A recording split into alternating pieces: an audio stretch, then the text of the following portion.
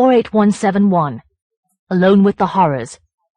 The Great Short Fiction of Ramsey Campbell, 1961 to 1991, by Ramsey Campbell.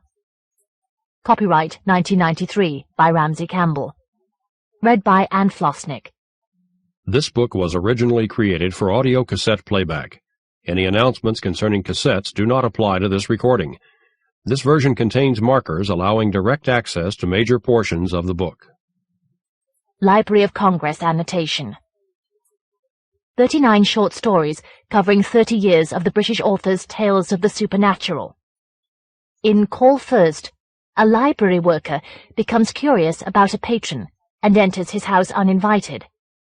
In Boiled Alive, a man finds himself the subject of a short video.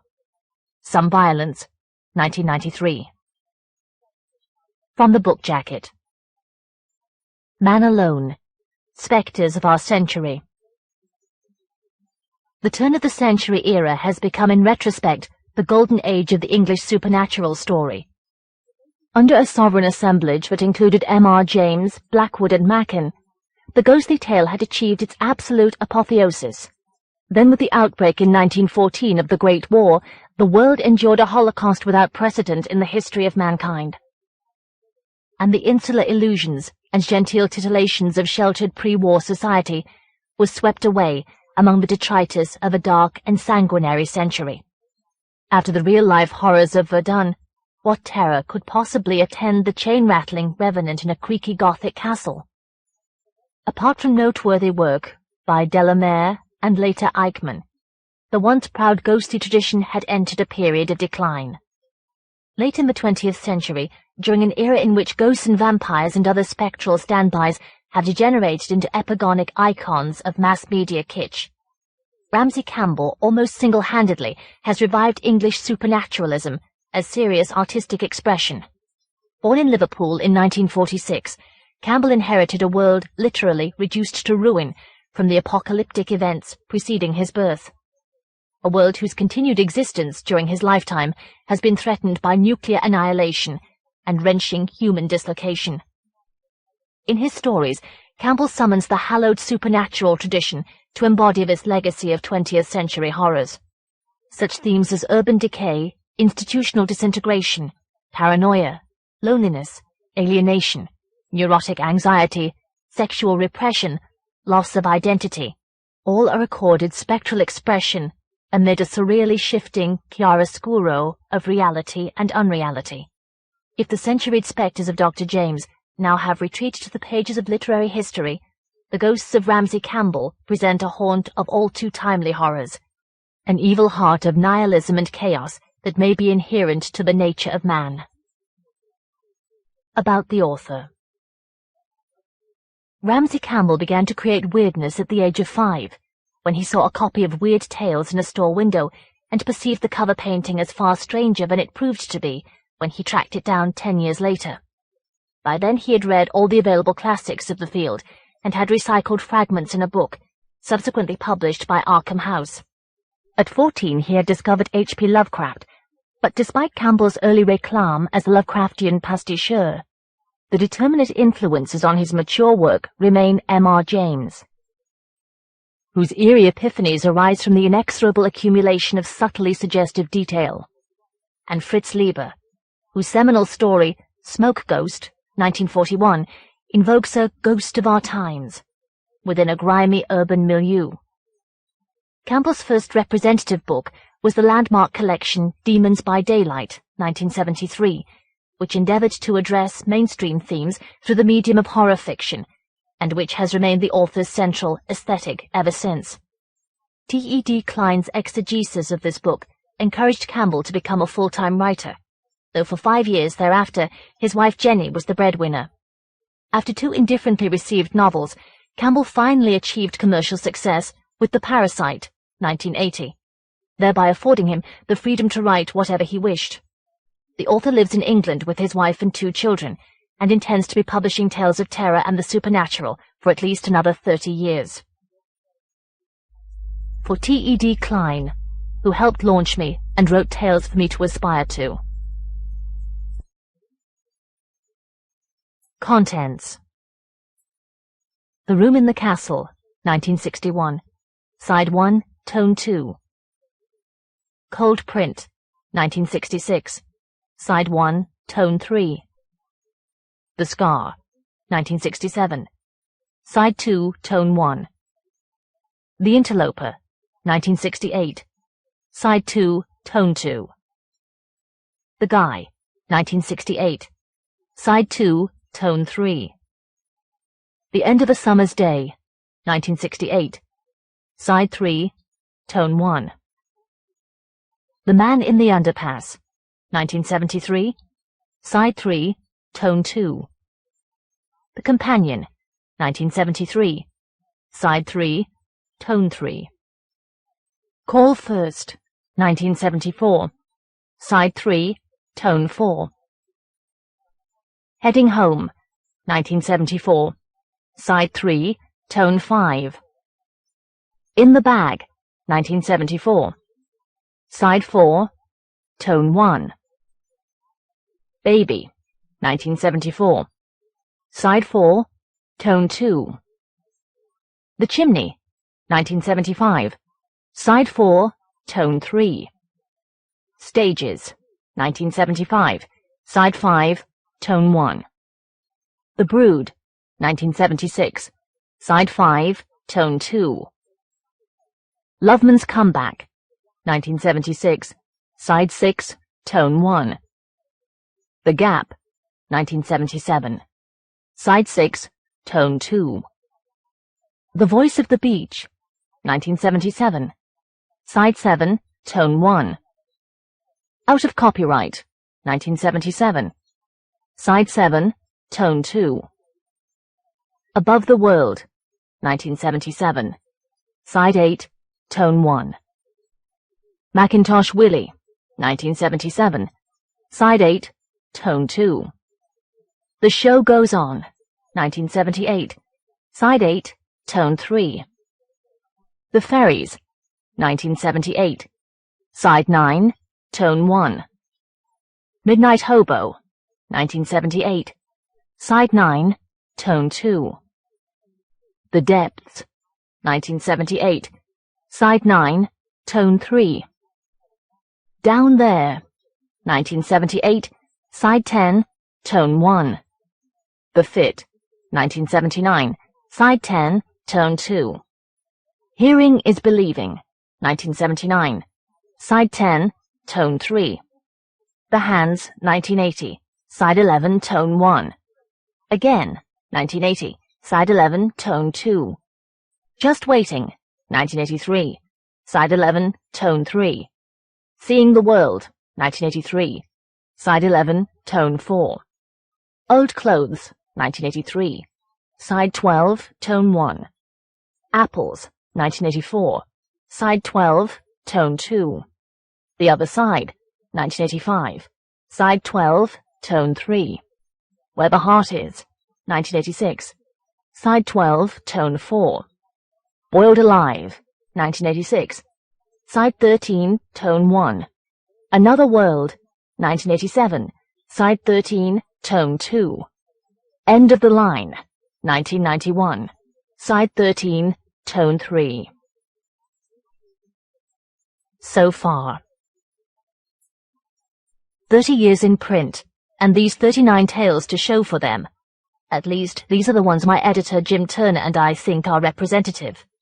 I hope most of them can speak for themselves, and I intend to let them do so without too much delay. But I feel bound to mention that the opening story was the first of my tales, in the order of writing, which ever saw professional publication, hence its presence here. Otherwise I can only crave indulgence on behalf of my 15-year-old self, and for the way I had a clergyman refer to the kaleidoscope a century before it was invented, and thought nothing of having my narrator drive on country roads at night without headlights. Lovecraft, of whose work the story is of course a poor imitation, would undoubtedly have pointed out such flaws. The Room in the Castle was the lead story in The Inhabitant of the Lake, my first published book. In 1964, I was several kinds of lucky to find a publisher, and one kind depended on my having written a Lovecraftian book for Arkham House, the only publisher likely even to have considered it, and one of the very few then to be publishing horror. In those days, one had time to read everything that was appearing in the field, even the bad stuff, of which there seems to have been proportionately less than now, but I'll rant about this state of things later. Suffice it for the moment to say that much of even the best new work, Matheson, Eichmann, Lieber, Kirk, as vastly different examples, was being published with less of a fanfare than it deserved. Some of these writers still are. I mentioned imitation. I've made this point elsewhere, and I do my best not to repeat myself, but this bears repeating. There is nothing wrong with learning your craft by imitation while you discover what you want to write about. In other fields, imitation isn't, so far as I know, even an issue. It's common for painters to learn by creating studies of their predecessors' work. Beethoven's First Symphony sounds like Haydn. Wagner's symphony sounds like Beethoven. Richard Strauss's first opera sounds remarkably Wagnerian, and there's an early symphonic poem by Bartók that sounds very much like Richard Strauss. But who could mistake the mature work of these composers for the music of anyone else? In my smaller way, once I'd filled a book with my attempts to be Lovecraft, I was determined to sound like myself, and Alone with the Horrors may stand as a record of the first 30 years of that process. The reader must decide when I started to succeed. The Chicago and San Francisco tales of Fritz Leiber were now my models in various ways. I wanted to achieve that sense of supernatural terror which derives from the everyday urban landscape, rather than invading it. And I greatly admired, still do, how Fritz wrote thoroughly contemporary weird tales, which were nevertheless rooted in the best traditions of the field, and which drew some of their strength from uniting British and American influences. So several of my stories here, The Man in the Underpass, The Companion, Macintosh Willie, The Show Goes On, The Ferries, try to invoke ghosts suggested to me by actual settings in and around Liverpool. Others, beginning with The End of a Summer's Day, explore the sexual implications of horror fiction and what happens to the fiction when the sexuality, or in the case of The Fit, what one might call Freudian knowingness, becomes explicit. The Interloper was a strange kind of revenge on the sort of schooling I'd had to suffer at the hands of Christian brothers and their lay staff. Not all of either, I should add. The incident involving the maths teacher and the poetry notebook actually happened, and the teacher was fully as much of a cunt as I portray, though the book in question was actually the first draft of The Inhabitant of the Lake. The other side was my attempt to equal the surrealism of J.K. Potter's picture on which it was based, and The Voice of the Beach tries to scale Lovecraft's peak of cosmic terror. I think that is enough about the stories. In these 30 years, I've seen horror fiction become enormously more popular and luxuriant. I use the last word, as tends to be my way with words, for its ambiguity. There's certainly something to be said in favor of the growth of a field which has produced so many good new writers and so much good writing. One of its appeals to me, ever since I became aware of the tales of M.R. James, is the way the best work achieves its effects through the use of style, the selection of language. On the other hand, lately the field seems to have been sprouting writers whose fiction I can best describe as Janet and John Primers of mutilation, where the length of the sentences, paragraphs and chapters betrays the maximum attention span of either the audience or the writer, or more probably both. There are also quite a bunch of writers with more pretensions whose basic drive appears to be to outdo one another in disgustingness. It is very easy to be nauseating, M.R. James wrote more than 60 years ago, and the evidence is all around us. However, I hope that in time the genre will return to the mainstream, where it came from and where it belongs. What to do? Nothing, really, except keep writing and wait for the verdict of history. The field is big enough for everyone, after all. I came into it because I wanted to repay some of the pleasure it had given me, particularly the work of those writers who, as David Aylward put it, used to strive for awe. And I stay in it because it allows me to talk about whatever themes I want to address, and because I have by no means found its limits. Perhaps in the next 30 years, but I rather hope not. I like to think my best story is the one I haven't written yet, and that's why I continue to write. R.C. Wallasey, Merseyside, 26 June 1992. The Room in the Castle. Is it some lurking remnant of the elder world in each of us that draws us towards the beings which survive from other eons? Surely there must be such a remnant in me, for there can be no sane or wholesome reason why I should have strayed that day to the old legend-infested ruin on the hill. Nor can any commonplace reason be deduced for my finding the secret underground room there, and still less for my opening the door of horror which I discovered. It was on a visit to the British Museum that I first heard of the legend which suggested a reason for the general avoidance of a hill outside Britechester. I had come to the museum in search of certain volumes preserved there. Not books of demonic lore, but extremely scarce tomes dealing with the local history of the Severn Valley, as visualized in retrospect by an 18th-century clergyman. A friend who lived in the Campside region near Berkeley had asked me to look up some historical facts for his forthcoming article in the Campside Observer, which I could impart to him when I began my stay with him that weekend, since he was ill and would not be capable of a London visit for some time. I reached the museum library with no thoughts other than that I would quickly check through the requisite volumes, note down the appropriate quotations, and leave in my car for my destination straight from the museum. Upon entering the lofty ceilinged room of carefully tended books, I found from the librarian that the volumes I wished to study were at that moment in use, but should soon be returned if I cared to wait a short time. To spend this time, I was not interested in referring to any historical book, but instead asked the keeper of the volumes to allow me to glance through the museum's copy of the most unobtainable Necronomicon. More than an hour passed in reading it, as best I could.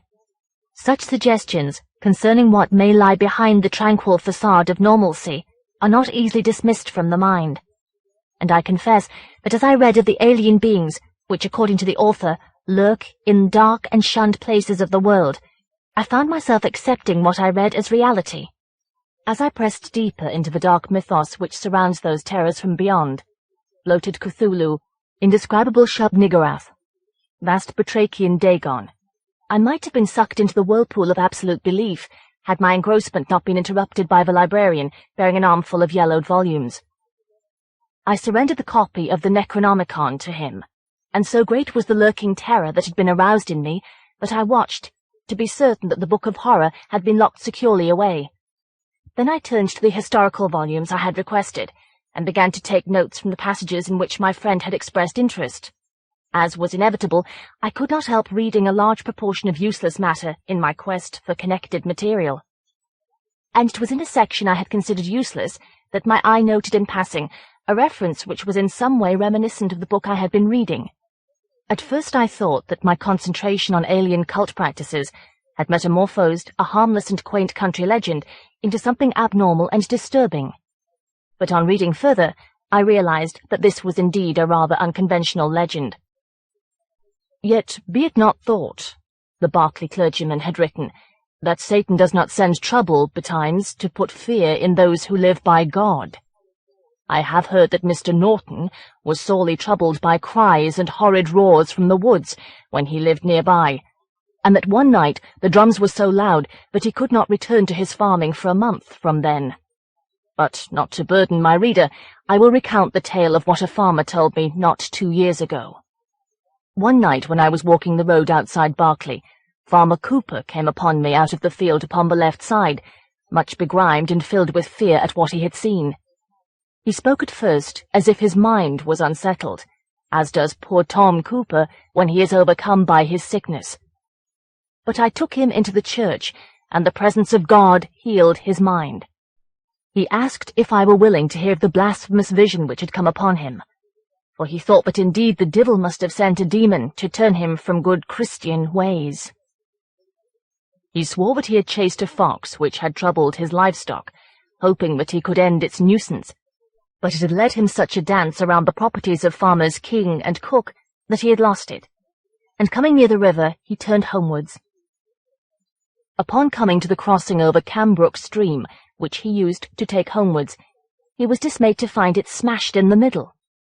While he was making for the ford near Corn Lane, he saw upon a hill a figure of no little strangeness.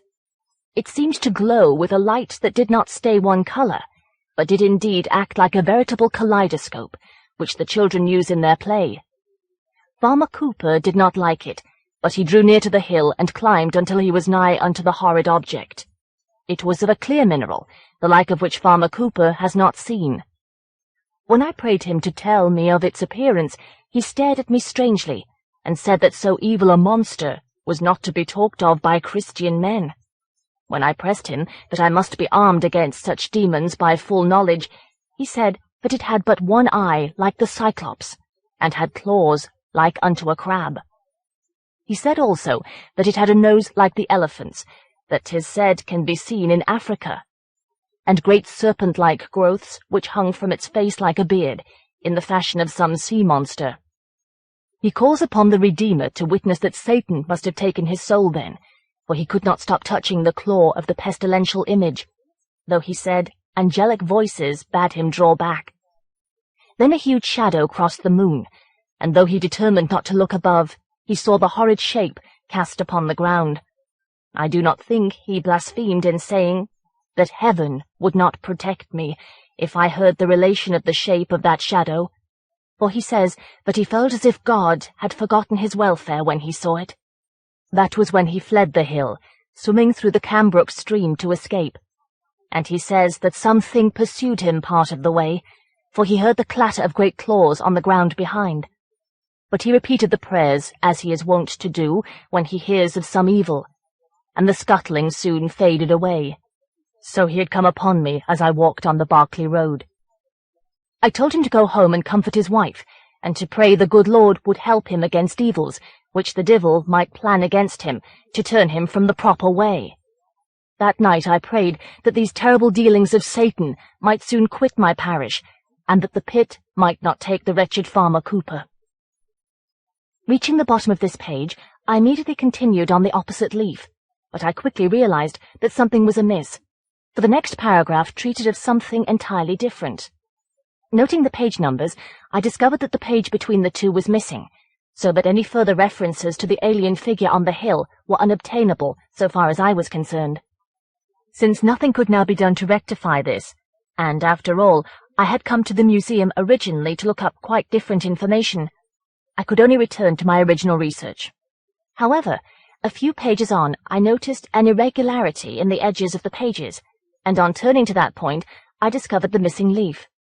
With a strange feeling of jubilation, I fitted it back into place and continued my interrupted reading.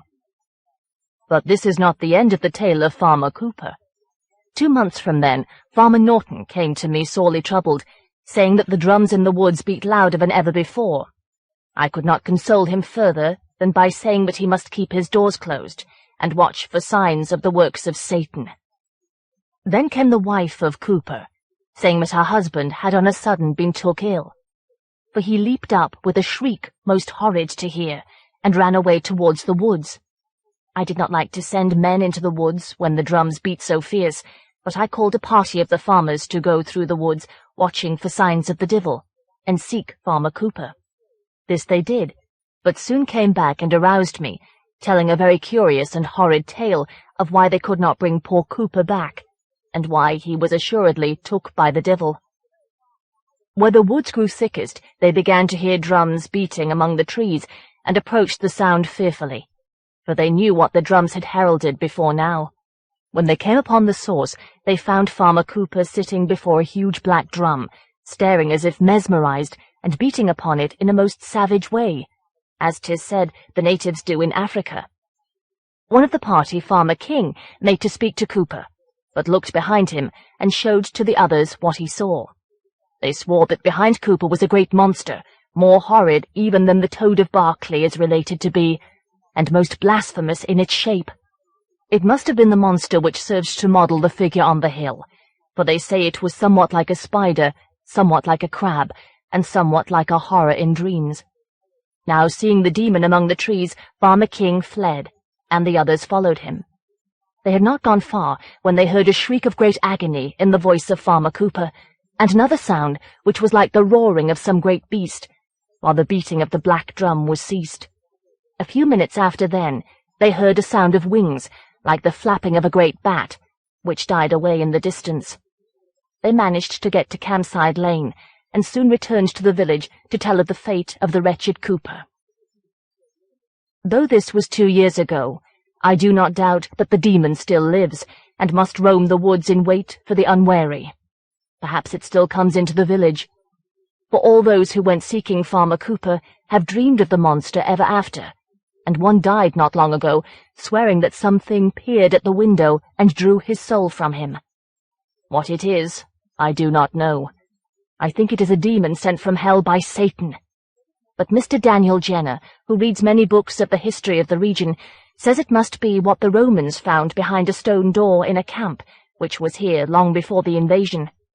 At any rate, prayers against Satan seem to have little effect on it, so that it must be something far different from the monsters which are wont to trouble good Christian communities.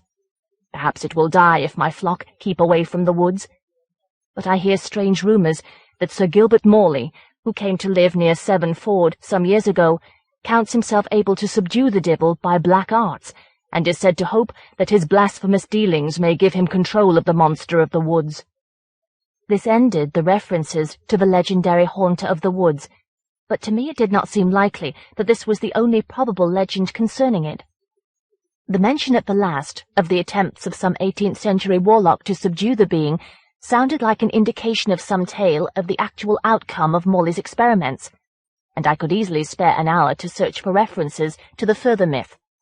Not, of course, that my reading of the Necronomicon had made me credulous about fictitious monsters, but it would be a topic of conversation for when I visited my campsite friend, and perhaps I could even visit the home of Sir Gilbert Morley, if anything remained of the building, and if, indeed, such a person had ever existed. Determined to make a search for the legend which I felt sure would be recounted somewhere, I had the librarian select all volumes which might be of interest to me in my quest. The final selection included Wilshire's The Vale of Berkeley, Hill's Legendary and Customs of the Severn Valley, and Sangster's Notes on Witchcraft in Monmouthshire, Gloucestershire, and the Berkeley region. My original research forgotten, I began to peruse the books, not without a shudder at certain passages and illustrations. The Wiltshire volume I soon dispensed with. Apart from the usual stories about female apparitions and earthbound monks, the only legends which touched on the supernatural were those of the Witch of Berkeley and the Berkeley Toad. This last, though a hideous one, dealing with an inhuman monstrosity, which was kept in a dungeon and which fed on human corpses, did not appear to help me in my search. The Hill and Sangster volumes were more productive, however. Various passages, some occupying over one complete page, told of strange things glimpsed by unwary travellers in the Severn region. Still, I could not think that everything reputed to exist in the surrounding countryside could bear on my present quest. Then I chanced upon a passage in Sangster's work, which could be nothing but a reference to the case with which I was concerned. It began by describing almost exactly the occurrences of which I had already read, and continued in the following manner. What this being actually was, whence it originally came, and why no legends concerning it are heard before this point, are questions which the reader will ask. There are vague answers for all. The being was supposedly Beatus, a pre-human being which was worshipped as a deity. It was released, according to the legend, by Roman soldiers from behind a stone door in a camp of indeterminate origin, built long before the advent of the Romans in Britain. As to why there are no legends antedating that of Farmer Cooper's discovery, it is said that there were indeed legends, but in a form so unrecognizable that they were not connected with the later tales. Apparently the terrifying Berkeley Toad was the same being as the deity Beatus. Indeed, though the being has only one eye, it does, when its proboscis is retracted occasionally, resemble the general shape of the toad. How it was imprisoned in the Berkeley dungeon, and how it eventually escaped, is not told in the legend. It had some hypnotic power, so that it may have hypnotized someone to open the cell door, though it is likely that this power was used only to render its victims helpless. After its encounter with the farmer, it had finally been called from its place in the woods by one Sir Gilbert Morley, who owned a Norman castle, long uninhabited, outside Severnford. The said Morley had been shunned for quite a time by all those living nearby. There was no specific reason why, but he was reputed to have made a pact with Satan, and people did not like the way bats seemed to cluster at the window of one particular tower room, nor the strange shapes which formed in the mist which often settled into the valley. At any rate, Morley had stirred the horror in the woods out of its festering sleep, and imprisoned it in a cellar room in his great mansion off the Berkeley Road, no trace of which remains nowadays. As long as it was under his power, he could tap its inherent cosmic vitality and communicate with the sendings of Cthulhu, Glaki, Daoloth, and Shub-Niggurath. He was supposed to lure travelers to his homestead, where he would manage to bring them near the cellar and lock them inside. When no victims were forthcoming, he would send the thing out to feed. Once or twice, late homecomers would be struck speechless with terror by the spectacle of Morley in flight, with a frightful winged thing flying ahead of him. Before long he was forced to remove it and imprison it in a hidden underground room at the castle. Forced to do this because, according to the legend, it had grown too vast for the cellar room, growing out of all proportion to the food it ate. Here it remained in the daytime, while after dark he would open the secret door and let it free to feast. It returned before dawn, and he would also return and re-imprison it. If the door were closed, the creature would not be free to roam, by virtue of some seal on the door. One day, after Morley had closed the door on the horror inside, his closing the door was apparent, since searchers found no trace of an open door, he disappeared and did not return. The castle, now unattended, is slowly decaying, but the secret portal has apparently remained intact. According to the legend, Beatis yet lurks in the hidden room, ready to wake and be released if someone should open the hidden lock. This I read in the Sangster volume. Before proceeding any further, I had the librarian search for data on the being Beatis in the various books in the locked bookcase. Finally, he brought forth the following, which he discovered in Prins de Vermis Mysteriis. Beatis, the serpent-bearded, the god of forgetfulness, came with the great old ones from the stars, called by obeisances made to his image, which was brought by the deep ones to earth. He may be called by the touching of his image by a living being. His gaze brings darkness on the mind, and it is told that those who look upon his eye will be forced to walk into his clutches. He feasts upon those who stray to him, and from those upon whom he feasts, he draws a part of their vitality, and so grows vaster. So I read in Ludwig Prin's volume of horrifying blasphemies, and I was not slow in shutting it and returning it to the librarian when I was sure that nothing more on Beatis could be found in the book. This was also the last reference to this terrifying enigma that I could discover in any volume I had selected, and I handed them back to the custodian. I happened to look at the clock at that moment, and saw that I had spent far more time in my researches than intended. Returning to the original volume by the Berkeley clergyman, I quickly noted down the points named by my friend, which I had not already copied, and then left the museum. It was about noon, and I intended to drive from the museum straight to Campside, covering as much distance as possible during daylight. Dropping my notebook in the dashboard pocket, I started the engine and moved out into the traffic. Less vehicles were driving in the direction I took than in the opposite direction, but some time passed before I found myself on the outskirts of London. After that, I drove without giving much thought to the landscape flashing past the windscreen, nor did I particularly notice the approach of darkness, until I realized, upon leaving a roadside cafe where I had drawn up for a meal, that night had fallen. The landscape following my stop at the cafe became merely a view of two discs of yellow hurrying along the road ahead, or sliding across the hedge at each bend. But as I neared Berkeley, I began to be haunted by thoughts of the unholy practices which had been carried out in this region in olden times.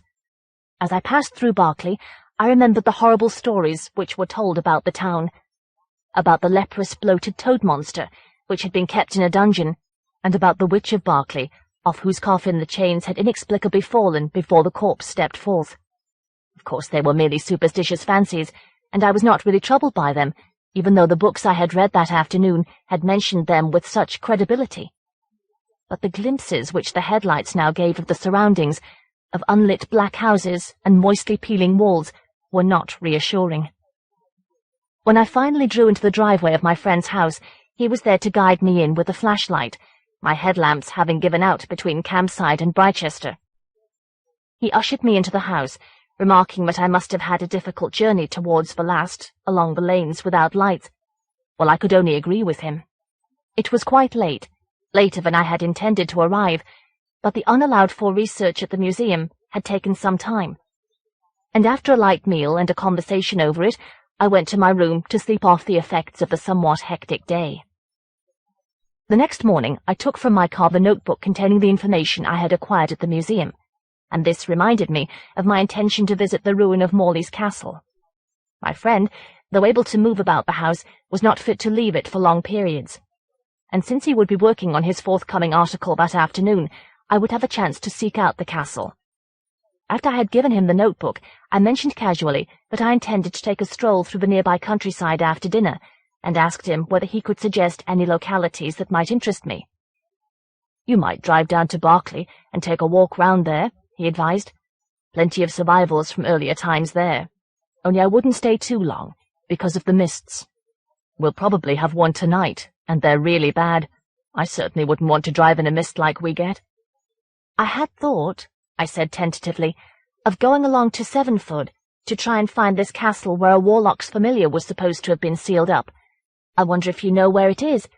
It was owned by someone named Morley, Sir Gilbert Morley, who was apparently in league with the devil or something of the sort." He seemed rather shocked, and looked strangely disturbed by my mentioning the place. "Listen, Parry," he said, "I think I may have heard of this Morley. There's a horrible tale which connects him with the disappearance of newborn babies around here in the 1700s, but I'd rather not say anything more about him. When you've lived down here a bit, and seen them all locking their doors on certain nights, and putting signs in the earth beneath the windows because the devil's supposed to walk on those nights, and when you've heard things flying over the houses when everyone's locked in, and there's nothing there, then you won't be interested in tracking down things like that. We've got a home help who believes in such things, and she always makes the signs for our house, so I suppose that's why it always flies over. But I wouldn't go searching out places that have been polluted by witchcraft, even protected as I may be." "Good God, Scott," I rebuked, laughing, but rather disturbed by the way he had changed since coming to live in the country. "Surely you don't believe that these star signs they make around here can have any effect, for good or for evil? Well, if you're so set on preserving my neck, I'll just have to ask one of the villagers. I don't suppose they'll have such a misplaced protective instinct as you seem to have." Scott remained unconvinced. "You know, I used to be as skeptical as you are now," he reminded me. "Can't you realize that it must have been something drastic that changed my outlook? For God's sake, believe me. Don't go looking for something to convince you." "I repeat," I said, annoyed, "that my intended pleasant afternoon should provoke an argument. I'll just have to ask one of the villagers." All right, Scott interrupted, irritated. "There is a castle on the outskirts of Sevenford, supposed to have belonged to Morley, where he kept some sort of monster. Apparently he left it locked away one day, and never returned to let it out again. Got carried off by an elemental he called up, I believe. It's still waiting, so they say, for some imbecile to come along looking for trouble and let it out again." Not missing the last remark's significance, I asked, "How do I get to the castle from Sevenford?" "Oh, look, Parry, isn't that enough?" he said, frowning. "You know the legend of the castle's true, so why go any further?" "I know the story that the castle exists is true," I pointed out, "but I don't know if the underground room exists. Still, I suppose the people at Sevenford would know." "If you have to go and sell yourself to the devil," Scott finally said, "the castle is on the other side of Sevenford from the river, on a rise, a small hill, I suppose you'd call it, not far from Cotton Row. But look, Parry, I don't know why you're going to this place at all. You may not believe in this thing, but the villagers wouldn't go near the castle, and neither would I. That being is supposed to have some unbelievable attributes. If you just glance at its eye, you have to offer yourself to it. Not that I believe all this literally, but I'm sure there's something in the castle that haunts it horribly." It was quite obvious that he sincerely believed all he was saying, which only strengthened my resolve to visit the castle and make a thorough search. After the end of our argument, the conversation became somewhat strained, and before dinner was served, we were both reading books. As soon as I had finished dinner, I collected a flashlight from my room, and after making other preparations for the journey, drove off in the direction of Sevenford. After a short drive along the A38 and the Berkeley Road, I found that I would have to pass through Sevenford itself and double back if the car were to be parked near the castle. As I was driving through Sevenford, I noticed over the church porch a stone carving depicting an angel holding a large star-shaped object in front of a cowering toad-like gargoyle. Curious, I braked the car and walked along the moss-covered path between two blackened pillars to speak to the vicar. He was pleased to see a stranger in his church, but became wary when I told him why I had approached him. "Could you tell me," I asked, "the meaning of that peculiar group of carvings over your porch, the one depicting the toad monster and the angel?" He seemed slightly worried by my question. "Obviously the triumph of good over evil," he suggested. "But why is the angel holding a star? Surely a cross would be more appropriate." The vicar nodded. "That disturbs me too," he confessed, "because it seems to be a concession to the superstitions round here. They say it was originally not part of the church, but was brought here by one of the early parish priests, who never revealed where he found it. They say that the star is the same one they have to use on All Hallows' Eve, and that the angel isn't an angel at all, but a being from some other world. And as for the toad, they say it represents the so-called Barclay toad, which is still waiting to be released. I tried to take the thing off the porch, but they won't have it. Threaten not to attend church at all if I remove it. Was there ever a priest in my position?" I left the church feeling rather unsettled. I did not like the reference to the carvings not being part of the church, for this would surely mean that the legend was more widespread than I had thought. But of course the relief was part of the building, and it was only a distortion of the legend that spoke of its once being separate. I did not look back at the carven scene as the car moved away, nor at the vicar, who had left the building and was staring up at the top of the porch. Turning off Mill Lane, I cruised down Cotton Row. The castle came into view as I turned the corner and left behind me a row of untenanted cottages. It was set on the crest of the hill, 3 walls still standing, though the roof had long ago collapsed. A lone tower stood like a charred finger against the pale sky, and I momentarily wondered if this were the tower around whose window bats had clustered so long ago. Then the car stopped, and I withdrew the key, slammed the door, and began to climb the slope. The grass was covered with droplets of water, and the horizon was very vague from the oncoming mist. The moistness of the ground made progress uphill difficult, but after a few yards a series of stone stairs led to the castle, which I ascended. The stairs were covered with greenish moss, and in scattered places I seemed to detect faint marks, so indistinct that I could not determine their shape, but only have the feeling that there was something vaguely wrong about them. What could have made them, I had no idea. For the absence of life near the castle was extremely noticeable, the only moving object being an occasional bloated bird, which flapped up out of the ruins, startled by my entry into the castle. There was surprisingly little left of the castle. Most of the floor was covered with the debris of the fallen roof, and what could be seen under the fragments of stone gave no indication of the location of any secret room. As a possibility struck me, I climbed the stairway which led into the tower, and examined the surface at the bottom of the circular staircase. But the steps were mere slabs of stone. The thought of the tower suggested another idea. Perhaps the legend lied when it spoke of the monster's prisoners being underground. But the door of the upper tower room swung open easily enough, revealing a narrow empty chamber. My heart gave an unpleasant lurch when, moving further in to survey the entire room, I saw, in place of a bed under the window, a coffin. With some trepidation, I moved closer and peered into the coffin, and I think I must have given a sigh of relief when I saw that the coffin, whose bottom was spread with earth, was empty. It must have been some bizarre kind of burial vault, even though it was certainly unorthodoxly situated. But I could not help remembering that clouds of bats had used to collect at the window of some tower in this castle, and there seemed to be a subconscious connection which I could not quite place. Leaving the tower room rather quickly, I descended the stairs and examined the ground on all sides of the castle. Nothing but rubble met my gaze, though once I did see an odd sign scratched on a slab of rock. Unless the door to the secret room lay under the remains of the collapsed roof, it presumably did not exist at all. And after 10 minutes of dragging the fragments of stone to other positions, the only effects of which were to tear my fingernails and cover me with dust, I realized that there was no way of discovering whether the door did, in fact, lie beneath the debris.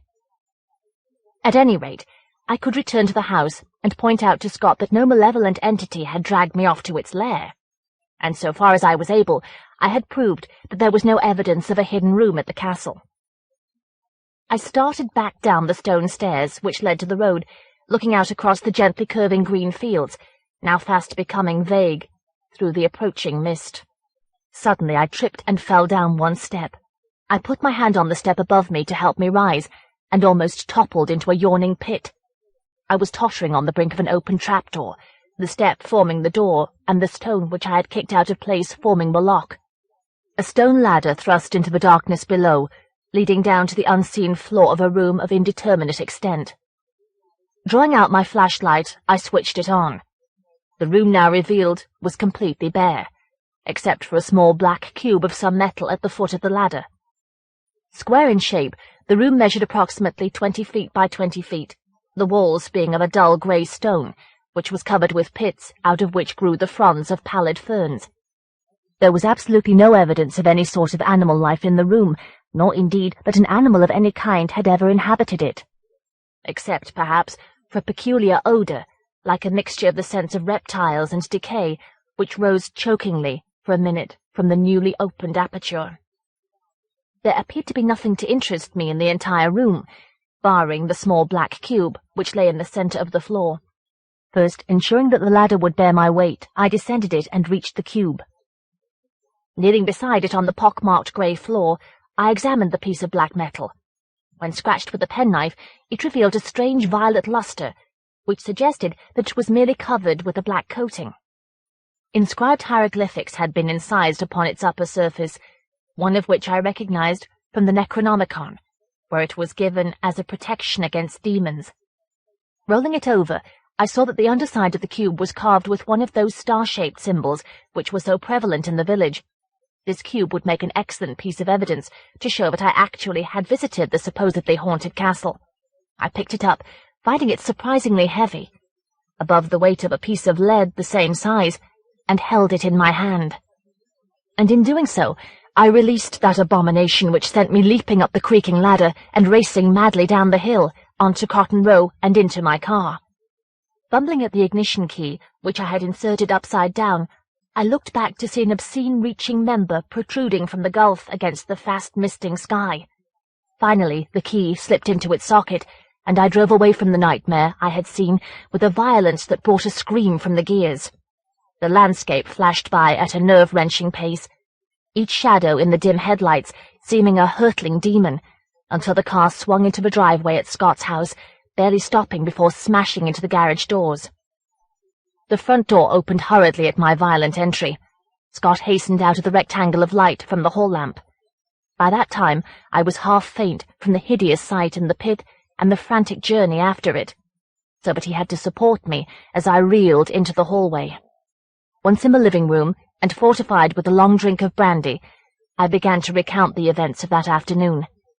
Before I had reached the terrace of the castle, he was leaning forward with a disturbed air, and he uttered a groan of horror when I spoke of the coffin in the tower room. When I described the horrible revelation which had burst upon me in the underground room, his eyes dilated with terror. "But that's monstrous," he gasped. "You mean to say the legend spoke of Beatrice growing with every victim, and it must have taken Morley at the last, but that what you say could be possible?" "I saw it long enough before I realized what it was to take in all the details," I told him. "Now I can only wait until tomorrow, when I can get some explosives and destroy the thing." "Parry, you don't mean you're going to the castle again?" he demanded incredulously. "My God, after all you've seen, surely you must have enough evidence without going back to that place for more." "You've only heard about all the horrors I saw," I reminded him. "I saw them, so that if I don't wipe them out now, they're going to haunt me with knowledge that one day that toad creature may smash out of its prison. I'm not going back there for pleasure this time, but for a real purpose. We know it can't escape yet, but if it's left it might manage to lure victims to it again and get back its strength. I don't have to look at its eye for what I'm going to do. I know nobody around here would go near. Even the cottages nearby are empty. But suppose someone else like me hears of the legend and decides to follow it up. This time the door will be open, you know." The next morning I had to drive for some miles before discovering that there was nowhere I could buy explosives. I finally bought several tins of petrol, and hoped that the inflammable liquid would destroy the alien monster. Calling in at Scott's house for my luggage, I was returning to London after finishing my task at the castle, for I did not want to be connected when the local police made their inquiries. I was accosted by the home help, who pressed upon me a curiously figured star-shaped stone, which, she said, would keep off the power of Beatrice while I used the petrol. Thanking her, I took my leave of Scott and went out to the car, which I turned out into the roadway. On looking back, I saw both Scott and the woman watching me anxiously from the living-room window. The petrol cans on the back seat jangled together abominably, unnerving me as I tried to think of my best plan of action at the castle. I drove in the opposite direction on this journey, for I did not want to pass through Severnford. For one thing, I wanted to reach the castle as soon as possible, and end the abnormality which scratched at my mind. And besides, I disliked passing that carving of the toad horror over the church porch again. The journey was shorter, and I soon was lifting the petrol cans onto the grass at the side of the road. Lifting the cans near the gaping pit under the stone slab took a great deal of labour and no little time. Placing my cigarette lighter at the edge of the stairway, I prized the caps off the petrol cans. I had taken them around the pit to the next higher step, and now I dipped a piece of plywood from Scott's garage into the petrol in one tin and placed it on the step above. Then, lighting the wood with my cigarette lighter, I hurriedly kicked the tins over the edge of the gulf and dropped the blazing wood in after them. I think I was only just in time, for as I pushed the open cans into the pit, a huge black object rose over the edge, drawing back as the petrol and wood hit it, as a snail retracts its eye organs at a touch of salt. Then came a protracted hissing sound from below, coupled with a terrible bass roaring, which rose in intensity and pitch before changing to a repulsive bubbling. I did not dare to look down into what must be seething in fluid agony at the bottom of the pit, but what rose above the trapdoor was dreadful enough.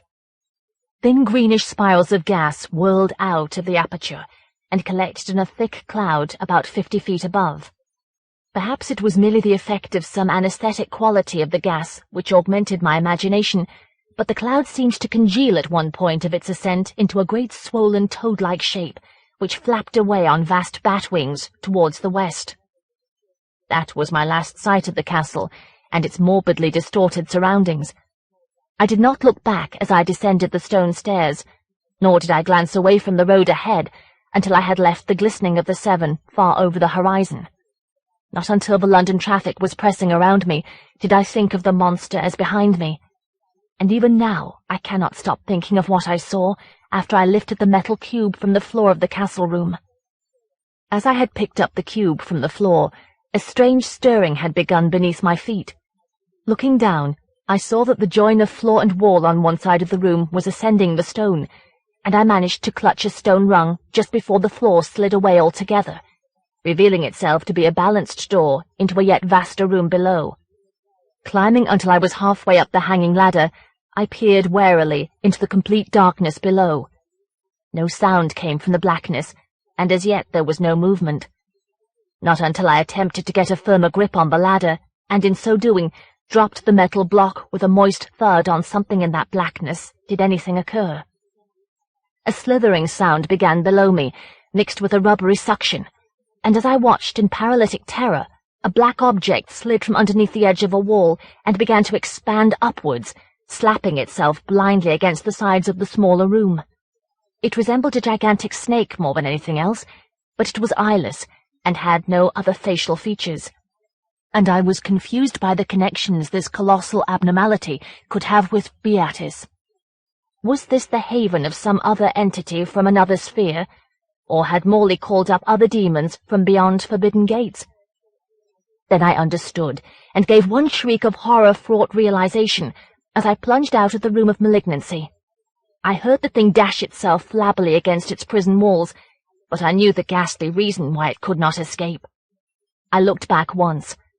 The obscene black member was reaching frantically around the edge of the pit, searching for the prey it had sensed in its lair a moment before, and at this I laughed in lunatic glee, for I knew that the thing would search mindlessly until it found that it could reach nothing. It had grown too vast for the cellar room, Sangster had written, but had not mentioned just what growth had taken place with each living sacrifice. or the snake-like thing that had reached for me, that thing as wide as a human body and impossibly long, had been merely the face tentacle of the abomination Beatus. Cold print. For even the minions of Cthulhu dare not speak of Ego-Lonarch, yet the time will come when Ego-Lonarch strides forth from the loneliness of eons to walk once more among men. Revelations of Glarkey, Volume 12. Sam Strutt licked his fingers and wiped them on his handkerchief. His fingertips were grey with snow from the pole on the bus platform.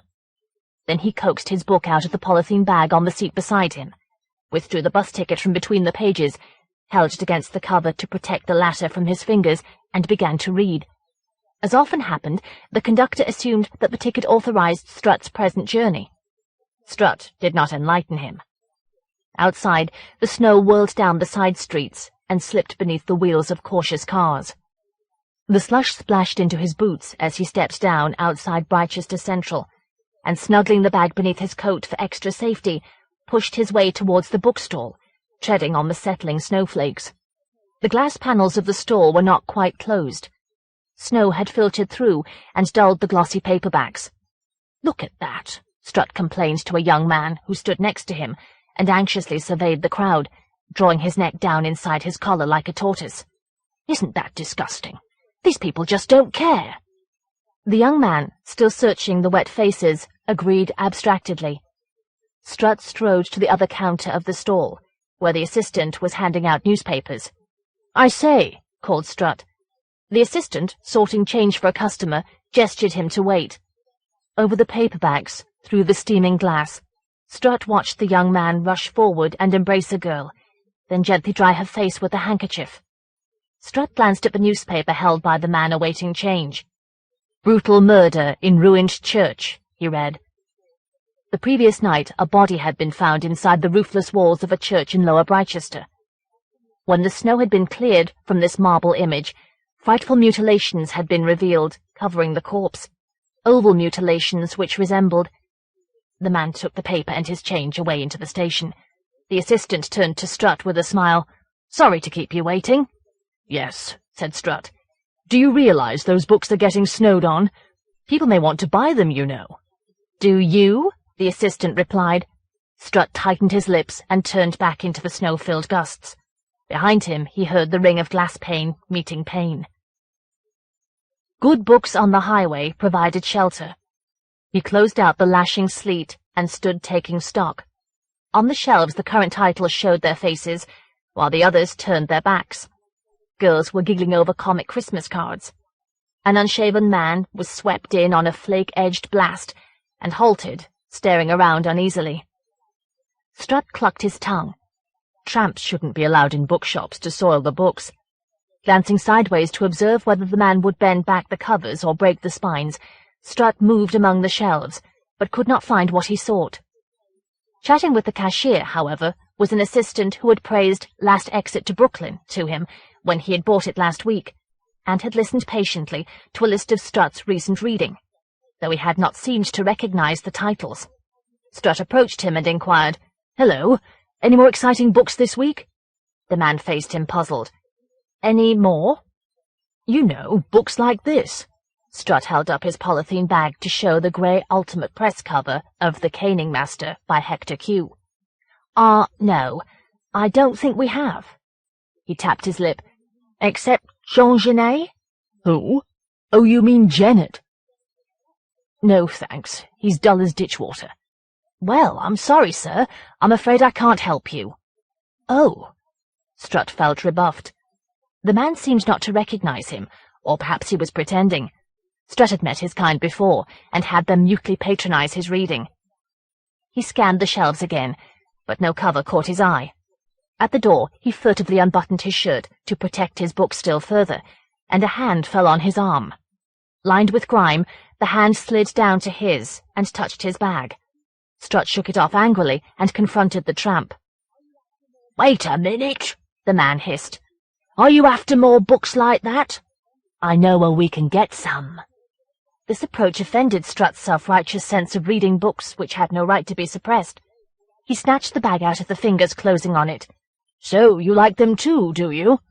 "Oh, yes, I've got lots." Strutt sprang his trap. "Such as?" "Oh, Adam and Evan, Take Me How You Like, all the Harrison adventures, you know, there's lots." Strutt grudgingly admitted that the man's offer seemed genuine. The assistant at the cash desk was eyeing them. Strutt stared back. "All right," he said. "Where's this place you're talking about?" The other took his arm and pulled him eagerly into the slanting snow. Clutching shut their collars, pedestrians were slipping between the cars as they waited for a skidded bus ahead to be removed. Flakes were crushed into the corners of the windscreens by the wipers.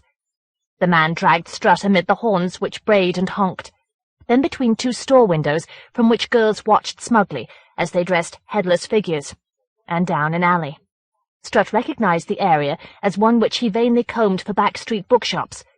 Disappointing alcoves of men's magazines, occasional hot pungent breaths from kitchens, cars fitted with caps of snow, loud pubs warm against the weather.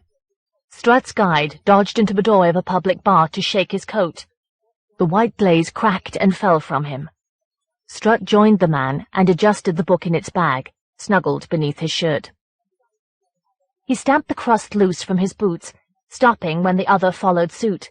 He did not wish to be connected with the man, even by such a trivial action. He looked with distaste at his companion, at his swollen nose through which he was now snorting back snot, at the stubble shifting on the cheeks as they inflated, and the man blew on his trembling hands. Strutt had a horror of touching anyone who was not fastidious. Beyond the doorway, flakes were already obscuring their footprints, and the man said, "I get terrible thirsty walking fast like this." "So, that's the game, is it?" But the bookshop lay ahead. Strutt led the way into the bar and bought 2 pints from a colossal barmaid, her bosom bristling with ruffles, who billowed back and forth with glasses and worked the pumps with gusto. Old men sucked at pipes in vague alcoves. A radio blared marches. Men clutching tankards aimed with jovial inaccuracy at dartboard or spittoon. Strutt flapped his overcoat and hung it next to him. The other retained his and stared into his beer. Determined not to talk, Strutt surveyed the murky mirrors which reflected gesticulating parties around littered tables not directly visible. But he was gradually surprised by the taciturnity of his table-mate. Surely these people, he thought, were remarkably loquacious. In fact, virtually impossible to silence. This was intolerable. Sitting idly in an airless back-street bar, when he could be on the move or reading, something must be done. He gulped down his beer and thumped the glass upon its mat.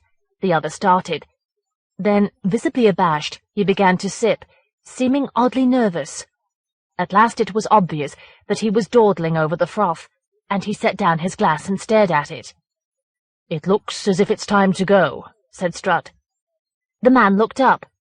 Fear widened his eyes. "Christ, I'm wet," he muttered.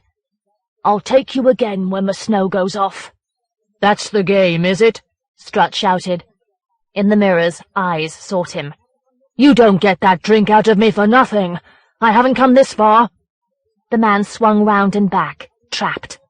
All right, only maybe I won't find it in this weather." Strutt found this remark too inane to comment. He rose, and buttoning his coat, strode into the arcs of snow, glaring behind to ensure he was followed. The last few shop fronts, behind them pyramids of tins marked with misspelt placards, were cast out by lines of furtively curtained windows, set in unrelieved vistas of red brick. Behind the panes, Christmas decorations hung like wreaths. Across the road, framed in a bedroom window, a middle-aged woman drew the curtains and hid the teenage boy at her shoulder. "Hello, there they go," Strutt did not say. He felt he could control the figure ahead without speaking to him, and indeed had no desire to speak to the man as he halted, trembling, no doubt from the cold, and hurried onward, as Strutt, an inch taller than his 5.5 feet, and better built, loomed behind him. For an instant, as a body of snow drove towards him down the street, flakes overexposing the landscape and cutting his cheeks like transitory razors of ice, Strutt yearned to speak, to tell of nights when he lay awake in his room, hearing the landlady's daughter being beaten by her father in the attic bedroom above. Straining to catch muffled sounds through the creak of bed springs, perhaps from the couple below. But the moment passed, swept away by the snow. The end of the street had opened, split by a traffic island into two roads thickly draped with snow, one curling away to hide between the houses, the other short, attached to a roundabout. Now Strutt knew where he was. From a bus earlier in the week, he had noticed the Keep Left sign lying helpless on its back on the traffic island, its face kicked in. They crossed the roundabout, negotiated the crumbling lips of ruts full of deceptively glazed pools collecting behind the bulldozer treads of a redevelopment scheme, and onward through the whirling white to a patch of waste ground where a lone fireplace drank the snow. Strutt's guide scuttled into an alley, and Strutt followed, intent on keeping close to the other as he knocked powdered snow from dustbin lids and flinched from backyard doors at which dogs clawed and snarled. The man dodged left, then right, between the close labyrinthine walls, among houses whose cruel edges of jagged window panes and thrusting askew doors even the snow, kinder to buildings than to their occupants, could not soften. A last turning, and the man slithered onto a pavement beside the remnants of the store, its front gaping emptily to frame wine bottles abandoned beneath a Hein 57 Variette poster. A dollop of snow fell from the awning's skeleton, to be swallowed by the drift below. The man shook, but as Strutt confronted him, pointed fearfully to the opposite pavement. "That's it. I've brought you here." The tracks of slush splashed up Strutt's trouser legs as he ran across, checking mentally that while the man had tried to disorient him, he had deduced which main road lay some 500 yards away.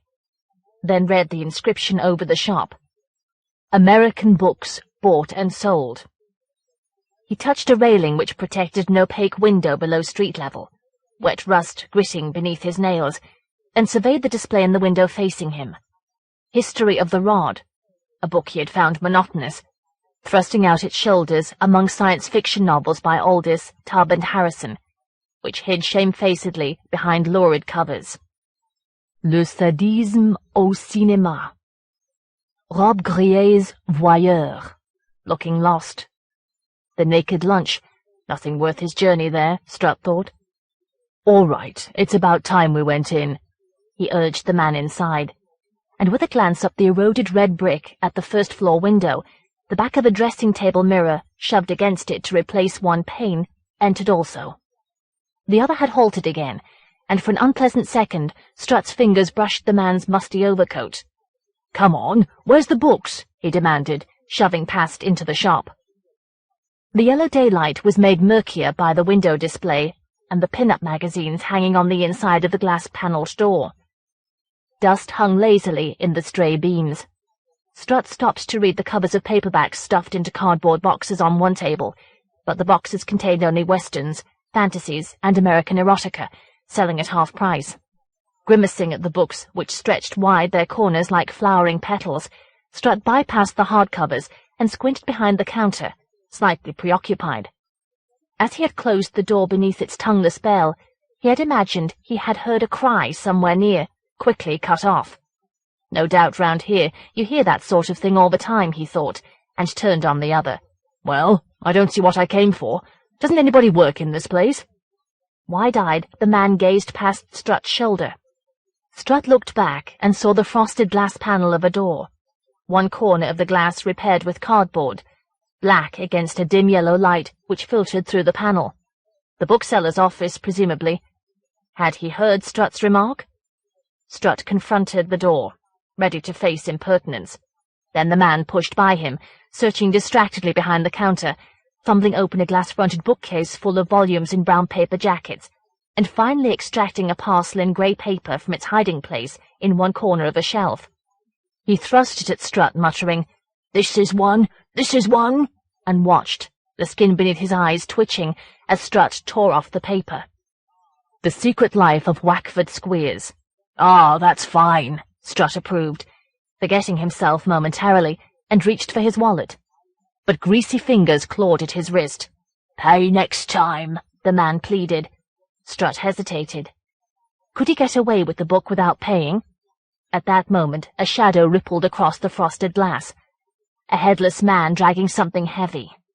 Decapitated by the frosted glass and by his hunched position, Strutt decided, then realized that the shopkeeper must be in contact with Ultimate Press. He must not prejudice this contact by stealing a book. He knocked away the frantic fingers and counted out £2, but the other backed away, stretching out his fingers in stark fear, and crouched against the office door, from whose pane the silhouette had disappeared, before flinching almost into Strutt's arms. Strutt pushed him back and laid the notes in the space left on the shelf by Wackford Squeers, then turned on him. "Don't you intend to wrap it up?" "No. On second thoughts, I'll do it myself." The roller on the counter rumbled forth a stream of brown paper. Strutt sought an undiscoloured stretch. As he parcelled the book, disentangling his feet from the rejected coil, something crashed to the floor. The other had retreated towards the street door, until one dangling cuff button had hooked the corner of a carton full of paperbacks. He froze above the scattered books, mouth and hands gaping wide, 1 foot atop an open novel like a broken moth, and around him motes floated into beams of light mottled by the sifting snow. Somewhere a lock clicked. Strutt breathed hard, taped the package, and circling the man in distaste, opened the door. The cold attacked his legs. He began to mount the steps, and the other flurried in pursuit. The man's foot was on the doorstep, when a heavy tread approached across the boards. The man spun about, and below Strutt the door slammed. Strutt waited. Then it occurred to him that he could hurry and shake off his guide. He reached the street, and a powdered breeze pecked at his cheeks, cleaning away the stale dust of the shop. He turned away his face, and kicking the rind of snow from the headline of a sodden newspaper, made for the main road which he knew to pass close by. Strutt woke shivering. The neon sign outside the window of his flat, a cliché, but relentless as toothache, was garishly defined against the night every 5 seconds, and by this and the shafts of cold, Strutt knew that it was early morning. He closed his eyes again, but though his lids were hot and heavy, his mind would not be lulled. Beyond the limits of his memory lurked the dream which had awoken him. He moved uneasily. For some reason he thought of a passage from the previous evening's reading. As Adam reached the door, he felt Evan's hand grip his, twisting his arm behind his back, forcing him to the floor. His eyes opened and sought the bookcase as if for reassurance. Yes, there was the book, secure within its covers, carefully aligned with its fellows. He recalled returning home one evening to find Miss Whip, old-style governess, thrust inside Prefects and Fags, straddled by Prefects and Fags. The landlady had explained that she must have replaced them wrongly after dusting, but Strutt knew that she had damaged them vindictively. He had bought a case that locked, and when she asked him for the key, had replied, "Thanks, I think I can do them justice." You couldn't make friends nowadays. He closed his eyes again. The room and bookcase, created in 5 seconds by the neon and destroyed with equal regularity, filled him with their emptiness, reminding him that weeks lay ahead before the beginning of next term, when he would confront the first class of the morning and add, "You know me by now," to his usual introduction. "You play fair with me, and I'll play fair with you." A warning which some boy would be sure to test, and Strutt would have him. He saw the expanse of white gym shorts seat stretched tight down on which he would bring a gym shoe with satisfying force. Strutt relaxed. Soothed by an overwhelming echo of the pounding feet on the wooden gymnasium floor, the fevered shaking of the wall bars as the boys swarmed ceilingwards, and he stared up from below, he slept. Panting, he drove himself through his morning exercises, then tossed off the fruit juice which was always his first call on the tray brought up by the landlady's daughter. Viciously he banged the glass back on the tray. The glass splintered. He'd say it was an accident. He paid enough rent to cover. He might as well get a little satisfaction for his money. "Bet you have a fab Christmas," the girl had said, surveying the room. He'd made to grab her round the waist and curb her pert femininity, but she'd already gone, her skirt's pleats whirling, leaving his stomach hotly knotted in anticipation. Later he trudged to the supermarket. From several front gardens came the teeth-grinding scrape of spades clearing snow. These faded and were answered by the crushed squeak of snow-engulfing boots. When he emerged from the supermarket, clutching an armful of cans, a snowball whipped by his face to thud against the window, a translucent beard spreading down the pane like the fluid from the noses of those boys who felt Strutt's wrath most often, for he was determined to beat this ugliness, this revoltingness out of them. Strutt glared about him for the marksman, a 7-year-old, boarding his tricycle for a quick retreat. Strutt moved involuntarily, as if to pull the boy across his knee. But the street was not deserted. Even now the child's mother, in slacks, and curlers peeking from beneath a headscarf, was slapping her son's hand. "I've told you, don't do that!" "Sorry," she called to Strutt. "Yes, I'm sure," he snarled, and tramped back to his flat. His heart pumped uncontrollably. He wished fervently that he could talk to someone as he had talked to the bookseller on the edge of Goatswood, who had shared his urges. When the man had died earlier that year, Strutt had felt abandoned in a tacitly conspiring, hostile world. Perhaps the new shop's owner might prove similarly sympathetic. Strutt hoped that the man who had conducted him there yesterday would not be in attendance, but if he was, surely he could be got rid of. A bookseller dealing with Ultimate Press must be a man after Strutt's own heart, who would be as opposed as he to that other's presence while they were talking frankly. As well as this discussion, Strutt needed books to read over Christmas, and Squeers would not last him long. The shop would scarcely be closed on Christmas Eve. Thus reassured, he unloaded the cans on the kitchen table and ran downstairs. Strutt stepped from the bus in silence. The engine's throb was quickly muffled among the laden houses. The piled snow waited for some sound. He splashed through the tracks of cars to the pavement, its dull coat depressed by countless overlapping footprints. The road twisted slyly. As soon as the main road was out of sight, the side street revealed its real character. The snow laid over the house fronts became threadbare. Rusty protrusions poked through. One or two windows showed Christmas trees, their aging needles falling out, their branches tipped with luridly sputtering lights. Strutt, however, had no eye for this, but kept his gaze on the pavement, seeking to avoid stains circled by dogs' paw marks. Once he met the gaze of an old woman staring down at a point below her window, which was perhaps the extent of her outside world. Momentarily chilled, he hurried on, pursued by a woman who, on the evidence within her pram, had given birth to a litter of newspapers, and halted before the shop. Though the orange sky could scarcely have illuminated the interior, no electric gleam was visible through the magazines, and the torn notice hanging behind the grime might read, "Closed." Slowly Strutt descended the steps. The pram squealed by, the latest flakes spreading across the newspapers. Strutt stared at its inquisitive proprietor, turned, and almost fell into sudden darkness. The door had opened, and a figure blocked the doorway. "You're not shut, surely?" Strutt's tongue tangled. "Perhaps not. Can I help you?" "I was here yesterday. Ultimate Press book," Strutt replied to the face level with his own, and uncomfortably close. "Of course you were. Yes, I recall." The other swayed incessantly, like an athlete limbering up, and his voice wavered constantly from bass to falsetto, dismaying Strutt. "Well, come in before the snow gets to you," the other said, and slammed the door behind them, evoking a note from the ghost of the bell's tongue. The bookseller, this was he, Strutt presumed, loomed behind him a head taller.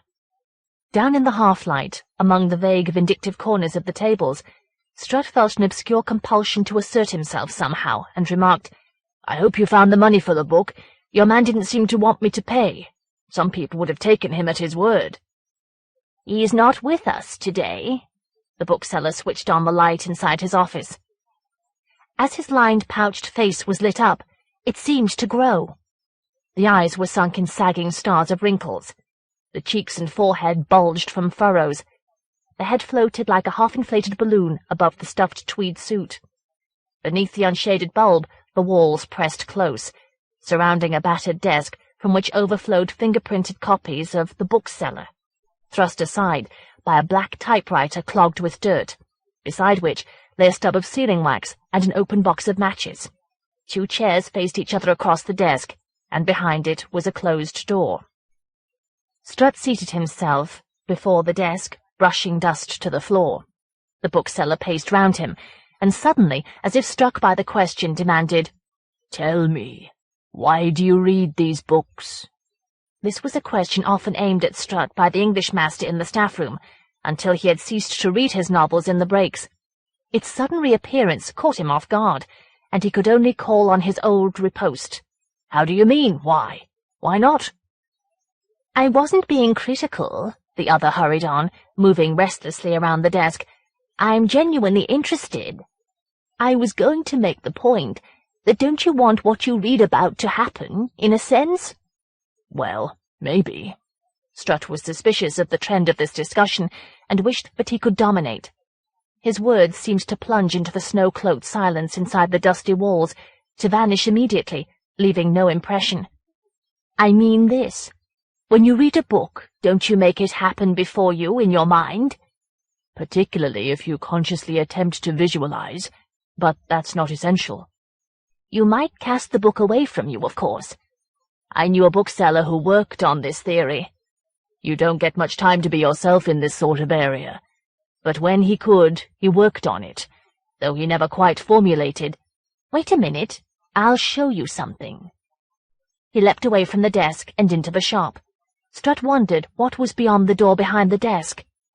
He half rose, but peering back, saw the bookseller already returning through the drifting shadows, with a volume extracted from among the Lovecrafts and Derleths.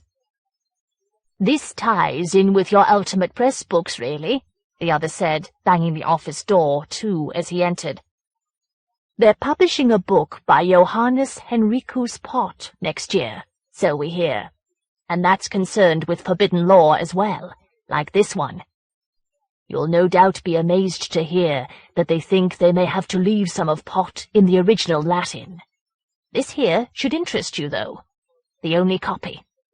You probably won't know the Revelations of Glarkey. It's a sort of Bible written under supernatural guidance. There were only 11 volumes, but this is the 12th, written by a man at the top of Mercy Hill, guided through his dreams." His voice grew unsteadier as he continued. "I don't know how it got out. I suppose the man's family may have found it in some attic after his death and thought it worth a few coppers. Who knows? My bookseller, well, he knew of the Revelations, and he realized this was priceless. But he didn't want the seller to realize he had a find, and perhaps take it to the library or the university. So he took it off his hands as part of a job lot, and said he might use it for scribbling. When he read it, well, there was one passage that, for testing his theory, looked like a godsend. Look." The bookseller circled Strutt again and placed the book in his lap, his arms resting on Strutt's shoulders. Strutt compressed his lips and glanced up at the other's face. But some strength weakened, refusing to support his disapproval, and he opened the book. It was an old ledger, its hinges cracking, its yellowed pages covered by irregular lines of scrawny handwriting. Throughout the introductory monologue, Strutt had been baffled. Now the book was before him. It vaguely recalled those bundles of duplicated typewritten sheets which had been passed around the toilets in his adolescence. Revelations suggested the forbidden. Thus intrigued, he read at random. Up here in Lower Britechester, the bare bulb defined each scrap of flaking paint on the door opposite, and hands moved on his shoulders. But somewhere down below, he would be pursued through darkness by vast, soft footsteps. When he turned to look, a swollen, glowing figure was upon him. What was all this about? A hand gripped his left shoulder, and the right hand turned pages. Finally, one finger underlined a phrase. Beyond a gulf in the subterranean night, a passage leads to a wall of massive bricks, and beyond the wall rises Egolonarch, to be served by the tattered eyeless figures of the dark. Long as he slept beyond the wall, and those which crawl over the bricks scuttle across his body, never knowing it to be Egolonarch. But when his name is spoken or read, he comes forth to be worshipped, or to feed and take on the shape and soul of those he feeds upon. For those who read of evil and search for its form within their minds call forth evil. And so may Igolonarch return to walk among men and await that time when the earth is cleared off. And Cthulhu rises from his tomb among the weeds. Glaki thrusts open the crystal trapdoor. The brood of Ihort are born into daylight.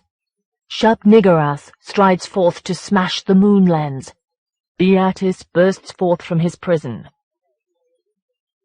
Dowloth tears away illusion to expose the reality concealed behind. The hands on his shoulders shifted constantly, slackening and tightening. The voice fluctuated. "What did you think of that?" Strutt thought it was rubbish, but somewhere his courage had slipped. He replied unevenly, "Well, it's not the sort of thing you see on sale." "You found it interesting?" The voice was deepening. Now it was an overwhelming bass. The other swung round behind the desk. He seemed taller. His head struck the bulb, setting shadows peering from the corners and withdrawing and peering again. "You're interested?"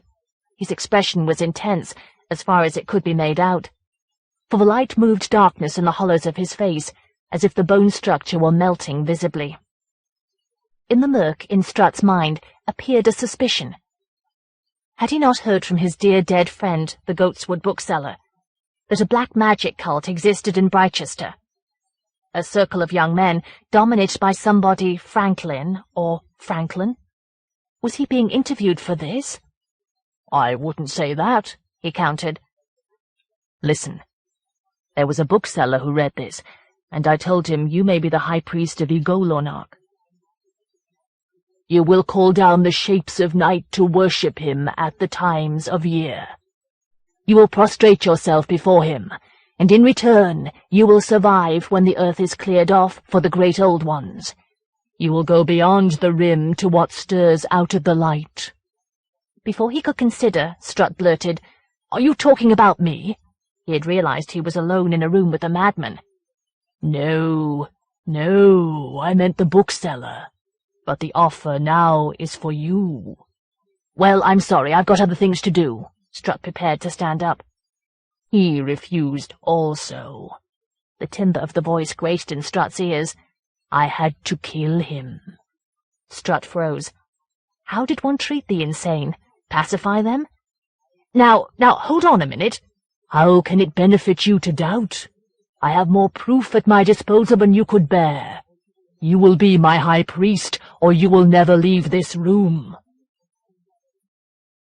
For the first time in his life, as the shadows between the harsh oppressive walls moved slower as if anticipating, Strutt battled to control an emotion.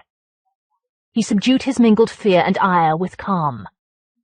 "If you don't mind, I've got to meet somebody." "Not when your fulfillment lies here between these walls." The voice was thickening. "You know I killed the bookseller. It was in your papers. He fled into the ruined church, but I caught him with my hands.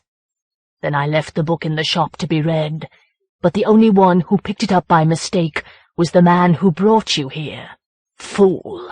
He went mad and cowered in the corner when he saw the mouths. I kept him because I thought he might bring some of his friends who wallow in physical taboos and lose the true experiences, those places forbidden to the spirit. But he only contacted you and brought you here while I was feeding. There is food occasionally. Young boys who come here for books in secret. They make sure nobody knows what they read, and can be persuaded to look at the revelations. Imbecile! He can no longer betray me with his fumbling, but I knew you would return. Now you will be mine." Strutt's teeth ground together silently until he thought his jaws would break.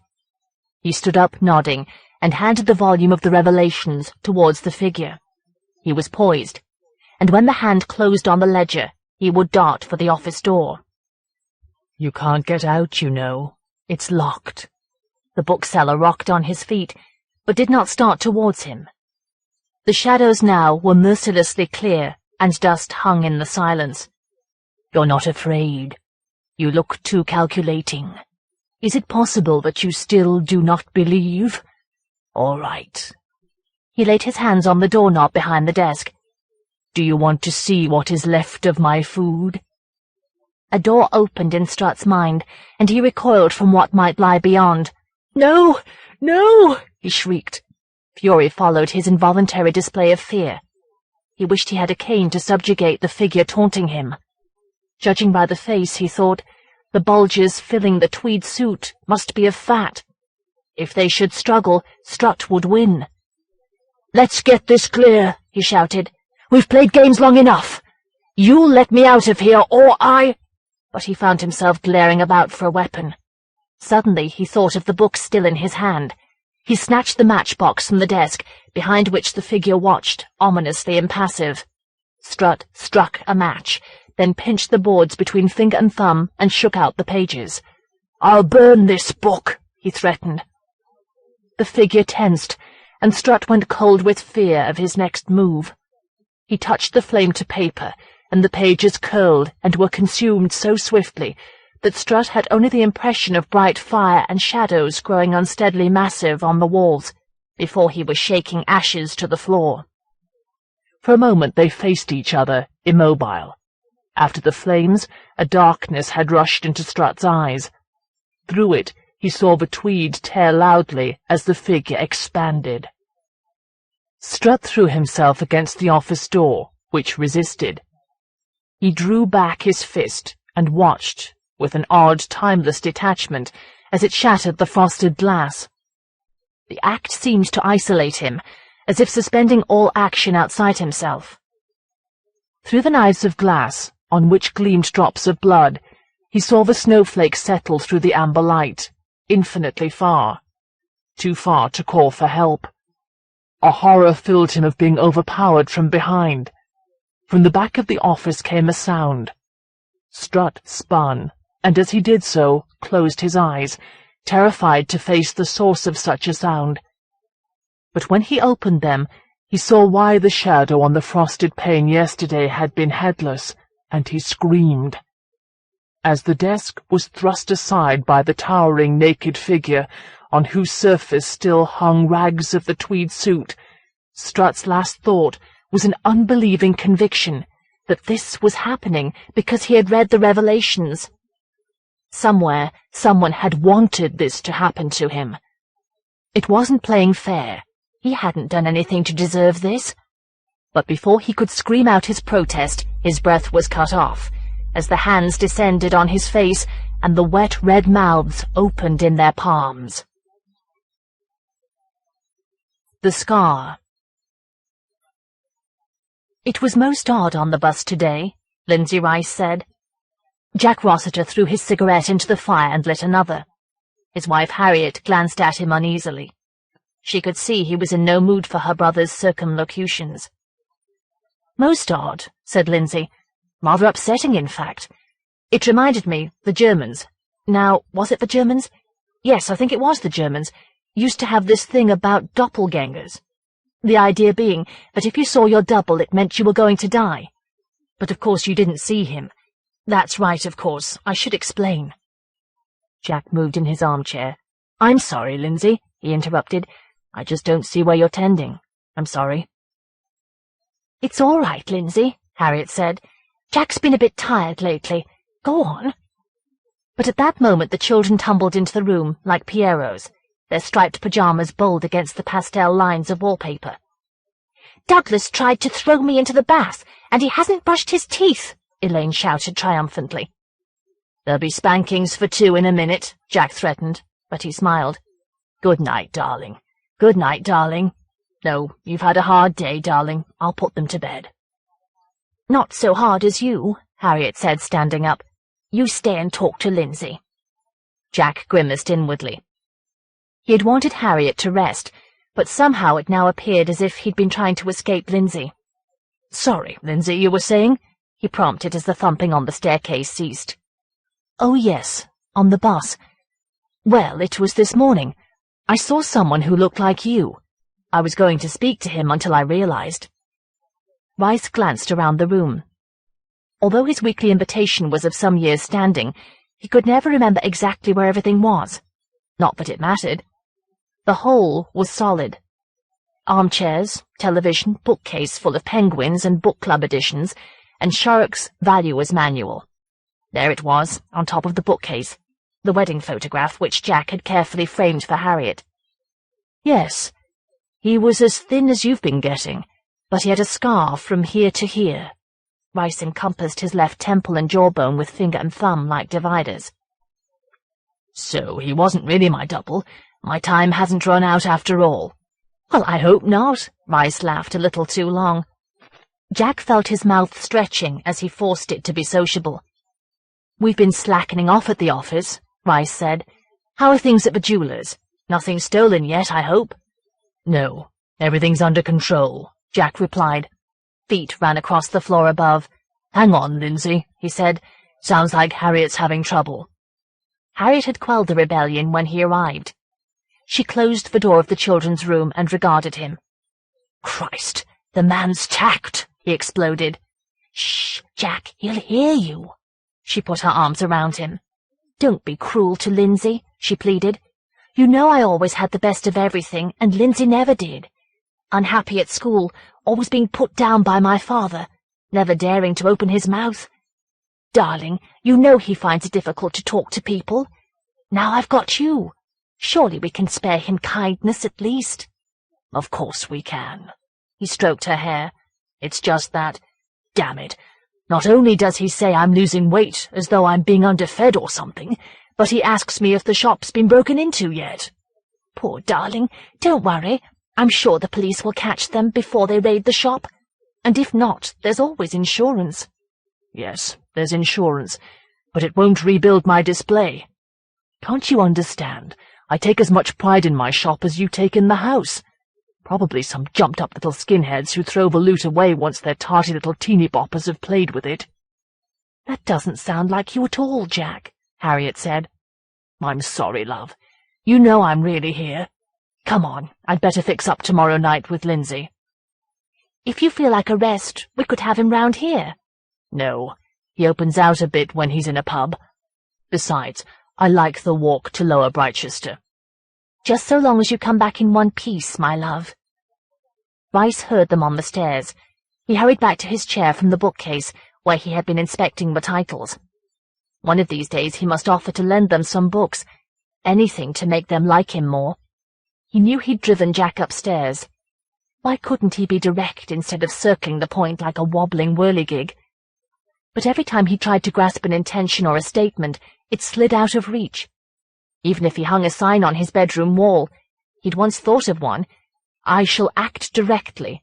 He would forget it before he left the flat, even as he forgot his musings when Jack and Harriet entered the room. I'd better be off, he said. You can never tell with the last bus round here. I'll see you tomorrow night, then, Jack told him, patting his shoulder. I'll call round and pick you up. But he never had the courage to invite them to his flat, Lindsay thought. He knew it wasn't good enough for them. Not that they would show it. Rather would they do everything to hide their feelings out of kindness, which would be worse. Tomorrow night, as usual, he would be downstairs early, to wait for Jack in the doorway. He waved to them as they stood linked in their bright frame, then struck off down the empty road. The fields were grey and silent, and above the semi-detached roofs, the moon was set in a plush ring of cold November mist. At the bus stop, he thought, I wish I could do something for them so they'd be grateful to me. Harriet was bending over the cooker. She heard no footsteps. She had no chance to turn before the newspaper was over her face. I see the old Jack's back with us, she said, fighting off the Brightchester Herald. You haven't seen it? He guided her hand to the headline. Youths arrested. Admit to jewel thefts. He was beaming. He read the report again with Harriet. The 3 boys who'd hoped to stockpile jewellery, but had been unable to market it without attracting the police. Maybe now we can all get some sleep, he said. Maybe I can give up smoking. Don't give it up for me, Jack. I know you need it. But if you did give it up, I'd be very happy. Douglas and Elaine appeared, pummeling towards their tea. Now just you sit down and wait, Jack said, "or we'll eat it for you." After tea he lit a cigarette, then glanced at Harriet. "Don't worry, darling," she advised. "Take things easy for a while. Come on, monsters, you can help clear up." She knew the signs. Spilled sugar, dropped knife. Jack would turn hypertense with relief if he didn't rest. But 10 minutes later he was in the kitchen. "Must go," he said. "Give myself time for a stroll before I meet Lindsay. Anyway, the news ought to give the conversation a lift." "Come back whole, darling," Harriet said, not knowing. Yes, he liked to walk through Lower Britechester. He'd made the walk with variations for almost 2 years, ever since his night out drinking with Rice had settled into habit. It had been his suggestion, primarily to please Harriet, for he knew she liked to think he and Lindsay were friends. But by now he met Lindsay out of a sense of duty, which was rarely proof against annoyance as the evening wore on. Never mind, there was the walk. If he felt insecure, as he often did when walking, the night, Harriet elsewhere, he gained a paradoxical sense of security from Lower Britechester. The bleared fish and chip shop windows, the crowds outside pubs, a drunk punching someone's face with a soft, moist sound. It reassured him to think that here was a level to which he could never be reduced. Headlights blazed down a side street, billowing with mist and motorcycle fumes. They spotlighted a broken wall across the street from Rossiter. A group of girls huddled on the shattered bricks, laughing forth fog as the motorcycle gang fondled them roughly with words. Rossiter gazed at them. No doubt the jewel thieves had been of the same mould. He felt a little guilty as he watched the girls, embracing themselves to keep out the cold. But he had his answer ready. Nothing would change them. They were fixed. If he had money, it was because he could use it properly. He turned onward. He would have to use the alley on the right if he were not to keep Rice waiting. Suddenly the shrieks of laughter behind the roaring engines were cut off. A headlight was feeling its way along the walls, finding one house protruding part of a ruined frontage like a piece of jigsaw, the next dismally curtained, its neighbour shuttered with corrugated tin, its makeshift door torn down like an infuriating lid. For a moment the beam followed a figure. A man in a long black coat swaying along the pavement, a grey woolen sock pulled down over his face. The girls huddled closer, silently. Jack shuddered. The exploratory progress of the figure seemed unformed, undirected. Then the light was gone. The girls giggled in the darkness, and beyond a street lamp, the figure fumbled into the tin-shuttered house. Jack turned up his coat collar and hurried into the alley. The engines roared louder. He was halfway up the alley when he heard the footsteps. The walls were narrow. There was barely room for the other, who seemed in a hurry to pass. Jack pressed against the wall. It was cold and rough beneath his hand. Behind him the footsteps stopped. He looked back. The entrance to the alley whirled with fumes, against which a figure moved towards him, vaguely outlined. It held something in its hand. Jack felt automatically for his lighter. Then the figure spoke. "You're Jack Rossiter." The voice was soft and anonymous, yet somehow penetrated the crescendi of the motorcycles. "I'll be visiting your shop soon." For a moment Jack thought he must know the man, though his face was merely a black egg in the shadows. But something in the figure's slow approach warned him. Suddenly he knew what that remark implied. Cold rushed into his stomach, and metal glinted in the figure's hand. Jack retreated along the wall, his finger searching frantically for a door. His foot tangled with an abandoned tin. He kicked it towards the figure and ran. The fog boiled round him. Metal clattered. A foot hooked his ankle and tripped him. The engines were screaming. As Jack raised his head, a car's beam thrust into his eyes. He scrabbled at potato peelings and sardine tins and struggled to his knees. A foot between his shoulders ground him down. The car's light dimmed and vanished. He struggled onto his back, cold peel sticking to his cheek, and the foot pressed on his heart. The metal closed in the figure's palm. Above him, hands displayed the tin which he had kicked. The insidious voice said something. When the words reached him, Rossiter began to tear at the leg in horror and fury. The black egg bent nearer. The foot pressed harder, and the rusty lid of the tin came down towards Jack's face. Though the bandage was off, he could still feel the cut, blazing now and then from his temple to his jawbone. He forced himself to forget. He stuffed fuel into the living room fire and opened his book. But it failed to soothe him. Don't brood, he told himself savagely. Worse is probably happening in Lower Brichester at this moment. If only Harriet hadn't seen him unbandaged at the hospital. He could feel her pain more keenly than his own since he'd come home. He kept thinking of her letting the kettle scream so that he wouldn't hear her sobbing in the kitchen. Then she'd brought him coffee, her face still wet beneath her hair from water to wash away the tears.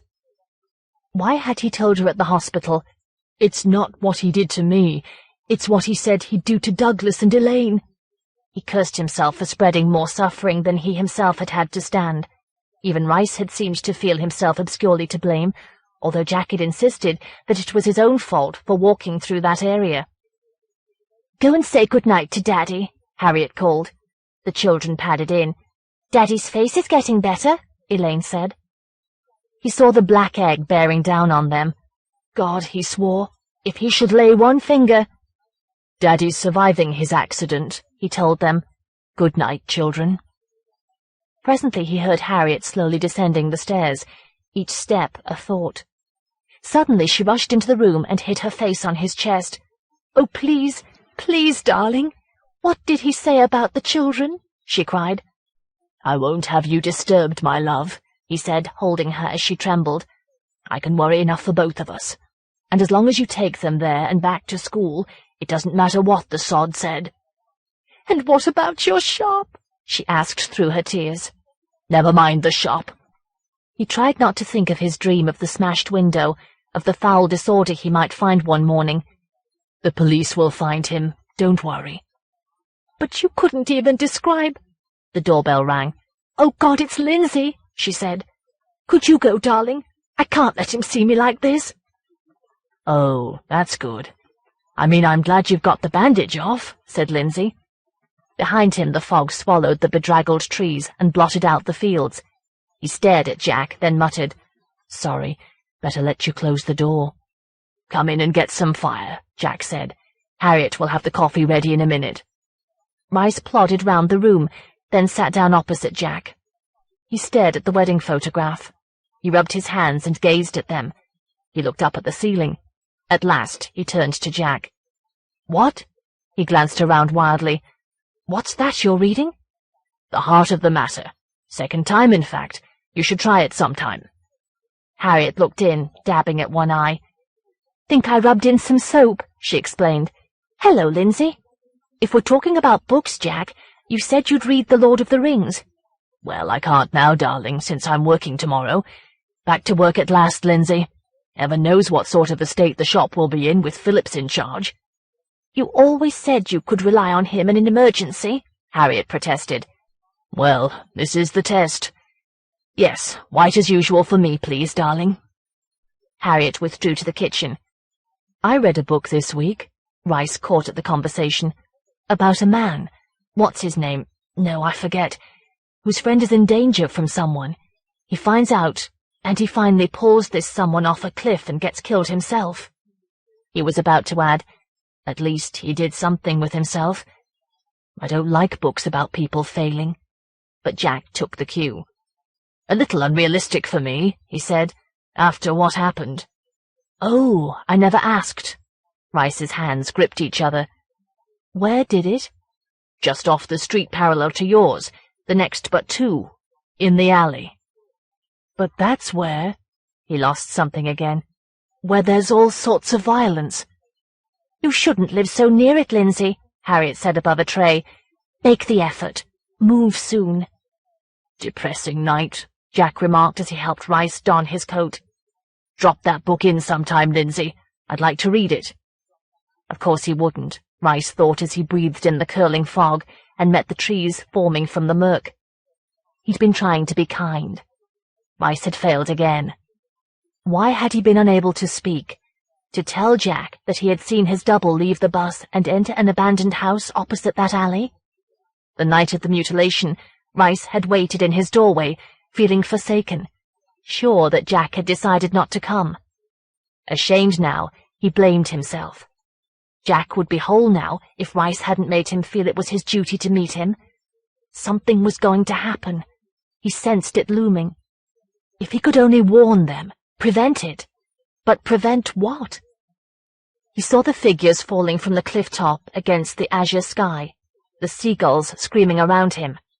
But the mist hung about him miserably, stifling his intentions. He began to hurry to the bus stop. The week unfolded wearily. It was as formless in Rice's mind as the obscured fields when he walked up the Rossiter's Street again, his book collecting droplets in his hand. He rang the bell and waited, shivering. The windows were blurred by mist. "Oh, Lindsay," said Harriet. She had run to the door. It was clear she had been crying. "I don't know whether—" Jack appeared in the hall, one hand possessively gripping the living-room door-frame, the cigarette upon his lip, flaking down his shirt. "Is it your night already?" he demanded of Rice. "I thought it'd be early to bed for us. Come in, for God's sake, don't freeze us to death." Harriet threw Lindsay a pleading look, which he could not interpret. "Sorry," he said. "I didn't know you were tired." "Who said tired? Come on, man, start thinking. God, I give up." Jack threw up his hands and whirled into the living room. "Lindsay, Jack's been having a terrible time. The shop was broken into last night." "What's all that whispering?" a voice shouted. "Aren't I one of the family any more?" "Jack, don't be illogical. Surely Lindsay and I can talk." But she motioned Lindsay into the living room. "Treating me like a stranger in my own house." Lindsay dropped the book. Suddenly he realized what he'd seen. Jack's face was paler, thinner than last week. The scar looked older than seemed possible. He bent for the book. No, what he was thinking was absurd. Harriet would have noticed. Jack was simply worried. It must be worry. "Brought me a book, have you? Let's see it, then." "Oh, for God's sake, Lindsay, I can't waste my time with this sort of thing." "Jack," cried Harriet, "Lindsay brought it specially." "Don't pity Lindsay. He won't thank you for it. You think we're patronizing you, don't you, Lindsay? Inviting you up the posh end of town?" This couldn't be, Rice thought. Not in this pastel living room, not with the wedding photograph fixed forever. Their lives were solid, not ephemeral like his own. "I don't know what you mean," he faltered. "Jack, I won't have you speaking to Lindsay like that," Harriet said. "Lindsay, would you help me make the coffee?" "Siding with your brother now," Jack accused. "I don't need him at a time like this. I need you. You've forgotten the shop already, but I haven't. I suppose I needn't expect any comfort tonight." "Oh, Jack, try and get a grip on yourself." But now her voice was softer. "Don't," Lindsay warned her frantically. "That's exactly what he wants." "Take your book, Lindsay," Jack said through his fingers, "and make sure you're invited in future." Harriet glanced at him in anguish and hurried Lindsay out. "I'm sorry you've been hurt, Lindsay," she said. "Of course you're always welcome here. You know we love you. Jack didn't mean it. I knew something would happen when I heard about the shop. Jack just ran out of it and didn't come back for hours. But I didn't know it would be like this." Her voice broke. "Maybe you'd better not come again until Jack's more stable. I'll tell you when it's over. You do understand, don't you?" "Of course. It doesn't matter," Lindsay said, trembling with formless thoughts. On the hall table, a newspaper had been crumpled furiously. He saw the headline, "Jewelers Raided. Displays Destroyed." "Can I have the paper?" he asked. "Take it, please. I'll get in touch with you, I promise. Don't lose heart." As the door closed, Rice heard Jack call, "Harriet!" in what sounded like despair. Above, the children were silhouetted on their bedroom window. As Rice trudged away, the fog engulfed them. At the bus stop, he read the report. A window broken, destruction everywhere. He gazed ahead blindly. Shafts of bilious yellow pierced the fog. Then the grey returned. Start thinking. Was it? Oh, yes. He could think. think how easy it would be to fake a raid, knowing the insurance would rebuild what had been destroyed, but he didn't want the implications. The idea was insane anyway.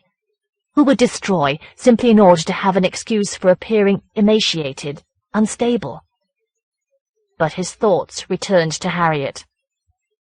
He avoided thinking what might be happening in that house. You're jealous, he tried to tell himself. He's her husband. He has the right. Bryce became aware that he was holding the book which he had brought for Jack. He stared at the tangled figures falling through blue drops of condensation, then thrust the book into the litter bin between empty tins and a sherry bottle. He stood waiting in the fog. The fog trickled through Rice's kitchen window. He leaned his weight on the sash, but again it refused to shut. He struggled helplessly and tipped the beans into the saucepan. The tap dripped once. He gripped it and screwed it down. Below the window someone came out coughing and shattered something in the dustbin. The tap dripped. He moved towards it, and the bell rang. It was Harriet in a headscarf. "Oh, don't come in," he said. "It's not fit. I mean, don't be silly, Lindsay," she told him edgily. "Let me in." Her eyes gathered details. The twig-like crack in one corner of the ceiling. The alarm clock whose hand had been amputated. The cobweb supporting the lamp flex from the ceiling like a bracket. "But this is so depressing," she said. "Don't stay here, Lindsay. You must move." "It's just the bed's not made," he tried to explain, but he could see her despairing. He had to turn the subject. "Jack all right?" he asked, then remembered, but too late. She pulled off her headscarf. "Lindsay, he hasn't been himself since they wrecked the shop," she said with determined calm. "Rows all the time, breaking things. He broke our photograph. He goes out and gets drunk half the evenings. I've never seen him so irrational." Her voice faded. "And there are other things that I can't tell you about." "That's awful. That's terrible." He couldn't bear to see Harriet like this. She was the only one he had ever loved. "Couldn't you get him to see someone? I mean, we've already had a row about that. That was when he broke our photograph." "How about the children? How's he been to them?" Instantly, two pieces fitted together. He waited, chill with horror, for her answer. "He tells them off for playing, but I can protect them." How could she be so blind? "Suppose he should do something to them," he said. "You'll have to get out." "That's one thing I won't do. He's my husband, Lindsay. It's up to me to look after him." "She can't believe that," Lindsay cried. He tottered on the edge of revelation and fought with his tongue. "Don't you think he's acting as if he was a different person?" He could not be more explicit. "After what happened, that's not so surprising." She drew her headscarf through her fingers and pulled it back. Drew and pulled, drew and pulled. Lindsay looked away. "He's left all the displays in Philip's hands. He's breaking down, Lindsay. I've got to nurse him back. He'll survive, I know he will." Survive, Lindsay thought with bitterness and horror.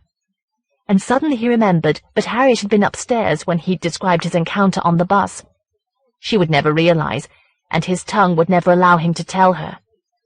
Behind her compassion, he sensed a terrible devotion to Jack, which he could not break. She was as trapped as he was in this flat. Yet if he could not speak, he must act. The plan against him was clear. He'd been banished from the Rossiters' home. He was unable to protest. Harriet would be alone. There was only one false assumption in the plan, and it concerned himself. It must be false. He could help. He gazed at Harriet. She would never understand, but perhaps she needn't suspect. The beans sputtered and smouldered in the pan. "Oh, Lindsay, I'm awfully sorry," Harriet said. "You must have your tea. I've got to get back before he comes home. I only called to tell you not to come round for a while. Please don't. I'll be all right." "I'll stay away until you tell me," Lindsay lied. As she reached the hall, he called out. He felt bound to make what would happen as easy as he could for her. "If anything should happen," he fumbled, "you know, while Jack's disturbed, I can always help to look after the children." Rice could hear the children screaming from the end of the street. He began to walk towards the cries. He hadn't meant to go near the house. If his plan was to succeed, Harriet must not see him. Harriet! Why wasn't she protecting the children? It couldn't be the Rossiters' house, he argued desperately. Sounds like that couldn't reach the length of the street. But the cries continued, piercing with terror and pain. They dragged his footsteps nearer. He reached the house and could no longer doubt. The bedrooms were curtained. The house was impossibly impassive, reflecting no part of the horror within. The fog clung greyly to the grass, like scum on reeds. He could hear Elaine sobbing something and then screaming. Rice wanted to break in, to stop the sounds, to discover what was holding Harriet back. But if he went in, his plan would be destroyed. His palms prickled. He wavered miserably, and the silver pavement slithered beneath him. The front door of the next house opened, and a man, portly, red-faced, bespectacled, grey hair, black overcoat, valise clenched in his hand like a weapon, strode down the path, grinning at the screams. He passed Rice and turned at his aghast expression. "What's the matter, friend?" he asked with amusement in his voice. "Never have your behind tanned when you were a kid?" "But listen to them," Rice said unevenly. "They're screaming." "And I should damn well think so, too," the other retorted. "You know Jack Rossiter, decent chap, about as much of a sadist as I am, and his kids ran in just now when we were having breakfast with some nonsense about their father doing something dreadful to them. I grabbed them by the scruff of their necks and dragged them back. One thing wrong with Rossiter. He was too soft with those kids, and I'm glad he seems to have learned some sense. Listen, you know who taught kids to tell tales on their parents? The bloody Nazis, that's who. There'll be no kids turning into bloody Nazis in this country if I can help it." He moved away, glancing back at Rice as if suspicious of him. The cries had faded. Perhaps the door had closed. Stunned, Rice realized that he had been seen near the house. His plan was in danger. "Well, I mustn't waste any more time," he called, trying to sound casual, and hurried after the man. "I've got to catch my bus."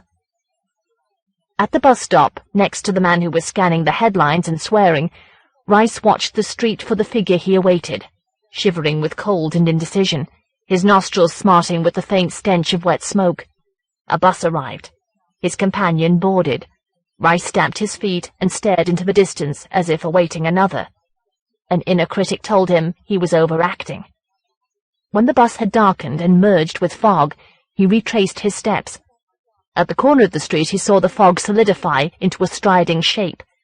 The mist pulled back like web from the scarred face.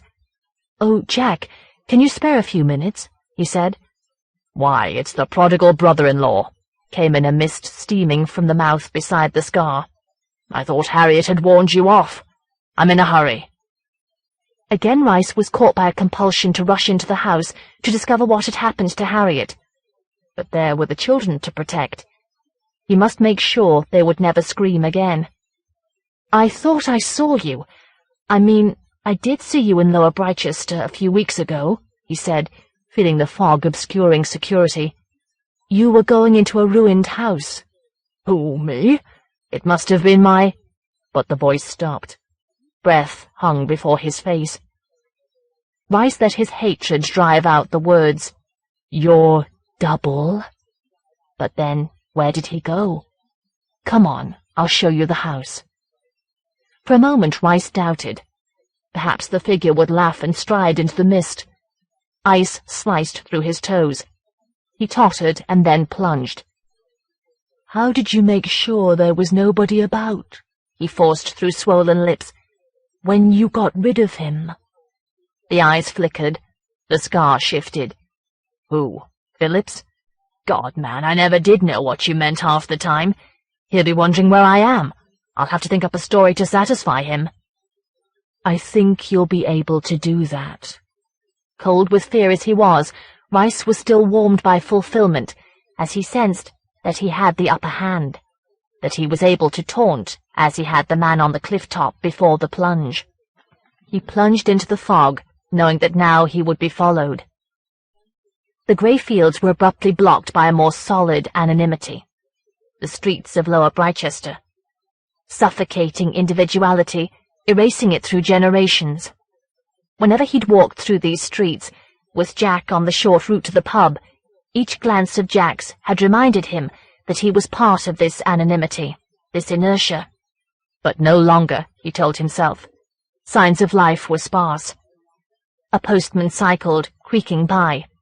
Beyond a window, a radio announcer laughed. A cat curled among milk bottles.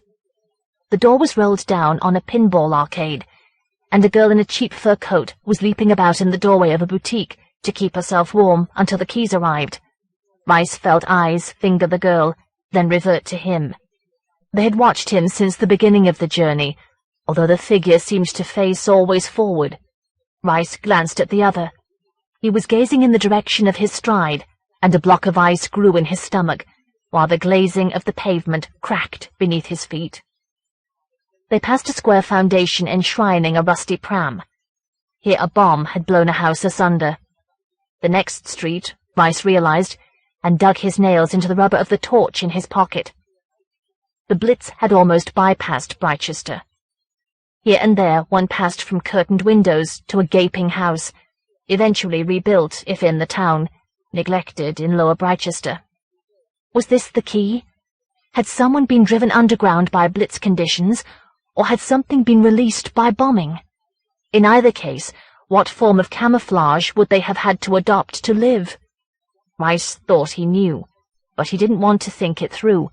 He wanted to put an end to it. And round a corner, the abandoned house focused into view. A car purred somewhere. The pavement was faintly numbered for hopscotch. Rice gazed about covertly. There must be nobody in sight. And at his side the figure did the same. Terrified, Rice yet had to repress a nervous giggle. "There's the house," he said. "I suppose you'll want to go in." "If you've got something to show me." The scar wrinkled again. Bricks were heaped in what had been the garden. Ice glistened in their pores. Rice could see nothing through the windows, which were shuttered with tin. A grey corrugated sheet had been peeled back from the doorway. It scraped at Rice's ankle as he entered. The light was dim. He gripped his torch. Above him a shattered skylight illuminated a staircase full of holes, through which moist dust fell.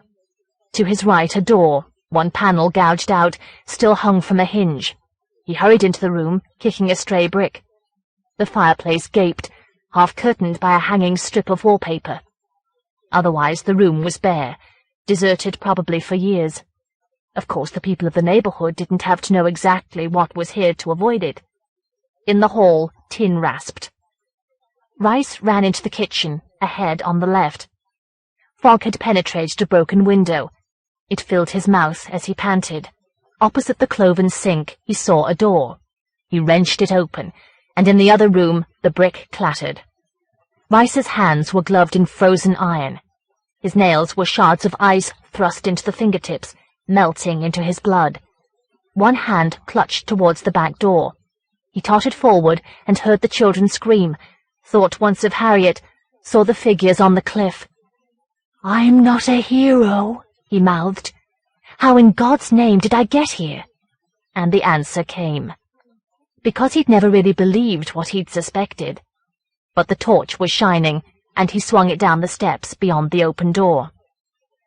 They led into a cellar. Bricks were scattered on the floor, bent knives and forks, soiled plates leading the torch beam to tattered blankets huddled against the walls, hints of others in the shadows.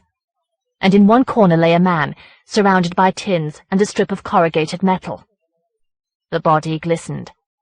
Trembling, his mouth gaping at the stench which thickened the air, Rice descended, and the torch's circle shrank.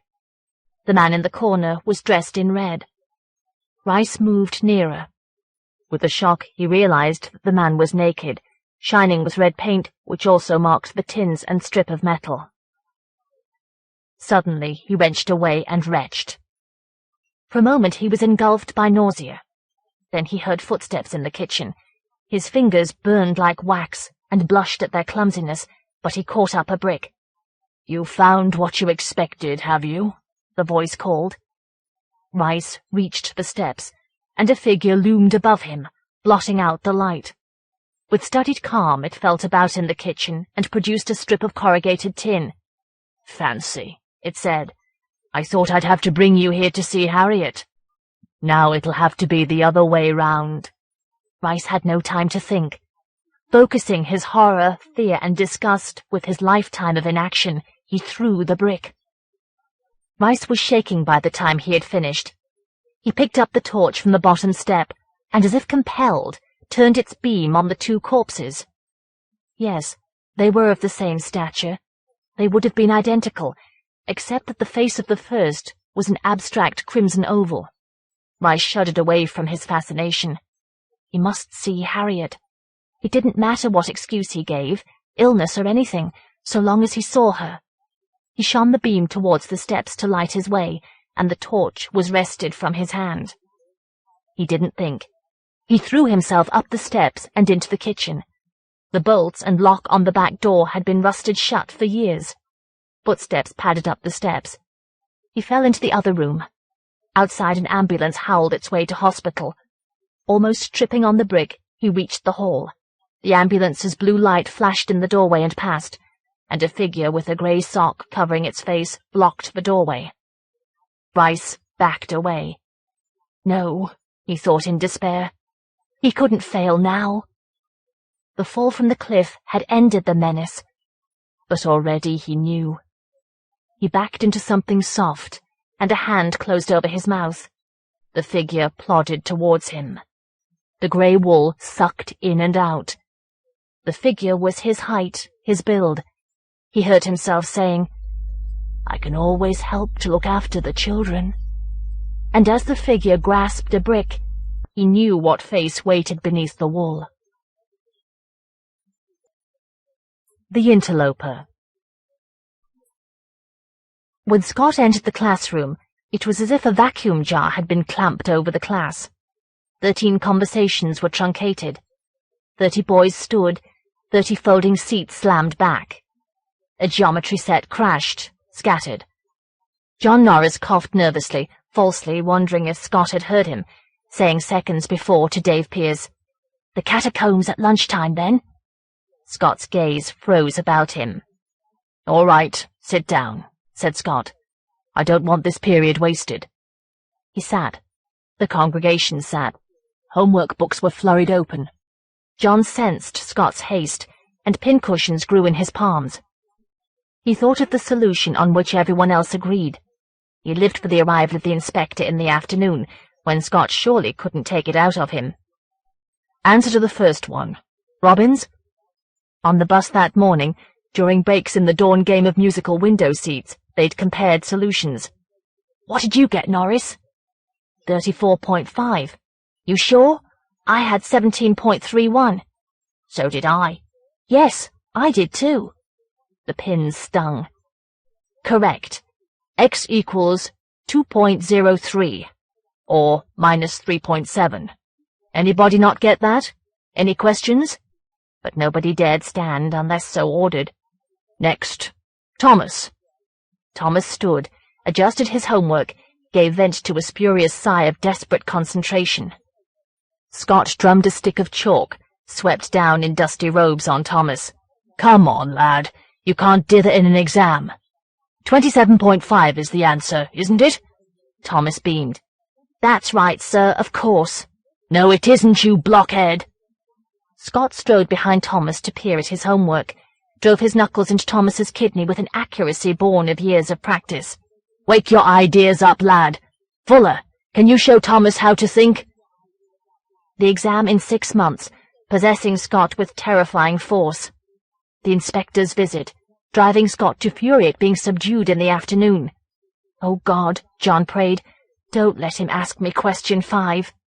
"That's it, Fuller. Go on, sit down. Thomas, we don't need you as class figurehead. Hawks, what have you got for the next one?" The class next door roared with laughter. Foghorn Ford must be taking them, the English master, John's favourite. Who'd let him write poetry in class sometimes, when he'd turned in particularly good homework. Silence. Laughter. John was jealous. Scott was behind him somewhere, pacing closer. Come on, Hawks!" Further down the corridor cracked the flat sound of a strap. Some of the masters you could come to terms with, like the art master. You had only to emulate the skunk to get rid of him. But Strut, the gym master, he'd have your gym shoe off for that. And you couldn't do much about Colin's geography class. Spit, they called him, because sitting on his front row was like standing on a stormy promenade. Yet no class was so suffocated by fear as Scott's. One lunch hour, when John had been writing poetry, Thomas had snatched his notebook, and Scott had come in and confiscated it. When John had protested, Scott had slapped his face. Dave Pierce had told John to protest to Foghorn Ford, but he hadn't had the courage. Next door, Ford's class laughed. Further off, the strap came down. Whap! Silence. Laughter. Whap! Whap! Whap! John felt Dave's eyes on him, deploring. He turned to nod, and Scott said, "Norris?" He stood. More moist pins stabbed. On the still air hung chalk and Scott's aftershave. "Yes, sir," he stammered. "Yes, sir. The first time I repeat myself, it has to be to you. Question 5, Norris. Question 5. The inspector. The catacombs at lunchtime. Foghorn Ford always called him Mr. Norris. None of these could comfort him. Fear twinged up from his bowels like wind. 34.5, sir, he pleaded. Norris. Thomas I can understand because he's an idiot, but you. I showed you how to do this one on the board yesterday. Don't tell me you weren't here. I was here, sir. I didn't understand, sir. You didn't understand, sir. You didn't ask, sir, did you? You were writing poetry about it, were you? Come out here. Scott cast his robes back. Chalk whirled into the air. John wanted to shut his eyes, but that wasn't permitted. The class was watching, willing him to represent them in the ritual without shaming them. Scott pulled John's left hand straight, adjusted it to correct height with the strap. He aimed. John's thumb closed inadvertently. Scott flicked it aside with the strap. The crowd was hushed, tense. The strap came down. John's hand swelled with hectic blood. Now, Pierce, said Scott, I'm sure you can enlighten your friend. A bell shrilled. Ford's class pelted to the playground, flattening against the wall to file as Scott approached. Time for a drink, Ford? He called. John averted his face as he passed, swollen with fear and hatred. Scott's not too bad, really, Dave Pierce said. Better than that swine Ford, anyway, keeping me in last week. Disloyal to his throbbing, puffed-up palm, thought John bitterly. Glad you think so, he muttered. Never mind, John. Did you hear this one? 2 men go to a doctor, see? John could guess the sort of thing. He didn't like to hear it. Couldn't join in the secret snigger at Edgar Allan Poe. Oui, and so on. We'd better hurry, he interrupted. You get past the gate, and I'll be under the wall. He strolled past the playground. Boys walking, talking, shivering in the pale February light, which might have been shed by the gnawed slice of moon on the horizon. A group in one corner huddled round photographs, another conferring over homework for the afternoon. Beyond, on the misty playing field, a few of Strut's favourites running in gym suits. On the bus that morning, a man cradling a briefcase had offered to help John with his homework, but he was obscurely scared of strange men. He stood against the wall beyond the playground. When Dave's lunch pass flew over, he caught it and made for the gate. A prefect leaned against the railings. He straightened himself, frowning, as befitted his position. 1 day a week for the school spirit. He'd rather be at the pub. Above his head, words were scratched on the King George V grammar sign, through the caretaker's 3rd coat of paint, in defiance of the headmaster's regular threats. John flashed the pass from his good hand and escaped. Down the road, Dave was waiting by fragments of a new school. A lone shining coffee urn on a counter, pyramids of chairs, skulls drawn in whitewash on the one plate-glass pane. A plane had left a fading slash of whitewash on the sky. How do we get to the catacombs? Dave asked. I don't know, John answered, feeling comfort drain, emptying the hour. I thought you did. Heels clicked by in unison. Let's follow these girls, then. They're a bit of all right, Dave said. They may be going. John drew into himself. If they turned, they'd laugh at his school blazer. Their pink coats swung, luring Dave. Their perfume trailed behind them. The catacombs would be thick with that and smoke. He followed Dave. The girls leapt across the road, running as if to jettison their legs, and were lost in a pillared pub between a shuttered betting shop and the cooperative social club. Dave was set to follow, but John heard drumming somewhere beneath the side street to their left. "It's up here," he said. "Come on, we've lost 10 minutes already." Cars on the main road swept past almost silently. In the side street they could hear beneath their feet a pounding drum, a blurred electric guitar. Somewhere down there were the catacombs, but the walls betrayed no entrance to this converted cellar, reclaimed by the city in its blind subterranean search for space. Menace throbbed into the drum from the rhythm of John's hot hand. Spiders shifted somnolently in a white web wall within a crevice. A figure approached down the alley, a newspaper seller with an armful of Brichester Heralds. His coat furred and patched as the walls. John drew back. The man passed in silence, one hand on the bricks.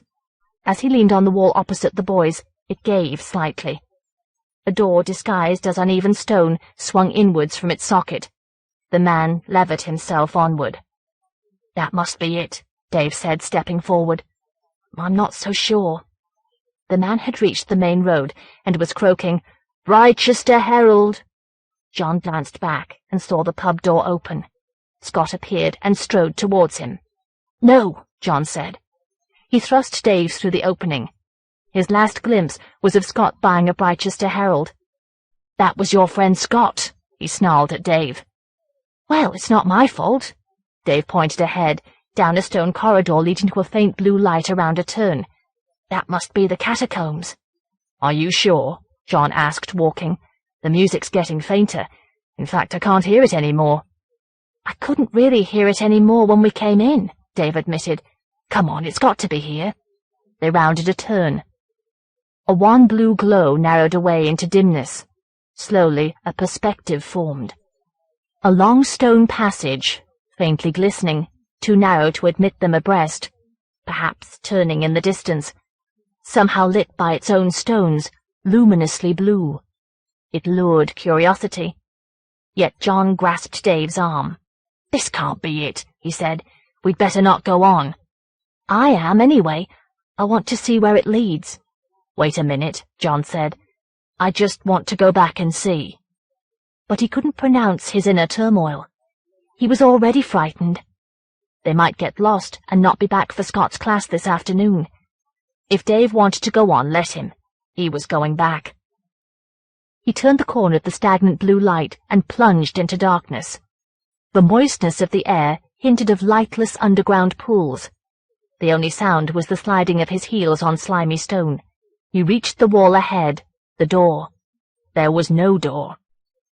One fingernail, exploring, broke. He bit it off. His left hand, still sore, flinched from the wet unbroken stone. Suddenly alone and threatened, John fled back into the blue twilight, slipping in his own tracks. Dave was not waiting. "Oh, God," John moaned. His eyes adjusted. Far down the perspective he made out a vague shape vanishing, its shadows suppressed by the unwavering light. He hurled himself into the corridor, arms scraping the stone, the archway hurling by above him, a turquoise spider plummeting on an azure thread, winding itself back. Globules beaded the brick. Still plunging headlong, John brushed his forehead with his hand. Ahead the figure halted, waiting. "The door's shut! We can't get out!" John panted, sobbing for breath. "Then you'll have to come with me," Dave said. "There must be another way out of this place, whatever it is." "But we're going downwards," John discovered. "I know that, so we'll have to go up again somewhere, maybe. Look!" They were still walking. They had turned another bend. The passage twisted onward, glowing. John tried not to look at Dave. The light had drained his face of blood, and doubt glinted faintly in his eyes. On the stone floor, wisps of cobweb tinted blue led to another turn, and in the left-hand wall Dave had seen an opening, foreshortened. He ran to it. John followed, robbed of the catacombs, seeking a way back to Scott's next class, to the inspector. Dave faced the opening, and the doubt in his eyes brightened. It was an opening, but a dead end. An archway 6 feet high, a foot deep, empty except for filaments of cobweb, which their breath sucked out to float and fall back. Dave peered in, and a spider as large as a thumb ran from a matted corner. He threw himself aside, but the spider was empty, rattling on the stone. John had pressed past to the next bend. Another downward twist, another alcove. He waited for Dave to join him. The second alcove was thick with cobwebs. They filled it, shining dully, shifting as Dave again took the lead. The boys were running. The light congealed about them, the ceiling descended, threads of cobweb drifted down. A turn, an alcove, webs, another. Glancing sideways, John was chilled by a formless horror. The cobwebs in the alcove suggested a shape which he should be able to distinguish. But another fear burned this way like acid. Returning late for Scott's class. "Look, it's widening!" Dave shouted. Before John could see beyond him, they had toppled out into an open space. It was a circular vaulted chamber. Above their heads a dome shone blue through webs like clouds. In the walls gaped other archways, radiating from the circular pool in the center of the chamber. The pool was still. Its surface was a beaded mat of cobwebs, like a rotting jeweled veil. "I don't get it," Dave whispered. His voice settled through the air, disturbing shining airborne wisps. John said nothing. Then Dave touched his arm and pointed. Beyond the pool, between two archways, stood a rack of clothes. Hats, caps, a black overcoat, a tweed suit, a pinstripe with an incongruous orange handkerchief like a flag, a grey. They filled John with nightmare horror. "It must be a tramp," he said desperately. "With all these things? I'm going to have a closer look." Dave moved round the pool. "No, Dave, wait!" John skidded round the pool in pursuit. One foot slipped on the pool's rim. He looked down, and his reflection was caught by cobwebs, jeweled with droplets, swallowed up. His voice vanished into corridors. "It's past 1 now. You try one passage, and I'll try another. One of them must lead out." Immediately he realized that he would be alone in his corridor among the matted alcoves. But at least he'd diverted Dave from the suits. "That's the best idea, yes. Just wait till I have a look at these. It won't take a minute." "You do that if you want to," cried John. "I'm getting back." He fell into the passage next to that through which they had entered. The first alcove was less than a minute ahead. He looked back miserably. Dave was peering at the suits. John forced himself over the harsh blue stone. Then Dave screamed. John knew he had to run, but to Dave or away. He was too old for blind heroism, too young for conscious selflessness. His legs trembled. He felt sick. He turned. Dave hadn't moved, but one suit lay crumpled at his feet. He was staring at what it had hung upon, too far for John to see in the blue haze. John's hand pulsed and perspired. He stretched out his fingers towards Dave as if to draw him forward. Dave's hands were warding off whatever was before him. John tore his feet free of the urge to flee. As he began to trudge forward, a figure moved between him and Dave. Cobwebs held to its shape like an aura. John recognized the profile and the patched coat. It was the newspaper seller. John struggled to shriek a warning to Dave. But of what? His lips were gummed shut as if by cobwebs. His legs were tied to the stone. The man moved round the pool, beyond John's vision. John's lips worked, and Dave turned. His mouth opened, but this time no scream came. He backed around the pool, past the suits. And something appeared, hopping towards him inside the patched overcoat. Long arms with claws reaching far beyond the sleeves, a head protruding far above the collar. And from what must have been a mouth, a pouring stream of white, which drifted into the air and sank towards Dave's face as he fell, finally screaming. John clapped his hands over his ears as he ran towards the outside world, but Dave's screams had already been muffled. As he fled past the first alcove, the web moaned feebly and opened a glazed eye. No more, he prayed, no more. Each turning was the last. Each stretch was cruelly telescoped by the unrelenting light. His lungs were burning. Each sucked breath drew a wisp of cobweb into his throat. In one alcove, a girl's eyes pleaded. Her hand stretched a wedding ring towards him. He screamed to blot out her stifled cries. In answer came a sound of something hopping round a bend behind him, of something wet slapping the walls. A web wisp brushed his cheek. He blundered onward. Another bend. He heaved around it hoarsely and saw daylight. The door was propped with an empty milk bottle. Someone had found and blocked it, perhaps meaning to return. He staggered out onto a patch of waste ground. A broken bed, a disemboweled car, a baby's rattle encrusted with mud. Reaching behind him, he wrenched out the bottle. The door became one with the earth, then he fell face downwards on the bed. "Dave!" He was down there in an alcove. John jerked to his feet, shivering. Through the slight drizzle he saw people passing, eyeing him oddly. He couldn't tell them. They might be from the pool. Someone had to know. Dave was in the catacombs. No, in the catacombs. Someone. Where was he? He sidled to the pavement, watching them all, ready to scream if one came near. Up the road from the school, in the opposite direction to that they'd taken so long ago. Even further from home than he'd thought. Ford. He'd tell Ford that Dave was in the catacombs. He made for the school. The tangled lines of rain on the pavement looked like something he'd forgotten. Scott was waiting at the gate. He folded his arms as John appeared. John's terror kicked him in the stomach. Scott's lips opened, waiting. Then his gaze slipped from John to someone behind him, and his expression altered. "All right, Norris, you'd better get to class," he said. It was the inspector. John thought as he hurried up the stairs to the familiar faces. He didn't know where Ford was. Perhaps he could tell the inspector that Dave was in the catacombs. If Scott would let him. He'd have to. He was scared of the inspector. "He's scared of the inspector," he said to Dave. "What?" said Hawkes behind him. Scott and the inspector entered. Scott held the door politely. The class stood, raising chalk dust, and a cobweb from John's blazer, which was grey with wisps, he saw. But then so was the inspector's pinstripe suit. Even the orange handkerchief in his top pocket. "Dave, sir, Mr. Ford," cried John, and vomited into his open desk. "My God!" shouted Scott.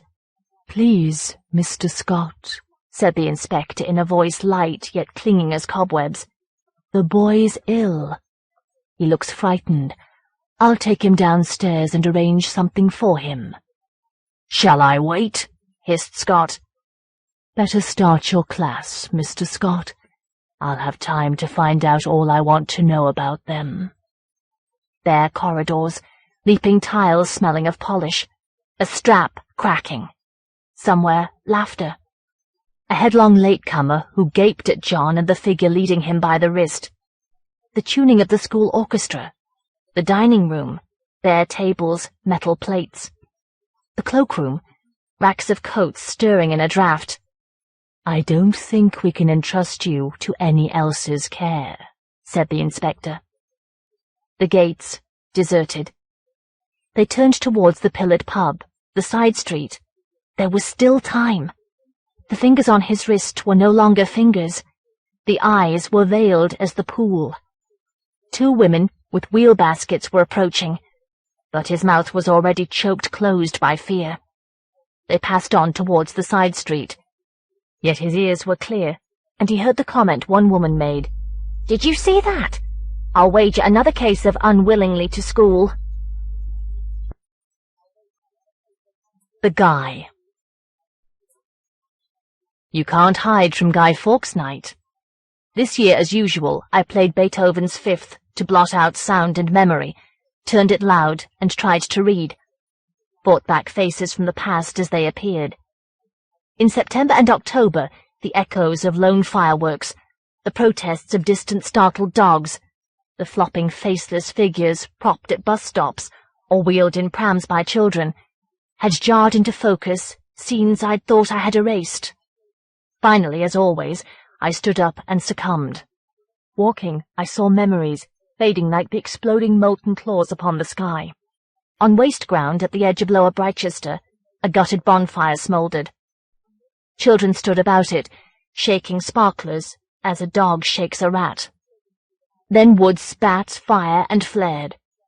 A man dragged off his boy to bed. Defined by flame, the child's face fell in upon itself like a pumpkin wizening from last week's Halloween. He sobbed and gasped, but no words came. And I remembered. A papier-mâché hand, a burning fuse, a scream that never came. But the memory was framed by the day's events. The houses of the past, my own and Joe Turner's, were overlaid by the picture I'd built up from behind my desk that morning, the imagined home of the boy who'd stood before me, accused of setting fireworks in a car's exhaust pipe. Drunken father, weak wife, back garden lavatory, all the trimmings. I could see it clearly without having seen it. My parents hadn't liked my change of ambition from banker to probation officer. Faced with the choice, I'd left them. "Don't you know they all carry razors these days?" my father had protested round his pipe. "Get yourself a little security. Then you can help them if you must. Look at your mother. Don't you think the clothes she gives away mean anything?" Referred to, my mother had joined in. "If you deal with such people all day, Dennis, you'll become like them." The same prejudices at which I'd squirmed when I was at school, when the Turners moved into our road. Joe Turner was in the class next door to me. He'd started there that term when the Turners had come up from Lower Brightchester. Sometimes, walking past their house, I'd heard arguments, the crash of china, a man's voice shouting, "Just because we've moved in with the toffs, don't go turning my house into Buckingham Palace." That was Mr. Turner. One night I'd seen him staggering home, leaning on our gate and swearing. My father had been ready to go out to him, but my mother had restrained him. "Stay in. Don't lower yourself." She was disgusted because Mr. Turner was drunk.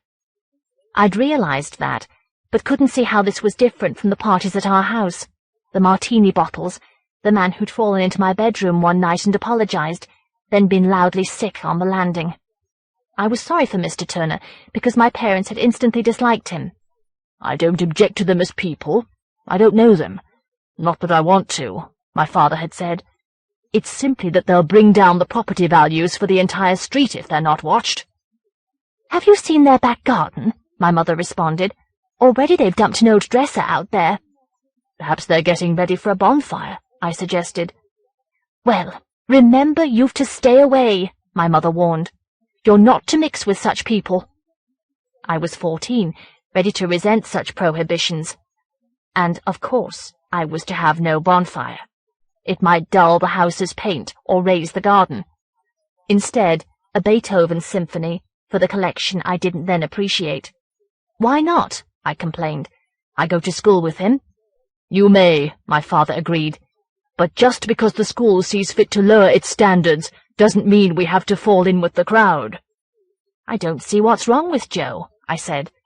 A look spoke between my parents. "Someday," said my mother, "when you're older." There was always something about Joe they wouldn't specify. I thought I knew what they found objectionable. The acts schoolboys admire are usually deplored by their parents. Joe Turner's exploits had taken on the stature of legend for us. For example, the day he'd sworn at a teacher who'd caned him, paying interest on his words. "Some night I'll get him," Joe told me walking home, spitting further than I ever could. Or the magazines he showed us, stolen from his father, as he said. He told terrifying stories of his father's buckled belt. "I kept the U.S. Army going," by a Fräulein. My vocabulary grew enormously in 2 months, until the only time my father ever hit me. I felt enriched by Joe. Soon it was him and me against the teachers, running from the lavatories, hiding sticks of chalk. Joe knew things. The tales of Lower Brightchester, he told me as we walked home, were real.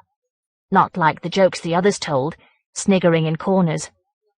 Joe didn't have to creep into a corner to talk. In the 2 months since he'd run after me and parodied my suburban accent, until we'd fought and become inseparable, he showed me sides of life I never knew existed, all of which helped me to understand the people who appear before my desk. Even the seat behind my desk belongs to Joe as much as to me. It was Joe who showed me injustice. It was late October, 2 weeks before the bonfire, that fragments of the picture began to fit together.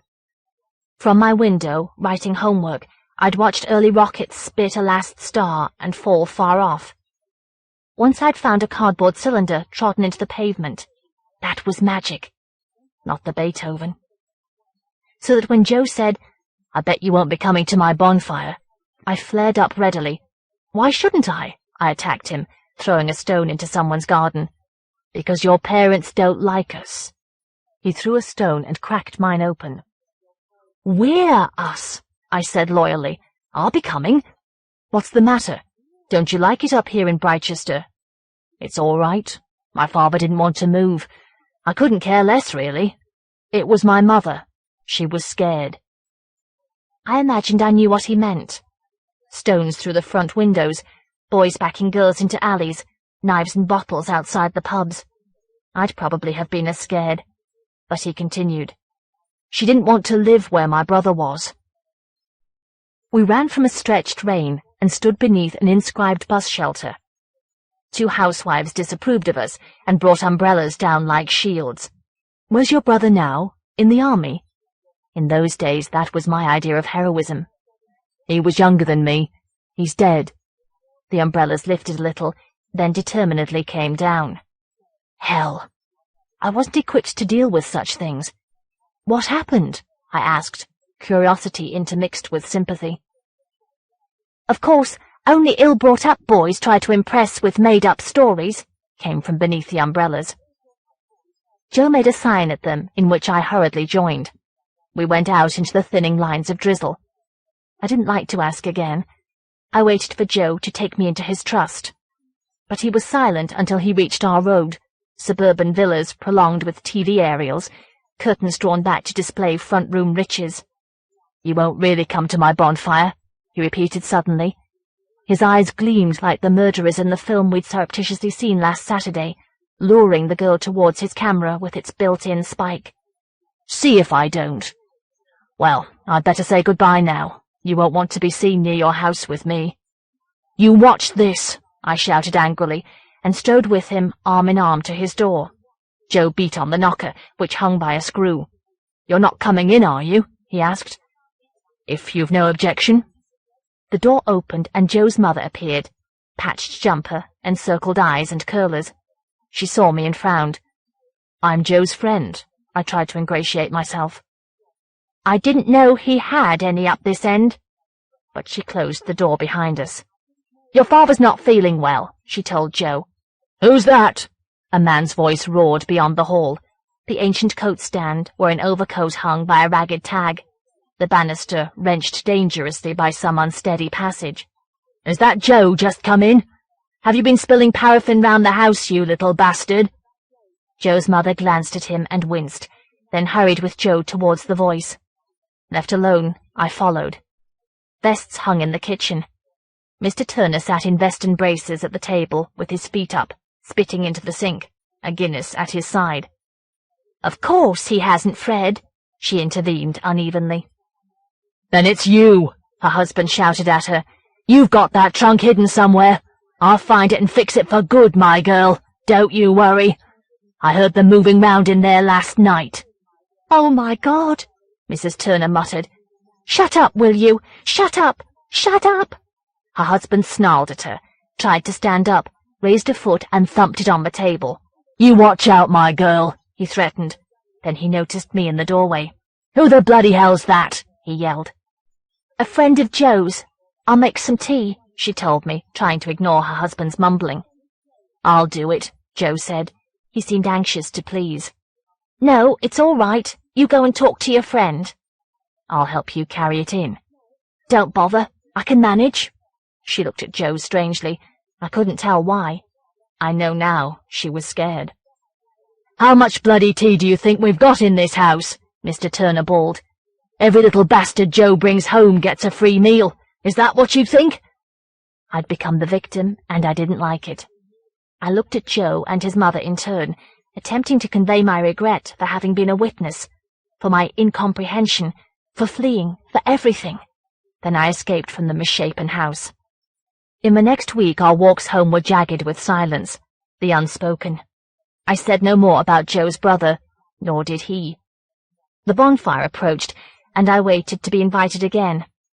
I felt that my experience in Joe's house had rendered our friendship unstable. Meanwhile, each night as I worked in my bedroom, hissing trails of sparks explored the sky. Distant shots resounded like warfare. One night, a week before Guy Fawkes, I abandoned my history homework in the middle of a sentence, stared round my room, at my father's inherited children's encyclopedia beneath my army posters, and stood up to gaze from the window. 3 gardens from mine I could see the Turners. During the day they had built their bonfire. The moon was up. It gleamed in a greenhouse like eyes. On top of the bonfire, above a toilet seat and piled planks like a gutted roof, stood the Guy. Its arms were crucified across its wooden body. It swayed in a breeze. Its head turned back and forth beneath the moon. Its paper face lifted to me. There was something horrible about that featureless grey expanse, as if eyes which should have been watching me were not. I drew back from the window and opened my door, for downstairs I'd heard my father say, "Paraffin." "To have a bonfire after that," my mother said. A glass clinked. "It's unfeeling. They're like animals." "Hold on now. It wasn't ever proved," said my father. "You can't condemn someone without a fair trial." "I know. You've only got to look at him. I know." "Well, we'll agree to differ. Remind me tomorrow I must buy that Beethoven." Nothing about a trunk. In a far garden, a ball of fire leapt up screaming. I picked up my history sentence, and next day, drop-kicking a can to Joe, I said, "What was your brother called?" "Frankie." Savagely, he kicked the can against a bus stop. I wanted to trust him. "You never did tell me what happened," I prompted. His eyes fastened on the can. They glazed with fear, distrust, the look I've seen before my desk when I've inquired into family backgrounds. He strode exaggeratedly to the can and crumpled it beneath his heel. Suddenly he muttered, "We had a bonfire. It was going out. My father got a can of paraffin, and we threw it on the fire. It spilled on Frankie. We called an ambulance, but they didn't come in time." I was silent. It hadn't helped my trust. "I bet they all think we're cruel round here, having a bonfire this year," Joe said. "They don't know anything about it. Anyway, you're not," I told him. I couldn't repeat what my parents had said. I wasn't ready to oppose them. "It was my mother's idea to have one this year. I think she wants to make me forget." Or somehow to prove to herself that she was wrong to suspect. Not that I made this connection then. "I don't want to have a bonfire all by myself," Joe continued. "You won't. I'll be there," I said. Some part of me trusted him. At dinner on Guy Fawkes night, after my usual taste of table wine, I told my parents, "They've let us off homework tonight," which was true. "I'm going to see the Bridge on the River Kwai with some friends from school," which wasn't. "I don't see why not," my mother said. "Joe Turner won't be there, will he?" "No, he won't." He wouldn't. "You won't have time to listen to this, then," my father said, reaching beneath the Times on the coffee table to produce Beethoven's 7th. For a moment, I was ashamed. They trusted me, they bought me presents, and I betrayed them. But they condemned Joe without ever having met him. I knew Joe. I'd seen how withdrawn his parents were from him. Tonight he'd be alone if I didn't keep my word. "Thanks very much," I said, and took the record to my room. Night had fallen. Curtains glowed and shadows moved. I glanced back, but my parents weren't watching. Again I felt a twinge of shame. In the sky around me it had started. Green stars sparkled blue and fell. The twinkling blue star of an ambulance swept past, I stood before the Turners' door. Mr. Turner swearing, drinking. I didn't want to face that. Once more I was ashamed. If Joe could stand him, it was up to me to do so for Joe's sake. I knocked. Mr. Turner pulled the door from my grasp. "Oh, it's you," he said, falling against the door frame, hooking his braces over his shoulder. I half expected him to close me out, but he seemed triumphant about something. "I'm not the bloody butler," he said. "Come in or don't, it's all the same to me." I heard voices in the front room. I entered. Joe was on the floor, counting out fireworks. Volcanoes, worms, wheels, stiff-tailed rockets. Around him stood boys I'd never seen before. One had a headscarfed girl on his arm and was fondling her.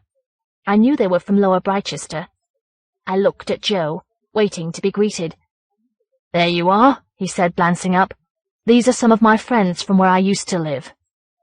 I felt out of place, no longer important, in a sense, betrayed. I thought it would be Joe and me. But it was his home. It wasn't my place to judge. Already I'd determined not to harden prejudice as my parents had. I tried to smile at the girl. She stared back. I suppressed my suburban accent. Ill at ease, I stood near the door, peering into the hall as Mrs. Turner came downstairs. Her eyes were red. She'd been crying. She confronted her husband in the kitchen, out of sight. "Well, now you've built your bonfire, aren't you going out to watch?" she demanded. "It was your idea, not mine, my girl. I'm not getting dressed to go out and play with all his little bastards. I've done my bit for the bonfire," he laughed. "You're scared," she taunted. "Scared that you might see something." "Not me, my girl. Not any more. I'm not going to hear them moving about any more." "What are you saying?" she cried, suddenly audibly afraid, and Joe said, "Wake up, everyone. Time to start." We carried fireworks through the kitchen. Mr. Turner's feet were on the table. He lay back with his eyes closed, smiling. His wife turned from him to us with a kind of desperation. A vest dripped on me. The gravel path was strewn with twigs. What had been a flower bed was now waste, heaped with wood. The girl tacked Catherine wheels to the fence. The boys staked out the soil with Guinness bottles, thrusting a rocket into each mouth. I glanced up at the bonfire against the arcs of fire among the stars, remembering the wooden figure like a witch's skeleton at the stake. "Where's the guy?" I asked Joe. "Come on, you lot, who's got the guy?" Joe called, but everyone protested ignorance. We went back into the kitchen. "Has anyone seen our guy?" Joe asked. "Someone must have stolen it," his mother said uneasily. "You'd think up this way they'd know better." "After I dressed it up too," his father mumbled, and turned quickly to his Guinness. We searched upstairs, though I couldn't see why. Nothing beneath a rumpled double bed but curlers. Joe's room featured a battle of wooden model aeroplanes, and a sharp smell of glue like paraffin. One room was an attic. Dusty mirrors, footballs, boots, fractured chair leg. Behind two mirrors I found a trunk whose lock had been forced. I opened it without thinking, but it was empty. "The hell with it," Joe said finally. "It's the fireworks they've all come for anyway."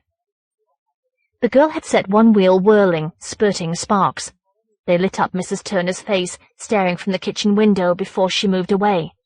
Her husband's eyes were closed, his mouth open and wheezing. Joe took a match and bent to the bonfire.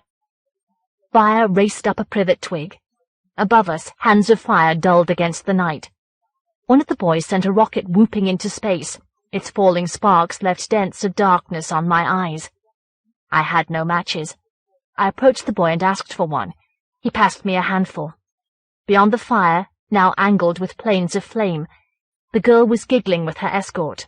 I struck a match on my soul and counted. 10, 9, 8, 7, 6, when the rocket leapt. I'd forgotten to muffle my accent, but nobody cared. I was happy. The girl came back with her escort from a region where chimneys were limned on fans of white electric fire. "The bonfire's going out," said Joe.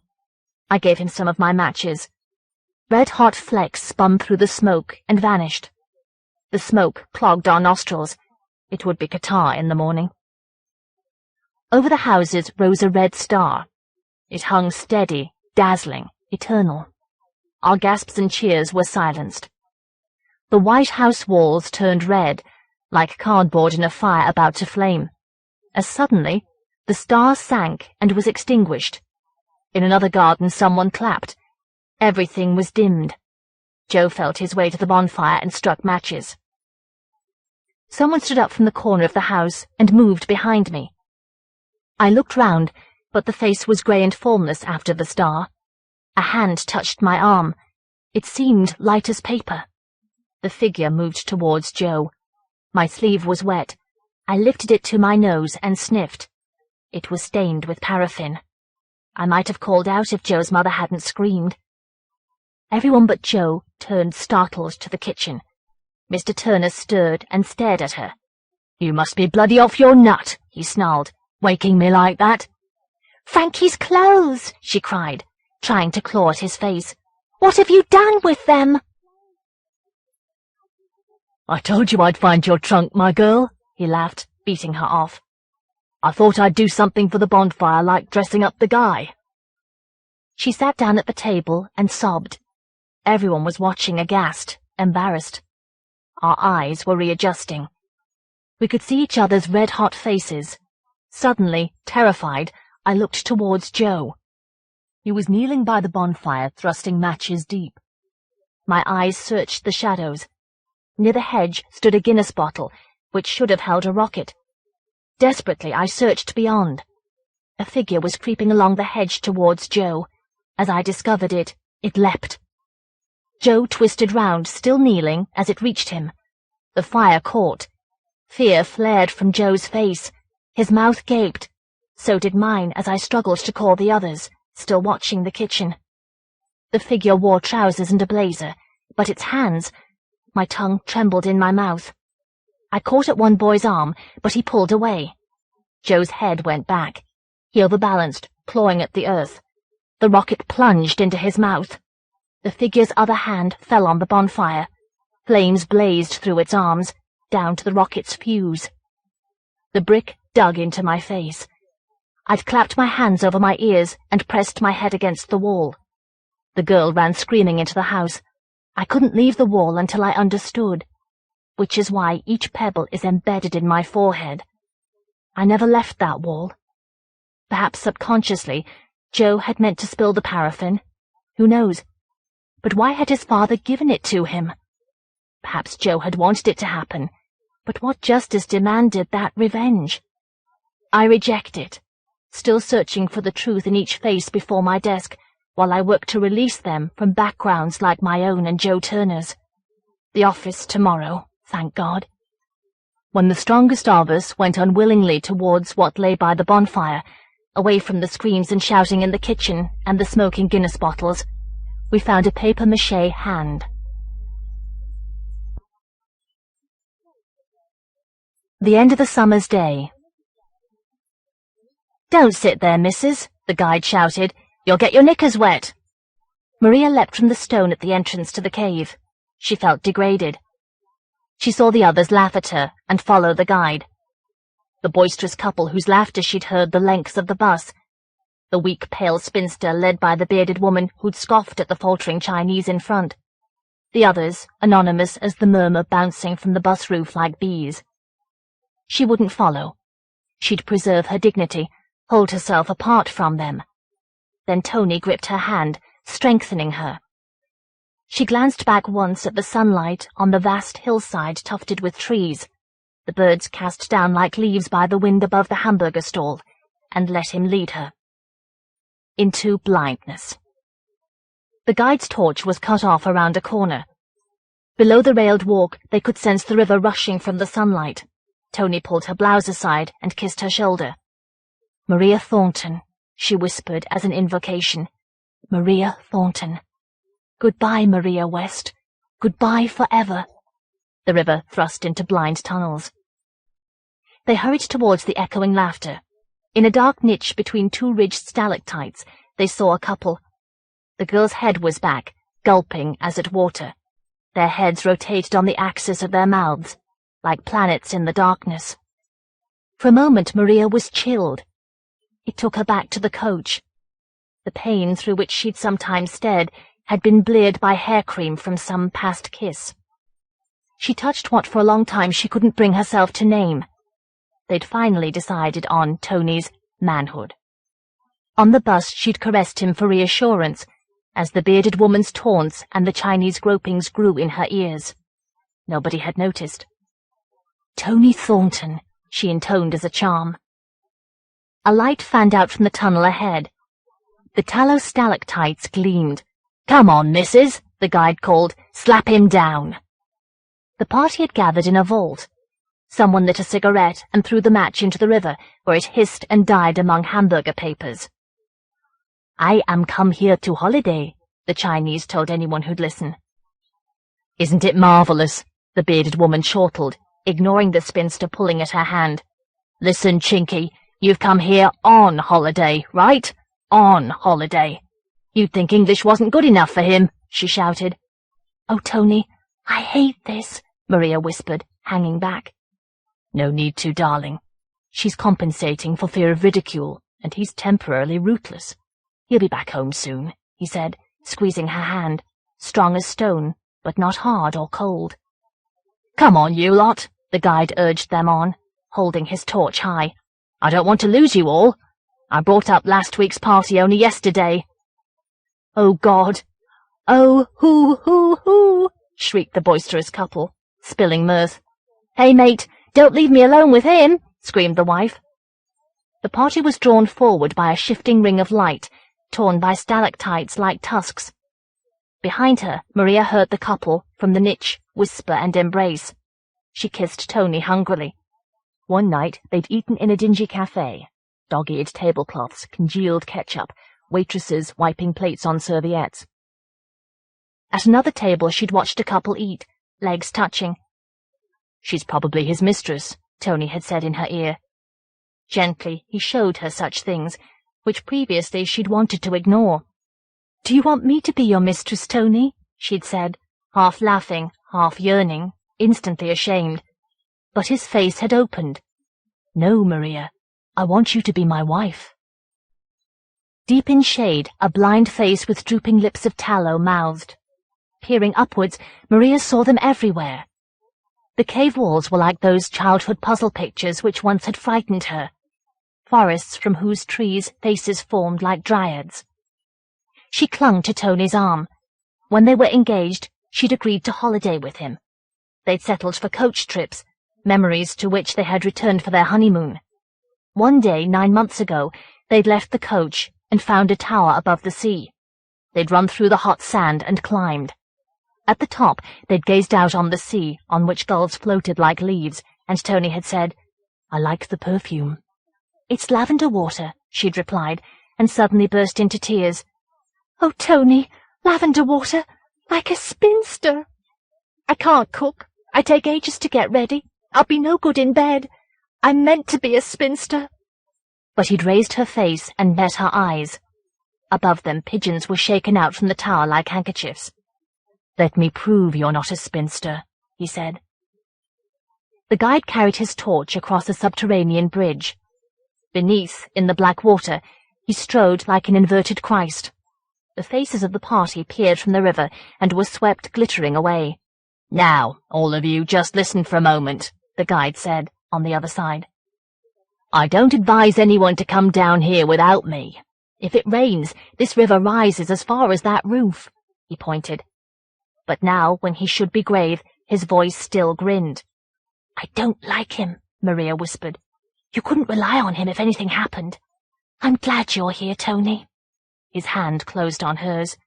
"It can't last forever," he told her. She knew he was thinking of the hotel, and laid her head against his shoulder. "So long as the roof doesn't cave in," yelled the boisterous man. "Cave in?" the guide shouted, resonating from the walls. The faces above gave no sign that they'd heard. "Ha ha, very good. Must remember that one." He poured his torch beam into a low tunnel and ushered them onward. Behind her on the bridge, Maria heard the couple from the niche. She lifted her head from Tony's shoulder. Thinking of the hotel, the first pain had faded, but in the darkness of their bedroom, Tony seemed to leave her. The weight on her body, the thrust inside her, the hands exploring blindly, were no longer Tony. Yet she wasn't ready to leave the light on. Even afterwards, as they lay quiet, bodies touching, trustingly, she never felt that peace which releases the tongue, enabling her to tell him what she felt. Often she dreamed of the tower above the sea. One day they'd return there, and she'd be wholly his at last.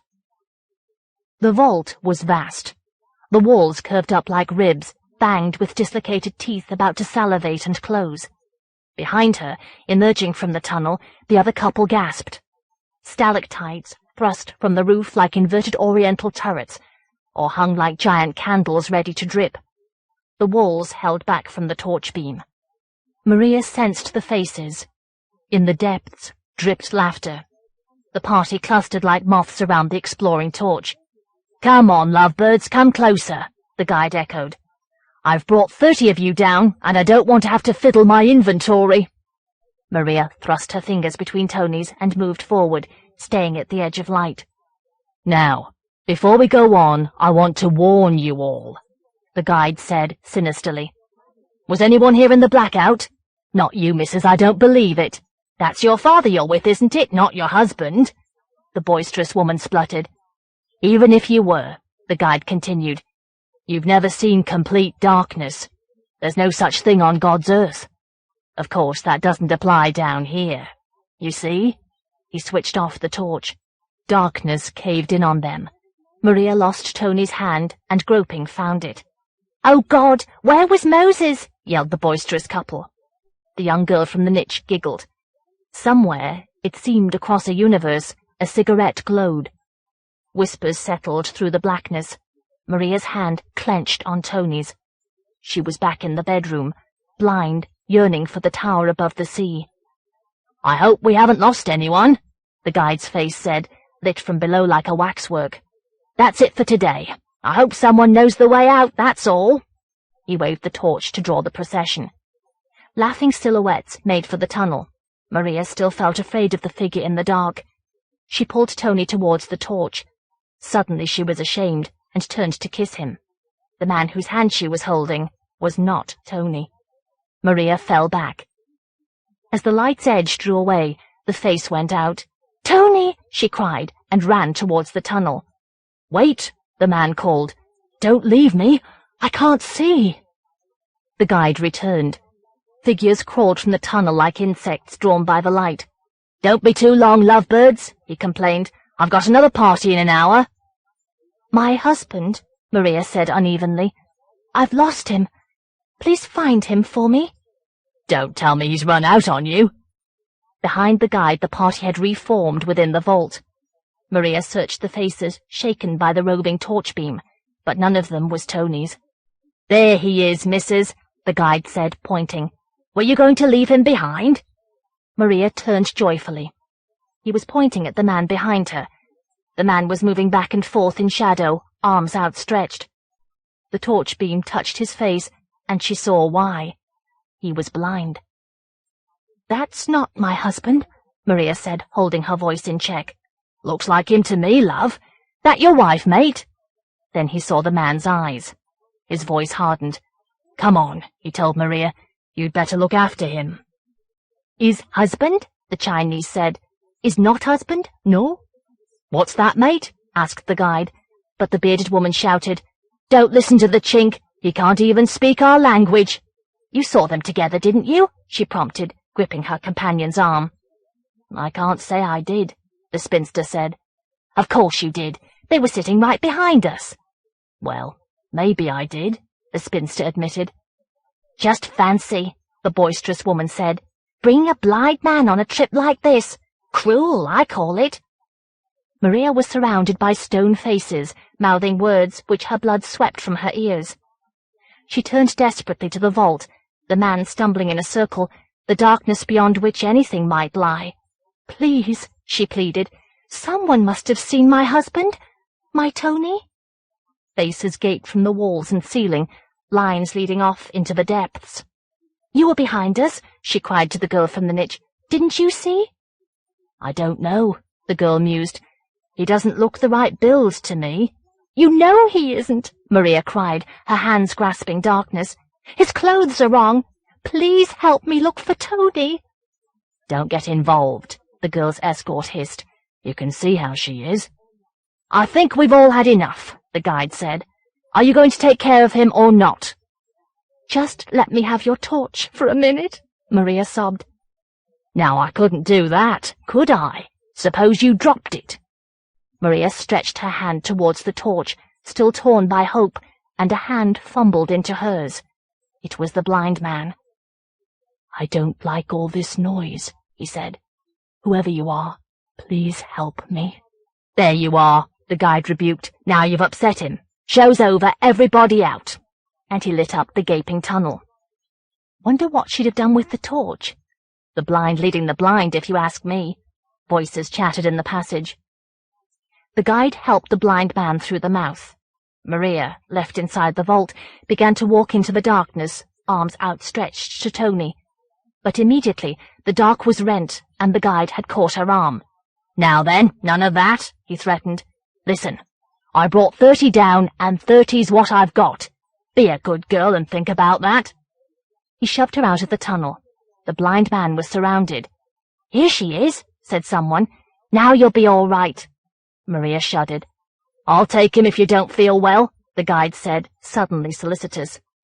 But they led the blind man forward and closed his hand on hers. The guide moved to the head of the party. The tunnel mouth darkened, was swallowed. "Tony!" Maria screamed, hearing only her own echo. "Don't!" the blind man pleaded piteously. She heard the river sweep beneath the bridge, choked with darkness, erasing Tony Thornton. For a moment she could have thrust the blind man into the gulf and run back to the vault, but his hand gripped hers with the ruthlessness of need. Around her faces laughed and melted as the torch passed. They'd conspired, she told herself, to make away with Tony and to bring this other forth. She must fall in with them. They could leave her dead in some side tunnel. She looked down into the river and saw the sightless eyes beside her, unaware of her. The guide's torch failed. Daylight flooded down the hillside just beyond. Anonymous figures chewed and waited at the hamburger stall.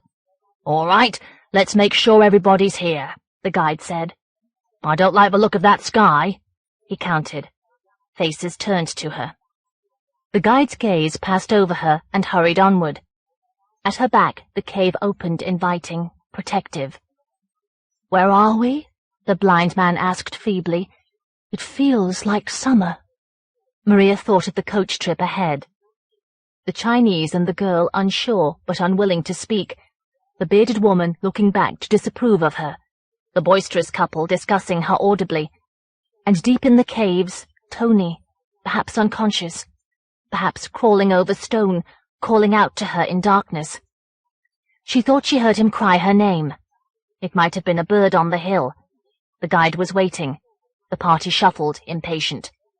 Suddenly she pushed the blind man forward. He stumbled out into the summer day.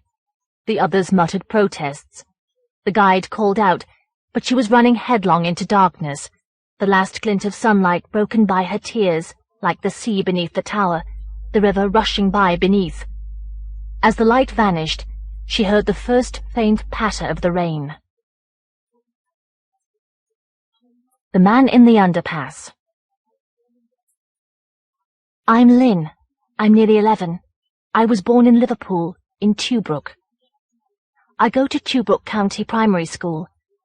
This year I've been taking my little brother Jim to the infants. Every morning we walk to school. It's only 600 yards away. I know that because our class had to find out for Mrs. Chandler for a project. We cross one street and then walk up Buckingham Road. At the end we go down the underpass under West Derby Road. My little brother calls it Underpants. And then just at the other end, there's the school. The underpass is what my story's all about. It isn't very high. My best friend June's big sister can touch the roof without jumping. In the roof, there are long lights like ice chopped up. That's what Mrs. Chandler means when she says something is a nice image. Usually some of the lights are broken, and there are plugs hanging down like buds. When you walk through, you can hear the traffic overhead. It feels as if your ears are shaking when buses drive over. When we were little, we used to stand in the middle, so the buses would make our ears tickle.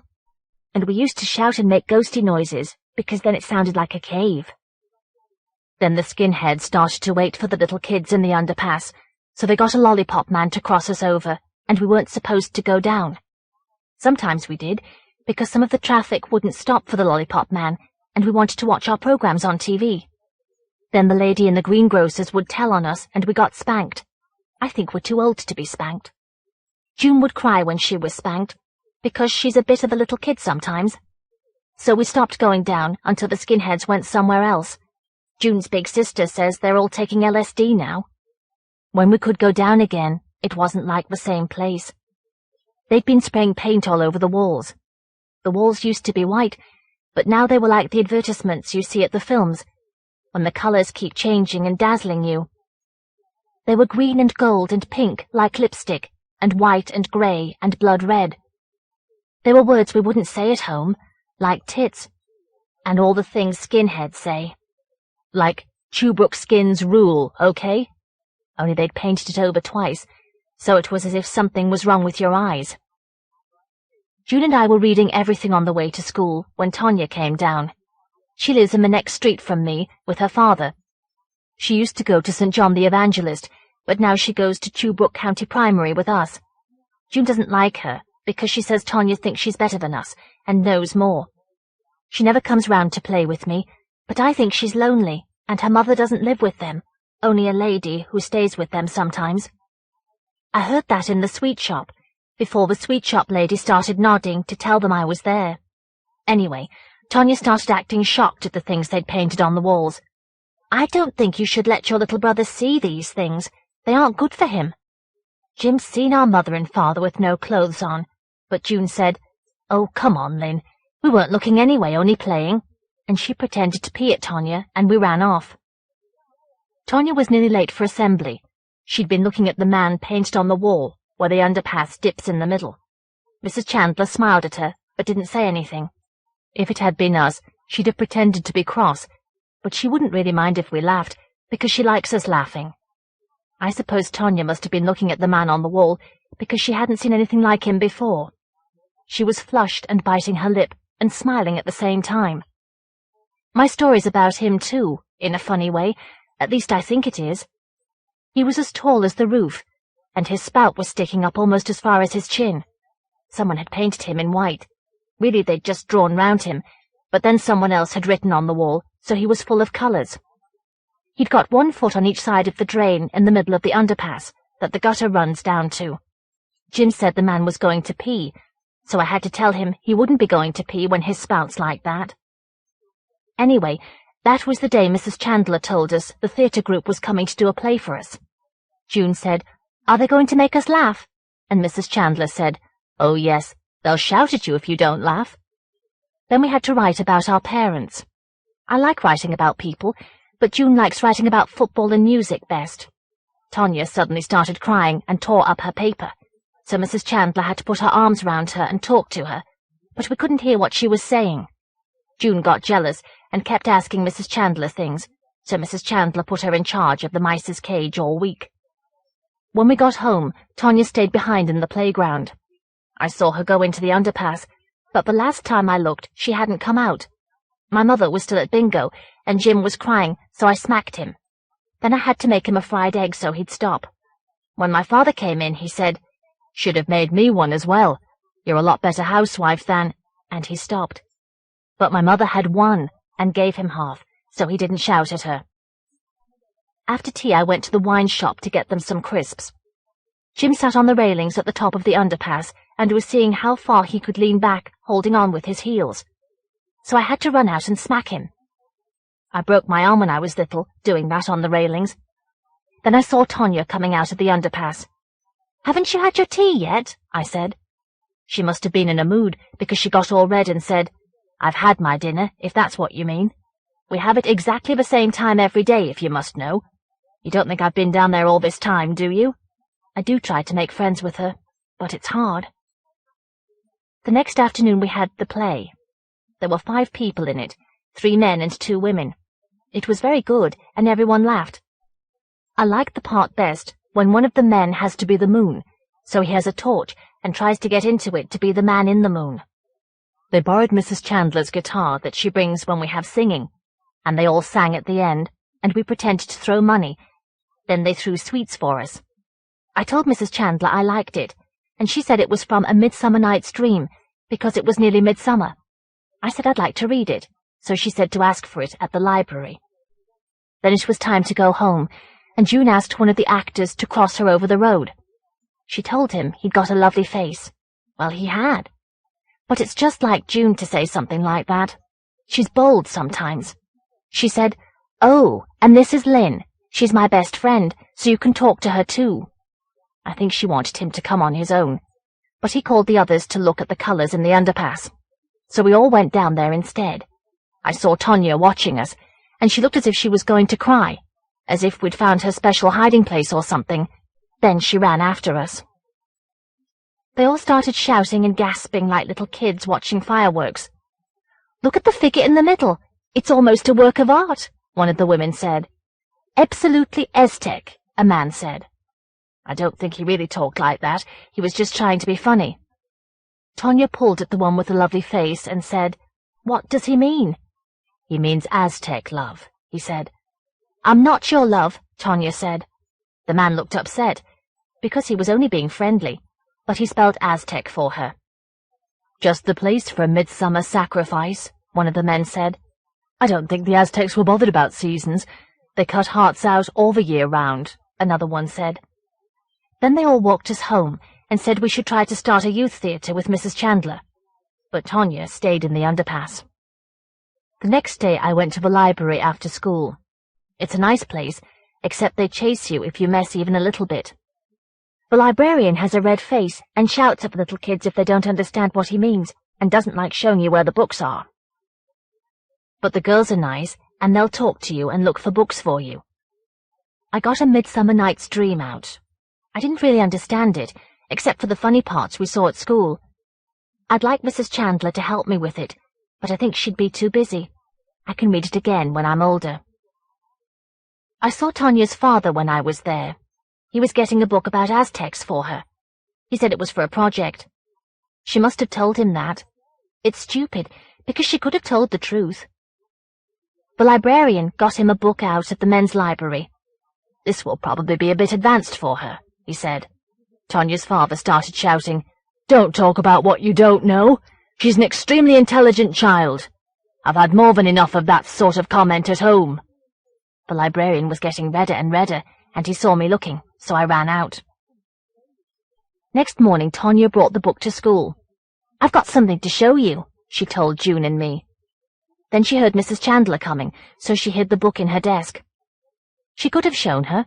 Mrs. Chandler would have been interested. At playtime, she brought it out with her. We all had to crowd round her, so the teachers wouldn't see. There were pictures of Aztec statues that looked like the floors you see in really old buildings. And there were some drawings, like the ones little kids do. Funny, but you aren't supposed to laugh. Some of them had no clothes on. "Don't let everyone see," Tonya said. "I don't know what you're worried about. They don't worry us," I said, because the way she was showing us made the pictures seem dirty, though they weren't really. It was like a picture of Jesus we used to giggle at when we were little, because he was only wearing a cloth. I suppose she never used to play doctors and nurses, so she couldn't have seen anything, like the man in the underpass. When we went out to play at dinner time, she brought the book again. She started reading bits out of it, about the Aztecs using pee for dyeing clothes, and eating dogs, and burning people and cutting their hearts out and eating them. She said one part meant that when they made a sacrifice, their gods would appear. "No, it doesn't," June said. "They were just men dressed up." "Well, it does," Tonya said. "The gods came and walked among them." "You're the best reader, Lynn. You say what it says," June said. Actually, June was right, but Tonya was biting her lip, and I didn't want to be mean, so I said she was right. June wouldn't speak to me when we walked home. But the next day I had to be specially nice to June, because Mrs. Chandler said so we were friends again. June was upset all day. That was why Mrs. Chandler said to be nice to her. Someone had left the mice's cage unlocked, and they'd escaped. June was crying, because she liked to watch them, and she loves animals. Only she hadn't any, since when her kitten tried to get up under the railway bridge, where you can hear pigeons, and fell off and got killed. Mrs. Chandler said for everyone to be nice to June, so we were. Except Tonya, who avoided us all day and didn't talk to anyone. I thought then she was sad for June. On Saturday, we went to the baths by the library. The baths are like a big toilet with tiled walls and slippery floors. We said we'd teach Tonya to swim, but her father wouldn't let her come in case she got her asthma and drowned. We had to stop some boys pushing Jim and the other little kids in. There must be something wrong with them to do that. I think they ought to go and see a doctor, like Tonya with her asthma. Only June's big sister says it isn't the ordinary doctor Tonya needs to go and see. Then we went home to watch Doctor Who. It was good, only Jim got all excited watching the giant maggots chasing Doctor Who and nearly had to go to bed. My mother had bought some lovely curtains with her bingo money, all red and purple, and she was putting them up in the front room so our maisonette would look different from the others. There wasn't any football on TV, so my father went out for a drink and gave us money for lemonade.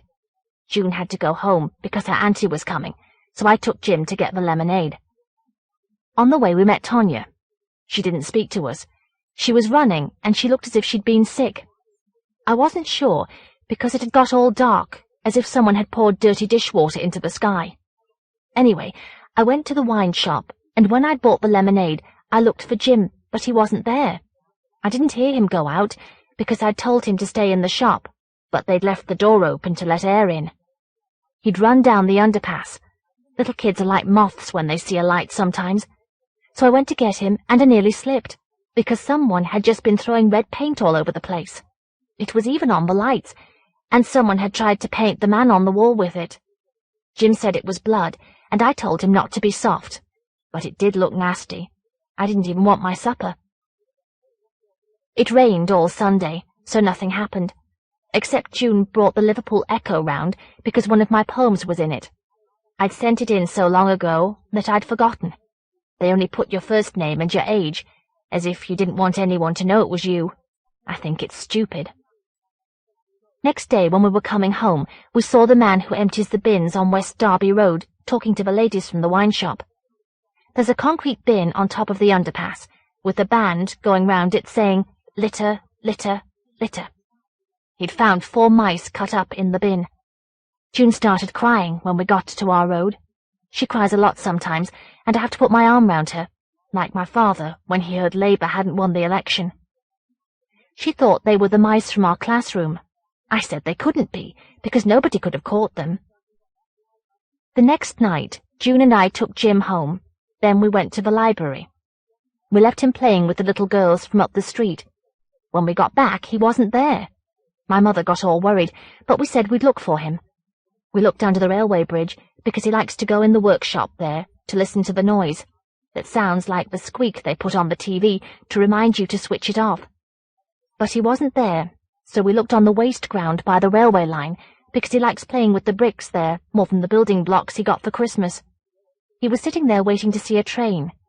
He said a girl had taken the little girls to see a man who showed them nice things.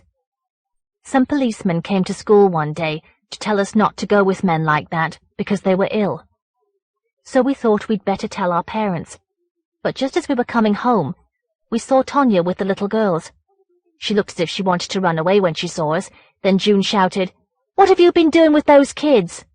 "It wasn't anything, only a drawing on the wall," one of the little girls said. "You wouldn't even let Jim look at him the other day," I said. "Well, he wouldn't have wanted to come," Tonya said. "You just let them play next time." "Jim was having fun," I said. The next day a puppy came into the playground, and we all played with it. It rolled on its back to make us tickle it. Then it peed on the caretaker's bike, and he chased it away. Tonya played with it most, and when it came back to the playground, she threw sweets out of the window for it, until Mrs. Chandler said not to. We were painting, and Tonya did a lovely one with lots of colours, instead of the ones she usually does, which are all dark. Mrs. Chandler said it was very good, and you could tell she was really pleased.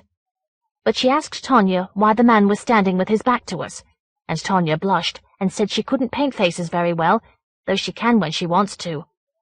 I painted a puppy eating a bone, and Mrs. Chandler liked that too. When it was time to go home, Tonya stayed behind to ask Mrs. Chandler about painting faces, as if she didn't know how. We thought she wanted to walk along with Mrs. Chandler, but instead she ran out of the school when everyone had gone, and went down the underpass with the puppy. We saw her because I had to get some apples from the greengrocer's. That's a funny shop, because the boards have got all dirty with potatoes, and sometimes the ladies talk to people and forget we're there. So we were in there a long time, and Tonya and the puppy hadn't come up. "Let's see what she's doing," June said. Just as we went down the ramp, the puppy ran out with Tonya chasing it. She had a penknife. "I was only pretending. I wouldn't kill it really," she said. "You shouldn't have a knife at all," I said. Then she went off, because we wouldn't help her find the puppy. After tea, Jim and the little girls were climbing on a lorry, so I had to tell them the man would shout when he came back. They all ran up the street and started shouting, "Popocatépetl! Popocatépetl!" Little kids are funny sometimes. I asked them what it meant, and one of the little girls said, "That's what that girl said we had to say to the man on the wall." I told her not to play with Tonya, because Tonya could do things they shouldn't.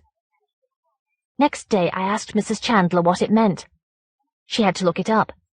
Then she said it was a volcano in Mexico. At dinner time, I asked Tonya why she'd told the little girls to say it.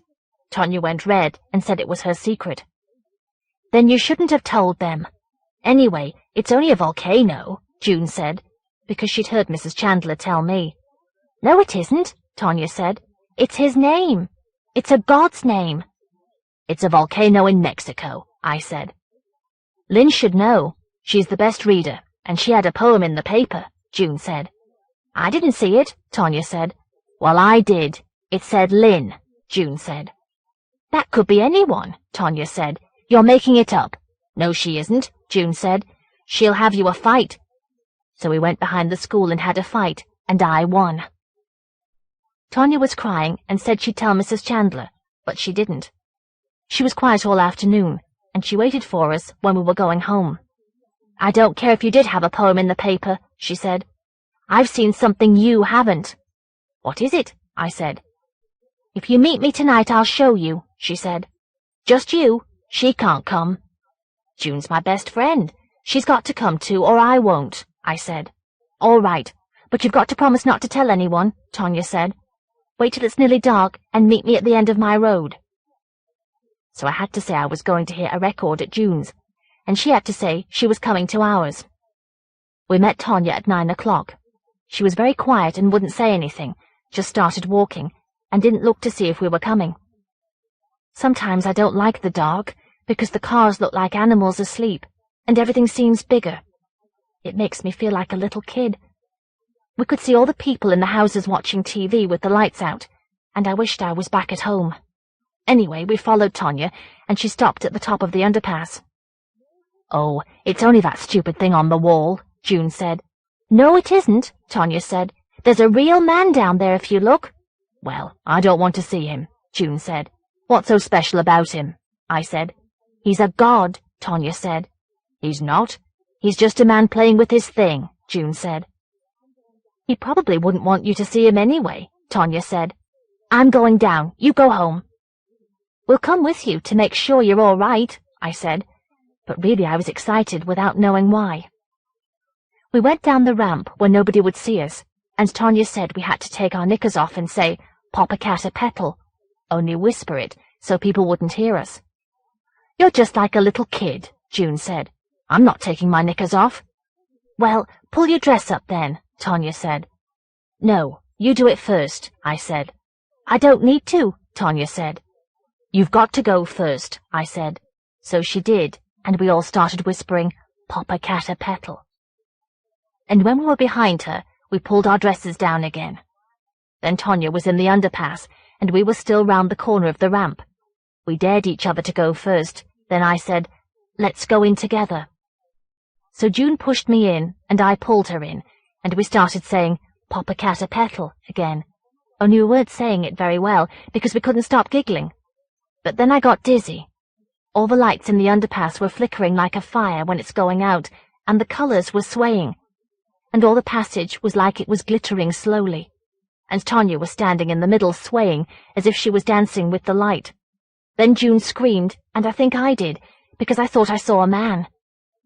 It must have been our eyes, because the light was so funny.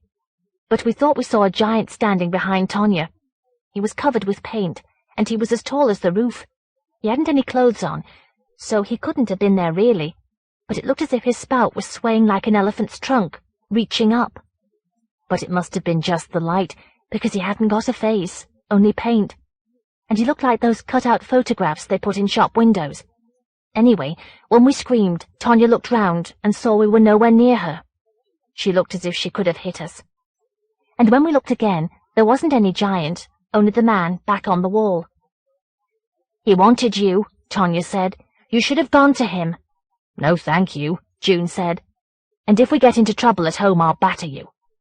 Then we ran home, but they didn't ask me anything, because they'd heard my father had to be on strike again. Next day, Tonya wouldn't speak to us.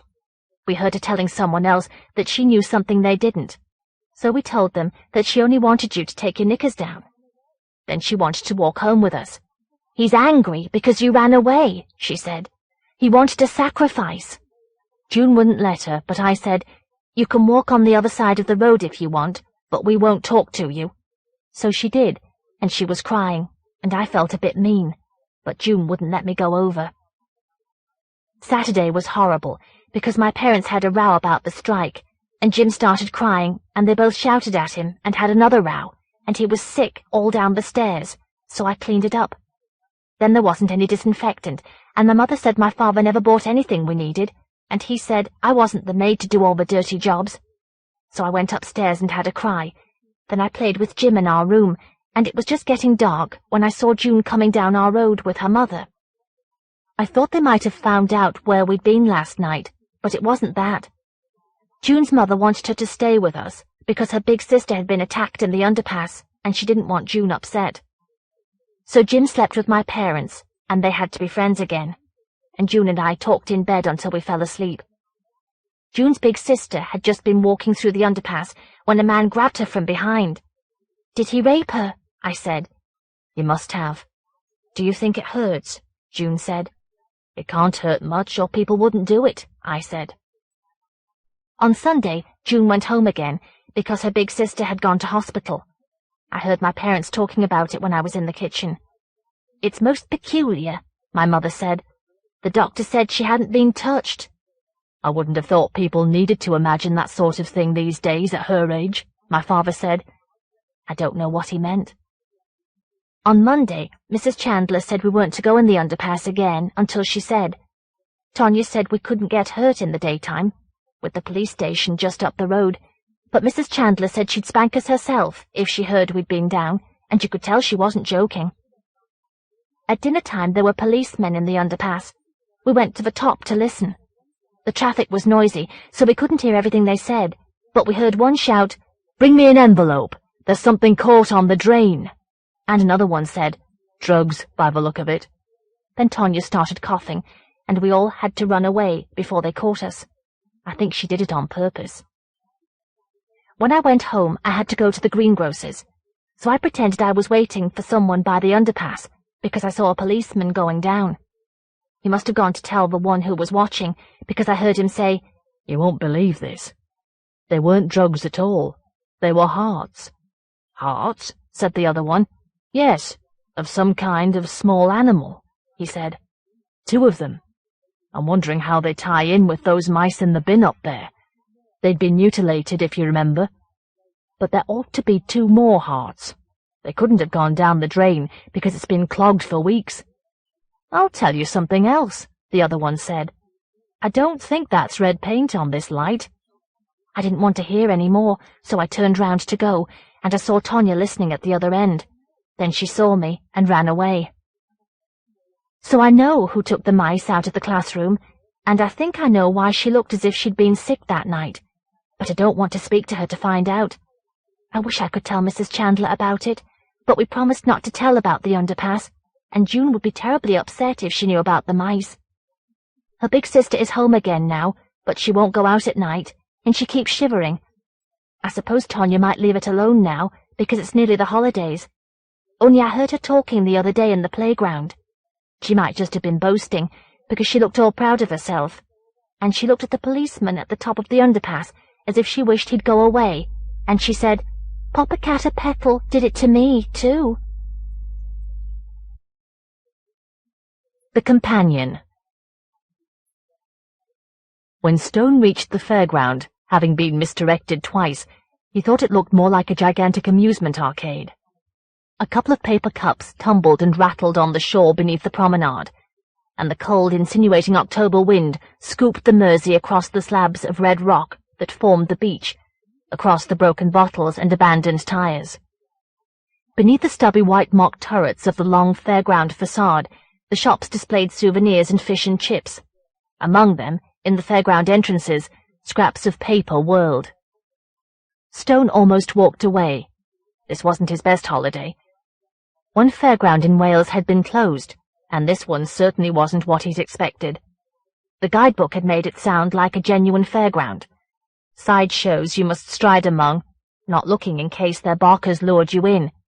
The sudden shock of waterfalls cascading down what looked like painted cardboard. The shots and bells and wooden concussions of target galleries. The girls' shrieks overhead, the slippery armor and juicy crunch of toffee apples. The illuminations springing alight against a darkening sky. But at least, he thought, he had chosen his time well. If he went in now, he might have the fairground almost to himself. As he reached an entrance, he saw his mother eating fish and chips from a paper tray. What nonsense. She would never have eaten standing up in public, like a horse, as she'd used to say. But he watched as she hurried out of the shop, face averted from him and the wind. Of course it had been the way she ate, with little snatching motions of her fork and mouth.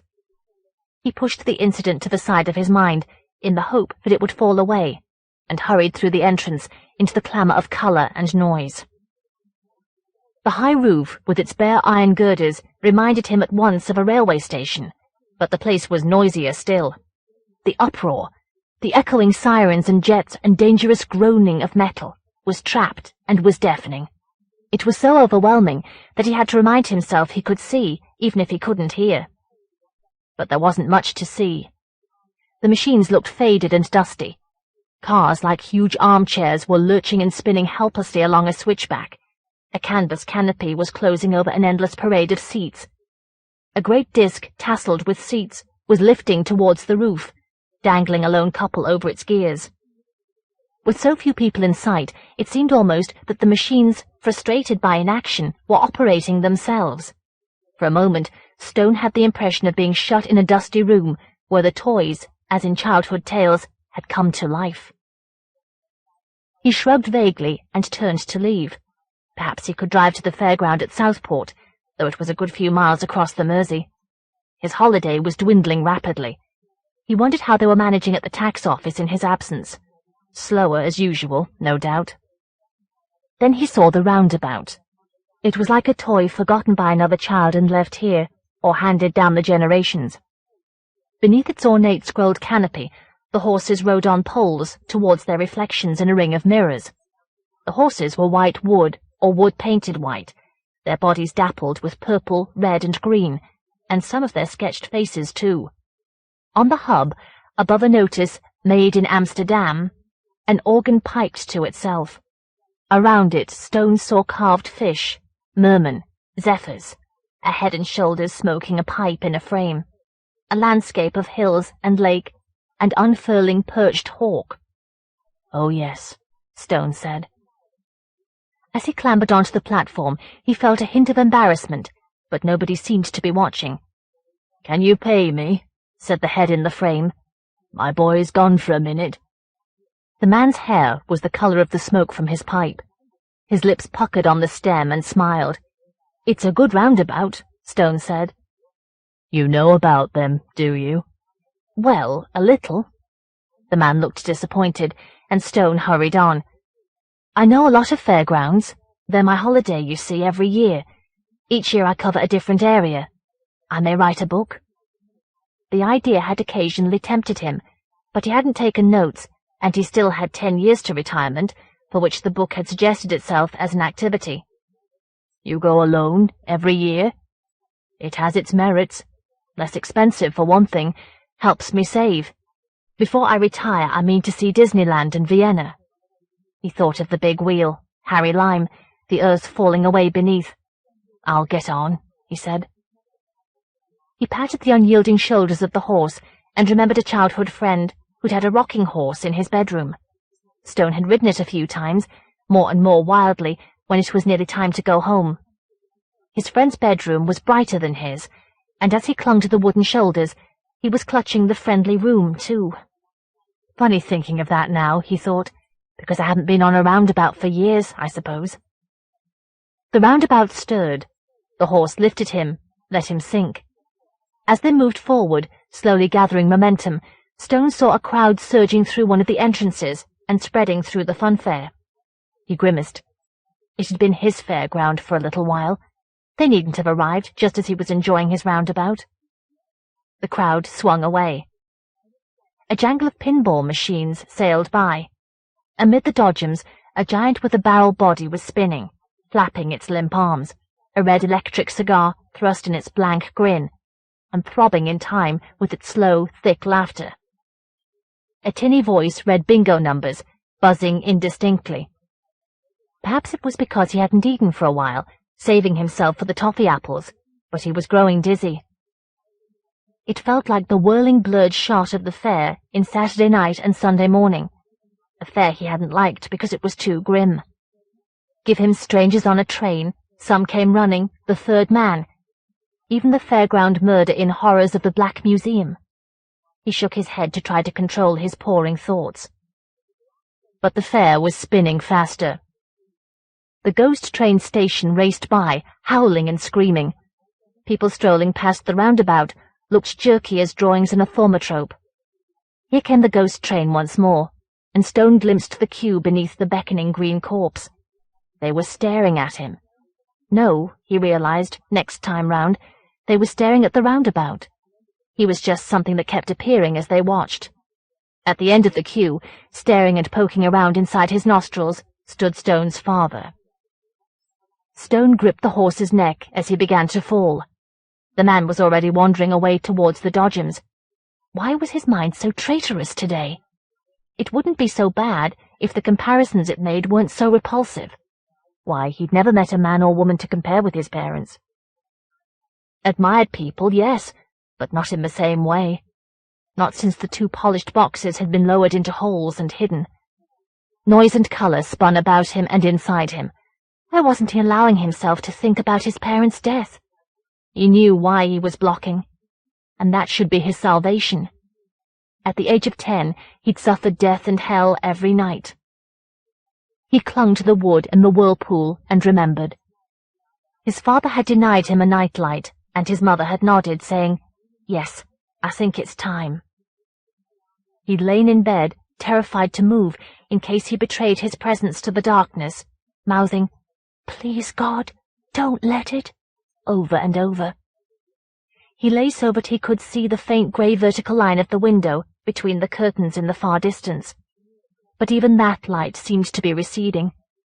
He knew that death and hell would be like this. Sometimes as he began to blur with sleep, and the room grew larger, and the shapes dark against the darkness awoke, he couldn't tell that he hadn't already died. He sat back as the horse slowed, and he began to slip forward across its neck. What then? Eventually, he'd seen through the self-perpetuating trap of religious guilt, of hell, of not daring not to believe in it, because then it would get you. For a while he'd been vaguely uneasy in dark places, but not sufficiently so to track down the feeling and conquer it. After a while it had dissipated, along with his parents' overt disapproval of his atheism. Yes, he thought, as his memories and the roundabout slowed, I was happiest then, lying in bed, hearing and feeling them and the house around me. Then when he was 30, a telephone call had summoned him to the hole in the road, to the sight of the car like a dead black beetle protruding from the hole. There had been a moment of sheer vertiginous terror, and then it was over. His parents had gone into darkness. That was enough. It was the one almost religious observance he imposed on himself. Think no more. and there was no reason to do so now.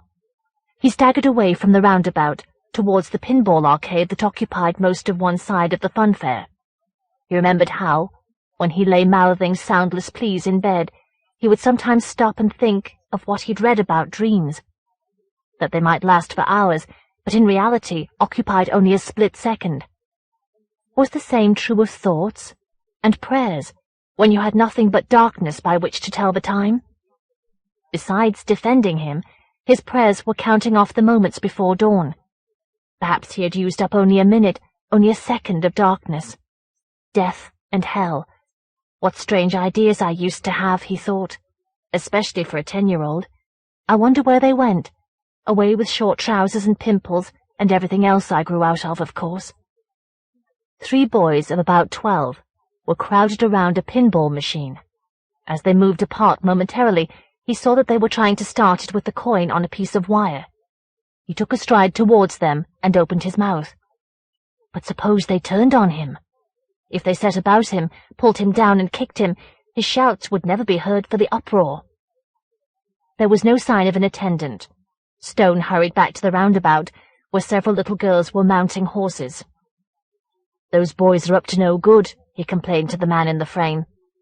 "You! Yes, you! I've seen you before. Don't let me see you again!" the man shouted. They dispersed, swaggering. "Things didn't used to be like this," Stone said, breathing hard with relief. "I suppose your roundabout is all that's left of the old fairground." "The old one? No, this didn't come from there." "I thought the old one must have been taken over." "No, it's still there. What's left of it," the man said. "I don't know what you'd find there now.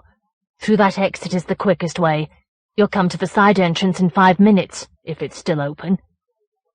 The moon had risen. It glided along the rooftops as Stone emerged from the back of the funfair and hurried along the terraced street. Its light lingered on the tips of chimneys and the peaks of roofs. Inside the houses, above slivers of earth or stone that passed for front gardens, Stone saw faces silvered by television. At the end of the terrace, beyond a wider road, he saw an identical street paralleled by an alley. Just keep going. The moon cleared the roofs as he crossed the intersection and left a whitish patch on his vision. He was trying to blink it away as he reached the street, and so he wasn't certain if he glimpsed a group of boys emerging from the street he'd just left and running into the alley. Anxiety hurried him onward, while he wondered if he should turn back. His car was on the promenade. He could reach it in 5 minutes. They must be the boys he had seen in the pinball arcade, out for revenge. Quite possibly they had knives or broken bottles. No doubt they knew how to use them from the television. His heels clacked in the silence. Dark exits from the alley gaped between the houses. He tried to set his feet down gently as he ran. The boys were making no sound at all, at least none that reached him. If they managed to overbalance him, they could smash his bones while he struggled to rise. At his age, that could be worse than dangerous. Another exit lurked between the houses, which looked threatening in their weight and impassivity. He must stay on his feet, whatever happened. If the boys got hold of his arms, he could only shout for help. The houses fell back as the street curved. Their opposite numbers loomed closer. In front of him, beyond a wall of corrugated tin, lay the old fairground. He halted, panting, trying to quell his breath before it blotted out any sounds in the alley. Where he had hoped to find a well-lit road to the promenade, both sides of the street ended as if lopped, and the way was blocked by the wall of tin. In the middle, however, the tin had been prized back like a lid, and a jagged entrance yawned among the sharp shadows and moonlit inscriptions. The fairground was closed and deserted. As he realized that the last exit was back beyond the curve of the street, Stone stepped through the gap in the tin.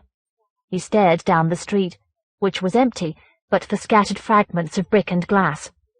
It occurred to him that they might not have been the same boys after all. He pulled the tin to behind him and looked around. The circular booths, the long target galleries, the low roller coaster, the Ark and the Crazy House, draped shadow over each other and merged with the dimness of the paths between. Even the roundabout was hooded by darkness hanging from its canopy. Such wood as he could see in the moonlight looked ragged, the paint patchy. But between the silent machines and stalls, one ride was faintly illuminated, the ghost train. He walked towards it.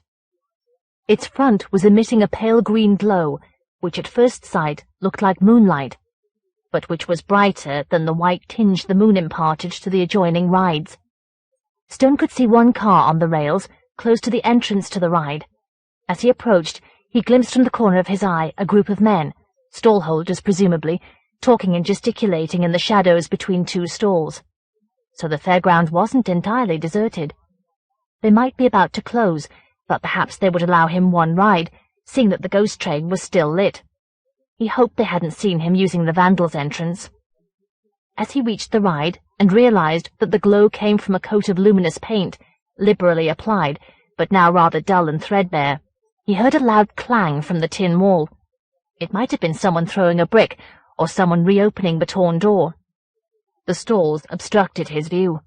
He glanced quickly about for another exit, but found none. He might run into a dead end. It was best to stay where he was. He couldn't trust the stall-holders. They might live nearby. They might know the boys or even be their parents. As a child, he'd once run to someone who had proved to be his attacker's unhelpful father. He climbed into the ghost train car. Nothing happened. Nobody was attending the ride. Stone strained his ears. Neither the boys, if they were there, nor the attendant seemed to be approaching. If he called out, the boys would hear him. Instead, frustrated and furious, he began to kick the metal inside the nose of the car. Immediately, the car trundled forward over the lip of an incline in the track and plunged through the ghost train doors into darkness. As he swung round an unseen clattering curve, surrounded by noise and the dark, Stone felt as if he had suddenly become the victim of delirium. He remembered his storm-racked childhood bed and the teeming darkness pouring into him. Why on earth had he come on this ride? He'd never liked the ghost trains as a child, and as he grew up, he had instinctively avoided them. He'd allowed his panic to trap him. The boys might be waiting when he emerged. Well, in that case, he would appeal to whoever was operating the ride. He sat back, gripping the wooden seat beneath him with both hands, and gave himself up to the straining of metal, the abrupt swoops of the car, and the darkness. Then, as his anxiety about the outcome of the ride diminished, another impression began to trickle back. As the car had swung around the first curve, he'd glimpsed an illuminated shape. 2 illuminated shapes, withdrawn so swiftly that he'd had no time to glance up at them. He had the impression that they had been the faces of a man and a woman, gazing down at him. At once they had vanished into the darkness, or been swept away by it. It seemed to him for some reason very important to remember their expressions. Before he could pursue this, he saw a greyish glow ahead of him. He felt an unreasoning hope that it would be a window, which might give him an idea of the extent of the darkness. But already he could see that its shape was too irregular. A little closer and he could make it out. It was a large stuffed grey rabbit with huge glass or plastic eyes, squatting upright in an alcove, with its front paws extended before it. Not a dead rabbit, of course, a toy.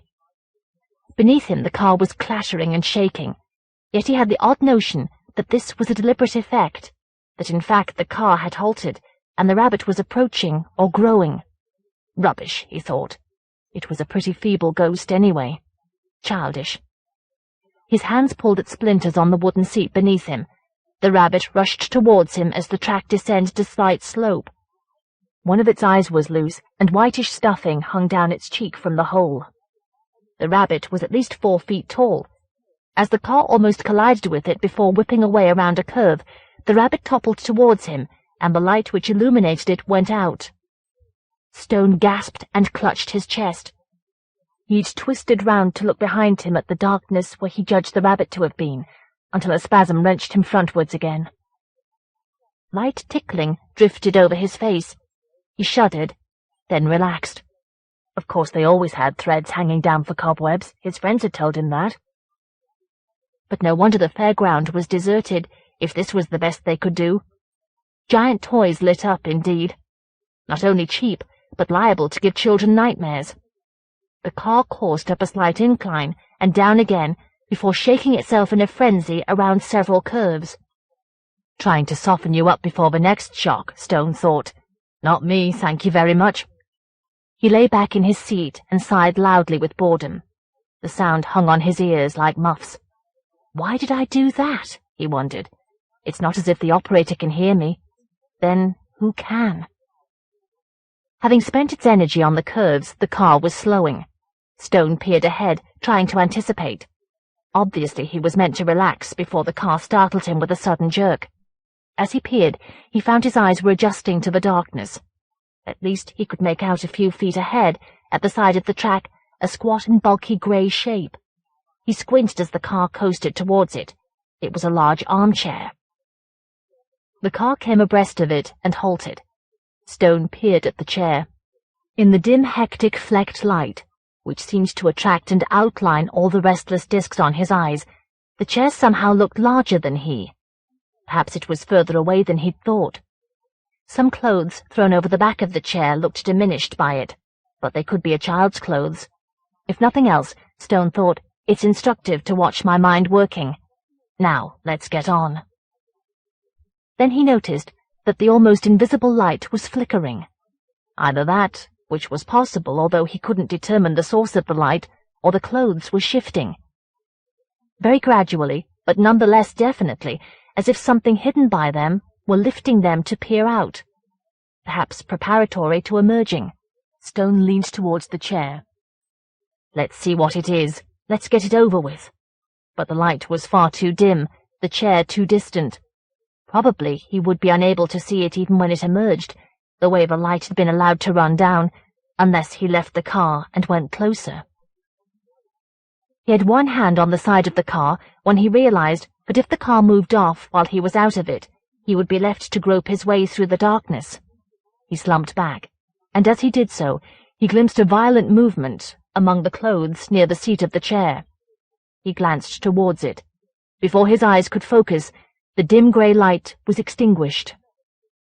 Stone sat for a moment, all of him concentrating on the silence, the blind darkness. Then he began to kick frantically at the nose of the car. The car shook a little with his attack, but stayed where it was. By the time it decided to move forward, the pressure of his blood seemed to be turning the darkness red. When the car nosed its way around the next curve, slowing as if sniffing the track ahead, Stone heard a mute thud and creak of wood above the noise of the wheels. It came from in front of him. The sort of thing you hear in a house at night, he thought. Soon be out now. Without warning, a face came rushing towards him out of the darkness a few feet ahead. It jerked forward as he did. Of course it would, he thought with a grimace, sinking back and watching his face sink briefly into the mirror. Now he could see that he and the car were surrounded by a faint light, which extended as far as the wooden frame of the mirror. Must be the end of the ride. They can't get any more obvious than that. Effective in its way, I suppose. He watched himself in the mirror as the car followed the curve past. His silhouette loomed on the greyish light which had fallen behind. Suddenly he frowned. His silhouette was moving independent of the movement of the car. It was beginning to swing out of the limits of the mirror.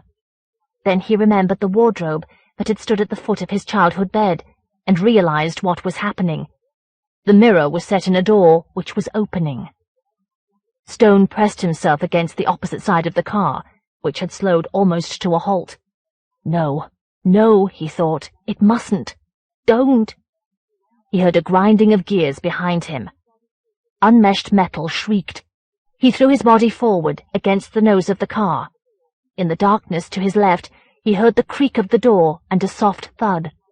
The car moved a little, then caught the gears and ground forward.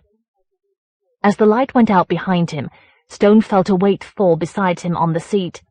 He cried out, or tried to, but as he gulped in air, it seemed to draw darkness into his lungs, darkness that swelled and poured into his heart and brain. There was a moment in which he knew nothing, as if he'd become darkness and silence and the memory of suffering. Then the car was rattling on, the darkness was sweeping over him and by, and the nose of the car banged open the doors and plunged out into the night. as the car swung onto the length of track outside the ghost train. Stone caught sight of the gap between the stalls, where he had thought he'd seen the stall holders. A welling moonlight showed him that between the stalls stood a pile of sacks, nodding and gesticulating in the wind. Then the seat beside him emerged from the shadow, and he looked down. Next to him on the seat was a shrunken, hooded figure. It wore a faded jacket and trousers striped and patched in various colors, indistinguishable in the receding moonlight. The head almost reached his shoulder. Its arms hung slack at its sides, and its feet drummed laxly on the metal beneath the seat. Shrinking away, Stone reached for the front of the car to pull himself to his feet, and the figure's head fell back. Stone closed his eyes. When he opened them, he saw within the hood an oval of white cloth, upon which, black crosses for eyes, a barred crescent for a mouth, a grinning face was stitched. As he had suddenly realized that the car hadn't halted nor even slowed before plunging down the incline back into the ghost train, Stone did not immediately notice that the figure had taken his hand. Call first. It was the other porters who made Ned determined to know who answered the phone in the old man's house. Not that he hadn't wanted to know before. He'd felt it was his right almost as soon as the whole thing had begun, months ago. He'd been sitting behind his desk in the library entrance, waiting for someone to try to take a bag into the library so he could shout after them that they couldn't, when the reference librarian ushered the old man up to Ned's desk and said, "Let this gentleman use your phone." Maybe he hadn't meant every time the old man came to the library, but then he should have said so. The old man used to talk to the librarian and tell him things about books even he didn't know, which was why he let him phone. All Ned could do was feel resentful. People weren't supposed to use his phone, and even he wasn't allowed to phone outside the building. And it wasn't as if the old man's calls were interesting. Ned wouldn't have minded if they'd been worth hearing. "I'm coming home now." That was all he ever said. Then he'd put down the receiver and hurry away. It was the way he said it that made Ned wonder. There was no feeling behind the words. They sounded as if he was saying them only because he had to, perhaps wishing he needn't. Ned knew people talked like that. His parents did in church, and most of the time at home. He wondered if the old man was calling his wife, because he wore a ring on his wedding finger, although in the claw where a stone should be was what looked like a piece of yellow fingernail. But Ned didn't think it could be his wife. Each day the old man came, he left the library at the same time, so why would he bother to phone? Then there was the way the old man looked at Ned when he phoned, as if he didn't matter and couldn't understand, the way most of the porters looked at him. That was the look that swelled up inside Ned one day and made him persuade one of the other porters to take charge of his desk while Ned waited to listen in on the old man's call. The girl who always smiled at Ned was on the switchboard, and they listened together. They heard the phone in the house ringing, then lifted, and the old man's call and his receiver going down. Nothing else, not even breathing, apart from the old man's. "Who do you think it is?" the girl said, but Ned thought she'd laugh if he said he didn't know. He shrugged extravagantly and left. Now he was determined. The next time the old man came to the library, Ned phoned his house, having read what the old man dialed. When the ringing began, its pulse sounded deliberately slow, and Ned felt the pumping of his blood rushing ahead. 7 trills, and the phone in the house opened with a violent click. Ned held his breath, but all he could hear was his blood thumping in his ears. "Hello?" he said, and after a silence clearing his throat, "Hello?" Perhaps it was one of those answering machines people in films used in the office. He felt foolish and uneasy, greeting the wide, silent metal ear, and put down the receiver. He was in bed and falling asleep before he wondered why the old man should tell an answering machine that he was coming home. The following day, in the bar where all the porters went at lunchtime, Ned told them about the silently listening phone. "He's weird, that old man," he said, but now the others had finished joking with him, they no longer seemed interested, and he had to make a grab for the conversation. "He reads weird books," he said. "All about witches and magic. Real ones, not stories." "Now tell us something we didn't know," someone said, and the conversation turned its back on Ned. His attention began to wander. He lost his hold on what was being said.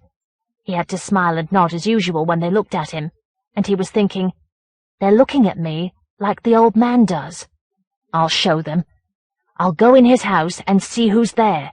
Maybe I'll take something that'll show I've been there. Then they'll have to listen." But next day at lunchtime, when he arrived at the address he'd seen on the old man's library card, Ned felt more like knocking at the front door and running away. The house was menacingly big, the end house of a street whose other windows were brightly bricked up. Exposed foundations like broken teeth protruded from the mud that surrounded the street, while the mud was walled in by a 5-story crescent of flats that looked as if it had been designed in sections to be fitted together by a 2-year-old. Ned tried to keep the house between him and the flats, even though they were hundreds of yards away, as he peered in the windows. All he could see through the grimy front window was bare floorboards. When he coaxed himself to look through the side window, the same. He dreaded being caught by the old man, even though he'd seen him sitting behind a pile of books 10 minutes ago. It had taken Ned that long to walk here. The old man couldn't walk so fast, and there wasn't a bus he could catch. At last, he dodged round the back and peered into the kitchen. A few plates in the sink, some tins of food, an old cooker. Nobody to be seen. He returned to the front, wondering what to do. Maybe he'd knock after all. He took hold of the bar of the knocker, trying to think what he'd say, and the door opened. The hall leading back to the kitchen was long and dim. Ned stood shuffling indecisively on the step. He would have to decide soon, for his lunch hour was dwindling.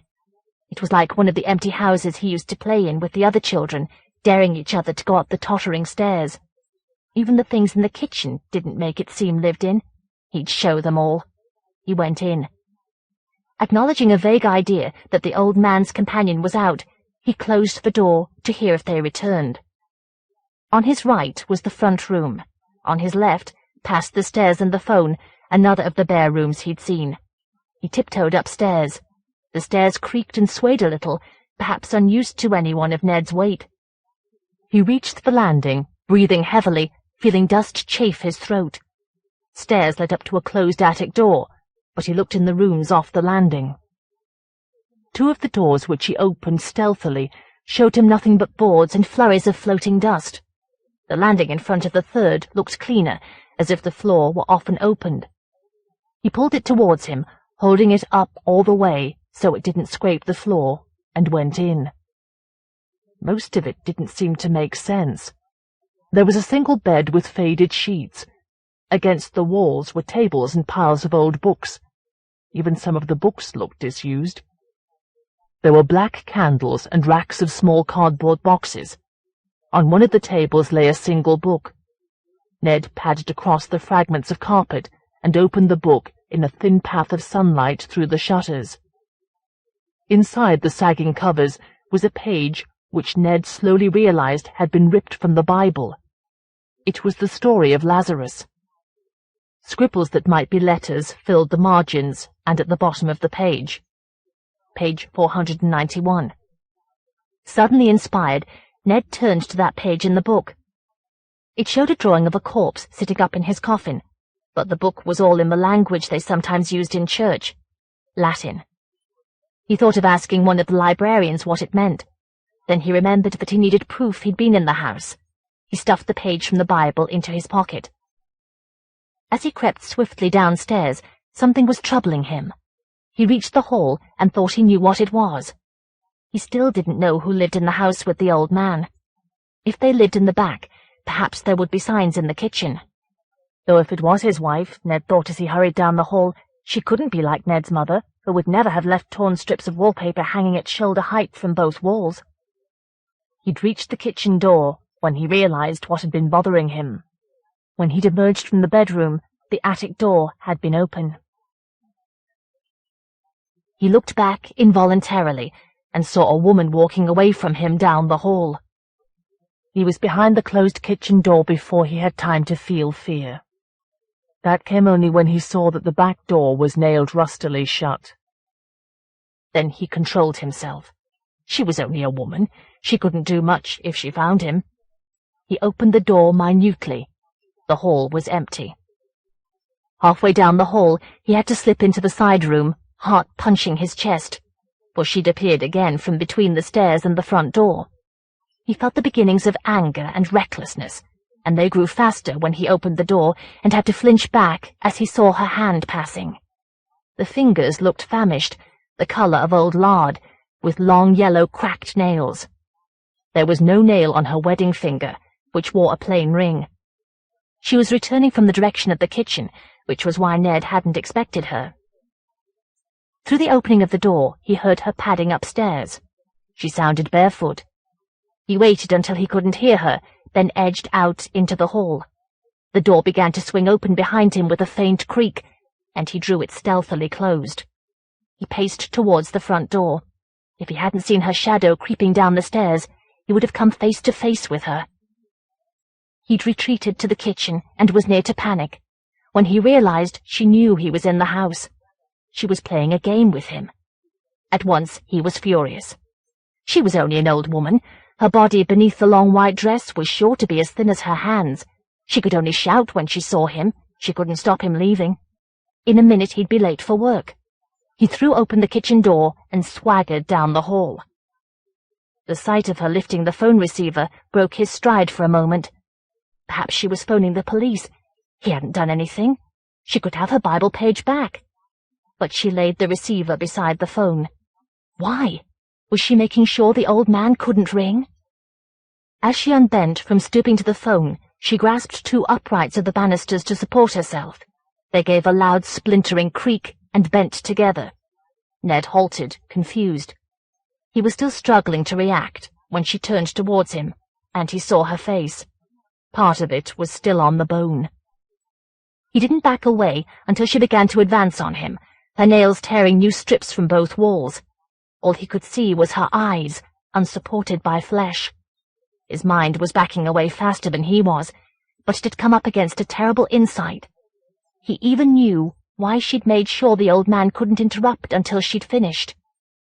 His calls weren't like speaking to an answering machine at all. They were exactly like switching off a burglar alarm. Heading home. Somewhere above you can hear your wife and the young man talking. You strain yourself upwards, your muscles trembling like water, and manage to shift your unsteady balance onto the next stair. They must think he finished you. They haven't even bothered to close the cellar door, and it's the trickle of flickering light through the crack that you're striving towards. Anyone else but you would be dead.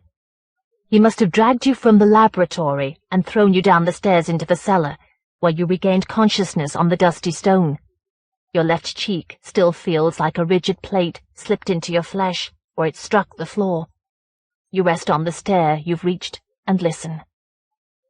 They're silent now. It must be night, since they've lit the hall lamp whose flame is peeking into the cellar. They can't intend to leave the house until tomorrow, if at all. You can only guess what they're doing now, alone in the house. Your numb lips crack again as you grin. Let them enjoy themselves while they can. He didn't leave you many muscles you can use. It was a thorough job. No wonder they feel safe. Now you have to concentrate yourself in those muscles that still function. Swaying, you manage to raise yourself momentarily to a position where you can grip the next higher stair. You clench on your advantage. Then, pushing with muscles you'd almost forgotten you had, you manage to lever yourself one step higher. You maneuver yourself until you're sitting upright. There's less risk that way of losing your balance for a moment and rolling all the way down to the cellar floor, where you began climbing hours ago. Then you rest. Only 6 more stairs. You wonder again how they met. Of course you should have known that it was going on, but your work was your wife, and you couldn't spare the time to watch over the woman you'd married. You should have realized that when she went to the village, she would meet people and mightn't be as silent as at home. But her room might have been as far from yours as the village is from the house. You gave little thought to the people in either. Not that you blame yourself. When you met her, in the town where you attended the university, you thought she understood how important your work was. It wasn't as if you'd intended to trick her. It was only when she tried to seduce you from your work, both for her own gratification and because she was afraid of it, that you barred her from your companionship by silence. You can hear the voices again. They're on the upper floor. You don't know whether they're celebrating or comforting each other as guilt settles on them. It doesn't matter, so long as he didn't close the laboratory door when he returned from the cellar. If it's closed, you'll never be able to open it. And if you can't get into the laboratory, he's killed you after all. You raise yourself, your muscles shuddering with the effort, your cheeks chafing against the wooden stair. You won't relax until you can see the laboratory door. You're reaching for the top stair when you slip. Your chin comes down on it and slides back. You grip the stair with your jaws, feeling splinters lodge between your teeth. Your neck scrapes the lower stair, but it has lost all feeling save an ache fading slowly into dullness. Only your jaws are preventing you from falling back where you started, and they're throbbing as if nails are being driven into the hinges with measured strokes. You close them tighter, pounding with pain, then you overbalance yourself onto the top stair. You teeter for a moment, then you're secure. But you don't rest yet. You edge yourself forward and sit up so that you can peer out of the cellar. The outline of the laboratory door billows slightly as the lamp flickers. It occurs to you that they've lit the lamp because she's terrified of you, lying dead beyond the main staircase as she thinks. You laugh silently. You can afford to. When the flame steadies, you can see darkness gaping for inches around the laboratory door. You listen to their voices upstairs and rest. You know he's a butcher because he once helped one of the servants to carry the meat from the village. In any case, you could have told his profession from what he has done to you. You're still astonished that she should have taken up with him. From the little you knew of the village people, you were delighted that they avoided your house. You remember the day the new priest came to see you. You could tell he'd heard all the wildest village tales about your experiments. You were surprised he didn't try to ward you off with a cross. When he found you could argue his theology into a corner, he left, a twitch pulling his smile awry. He'd tried to persuade you both to attend church, but your wife sat silent throughout. It had been then that you decided to trust her to go to the village. As you paid off the servants, you told yourself she would be less likely to talk. You grin fiercely. If you'd been as accurate in your experiments, you would be dead. Upstairs they're still talking. You rock forward and try to wedge yourself between the cellar door and its frame. With your limited control it's difficult, and you find yourself leaning in the crack without any purchase on the wood. Your weight hasn't moved the door, which is heavier than you have ever before had cause to realize. Eventually, you manage to wedge yourself in the crack, gripping the frame with all your strength. The door rests on you, and you nudge your weight clumsily against it. It creaks away from you a little, then swings back, crushing you. It has always hung unevenly and persisted in standing ajar. It never troubled you before. Now the strength he left you, even focused like light through a burning glass, seems unequal to shifting the door. Trapped in the crack, you relax for a moment. Then, as if to take it unawares, you close your grip on the frame and shove against the door, pushing yourself forward as it swings away. It comes back, answering the force of your shove, and you aren't clear. But you're still falling into the hall, and as the door chops into the frame, you fall on your back, beyond the sweep of the door. You're free of the cellar, but on your back you're helpless. The slowing door can move more than you can. All the muscles you've been using can only work aimlessly and loll in the air. You're laid out on the hall floor like a laboratory subject, beneath the steadying flame. Then you hear the butcher call to your wife, "I'll see," and start downstairs. You begin to twitch all the muscles on your right side frantically. You roll a little towards that side, then your wild twitching rocks you back. The flame shakes above you, making your shadow play the cruel trick of achieving the movement you're struggling for. He's at the halfway landing now. You work your right side again and hold your muscles still as you begin to turn that way. Suddenly, you've swung over your point of equilibrium and are lying on your right side. You strain your aching muscles to inch you forward, but the laboratory is several feet away, and you're by no means moving in a straight line. His footsteps resound. Then you hear your wife's terrified voice entreating him back. There's a long, pondering silence, then he hurries back upstairs. You don't let yourself rest until you're inside the laboratory, although by then your ache feels like a cold, stiff surface within your flesh, and your mouth tastes like a dusty hole in stone. Once beyond the door, you sit still, gazing about. Moonlight is spread from the window to the door. Your gaze seeks the bench where you were working when he found you.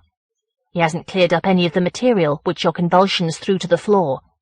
Glinting on the floor, you can see a needle, and nearby the surgical thread which you never had occasion to use. You relax to prepare for your last concerted effort, and remember.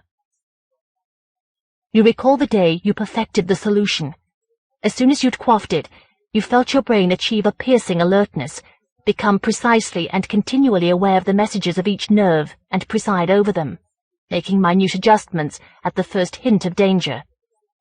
You knew this was what you'd worked for, but you couldn't prove it to yourself until the day you felt the stirrings of cancer. Then your brain seemed to condense into a keen strand of energy that stretched down and seared the cancer out.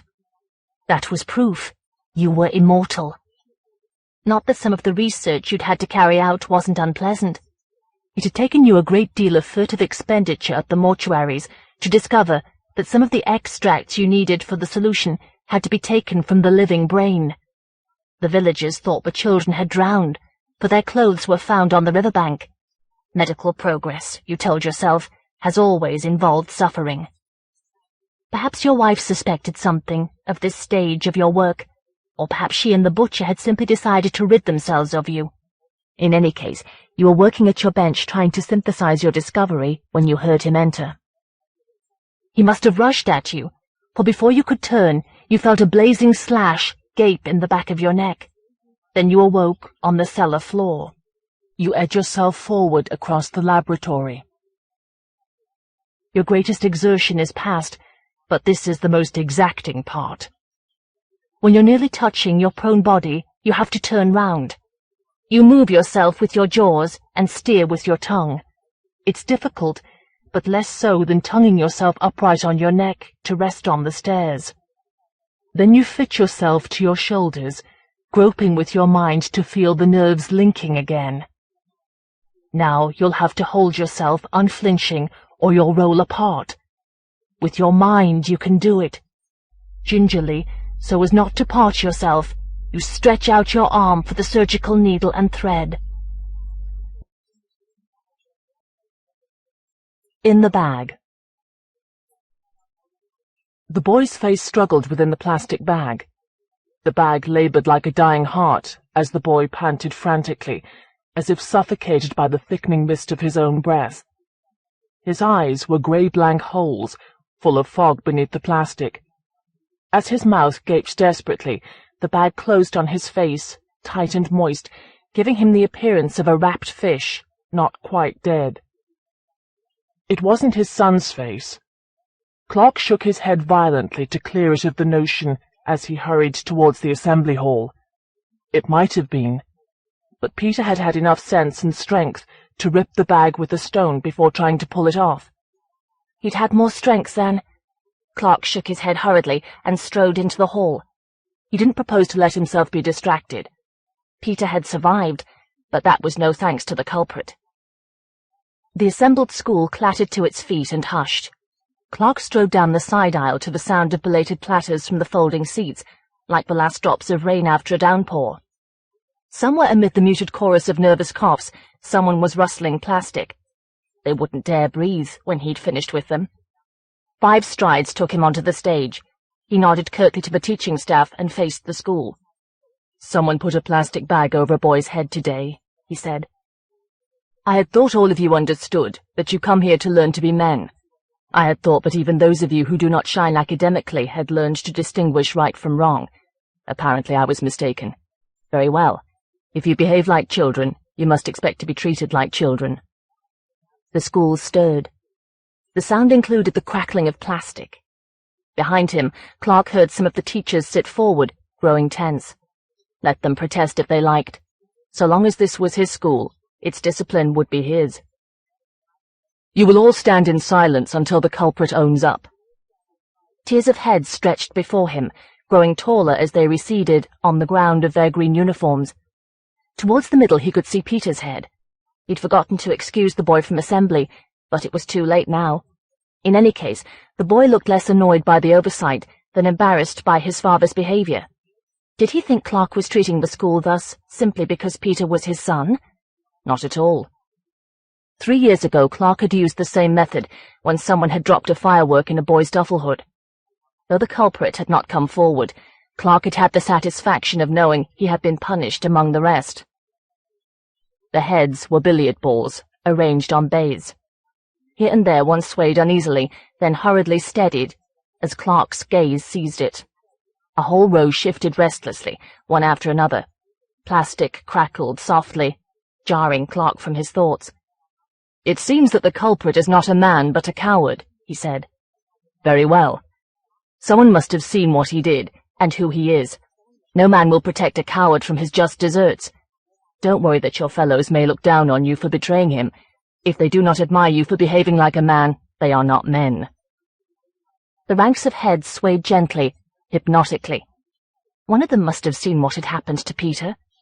Someone running softly behind him as he crossed the playing field, dragging the bag over his head, twisting it tight about his neck, and stretching it into a knot at the back. Plastic rustled secretly, deep in the hall, somewhere near Peter. Was the culprit taunting Clark? He grew cold with fury. He scrutinized the faces, searching for the unease which those closest to the sound must feel. But all the faces were defiantly bland, including Peter's, so they refused to help him even so meagerly. Very well.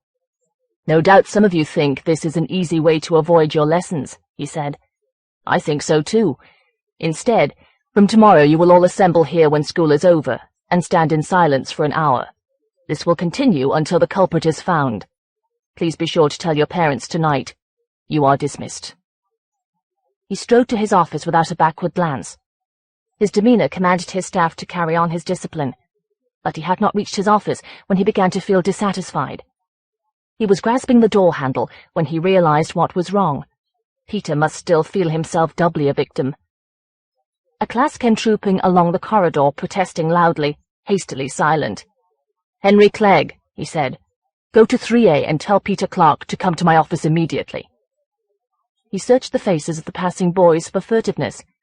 Then he noticed that although he'd turned the handle and was pushing, the door refused to move. Within, he heard a flurried, crackling rustle. He threw his weight against the door and it fell open. Paper rose from his desk and sank back limply. He closed the window which he'd left ajar. Mist was inching towards it, across the playing field. He must have heard a draft fumbling with his papers. A few minutes later, Peter knocked and entered. He stood before Clark's desk, clearly unsure how to address his father. Really, Clark thought, the boy should call him sir at school. There was no reason why Peter should show him less respect than any other pupil. "You understand, I didn't mean that you should stay after school, Peter," he said. "I hope that won't cause embarrassment between you and your friends, but you must realize that I cannot make an exception of them, too." For an unguarded moment, he felt as though he were justifying himself to his own son. "Very well," Peter said. "Father?" Clark nodded for him to return to his lesson, but the boy stood struggling to speak. "What is it?" Clark said. "You can speak freely to me." "One of the other boys asked Mr. Elland if you were right to give the detention, and Mr. Elland said he didn't think you were." "Thank you, Peter. I shall speak to Mr. Elland later, but for now you had better return to his class." He gazed at the boy, and then at the closed door. He would have liked to see Peter proud of his action, but the boy looked self-conscious and rather disturbed. Perhaps he would discuss the matter with him at home, though that broke his own rule that school affairs should be raised with Peter only in school. He had enough self-discipline not to break his own rules without excellent reason. Self-discipline must be discussed with Ellen later. Clark sat at his desk to draft a letter to the parents. Laxity in the wearing of school uniform. A fitting sense of pride. The school is a community. Loyalty, a virtue we must foster at all costs. The present decline in standards. But the rustle of paper distracted him. He'd righted the wrong he had done Peter. He would deal with Ellen later. Yet he was dissatisfied. With what? The paper prompted him, rustling. There was no use pretending.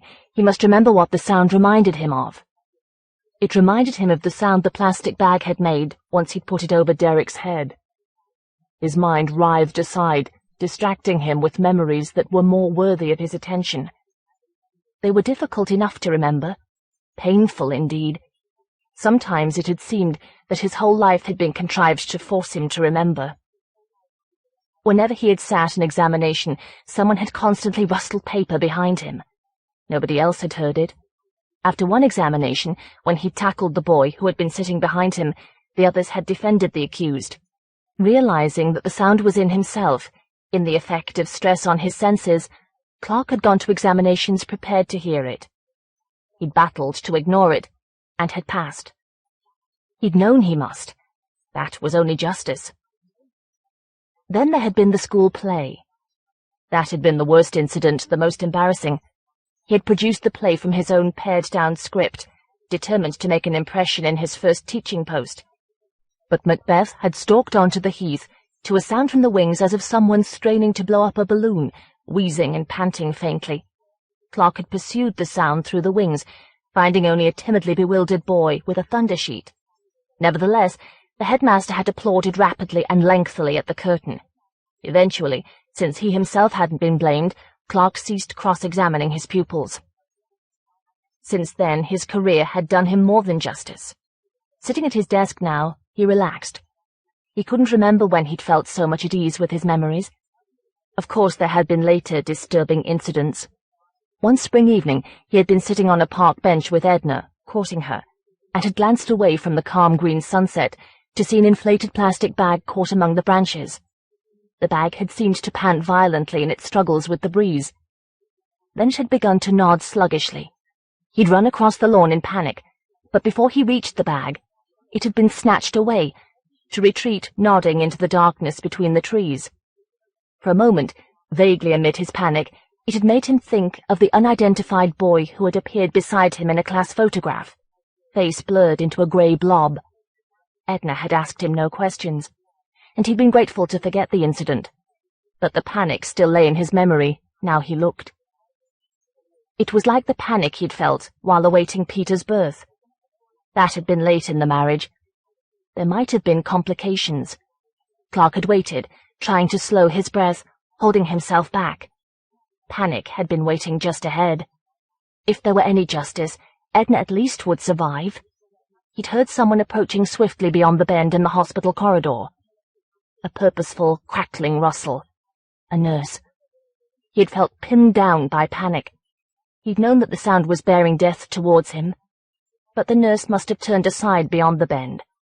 Instead, a doctor had appeared to call him in to see his wife and son. For the only time in his life, Clark had rushed away to be sick with relief. As if he had vomited out what haunted him, the panic had never seized him again. But Derek remained deep in his mind, waiting. Each time his thoughts brushed the memory, they shrank away. Each time it seemed more shameful and horrible. He had never been able to look at it directly. But why not? He had looked at all these memories without flinching. He had dealt with Peter. Later he would deal with Ellen. He felt unassailably right, incapable of wrong. He would not be doing himself justice if he did not take his chance. He sat forward as if to interview his memory. He coaxed his mind towards it, trying to relax, reassuring himself. There was nothing to fear. He was wholly secure. He must trust his sense of innate rightness. Not to remember would be to betray it. He braced himself, closing his eyes. At the age of 10, he had killed another boy. He and Derek had been playing at the end of the street, near the disused railway line. They weren't supposed to be there, but their parents rarely checked. The summer sun had been trying to shake off trails of soot that rose from the factory chimneys. The boys had been playing at spacemen, inspired by the cover of a magazine crumpled among the rubble. They'd found a plastic bag. Clark had worn it first. It had hung against his ears like blankets when he breathed. His ears had been full of his breathing.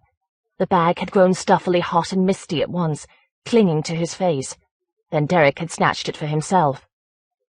Clark hadn't liked him really, hadn't counted him as much of a friend.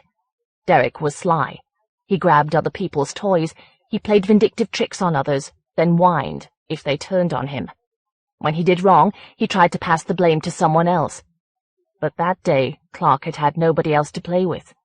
They'd wanted to play spacemen, chasing Martians over the waste ground of the moon. But Derek's helmet had kept flying off. Clark had pulled it tight at the back of Derek's neck to tie a careful knot. They ran until Derek fell down. He'd lain kicking on the rubble, pulling at the bag at his neck. The bag had ballooned, then had fastened on his face like grey skin again and again. His fingernails had squeaked faintly on the plastic. He'd sounded as though he were trying to cough.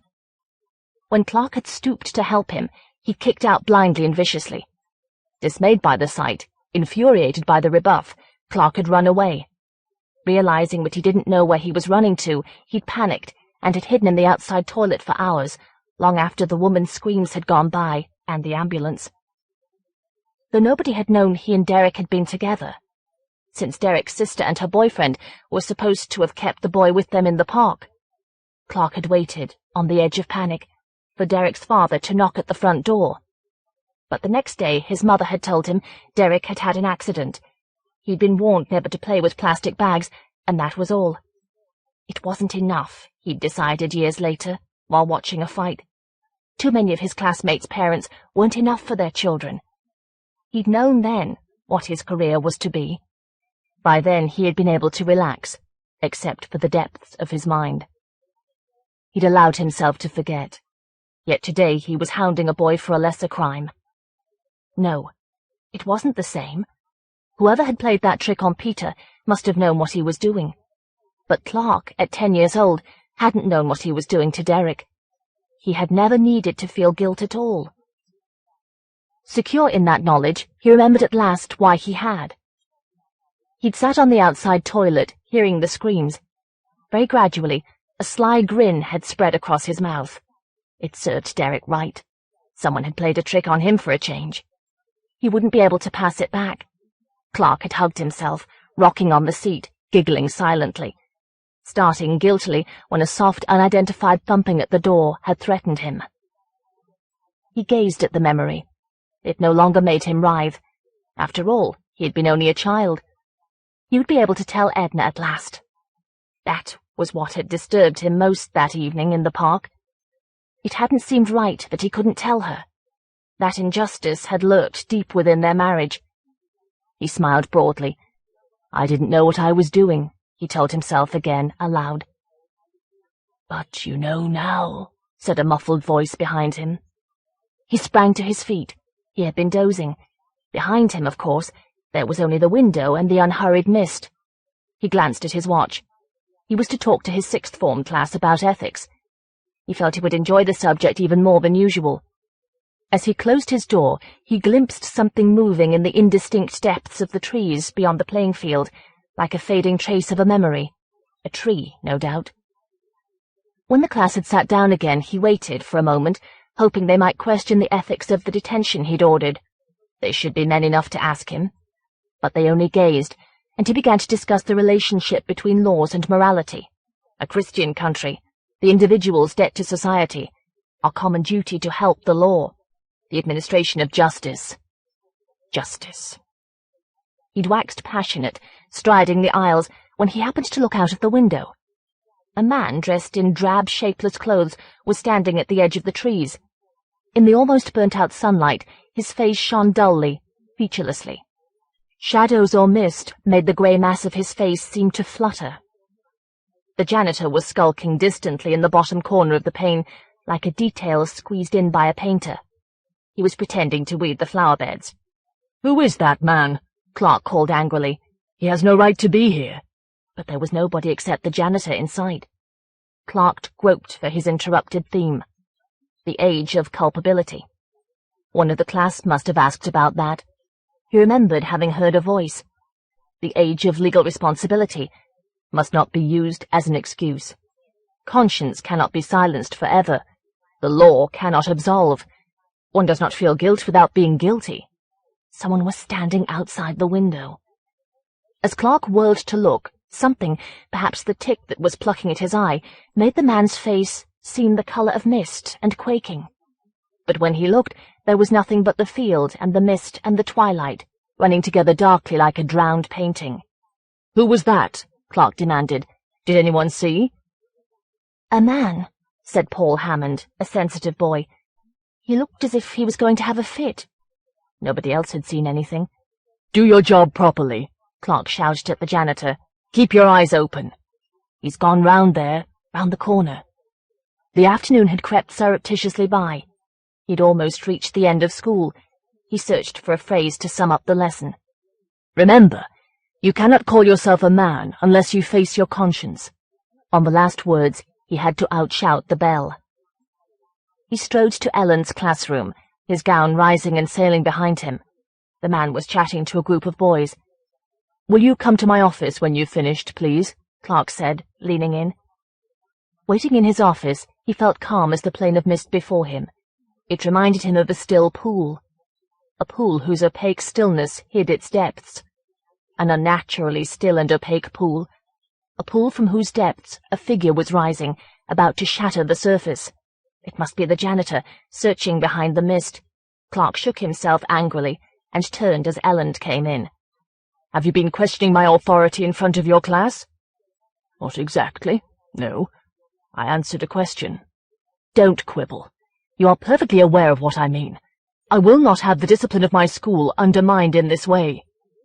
"Boys of that age can see straight through hypocrisy, you know," the teacher said, interrupting the opening remarks of Clark's lecture. "I was asked what I thought. I'm not a convincing liar, and I shouldn't have thought you'd want me to be. I'm sure they would have found my lying more disturbing than the truth, and that wouldn't have helped the discipline, now would it?" "Don't interrogate me. Don't you realize what you said in front of my son? Does that mean nothing to you?" "It was your son who asked me what I thought." Clark stared at him, hoping for signs of a lie, but at last he had to dismiss him. "I'll speak to you more tomorrow," he said vaguely. The man had been telling the truth.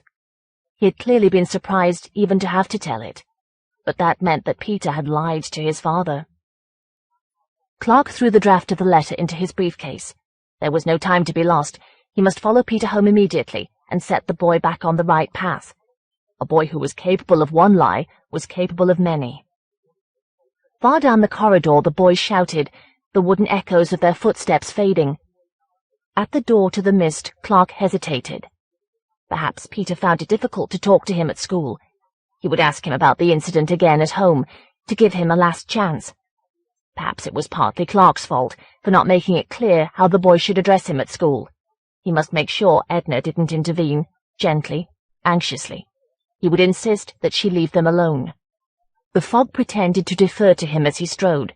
It was fog now. Trees developed from it, black and glistening, then dissolved again. One tree rustled as he passed, but surely it had no leaves. He hadn't time to go back and look. The sound must have been the rattling of the tree's wire cage, muffled and distorted by the fog. Home was half a mile away, along 3 main roads. Peter would already have arrived there, with a group of friends. Clark hoped he hadn't invited them in. No matter, they would certainly leave when they saw their headmaster. Buses groped along the dual carriageway, their engines subdued and hoarse. The sketch of a lamp-post bobbed up from the fog, filling out and darkening. Another. On the central reservation beyond the fog, a faint, persistent rustling seemed to be pacing Clark. This was always an untidy street. But there was no wind to stir the litter, no wind to cause the sound that was creeping patiently and purposefully along just behind him, coming abreast of him as he halted, growing louder. He flinched from the dark shape that swam up beside him, but it was a car. And of course it must have been disturbing the litter on the road. He let the car pass, and the rustling faded ahead. As he neared the second road, The white flare of mercury vapor lamps was gradually mixed with the warmer orange of sodium, contradicted by the chill of the fog. Cars passed like stealthy hearses. The fog sopped up the sodium glow. The orange fog hung thickly around him, like a billowing sack. He felt suffocated. Of course he did, for heaven's sake. The fog was clogging his lungs. He would soon be home. He strode into the third road where home was. The orange sack glided with him, over the whitening pavement. The fog seemed too thick, almost a liquid from which lamp-posts sailed up slowly, trailing orange streaks. Striding through the suppressed quiet, he realized he had encountered nobody on the roads. All at once, he was glad. He could see a figure surfacing darkly before him, fog streaming from it, its blank face looming forward to meet him. He could see nothing of the kind. He was home. As he fumbled for his keys, the nearby street lamp blazed through a passing rift in the fog. The lamp was dazzling. Its light penetrated the thick-set curtains Edna had hung in the front rooms, and it showed a man standing at its foot.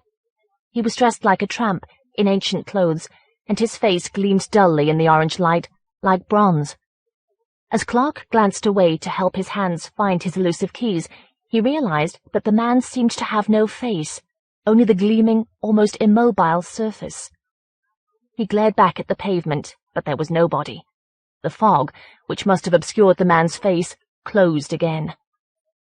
One room was lighted, the kitchen, at the far end of the hall. Edna and Peter must be in there. Since the house was silent, the boy could not have invited in his friends. Clark closed the front door, glad to see the last of the fog, and hurried down the hall. He had taken 3 steps when something slithered beneath his feet. He peered at it, on the faint edge of light from the kitchen.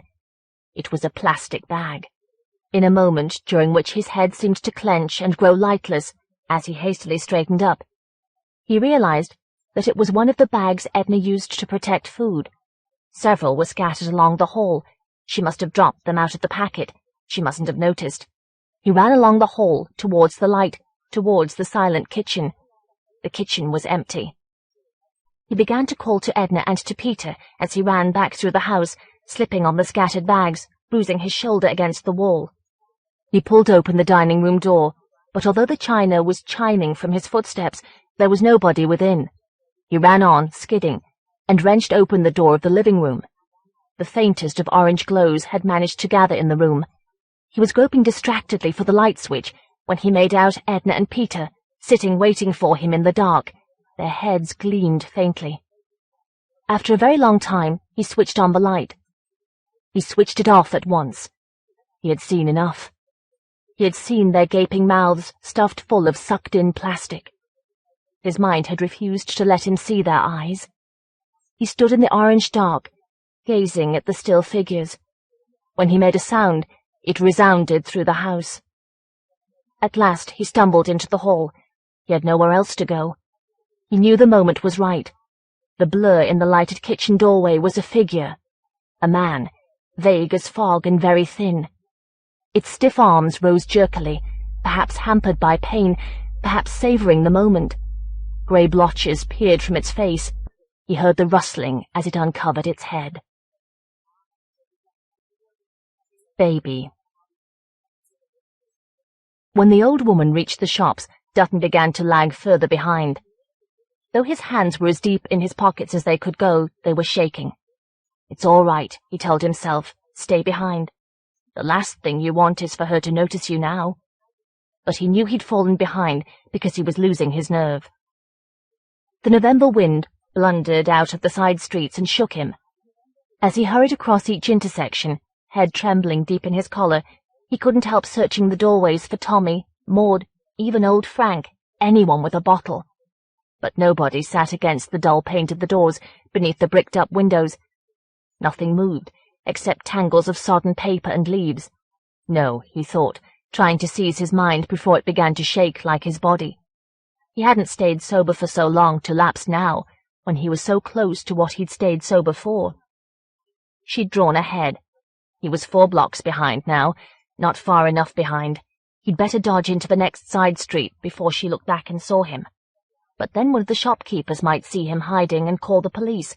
Or she might turn somewhere while he was hiding, and he would lose her. The stubble on his cheeks crawled with sweat, which clung to the whole of his body. He couldn't tell if it was boiling or frozen. For a couple of steps he limped rapidly to catch up with the old woman, then he held himself back. She was about to look at him. Fear flashed through him as if his sweat were charged.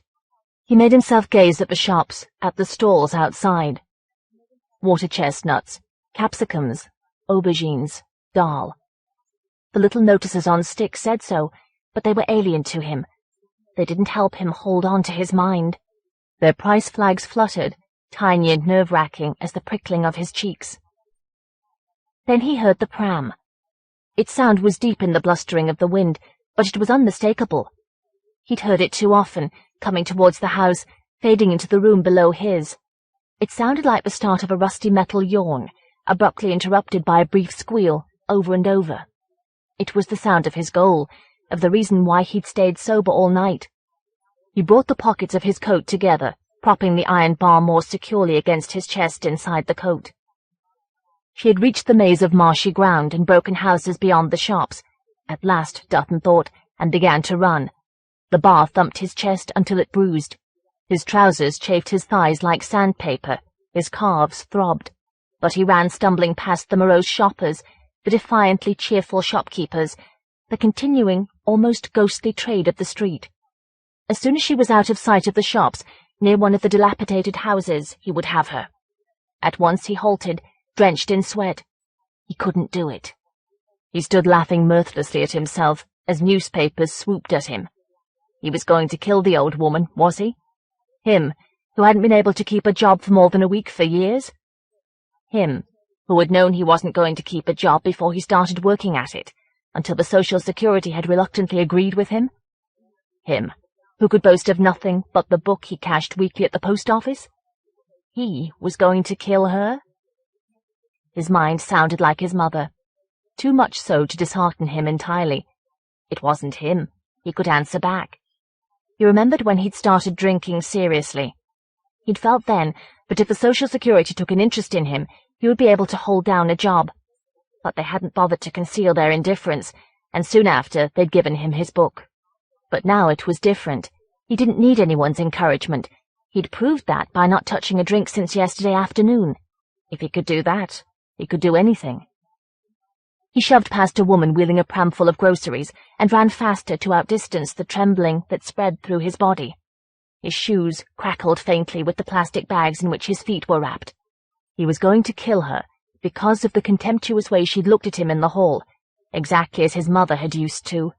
Because while he was suffering poverty, she had chosen worse and flaunted her happiness. Because although her coat had acquired a thick hem of mud from trailing, though the coat gaped like frayed lips between her shoulders, she was always smiling secretly, unassailably. He let the thoughts seep through his mind, gathering darkly and heavily in the depths.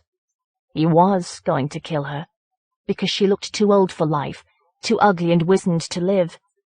Because she walked as if to do so were a punishment. Because her smile must be a paralyzed grimace of pain, after all. Because her tuneless crooning often kept him awake half the night, though he stamped on her ceiling. Because he needed her secret wealth. She had turned and was coming back towards him, past the shops. His face huddled into his collar as he stumbled away, across the road. That was enough. He'd tried. He couldn't do more. If circumstances hadn't saved him, he would have failed. He would have been arrested, and for nothing. He shifted the bar uneasily within his coat, anxious to be rid of it. He gazed at the burst husk of a premature firework, lying trampled on the pavement. It reminded him of himself. He turned hastily as the old woman came opposite him, and stared in a toy-shop window. An orange baby with fat, wrinkled, dusty joints stared back at him. Beside it, reflected in a dark gap among the early Christmas toys and fireworks for tomorrow night, he saw the old woman. She had pushed her pram alongside a greengrocer's stall.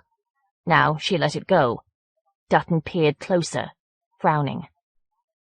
He was sure she hadn't pushed the pram before letting go, yet it had sped away, past the greengrocer's stall, then halted suddenly. He was still peering when she wheeled it out of the reflection, into the depths full of toys. He began to follow her at once, hardly shaking. Even if he hadn't needed her wealth to give him a chance in life, he had to know what was in that pram. What wealth? How did he know about it? He struggled to remember. Betty? No. Maud had told him, the day she hadn't drunk too much to recall. She'd read about the old woman in the paper, years ago. About how she'd been swindled by a man whom nobody could trace. She'd given the man her money, her jewels, her house, and her relatives had set the police on him. But then she had been in the paper herself, saying she hadn't been swindled at all, that it was none of their business what she'd gained from the trade. And Maud supposed they'd believed her, because that was the last she had seen of the woman in the paper. But soon after that, Maud had seen her in town, wheeling her pram and smiling to herself. She'd often seen her in the crowds, and then the old woman had moved into the room beneath Dutton, older and wearier now, but still smiling. "That shows she got something out of it," Maud said. "What else has she got to smile about? But where she keeps it, that's the thing." She'd shown Dutton a bit she had kept of the paper, and it did look like the old woman, smiling up from a blot of fluff and sweat. The old woman had nearly reached home now. Dutton stumbled over a paving stone that had cracked and collapsed like ice on a pool. The iron bar nudged his chest impatiently, tearing his skin. Nearly there now. He had to remember why he was doing this. If he could hold all that in his mind, he would be able to kill her. He muttered. His furred tongue crawled in his mouth like a dying caterpillar. He must remember. He'd gone into her room one day. A month ago? 2? Never mind, he thought viciously. He'd been drunk enough to take the risk, not too drunk to make sense of what he'd found. He'd staggered into the house and straight into her room. Since he knew she didn't lock the door, he'd expected to find nothing. Yet he was astonished to find so little. In the strained light through the encrusted window, stained patches of wallpaper slumped and bulged. The bed knelt at one corner, for a leg had given way. The dirty sheets had slipped down to conceal the damage. Otherwise the room was bare. No sign even of the pram. The pram. Of course. He had tried to glimpse what was in the pram. He'd pressed his cheek against his window whenever he heard her approaching, but each time the pram's hood was in the way. Once he'd run downstairs and peered into the pram as she opened her door, but she had pulled the pram away like a chair in a practical joke and gazed at him with amazement, amusement, profound contempt. And last week in the street, he'd been so drunk he had reeled at her and wrenched the pram's handle from her grasp. He'd staggered around to look beneath the hood, but she had already kicked the pram, sending it sailing down a canted side road, and had flown screaming at him, her nails aimed straight for his eyes. When he'd fallen in the gutter, she had turned away, laughing with the crowd. As he had pushed himself unsteadily to his feet, his hand deep in sodden litter, he was sure he'd glimpsed the pram halting inches short of crashing into a wall, apparently by itself. He had decided then, as his hand slithered in the pulp.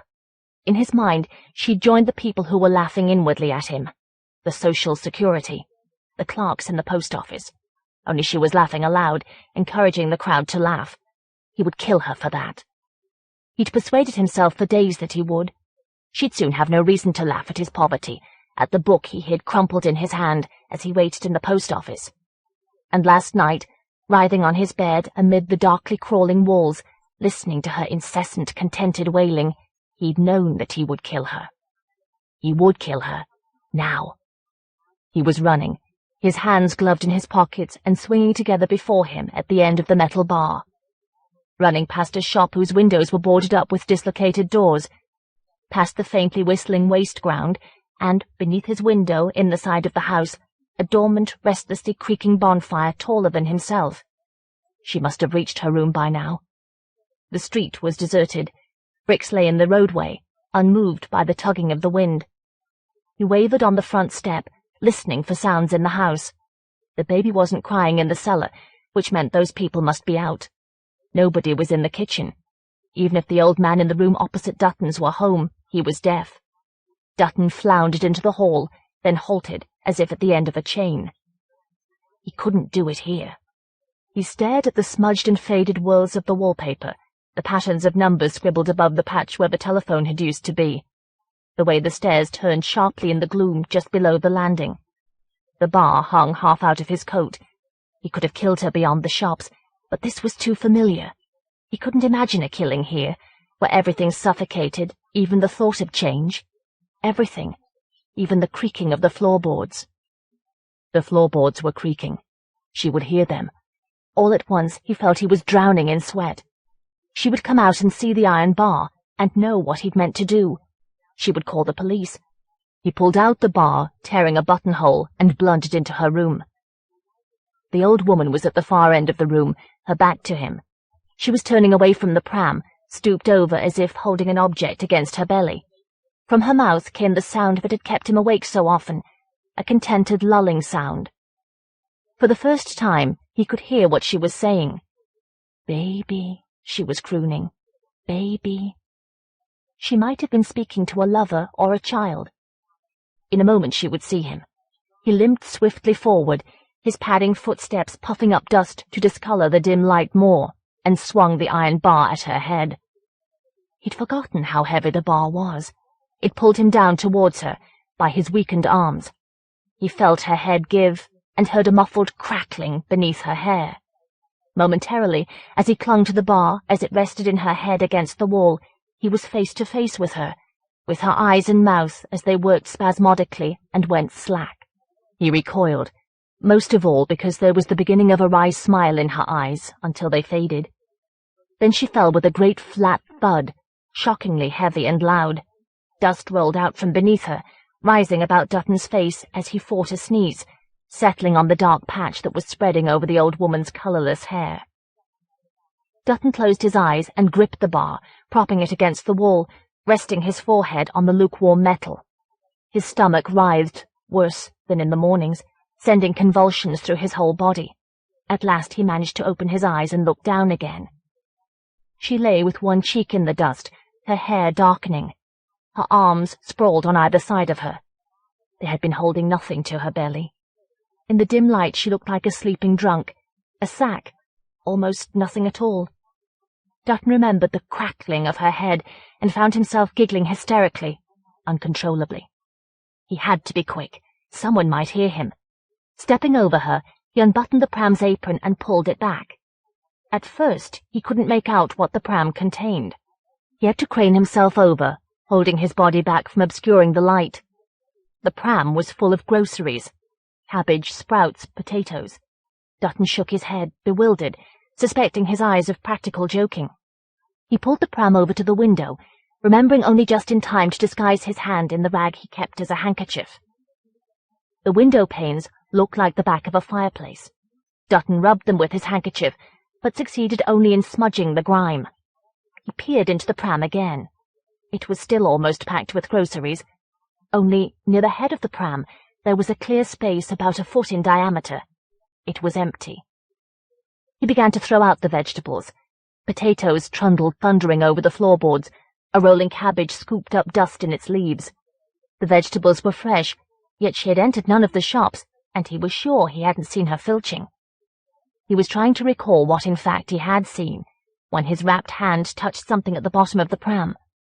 Something hard, round, several round objects, a corner beneath one, a surface that struck cold through his handkerchief. Glass. He lifted the corner, and the framed photograph came up out of the darkness, its round, transparent cargo rolling. They almost rolled off before he laid the photograph on the corner of the pram, for his grip had slackened as the globes rolled apart to let the old woman stare up at him. She was decades younger, and there was no doubt she was the woman Maud had shown him. And here were her treasures, delivered to him on her photograph, as if on a tray. He grinned wildly, and stooped to admire them. He froze in that position, hunched over in disbelief. There were 4 of the globes.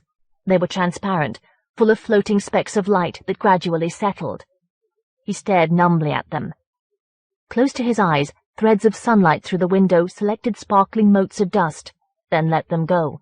Surely he must be wrong. Surely this wasn't what he'd suffered all night for. But he could see no other explanation. The old woman had been wholly mad.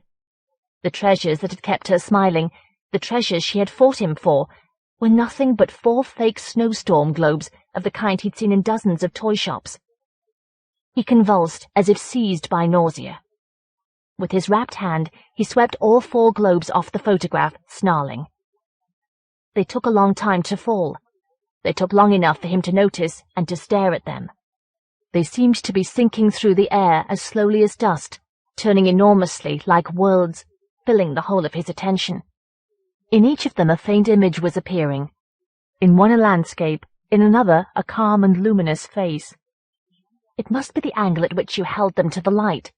They were falling so slowly he could catch them yet, could catch the face and the landscape, which he could almost see. The other images which trembled at the very edge of recognition, images like a sweet and piercing song, approaching from inaudibility. They were falling slowly, yet he was only making to move towards them when the globes smashed on the floor, their fragments parting like petals. He heard no sound at all. He stood shaking in the dimness. He had had enough. He felt his trembling hands wrap the stained bar in his handkerchief. The rag was large enough. It had always made a companionable bulge in his pocket. He sniffed and wondered if the old woman's pockets were empty. It was only when he stooped to search that he saw the enormous bulge in her coat, over her belly. Part of his mind was warning him, but his fingers wrenched eagerly at her buttons. He threw her coat open in the dust. Then he recoiled, gasping. Beneath the faded flowers of her dress, she was heavily pregnant. She couldn't be. Who would have touched her? Her coat hadn't bulged like that in the street, he was sure. But there was no mistaking the swelling of her belly. He pushed himself away from her, his hands against the damp wall. The light was so dim and thick, he felt he was struggling in mud. He gazed at the swollen, lifeless body, then he turned and ran. Still there was nobody in the street. He stumbled to the waste ground and thrust the wrapped bar deep in the bonfire. Tomorrow night the blood would be burned away. As he limped through the broken streets, the old woman's room hung about him. At last, in a doorway 2 streets distant, he found Tommy. He collapsed on the doorstep and seized the bottle Tommy offered him. The cloying wine poured down his throat. Bile rose to meet it, but he choked them down. As the wind blustered at his chest, it seemed to kindle the wine in him. There was no pregnant corpse in the settling dust, no room thick with dim light, no crackling head. He tilted his head back, gulping. Tommy was trying to wrest the bottle from him. The neck tapped viciously against Dutton's teeth, but he held it between his lips and thrust his tongue up to hurry the last drops. Then he hurled the bottle into the gutter, where it smashed, echoing between the blank houses. As he threw it, a police car entered the road. Dutton sat inert, while the policeman strolled towards him. Tommy was levering himself away rapidly, crutch thumping. Dutton knew one of the policemen, Constable Wayne. "We can't pretend we didn't see that, Billy," Wayne told him. "Be a good boy, and you'll be out in the morning." The wine smudged the world around Dutton for a while. The cell wall was a screen on which he could put pictures to the sounds of the police station. Footsteps, shouts, telephones, spoons rattling in mugs. His eyes were coaxing the graffiti from beneath the new paint, when, distant but clear, he heard a voice say, "What about Billy Dutton?" "Him knock an old woman's head in," Wayne's voice said. "I don't reckon he could do that, even sober. Besides, I brought him in around the time of death. He wasn't capable of handling a bottle, let alone a murder." Later, a young policeman brought Dutton a mug of tea and some aging cheese sandwiches wrapped in greaseproof paper, then stood frowning with mingled disapproval and embarrassment while Dutton was sick. Yet though Dutton lay rocking with nausea for most of the night, though frequently he stood up and roamed unsteadily about the cell, and felt as if his nausea was sinking deep within him like dregs, always he could hear Wayne's words. The words freed him of guilt. He had risked and lost, and that was all. When he left the cell he could return to his old life. He would buy a bottle and celebrate with Tommy, Maud, even old Frank. He could hear an odd sound far out in the night, separate from the musings of the city, the barking dogs, the foghorns on the Mersey. He propped himself on one elbow to listen. Now that it was coming closer he could make it out, a sound like an interrupted metal yawn. It was groaning towards him. It was beside him. He awoke, shouting, and saw Wayne opening his cell. It must have been the hinges of the door. "It's about time you saw someone who can help you," Wayne said. Perhaps he was threatening to give Dutton's address to a social worker or someone like that. Let him, Dutton thought. They couldn't force their way into his room so long as he didn't do wrong. He was sure that was true. It must be. 3 doors away from the police station was a pub, a wine lodge. They must have let him sleep while he could. The wine lodge was already open. Dutton bought a bottle and crossed to the opposite pavement, which was the edge of the derelict area towards which he'd pursued the old woman. The dull sunlight seemed to seep out of the ruined walls. Dutton trudged over the orange mud, past stagnant puddles in the shape of footprints. Water welled up around his shoes. The mud sucked them loudly. As soon as there were walls between him and the police station, he unstopped the bottle and drank. He felt like a flower opening to the sun. Still walking, he hadn't lowered the bottle when he caught sight of old Frank sitting on the step of a derelict house. "Here's Billy," Frank shouted, and the others appeared in the empty window. At the edge of the wasteland, a police car was roving. That must be why they had taken refuge. They came forward as best they could to welcome him. "You won't be wanting to go home tonight," Maud said. Why not? In fact, there was no reason why he shouldn't know. He could have told them what he'd overheard Wayne discussing, but he wouldn't take the risk. They were ready to suspect anyone, these people. You couldn't trust them. "Someone did for that old woman," Frank said. "The one in the room below you. Bashed her head in and took her pram." Dutton's throat closed involuntarily. Wine welled up from his lips, around the neck of the bottle. "Took her pram?" he coughed, weeping. "Are you sure?" "Sure as I was standing outside when they carried her out. The police knew her, you know, her and her pram. They used to look in to make sure she was all right. She wouldn't have left her pram anywhere, they said. Someone took it." "So, you won't be wanting to go home tonight? You can warm my bed if you like," Maud said toothlessly, lips wrinkling. "What would anyone want to kill her for?" Betty said, dragging her grey hair over the scarred side of her face. "She hadn't got anything." "She had once. She was rich. She bought something with all that," Maud said. "Don't care. She didn't have anything worth killing her for. Did she, Billy?"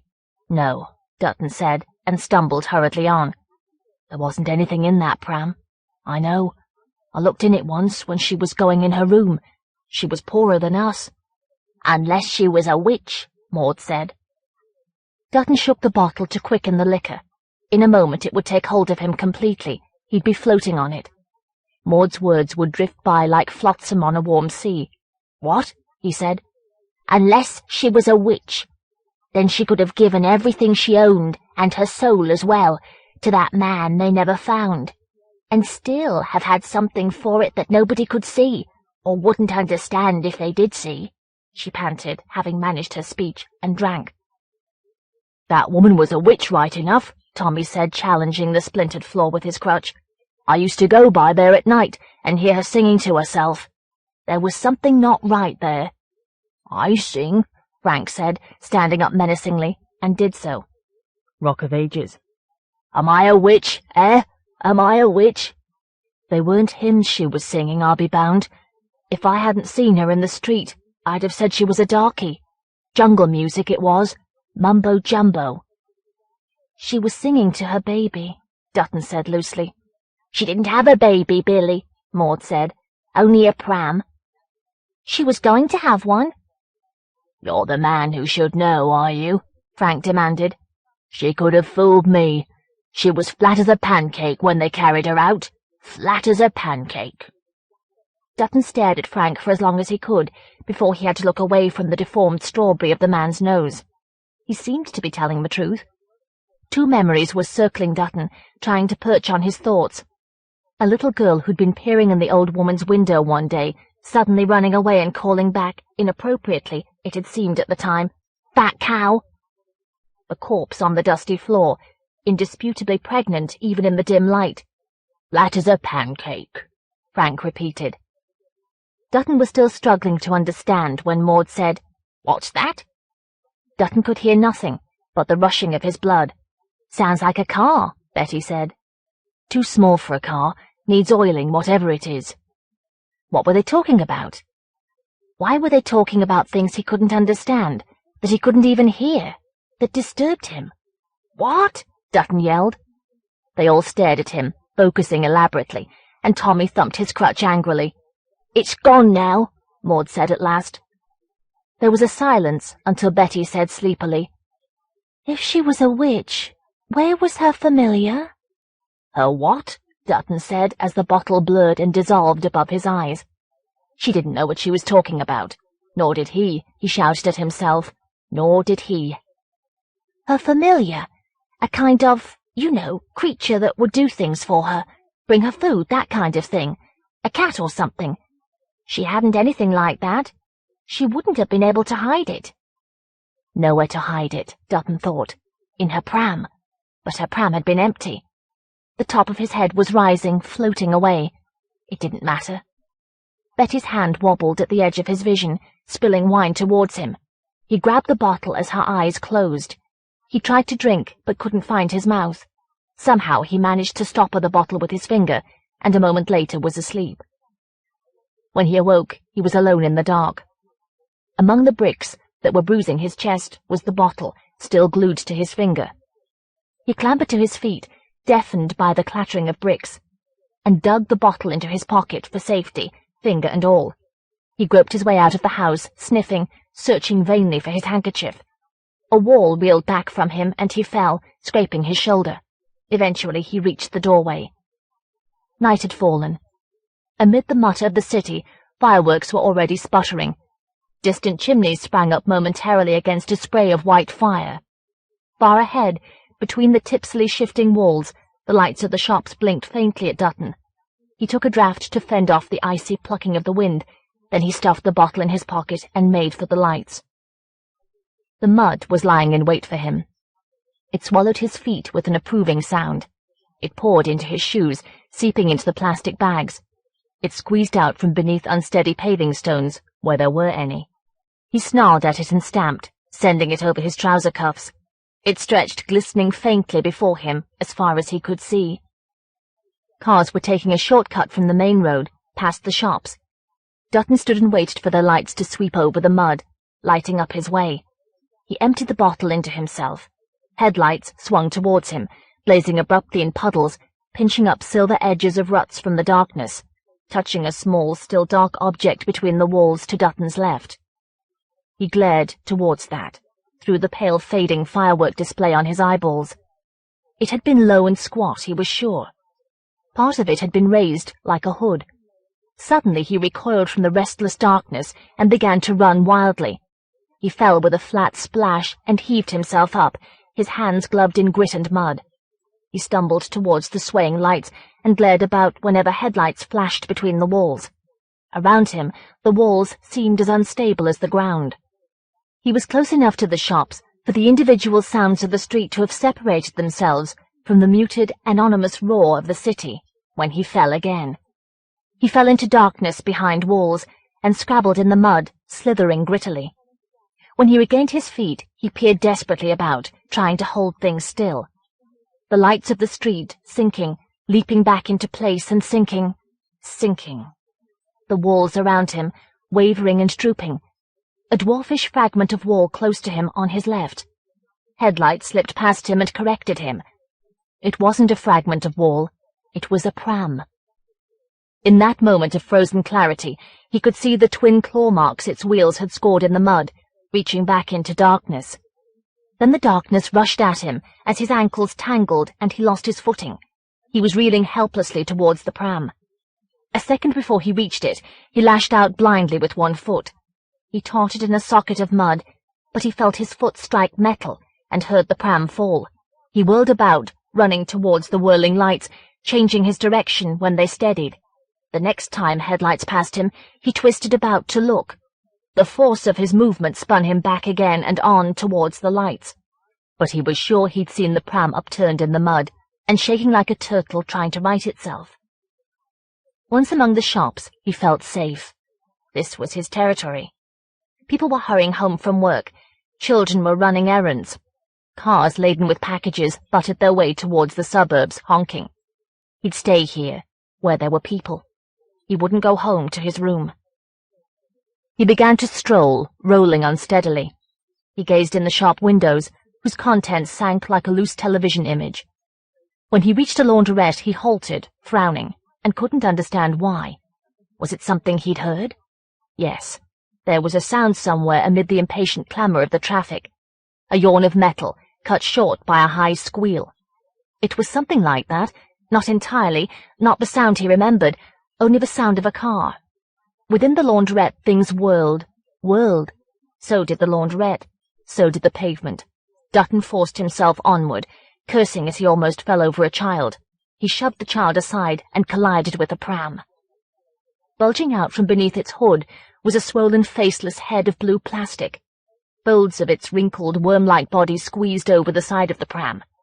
Within the blue transparent body, he could see white coils and rolls of washing like tripe. Dutton thrust it away, choking. The woman wheeling it aimed a blow at him and pushed the pram into the laundrette. He ran helplessly forward, trying to retrieve his balance.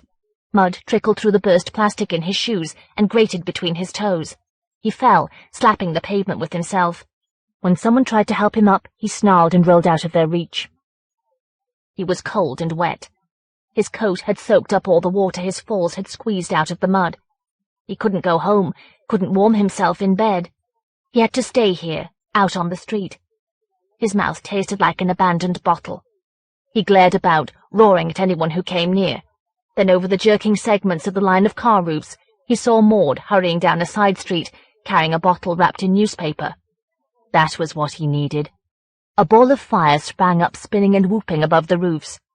Dutton surged towards the pedestrian crossing, whose two green-stick figures were squeaking at each other across the path through the cars. He was almost there when a pram rushed at him from an alley. He grappled with it, hurling it from him. It was only a pram. Never mind, he must catch up with Maud. But a white featureless head nodded towards him on a scrawny neck, craning out from beneath the hood. A head that slipped awry, rolling loose on its neck, as the strings that tied it came unknotted. It was only a guy begging pennies for cut-price fireworks. Before he realized that, Dutton had overbalanced away from it into the road, in front of a released car. There was a howl of brakes, another, a tinkle of glass. Dutton found himself staring up from beneath a front bumper. Wheels blocked his vision on either side, like huge oppressive earmuffs. People were shouting at each other. Someone was shouting at him. The crowd was chattering, laughing. When someone tried to help him to his feet, he kicked out and clung to the bumper. Nothing could touch him now. He was safe. They wouldn't dare to. Eventually, someone took hold of his arm and wouldn't let go until he stood up. It was Constable Wayne. "Come on, Billy," Wayne said. "That's enough for today. Go home." "I won't go home," Dutton cried in panic. "Do you mean to tell me you're sending him home and that's all?" a woman shouted above the clamour of her jacketed Pekingese. "What about my headlight?" "I'll deal with him," Wayne said. "My colleague will take your statements. Don't give me any trouble, Billy," he said, taking a firmer hold on Dutton's arm. Dutton found himself being marched along the street towards his room. "I'm not going home," he shouted. "You are, and I'll see that you do." A fire engine was elbowing its way through the traffic, braying. In the middle of a side street, between walls that quaked with the light of a huge bonfire, children were stoning firemen. "I won't," Dutton said, pleading. "If you make me, I'll get out again. I've drunk too much. I'll do something bad. I'll hurt someone." "You aren't one of those. Go home now and sleep it off. You know we've no room for you on Saturday nights, and tonight of all nights we don't want to be bothered with you." They had almost reached the house. Wayne gazed up at the dormant bonfire on the waste ground. "We'll have to see about that," he said, but Dutton hardly heard him. As the house swayed towards him, a rocket exploded low and snatched the house forward for a moment from the darkness. In the old woman's room, at the bottom of the window pane, he saw a metal bar, the handle of a pram. Dutton began to struggle again. "I'm not going in there," he shouted, searching his mind wildly for anything. "I killed that old woman. I knocked her head in. It was me." "That's enough of that now," Wayne said, dragging him up the steps. "You're lucky I can see you're drunk." Dutton clenched the front door frame with both hands. "There's something in there," he screamed. "In her room." "There's nothing at all," Wayne said. "Come here and I'll show you." He propelled Dutton into the hall, and switching on his torch, pushed open the old woman's door with his foot. "Now, what's in here?" he demanded. "Nothing." Dutton looked in, ready to flinch. The torch beam swept impatiently about the room, revealing nothing but dust. The bed had been pushed beneath the window during the police search. Its headrail was visible through the pane. A metal bar. Dutton sagged with relief. Only Wayne's grip kept him from falling. He turned as Wayne hurried him towards the stairs, and saw the mouth of darkness just below the landing. It was waiting for him, its lips working. He tried to pull back, but Wayne was becoming more impatient. "See me upstairs?" Dutton pleaded. "Oh, it's the horrors, is it? Come on now, quickly." Wayne stayed where he was, but shone his torch into the mouth, which paled. Dutton stumbled upstairs as far as the lips, which flickered tentatively towards him. He heard the constable clatter up behind him, and the darkness fell back further. Before him, sharp and bright amid the darkness, was his door. "Switch on your light, be quick," Wayne said. The room was exactly as Dutton had left it, and why not, he thought, confident all at once. He never locked it, there was nothing to steal. But now the familiarity of everything seemed welcoming. The rumpled bed, the wardrobe, rusted open and plainly empty. The wash-basin, the grimy coin meter. "All right," he called down to Wayne, and bolted the door. He stood for a long time against the door, while his head swam slowly back to him. The wind reached for him through the wide-open window. He couldn't remember having opened it so wide, but it didn't matter. Once he was steady, he would close it, then he'd go to bed. The blankets were raised like a cowl at the pillow, waiting for him. He heard Constable Wayne walk away. Eventually he heard the children light the bonfire. When blackening tatters of fire began to flutter towards the house, he limped to close the window. The bonfire was roaring. The heat collided with him. He remembered with a shock of pleasure that the iron bar was deep in the blaze. He sniffed and groped vainly for his handkerchief as the smoke stung his nostrils. Never mind. He squinted at the black object at the peak of the bonfire, which the flames had just reached. Then he fell back involuntarily. It was the pram. He slammed the window. Bright orange faces glanced up at him, then turned away. There was no mistaking the pram, for he saw the photograph within the hood strain with the heat and shatter. He tested his feelings gingerly, and realized he could release the thoughts he'd held back at last. The pursuit was over. It had given up, and suddenly he knew why. It had been the old woman's familiar. He'd known that as soon as Betty had mentioned the idea, but he hadn't dared think, in case it hurt him thinking. Devils could do that. The old woman had taken it out in her pram, and it had stolen food for her. But it hadn't lived in the pram, it had lived inside the old woman. That was what he'd seen in her room, only it had got out before the police had found the body. He switched off the light. The room stayed almost as bright from the blaze. He fumbled with his buttons and removed his outer clothes. The walls shook. His mouth was beginning to taste like dregs again. It didn't matter. If he couldn't sleep, he could go out and buy a bottle. Tomorrow he could cash his book. He needn't be afraid to go out now. It must have thrown itself on the bonfire, because devils lived in fire. It must have realized at last that he wasn't like the old woman, that it couldn't live inside him. He stumbled towards the bed. A shadow was moving on the pillow. He balked, then he saw it was the shadow of the blanket's cowl. He pulled the blanket back. He had just realized how like the hood of a pram the shape of the blanket had been, when the long spidery arms unfolded from the bed, and the powerful claws reached eagerly to part him. The chimney. Maybe most of it was only fear, but not the last thing, not that. To blame my fear for that would be worst of all. I was 12 years old and beginning to conquer my fears. I even went upstairs to do my homework and managed to ignore the chimney. I had to be brave because of my parents, because of my mother. She had always been afraid for me. The very first day I had gone to school, I'd seen her watching. Her expression had reminded me of the face of a girl I'd glimpsed on television, watching men lock her husband behind bars. I was frightened all that first day. And when children had hysterics, or began to bully me, or the teacher lost her temper, these things only confirmed my fears, and my mother's, when I told her what had happened each day. Now I was at grammar school. I had been there for much of a year. I'd felt awkward in my new uniform and old shoes. The building seemed enormous, crowded with too many strange children and teachers. I'd felt I was an outsider. Friendly approaches made me nervous and sullen. When people laughed and I didn't know why, I was sure they were laughing at me.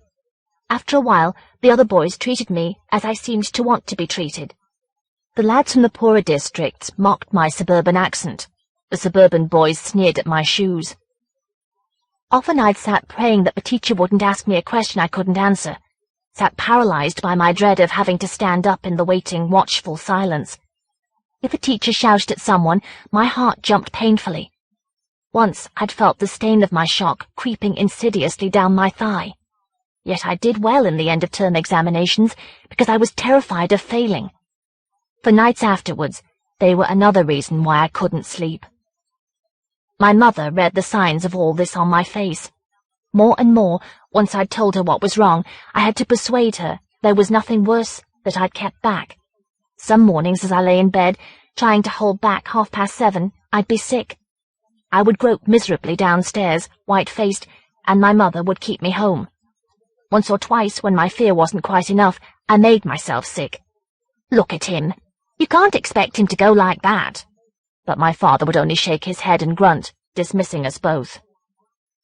I knew my father found me embarrassing. This year he'd had less time for me than usual.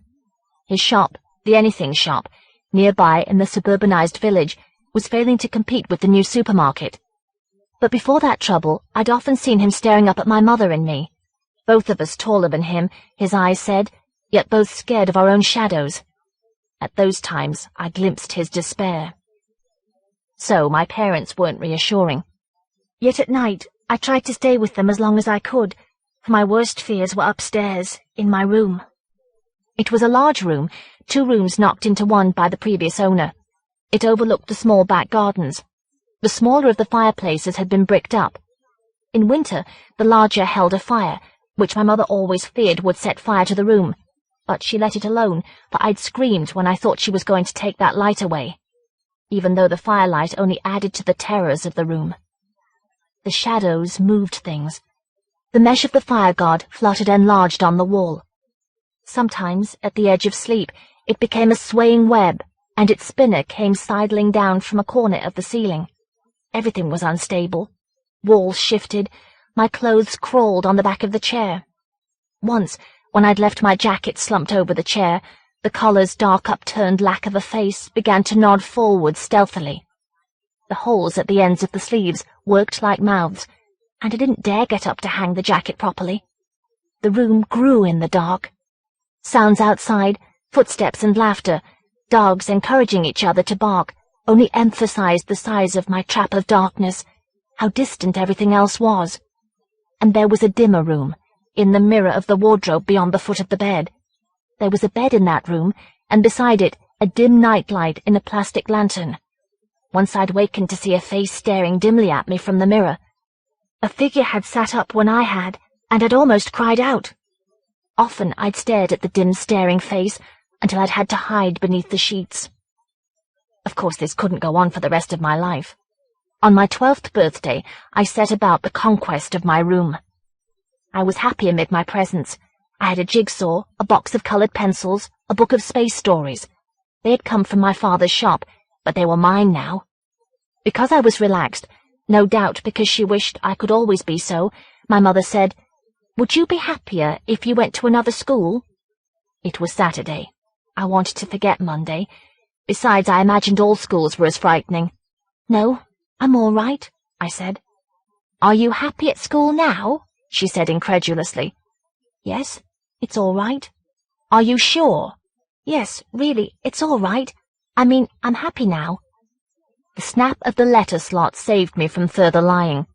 3 birthday cards, 2 from neighbours who talked to me when I served them in the shop, an old lady who always carried a poodle, our next-door neighbour Dr. Flynn, and a card from my parents. I'd seen all 3 cards in the shop, which spoilt them somehow. As I stood in the hall, I heard my father. "You've got to control yourself," he was saying. "You only upset the child. If you didn't go on at him, he wouldn't be half so bad." It infuriated me to be called a child. "But I worry so," my mother said brokenly. "He can't look after himself." "You don't let him try. You'll have him afraid to go up to bed next." But I already was. Was that my mother's fault? I remembered her putting the nightlight by my bed when I was very young, checking the flex and the bulb each night. I'd taken to lying awake, dreading that one or the other would fail. Standing in the hall, I saw dimly that my mother and I encouraged each other's fears. One of us had to stop. I had to stop. Even when I was frightened, I mustn't let her see. It wouldn't be the first time I'd hidden my feelings from her. In the living room, I said, "I'm going upstairs to play." Sometimes in the summer, I didn't mind playing there, but this was March and a dark day. Still, I could switch the light on, and my room contained the only table I could have to myself and my jigsaw. I spilled the jigsaw onto the table. The chair sat with its back to the dark yawn of the fireplace. I moved it hastily to the foot of the bed, facing the door. I spread the jigsaw. There was a piece of the edge, another. By lunchtime, I'd assembled the edge. "You look pleased with yourself," my father said. I didn't notice the approach of night. I was fitting together my own blue sky above fragmented cottages. After dinner, I hurried to put in the pieces I'd placed mentally while eating. I hesitated outside my room. I should have to reach into the dark for the light switch. When I did, the wallpaper filled with bright multiplied aeroplanes and engines. I wished we could afford to redecorate my room. It seemed childish now. The fireplace gaped. I retrieved the fire guard from the cupboard under the stairs, where my father had stored it now the nights were a little warmer. It covered the soot-encrusted yawn. The room felt comfortable now. I'd never seen before how much space it gave me for play. I even felt safe in bed. I switched out the nightlight, but that was too much. I grabbed the light. I didn't mind its glow on its own, without the jagged, lurid jig of the shadows, and the fire guard was comforting. It made me feel that nothing could emerge from the chimney. On Monday, I took my space stories to school. People asked to look at them. Eventually, they lent me books. In the following weeks, some of my fears began to fade. Questions darting from desk to desk still made me uneasy, but if I had to stand up without the answer, at least I knew the other boys weren't sneering at me. Not all of them. I was beginning to have friends. I started to sympathize with their own ignorant silences. In the July examinations, I was more relaxed and scored more marks. I was even sorry to leave my friends for the summer. I invited some of them home. I felt triumphant.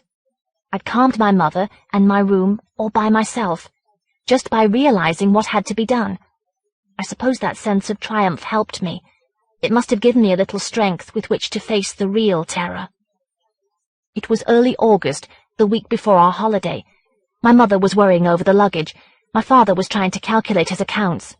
They were beginning to chafe against each other. I went to my room to stay out of their way. I was halfway through a jigsaw, which one of my friends had swapped for mine. People sat in back gardens, letting the evening settle on them. Between the houses, the sky was pale yellow.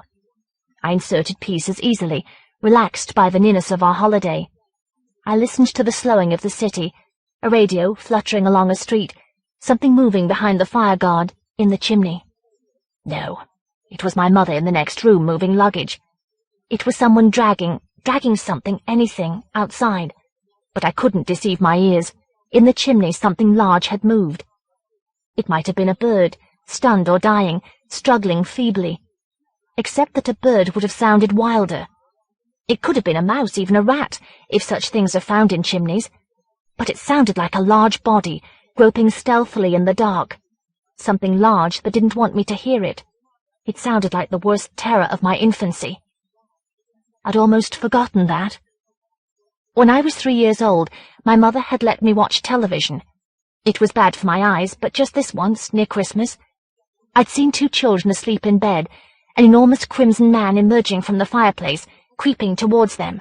They weren't going to wake up. "Burglar! Burglar!" I'd screamed, beginning to cry. "No, dear, it's Father Christmas," my mother said, hastily switching off the television. "He always comes out of the chimney." Perhaps if she'd said down rather than out of. For months after that, and in the weeks before several Christmases, I lay awake listening fearfully for movement in the chimney.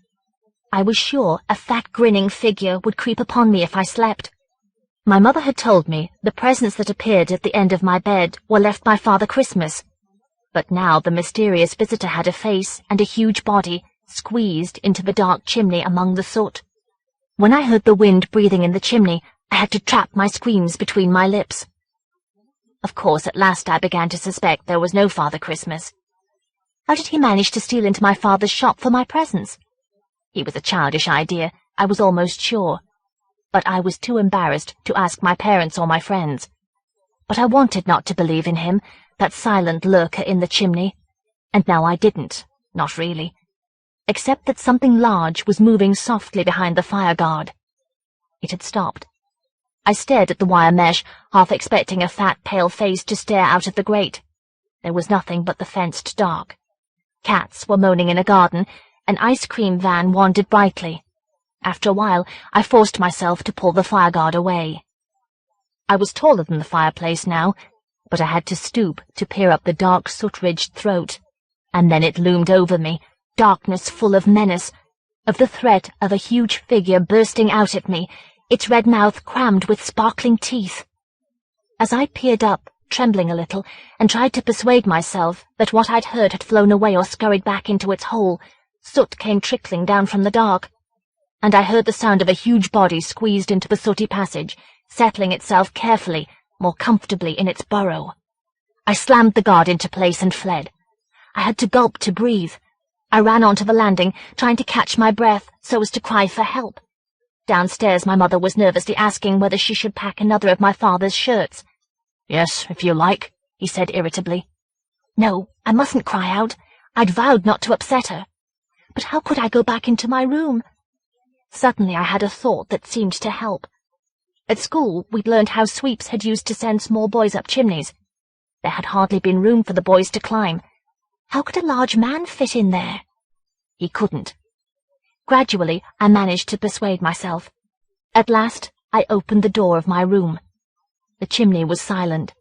There was no wind. I tried not to think that he was holding himself still, waiting to squeeze out stealthily, waiting for the dark.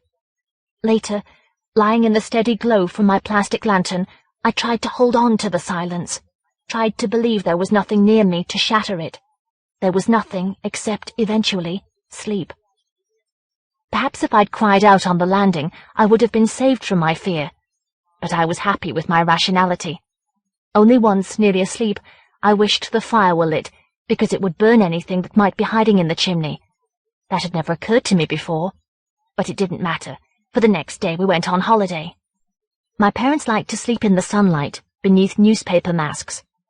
In the evenings, they liked to stroll along the wide sandy streets. I didn't, and befriended Nigel, the son of another family who was staying in the boarding house. My mother encouraged the friendship.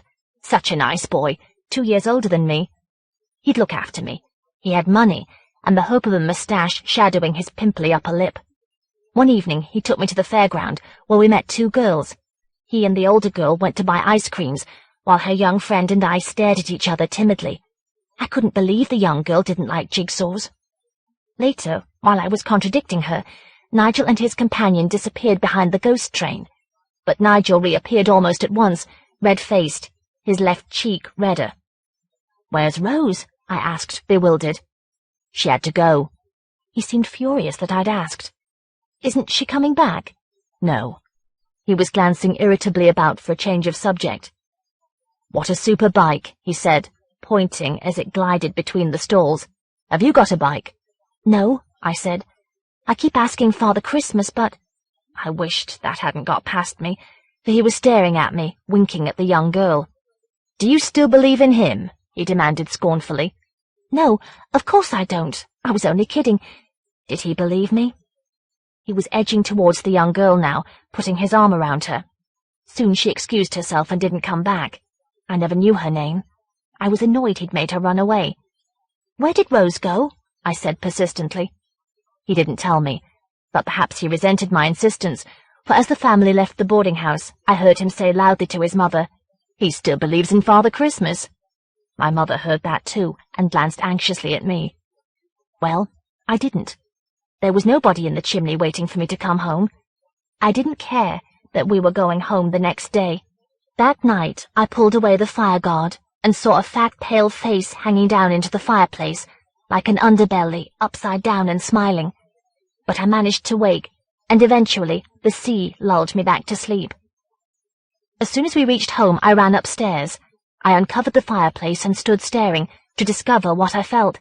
Gradually I filled with the scorn Nigel would have felt, had he known of my fear. How could I have been so childish? The chimney was only a passage for smoke, a hole into which the wind wandered sometimes. That night, exhausted by the journey home, I slept at once. The nights darkened into October. The darkness behind the mesh grew thicker. I'd used to feel, as summer waned, that the chimney was insinuating its darkness into my room. Now the sight only reminded me I'd have a fire soon. The fire would be comforting. It was October when my father's Christmas cards arrived, on a Saturday. I was working in the shop. It annoyed him to have to anticipate Christmas so much, to compete with the supermarket. I hardly noticed the cards. My head felt muffled, my body cold. Perhaps it was the weather's sudden hint of winter. My mother came into the shop that afternoon. I watched her pretend not to have seen the cards. When I looked away, she began to pick them up timidly, as if they were unfaithful letters, glancing anxiously at me. I didn't know what was in her mind. My head was throbbing. I wasn't going home sick. I earned pocket money in the shop.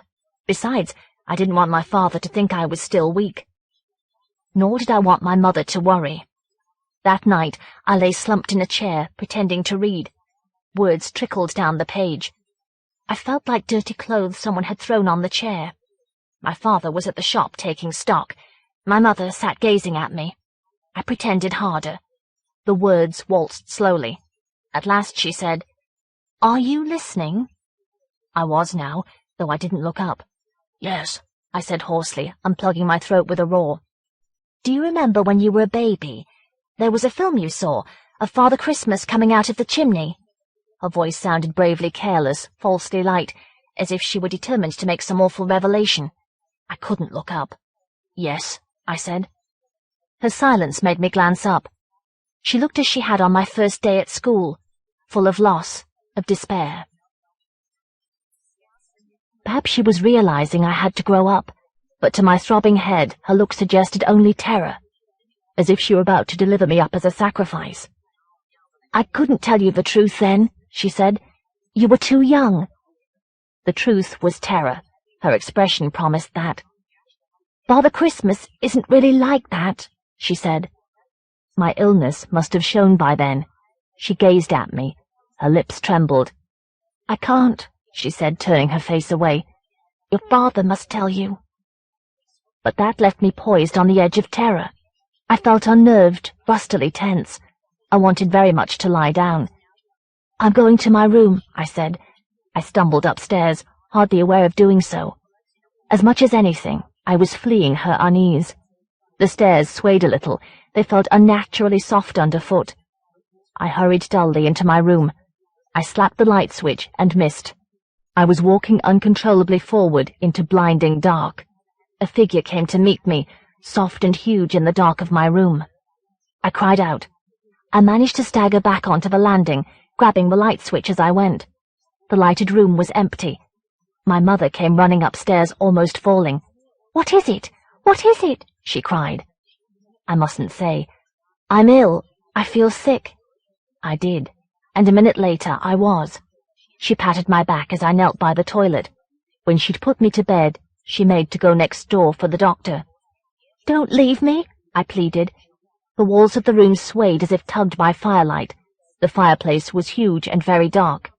As soon as my father opened the door, she ran downstairs crying, "He's ill! He's ill! Go for the doctor!" The doctor came and prescribed for my fever. My mother sat up beside me. Eventually my father came to suggest it was time she went to bed. They were going to leave me alone in my room. "Make a fire," I pleaded. My mother touched my forehead. "But you're burning," she said. "No, I'm cold. I want a fire, please." So she made one, tired as she was. I saw my father's disgust as he watched me use her worry against her to get what I wanted, his disgust with her for letting herself be used. I didn't care. My mother's halting words had overgrown my mind. What had she been unable to tell me? Had it to do with the sounds I'd heard in the chimney? The room lolled around me. Nothing was sure. But the fire would make sure for me. Nothing in the chimney could survive it. I made my mother stay until the fire was blazing. Suppose a huge shape burst forth from the hearth, dripping fire. When at last I let go, I lay lapped by the firelight and meshy shadows, which seemed lulling now, in my warm room. I felt feverish, but not unpleasantly. I was content to voyage on my rocking bed. The ceiling swayed past above me. While I slept, the fire went out. My fever kept me warm. I slid out of bed, and pulling away the fire guard, reached up the chimney. At the length of my arms, I touched something heavy, hanging down in the dark. It yielded, then soft fat fingers groped down and closed on my wrist. My mother was holding my wrist as she washed my hands. "You mustn't get out of bed," she said when she realized I was awake. I stared stupidly at her. "You'd got out of bed. You were sleepwalking," she explained. "You had your hands right up the chimney." I saw now that she was washing caked soot from my hands. Tracks of ash led towards the bed. It had been only a dream. One moment the fat hand had been gripping my wrist. The next it was my mother's cool, slim fingers. My mother played word games and timid chess with me, while I stayed in bed, that day and the next. The third night I felt better. The fire fluttered gently. I felt comfortably warm. Tomorrow I'd get up. I should have to go back to school soon, but I didn't mind that unduly. I lay and listened to the breathing of the wind in the chimney. When I awoke, the fire had gone out. The room was full of darkness. The wind still breathed, but it seemed somehow closer. It was above me. Someone was standing over me. It couldn't be either of my parents, not in the sightless darkness. I lay rigid. Most of all, I wished that I hadn't let Nigel's imagined contempt persuade me to do without a nightlight. The breathing was slow, irregular. It sounded clogged and feeble. As I tried to inch silently towards the far side of the bed, the source of the breathing stooped towards me. I felt its breath waver on my face, and the breath sprinkled me with something like dry rain. When I had lain paralyzed for what felt like blind hours, the breathing went away. It was in the chimney, dislodging soot. It might be the wind, but I knew it had come out to let me know that whatever the fire had done to it, it hadn't been killed. It had emerged to tell me it would come for me on Christmas Eve. I began to scream. I wouldn't tell my mother why. She washed my face, which was freckled with soot. "You've been sleepwalking again," she tried to reassure me, but I wouldn't let her leave me until daylight. When she'd gone, I saw the ashy tracks leading from the chimney to the bed. Perhaps I had been sleepwalking and dreaming. I searched vainly for my nightlight. I would have been ashamed to ask for a new one, and that helped me to feel I could do without. At dinner, I felt secure enough to say I didn't know why I had screamed. "But you must remember. You sounded so frightened. You upset me." My father was folding the evening paper into a thick wad the size of a pocketbook, which he could read beside his plate. "Leave the boy alone," he said. "You imagine all sorts of things when you're feverish. I did when I was his age." It was the first time he'd admitted anything like weakness to me. If he'd managed to survive his nightmares, why should mine disturb me more? Tired out by the demands of my fever, I slept soundly that night. The chimney was silent, except for the flapping of flames. But my father didn't help me again. One November afternoon, I was standing behind the counter, hoping for customers. My father pottered grumpily, fingering packets of nylons, tins of pet food, dinky toys, babies' rattles, cards, searching for signs of theft. Suddenly he snatched a Christmas card and strode to the counter. "Sit down," he said grimly. He was waving the card at me like evidence. I sat down on a shelf, but then a lady came into the shop. The bell thumped. I stood up to sell her nylons. When she'd gone, I gazed at my father, anxious to hear the worst. "Just sit down," he said. He couldn't stand my being taller than he was. His size embarrassed him, but he wouldn't let me see that. He pretended I had to sit down out of respect. "Your mother says she tried to tell you about Father Christmas," he said. She must have told him that weeks earlier. He'd put off talking to me, because we'd never been close, and now we were growing further apart. "I don't know why she couldn't tell you," he said. But he wasn't telling me either. He was looking at me as if I were a stranger he had to chat to. I felt uneasy, unsure now that I wanted to hear what he had to say. A man was approaching the shop. I stood up, hoping he'd interrupt. He did, and I served him. Then, to delay my father's revelation, I adjusted stacks of tins. My father stared at me in disgust. "If you don't watch out, you'll be as bad as your mother." I found the idea of being like my mother strange, indefinably disturbing. But he wouldn't let me be like him, wouldn't let me near. All right, I'd be brave. I'd listen to what he had to say. But he said, "Oh, it's not worth me trying to tell you. You'll find out." He meant I must find out for myself that Father Christmas was a childish fantasy. He didn't mean he wanted the thing from the chimney to come for me. The disgust in his eyes didn't mean that. It didn't. He meant that I had to behave like a man. And I could. I'd show him. The chimney was silent. I needn't worry until Christmas Eve. Nor then. There was nothing to come out. One evening as I walked home, I saw Dr. Flynn in his front room. He was standing before a mirror, gazing at his red fur-trimmed hooded suit. He stooped to pick up his beard. My mother told me that he was going to act Father Christmas at the Children's Hospital. She seemed on the whole glad that I'd seen. So was I. It proved the pretense was only for children, except that the glimpse reminded me how near Christmas was. As the nights closed on the days, and the days rushed by, the end-of-term party, the turkey, decorations in the house, I grew tense, trying to prepare myself. For what? For nothing. Nothing at all. Well, I would know soon, for suddenly it was Christmas Eve. I was busy all day. I washed up as my mother prepared Christmas dinner. I brought her ingredients and hurried to buy some she'd used up. I stuck the day's cards to tapes above the mantelpiece. I carried home a tinsel tree, which nobody had bought. But being busy only made the day move faster. Before I knew it, the windows were full of night. Christmas Eve. Well, it didn't worry me. I was too old for that sort of thing. The tinsel tree rustled when anyone passed it. Light rolled in tinsel globes. Streamers flinched back when doors opened. Whenever I glanced at the wall above the mantelpiece, I saw half a dozen red-cheeked, smiling, bearded faces swinging restlessly on tapes. The night piled against the windows. I chattered to my mother about her shouting father, her elder sisters, the time her sisters had locked her in a cellar. My father grunted occasionally, even when I'd run out of subjects to discuss with my mother, and tried to talk to him about the shop. At least he hadn't noticed how late I was staying up, but he had. "It's about time everyone was in bed," he said in a kind of suppressed fury. "Can I have some more coal?"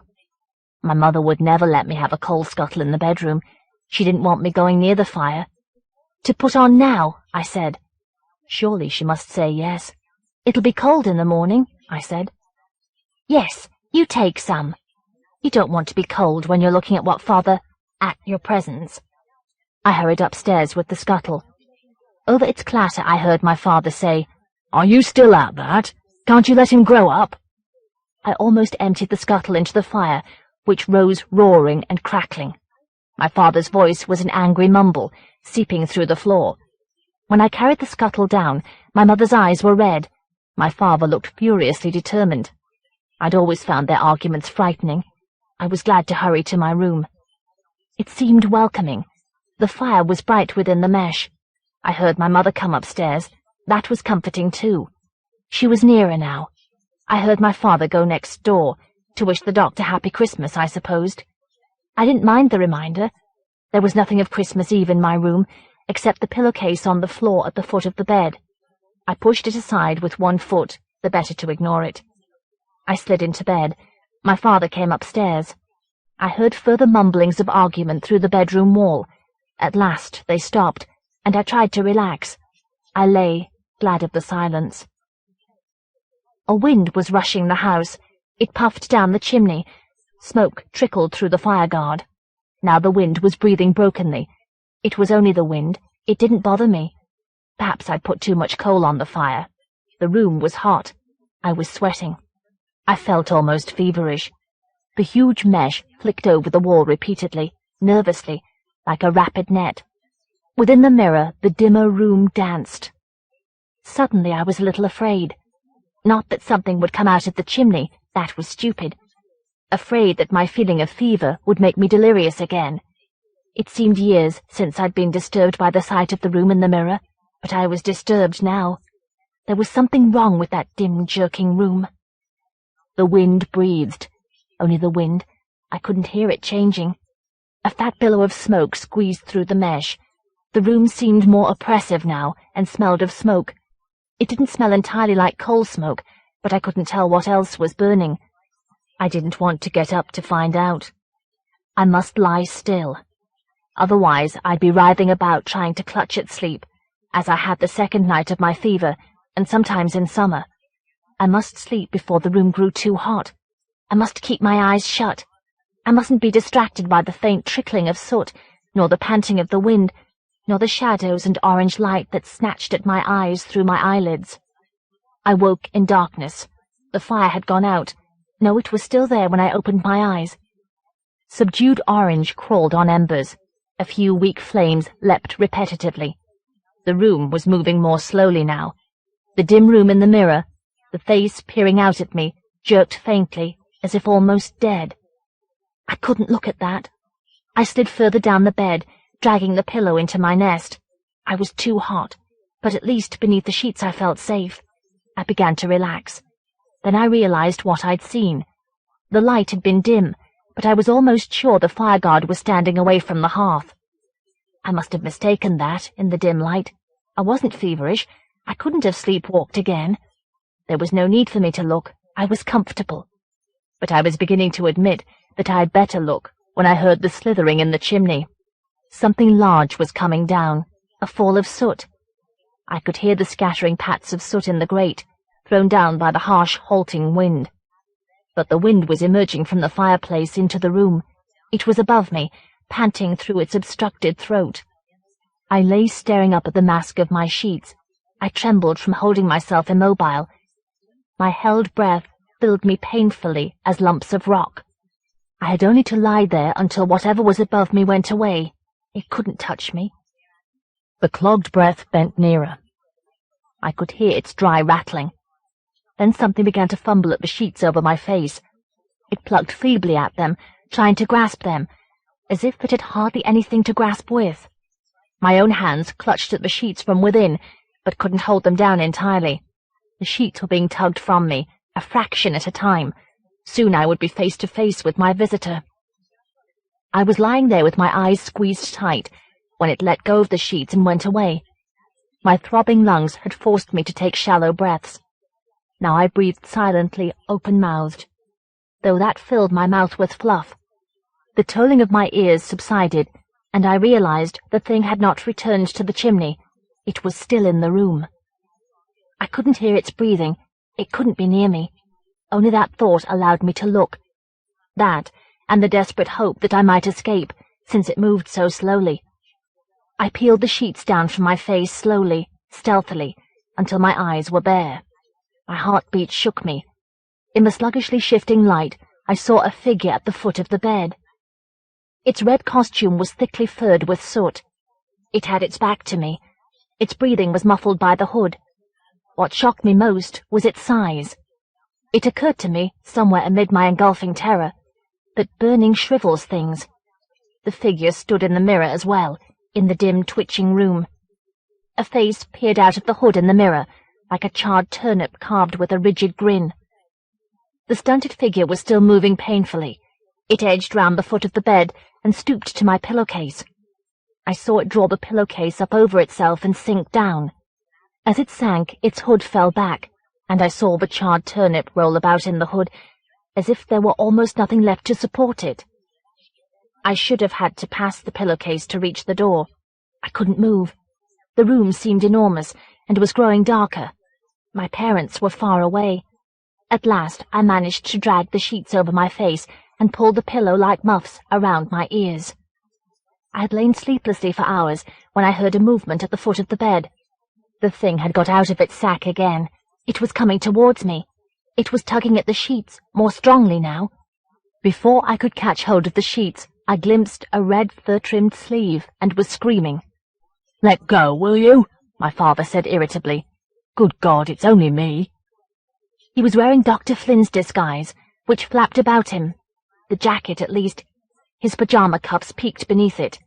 I stopped screaming and began to giggle hysterically. I think he would have struck me, but my mother ran in. "It's all right, she reassured me and explained to him. "It's the shock." He was making angrily for the door when she said, "Oh, don't go yet, Albert. Stay while he opens his presents," and lifting the bulging pillowcase from the floor, dumped it beside me. I couldn't push it away. I couldn't let her see my terror. I made myself pull out my presents into the daylight. Books, sweets, ballpoints. As I groped deeper, I wondered whether the charred face would crumble when I touched it. Sweat pricked my hands. They shook with horror. They could, because my mother couldn't see them. The pillowcase contained nothing but presents and a pinch of soot. When I was sure it was empty, I slumped against the headboard, panting. "He's tired," my mother said in defense of my ingratitude. "He was up very late last night." Later I managed an accident, dropping the pillowcase on the fire downstairs. I managed to eat Christmas dinner and to go to bed that night. I lay awake, even though I was sure nothing would come out of the chimney now. Later I realized why my father had come to my room in the morning dressed like that. He'd intended me to catch him, to cure me of the pretense. But it was many years before I enjoyed Christmas very much. When I left school, I went to work in libraries. 10 years later, I married. My wife and I crossed town weekly to visit my parents. My mother chattered. My father was taciturn. I don't think he ever quite forgave me for laughing at him. One winter night our telephone rang. I answered it, hoping it wasn't the police. My library was then suffering from robberies. All I wanted was to sit before the fire and imagine the glittering cold outside, but it was Dr. Flynn. "Your parents' house is on fire," he told me. "Your father's trapped in there. Your mother needs you." They'd had a friend to stay. My mother had lit the fire in the guest room, my old bedroom. A spark had eluded the fire guard. The carpet had caught fire. Impatient for the fire engine, my father had run back into the house to put the fire out, but had been overcome. All this I learned later. Now I drove coldly across town, towards the glow in the sky. The glow was doused by the time I arrived. Smoke scrolled over the roof, but my mother had found a coal sack and was struggling still to run into the house to beat the fire. Her friend and Dr. Flynn held her back. She dropped the sack and ran to me. "Oh, it's your father! It's Albert!" she repeated through her weeping. The firemen withdrew their hose. The ambulance stood winking. I saw the front door open and a stretcher carried out. The path was wet and frosty. One stretcher bearer slipped, and the contents of the stretcher spilled over the path. I saw Dr. Flynn glance at my mother. Only the fear that she might turn caused him to act. He grabbed the sack and, running to the path, scooped up what lay scattered there. I saw the charred head roll on the lip of the sack before it dropped within. I had seen that already, years ago. My mother came to live with us, but we could see she was pining. My parents must have loved each other in their way. She died a year later. Perhaps I killed them both. I know that what emerged from the chimney was in some sense my father, but surely that was a premonition. Surely my fear could never have reached out to make him die that way. Stages. As Ray emerged onto the pavement, he heard someone approaching. Before he could retreat to the house, a shadow spilled from the side road. Its figure followed. A large man, stumping rapidly. As his shadow unrolled before him, shrank beneath him, and unrolled again, it seemed that the shadow was carrying him. He bore down heavily on Ray, who dwindled within himself, withered by fear. The man knew he was tripping. The man came abreast of the gate and glanced suspiciously at him. Beneath the street lamp, the man looked unnaturally pink, like a boiled baby. His cheeks trembled a little, gelatinously, as he walked. He was a quaking mass of flesh, contained only by a thin bag of skin. He frowned disapprovingly at Ray and was past, drawing his tail of shadow into him. He hadn't really known Ray was tripping. That was just paranoia. Ray had had the same experience on acid. Nevertheless, Ray almost ran across the bare roadway. If a fuzz should stop him, ask him why he was walking at this hour, he was sure his speech would betray him. The glare of the streetlights faded behind him like a negative shadow. At the park, he slowed.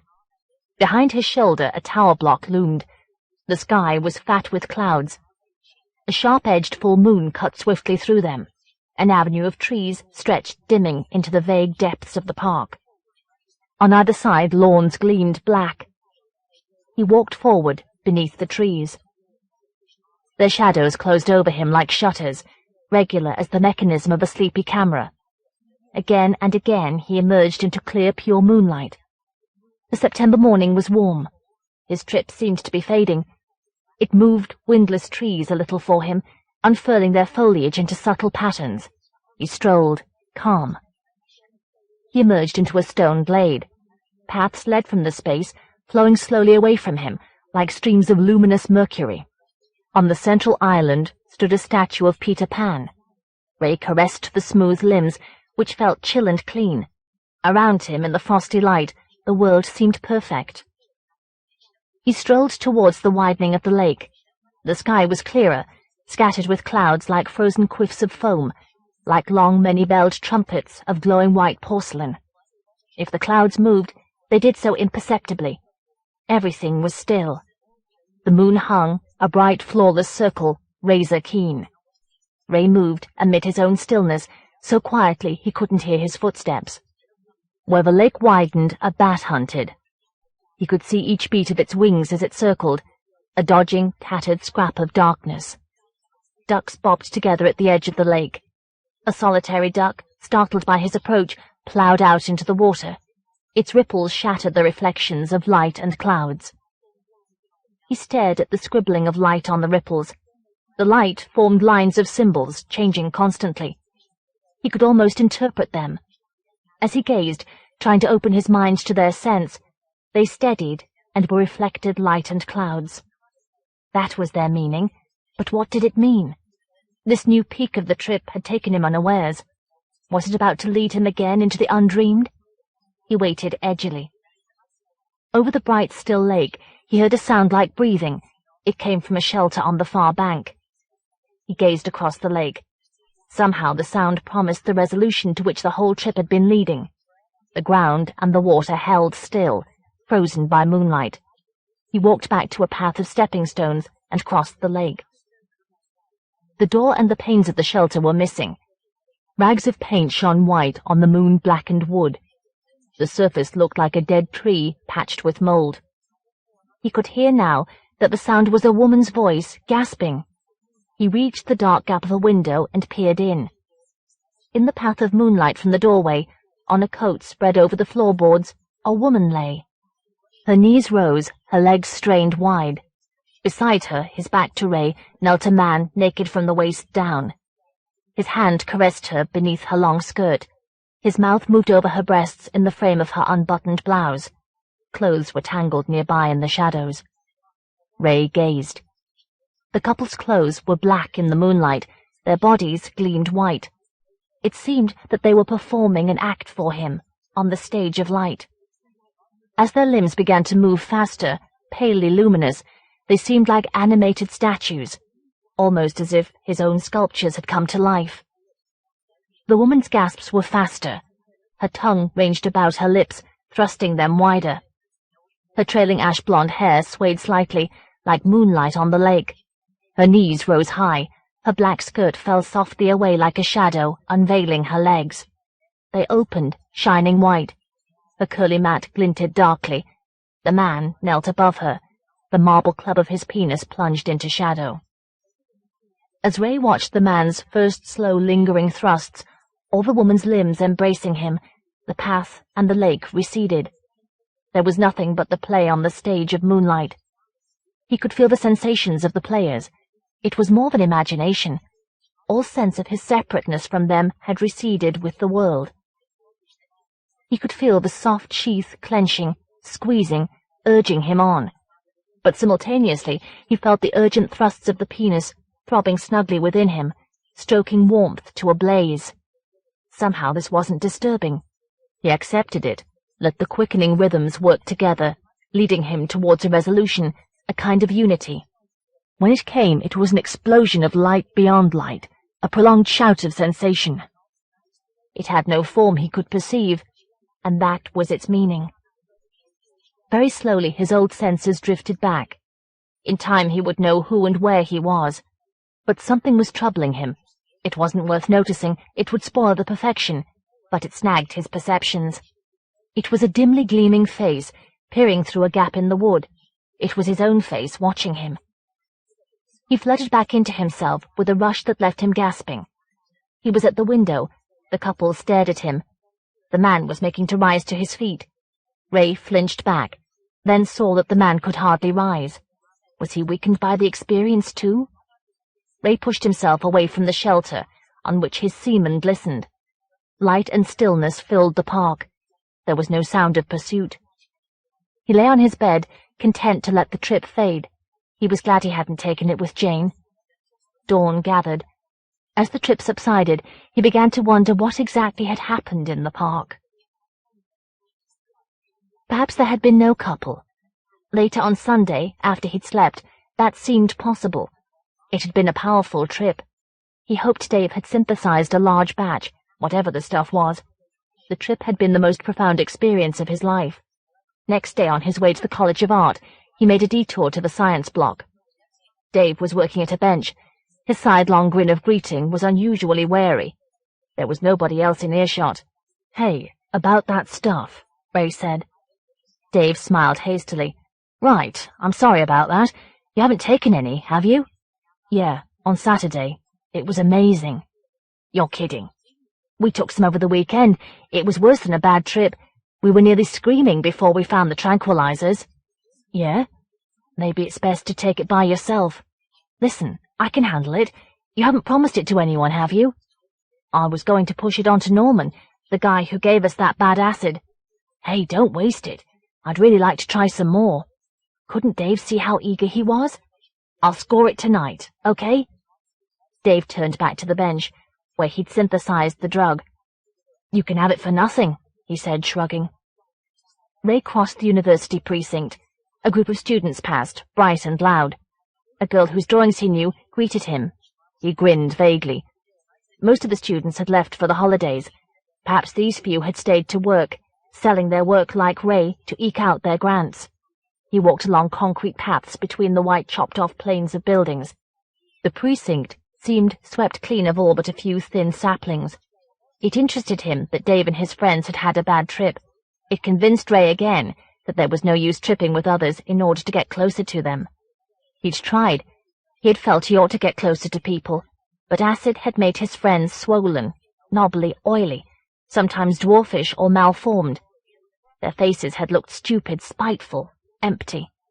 They'd gazed at him, reading his irrepressible thoughts. The faces had hated him for threatening their good trip, for his contempt. They'd excluded him. Some of his friends he hadn't dared to speak to again. Surely he could trip with Jane. After all, they were living together. But the summer night had closed in, squeezing out sweat, oppressing his thoughts. As he lay encased in sweat, beside Jane's hot rubbery flesh, his mind had boiled muddily with childhood guilts.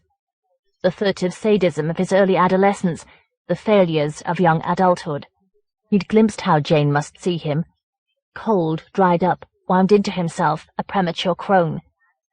She'd turned then to gaze into his eyes, and he had watched her smile die. She had talked, she'd wept, but he couldn't respond. Dawn had drifted towards the window like thick mist, discoloring the end of the trip. To try to escape the depression, to act, he'd said indifferently, "We'd better split up." That had been a month ago. He hadn't seen her since. Perhaps acid wasn't right for him, but now there was Dave's invention.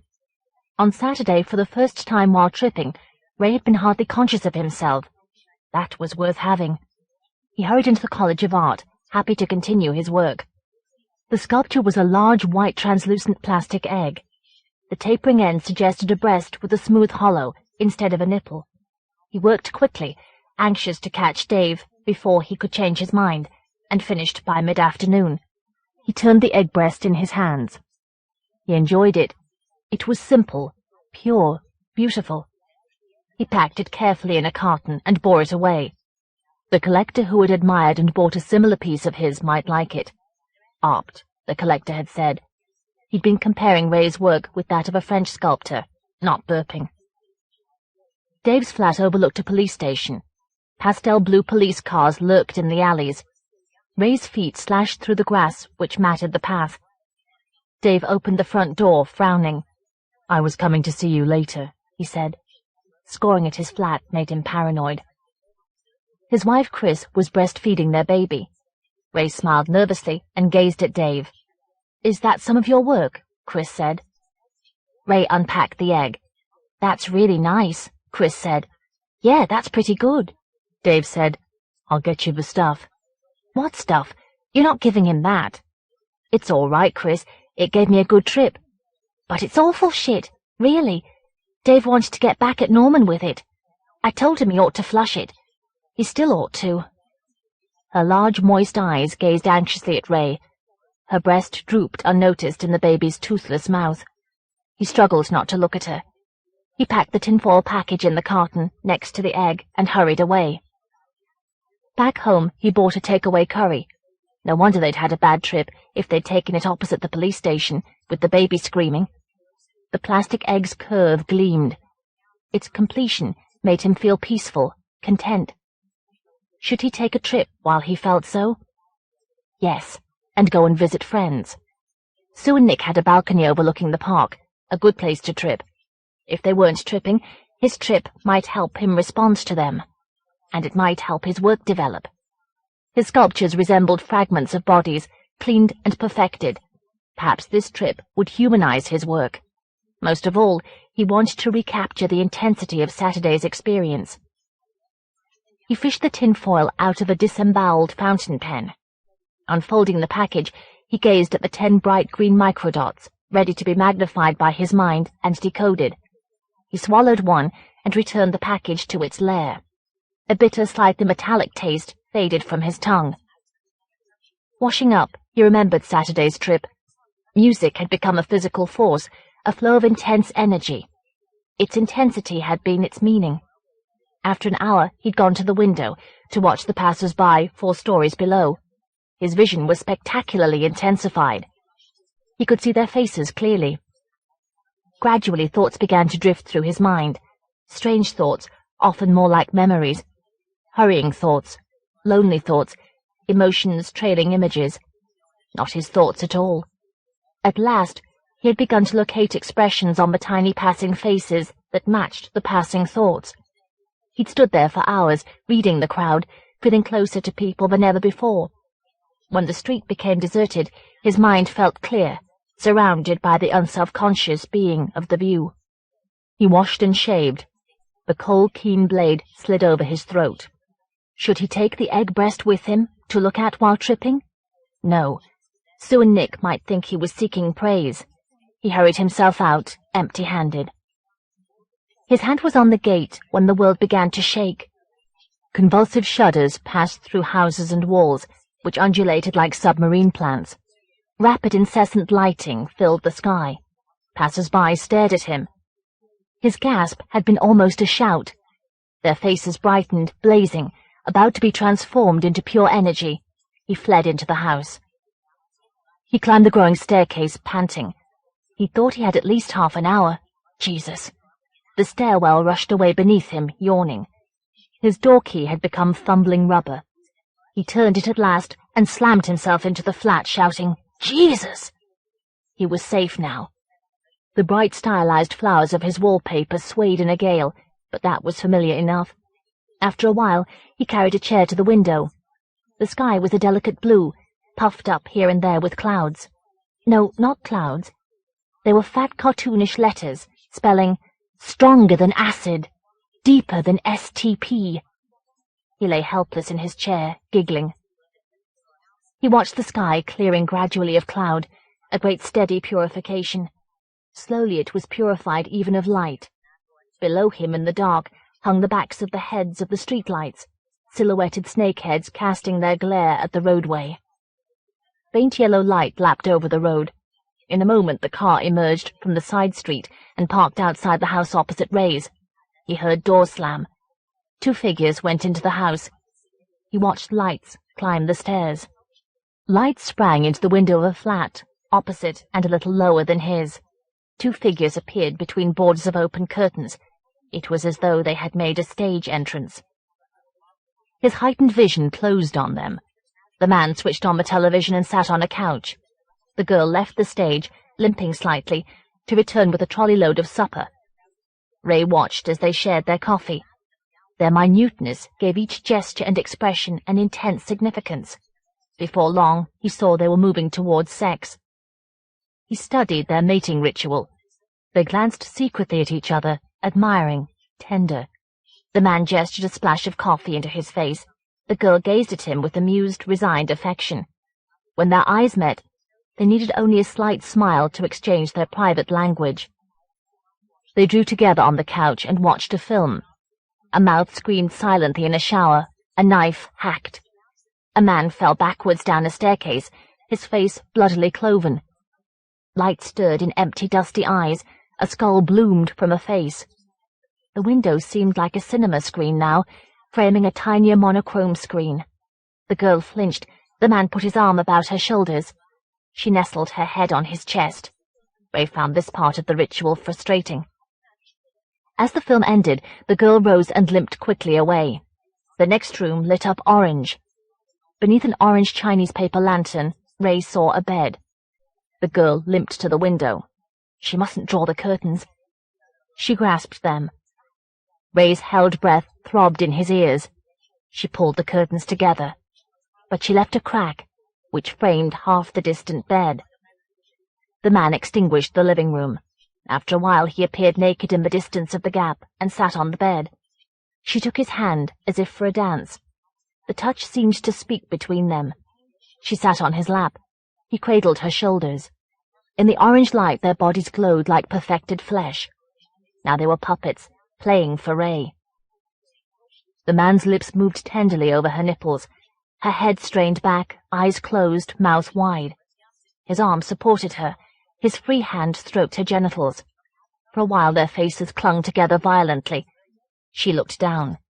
The man's penis was flaccid. She knelt between his legs, her long black hair trailing its shine over his thighs. Her mouth lifted his penis. Her head nodded. All at once, the man levered himself back on the bed, grasping handfuls of blankets. She followed and mounted him. Ray felt the gasp of her body as she took him into her. He felt the man's slow, heavy rhythm. He felt the mouthing, partly controlled, partly helpless, of the girl's genitals. As their rhythms quickened, his sensations flickered from the girl to the man and back again. He felt the widening waves of the girl's pleasure, the slowly growing throb of the man's. His mind seemed to dart wherever sensation was most intense, back and forth, faster than their quickening. Too fast. He tried to slow them. Suddenly, by what was perhaps a misperception, he seemed to do so. He held the man back, retarded his furious movements a little. He seemed to will the girl to clench her thighs more tightly about his back. Perhaps his perceptions were lagging, dislocated, and he was failing to realize that he'd already seen the couple's actions before apparently willing them. He had no chance to wonder. He was shuttling from sensation to sensation, faster than the strobe of acid. The orange puppets rocked together wildly. Waves of sensation overwhelmed him, pounding, flickering. The vibration of the flickering became pure energy that flooded him, blazing, blinding, timeless. The orange room went out. Gradually, the street faded back. He could only go to bed and lie gazing at the dark as it filled with memories, increasingly elaborate, of what had happened. All the next day he wondered whether he had controlled them. Had he really slowed the man, made the girl's legs move? Or could the couple themselves have been a hallucination? His surroundings simplified themselves as his trip ceased to elaborate them. Gazing from the window, he watched the couple emerge from the house. So they were real. He wiped the stain of his semen from the pane. That evening he rang the collector. Yes, he was certainly interested in anything Ray had to show. He'd view it tomorrow, if that was convenient. Had Ray any new work in mind? Ray emerged from a long box of stale tobacco smoke and walked home, musing. The following day, while waiting for the collector, he made some preliminary sketches. One appealed to him. A kind of idealized penis without orifices, its shaft embedded snugly in fat rings. Should the shaft be curved? Should the hole convey a movement of the rings, or ought they to seem one with the shaft? He lost interest and stood at the window, pondering. But the flat opposite was deserted. The collector viewed the egg. Yes, he liked it. Strong and clean, yet delicate. Ray showed him the sketches. Interesting. He'd like to see the work when it was completed. Ray made more sketches. His intuition was clear to itself, but his pencil got in the way. His latest sketch looked like a banana stuffed through doughnuts. Still, there was no hurry, no point in forcing it. The collector had paid him well. That freed him of the need to work for a while. He felt content. He read Rolling Stone, listened to Tangerine Dream. He watched the couple opposite. They read, ate meals at a shiny pine table, watched television. They came on stage from the landing or the kitchen. He wasn't controlling them now, that was certain. He felt as though they were perversely refusing to have sex. As the week passed, he became increasingly irritable. He had to know whether he could still make the imaginative leap to share their experience. On the fourth night they went into the bedroom. The gap between the curtains was narrower, like a slitted eye standing on its corner. Nevertheless, he could see them on the bed, their tiny bodies stained orange. As they coupled, he felt only mild stimulation. Without his heightened eyesight, he found them blurred, distant, uninvolving. He turned away, depressed. He had to know. One more trip would tell. He mustn't keep taking it. He had to work. But the collector would wait. Just one more to make sure. Then he'd save the experience for whenever it meant most to him. He drew a couple of rapid sketches. The last, in which the phallic shaft lay cradled in muscular swellings, might well be worth sculpting. For 2 nights the couple went into the bedroom to sleep. God, Ray thought. They wouldn't get much work in blue movies. Come on, man, get it up. The 3rd night he watched them emerge from the toy car. The man held the gate open. The girl hurried to the front door with her key. To Ray, their actions were annoyingly banal. Come on, come on. Lights stepped up the house. The couple appeared in the living room. The girl limped away, but to the kitchen. Her trolley nosed into the room, bearing coffee. Ray felt he'd seen it all before. He left the window to roll a joint. Perhaps he'd listened to some electronics. Licking the cigarette papers sealed, he glanced towards the window. The orange room was lit. Jesus. He ran to peer around the sash. The girl was pulling the bedspread smooth. She called to the man, who replied without looking up from his newspaper. She shrugged, a little disappointed or rebuffed, and sat waiting on the bed. Ray had time. He snatched the tinfoil out of the pen and almost spilled the microdots. He lifted one with his wet fingertip and swallowed the drug hastily. He switched out the light and sat at the window. He waited. The girl waited. The man turned pages leisurely. Come on, Ray urged the chemical. His previous trip had been unexpectedly swift. He hoped this one would be still quicker. The girl was stretching her legs, tapping her foot impatiently. She massaged her unsteady leg. She called again. The man let go of the newspaper, lingeringly, and prepared to stand up. Not yet. The girl was coming towards the window. She was reaching for the curtains. Ray strained his mind, groping for the trip. His tongue felt rough and dry. The last of the dim light in the sky began to jerk rapidly. Don't close the curtains. His head throbbed. Her face seemed to approach him, clearing, as though he had focused a microscope. The curtains closed. Then her hands faltered, and she turned away beyond the gap, looking puzzled and preoccupied. Ray relaxed, but his forehead was thick with sweat. The couple undressed. Around them, the frame of the world shook incessantly. The man sat on the bed. The girl knelt and stroked the insides of his thighs. Her mouth fastened softly on his hanging penis. Something had gone wrong. It was only the strain of preventing her from drawing the curtains. Once Ray recovered from that, he'd be fine. But there was more. A growing dissatisfaction and frustration. The man lifted the girl gently, holding her hands. He clasped her shoulders with one arm and caressed her breasts as she moved luxuriously on his lap. Ray watched, bored. Didn't they ever try anything else? More than that was frustrating him. He felt excluded from their tenderness. All he could see was two tiny dolls squirming slowly over each other. God, wouldn't they ever get on? He was surrounded by his own clammy flesh. His mind groped to catch hold of what the dolls felt. He felt dull, empty, grimy, alone. A sticky, dusty figure at a window, spying. He sat trembling, paralyzed by the strain of his impotent will. "Get on with it," he screamed. "You limping cocksucker, you useless dangler, get fucking!" Without warning, he felt his will catch hold of them. Yet still he couldn't experience their tenderness. He felt the excitement dormant in their separate genitals. He felt their bodies moving slowly, cradled in each other's affection. They were deliberately frustrating him. He reached out a hand, and grasping his penis, began to rub the glands against the girl's thigh. On the screen across the road, he watched this acted out. The girl's eyes opened sharply. She smiled, puzzled, shaking her head. She made to kneel, but Ray dug his fingers into her shoulder. The penis was erect now. He shoved her back hastily. She reached to begin caressing him, but he thrust two fingers impatiently deep, opening her for his penis before the thing went down again. Her frown was of pain now. She began to struggle. He forced his penis deeper, knocking her thighs wider with his pelvis. Sensations were throbbing. Light and pleasure merged. Beyond this lurked a shadow of disquiet, as his body worked, apparently independent of him, yet undeniably giving him pleasure. But the throbbing blotted that out. In a few moments, the frantic vibrations were a dazzling, uninterrupted flood.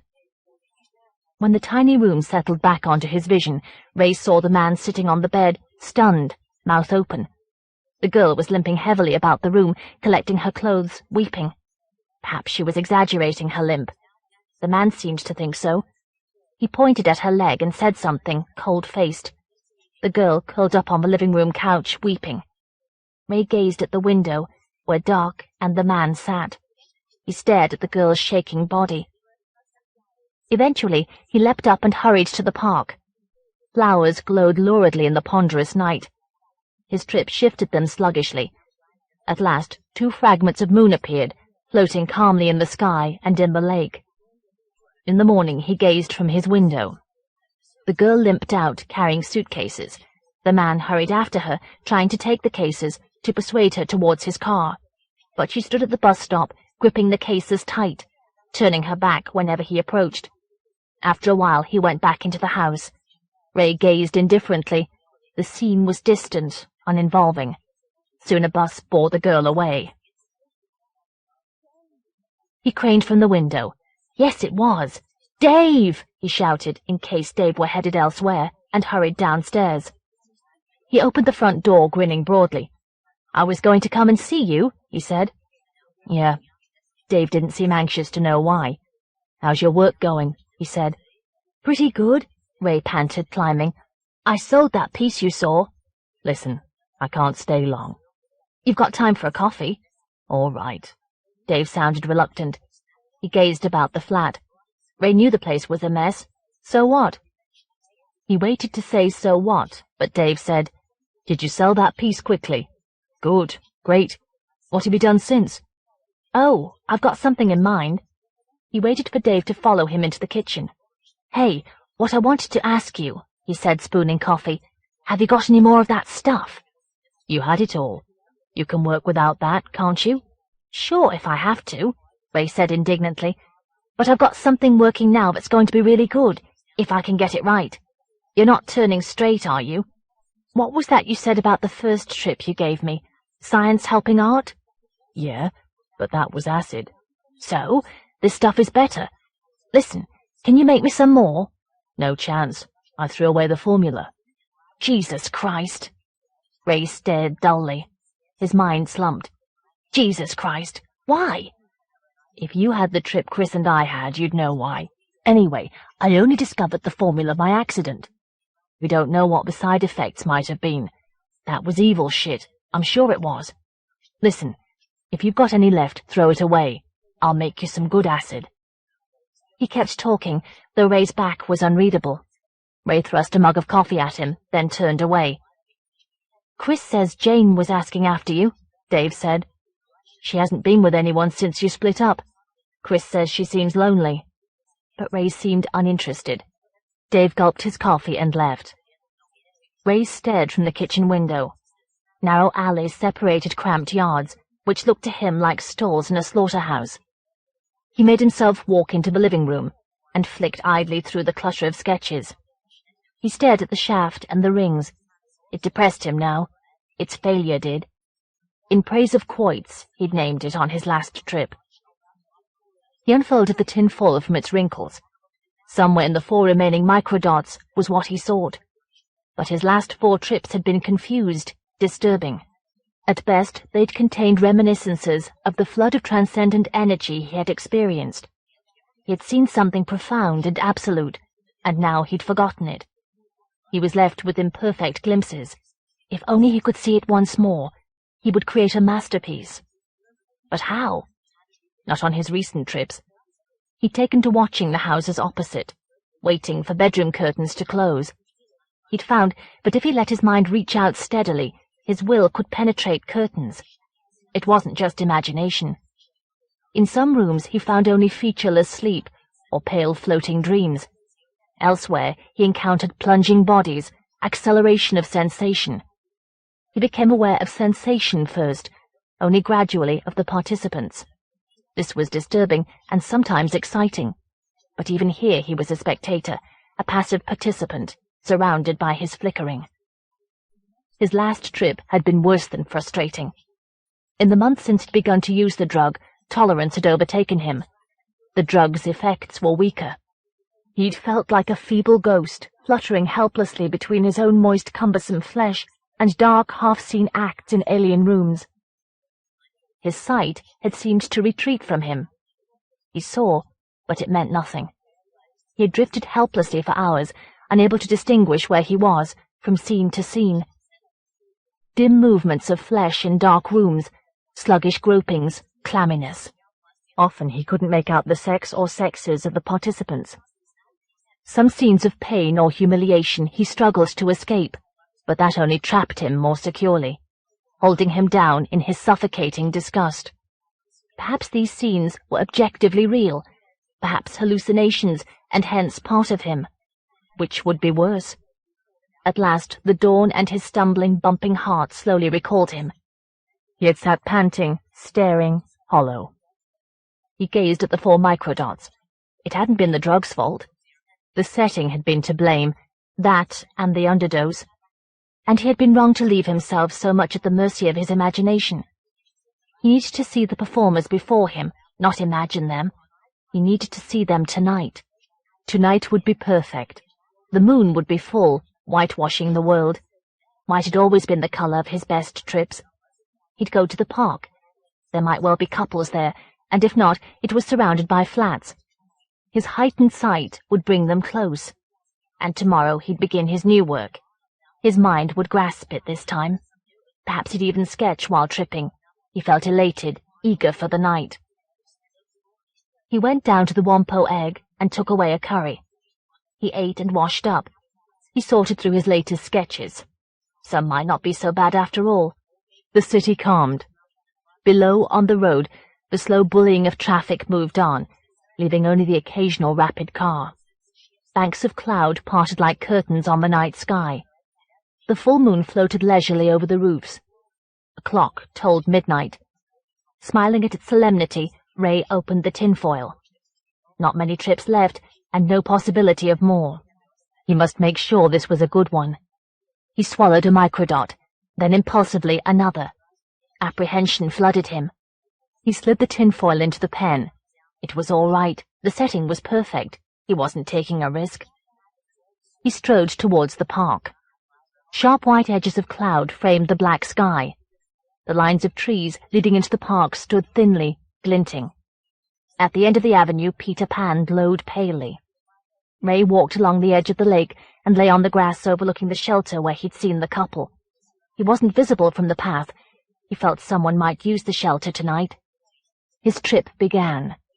The moon parted into segments. Its reflection opened like a shining anemone. Threads of light vibrated in the lake. Soon the water shone white in a frame of absolute dark. Beyond the park, when he looked, windows darted about their buildings like swarms of rectangular fireflies. He watched, engrossed. The world became insubstantial. He was alone with the open universe. Hours passed. The night grew cold. He was angry with himself for shivering. The shelter stood deserted. Soon he would have passed the peak of his trip. He stared across the park. Windows were lit, but their curtains were drawn tight. Had he wasted this trip? He felt the insidious creeping of depression. He lay on the chilly grass, unable to think what to do. A light caught his attention. A car had halted on the road beyond the lake. Its headlights went out. He heard doors slam. He held his breath. Please, please. Footsteps. Approaching. Turning aside. Fading. No, they'd returned to the main path. He saw the couple catch sight of the shelter. The man's boots crunched on the path. The girl's long skirt billowed gently. Ray watched them enter the shelter. He heard their murmur of approval. Their footsteps turned hollow, echoing. He inched down the slope, over the slippery grass. He dug his fingers into the earth. Suppose he slithered and fell against the shelter? But he was nearly there. The couple were out of sight beneath the windows. His ears were full of the faint brushing of clothes pulled over flesh. He grasped the earth, inching down. He had nearly reached the shelter when a light sprang on him, trapping him. He gasped. His heart felt pierced. The eye of light hung above the path. Behind it a shadow loomed. "Now just what are you up to?" the shadow said. It was a policeman. Ray felt his throat clenched tight. If he spoke he would only scream. The light held his face. The shadow moved closer. In a moment it would see his trip in his eyes. It would take hold of him, engulf him. Ray lowered his head to escape the probing of the light and pretended to cough, hacking at his throat to clear it of terror, to give himself time. Now he could speak. He could speak. "I was just walking," he stammered. "I heard something in there, in the shelter. Something going on." The light glared at him. At last the shadow went to a window to peer in. "Oh, that's the way, is it?" it said happily. Ray backed away along the path. The shadow stood poking its light into the shelter. Suddenly it turned. "Hey, you!" it shouted. "I didn't say you could go." But Ray was running, past the shaking, blinding lake, past the pale stone boy, into the striped dark avenue. When at last he halted, only silence was following him. He stood sucking at the air. Then his fingers clawed. Christ, no! He clenched his body, but it was no use. Beneath the moon, amid the whispering of the trees, his bowels betrayed him. He lay. As dawn approached, a cold light settled into the room like mud. A thought gathered, as slowly and inexorably. Would he ever be able to have sex again, other than alone? His future stifled him, an endless version of this moment. He would be alone with his own emptiness, with nothing to sustain him, certainly not his work. He was a helpless speck in a void, without even the will to suicide. Reaching down into himself, he found nothing. There was nothing to reach out for. Except... At noon, he was waiting outside the English department. Amid the long white frontage, glass doors displayed planes of sunlight. The glass swung, the light slipped. Faces emerged, singly or in bobbing bunches. Some which he knew greeted him. Sometimes he remembered to smile. Jane was one of the last to emerge. She strode alone through the sliding light. She shook back her blonde hair, presenting her face to the sunlight. He knew that gesture. It was Jane. It looked defiant, self-possessed, but in fact it was a gesture against her own vulnerability. A shiver passed through Ray. Jane glanced at him and saw him. She hesitated. Quick masks of emotion passed over her face. Exaggerated surprise, aloofness, nonchalance. Then she gave a slight neutral smile. She made to walk unhurriedly away, but he'd already reached her, almost running. "Hello, Jane," he said. "Hello," she said, as if he were someone she knew slightly. What a coincidence. He couldn't tell if she meant that ironically. "Right, I was just passing," he said. "Shall we go for a drink?" She shrugged. "If you like." The campus pub was scattered with students. Billiards clicked in an alcove. "Do you want your usual?" Ray said. "Yes, please," but she spoke curtly, as if she resented his sharing her memory. He drank beer. The last of the trip made it taste metallic, but he could feel that it was helping to bring him down. They chatted awkwardly. Jane was reading Hardy. Laurel, too? Her smile at that was genuinely pained. Once it wouldn't have been. Did she like the books? He must read some. Which did she recommend? She was finishing her drink. "Listen," he said hurriedly. She glanced warily at him. "I'm sorry," he stumbled, "for what I said to you that time. I was having a bad trip, that's all. It wasn't our fault, it was the setting. I mean, it was so hot. I was nearly suffocating." She gazed, waiting patiently for him to finish. "Do you see what I mean?" he demanded. "Yes, all right," she agreed indifferently. She picked up her handbag. "Thank you for the drink. I must go to class." He felt his hand trembling beneath the table, writhing. He couldn't reach her. She was alien now. Suddenly the last of the trip impelled him to say, "I wasn't really passing. I waited for you. I'm lonely." She stood looking down at him. She allowed no expression to reach her face, but her eyes were moist. He thought she was trying to pull away. "I'm lonely without you," he said. "Come back with me, please." After a pause she sat down. "Oh, Ray," she sounded helpless. He chattered on. "I'm really sorry. Look, I do—" He glanced at the nearby students, felt embarrassment rising in him like bile. He could say it. He must. It was true. "I do love you, you know." "Do you?" She shook her head sadly. Its blonde curtains swayed. "I don't know." "Please let me talk to you tonight," he said desperately. "Come and talk to me. I'll meet you from your class." "No, don't meet me. All right, I'll come. I haven't forgotten where you live." She stood up before he could reply, and was gone. She was only asserting her independence. Refusing to be met left her free to choose to come to him. She valued that freedom. But she wouldn't break her word. Nevertheless, he suffered nervously throughout the afternoon. Mightn't she decide she had promised too hastily, just to escape him? Might she send a friend to say she'd changed her mind? He stared from his window. Cars rattled by, glinting like dusty tin. Solitary figures wandered, clutching dilapidated bags and groping in litter bins. He started to tidy the flat desultorily, but gave up the attempt. Let Jane see how he'd become. Clouds grew on the sky, like white mold, he thought. Cars multiplied on the road, hindering each other. People squeezed through the maze of metal. Jane's class must be over by now. She wasn't coming. She hadn't even bothered to let him know. Dull light hung beneath the ceiling of cloud. Girls passed below, their colors sullen. There was a blonde, another. The crowd was full of blonde heads, floating sluggishly, infuriatingly. There was Jane. He had to crane out to make certain. She saw him, but didn't wave until he did.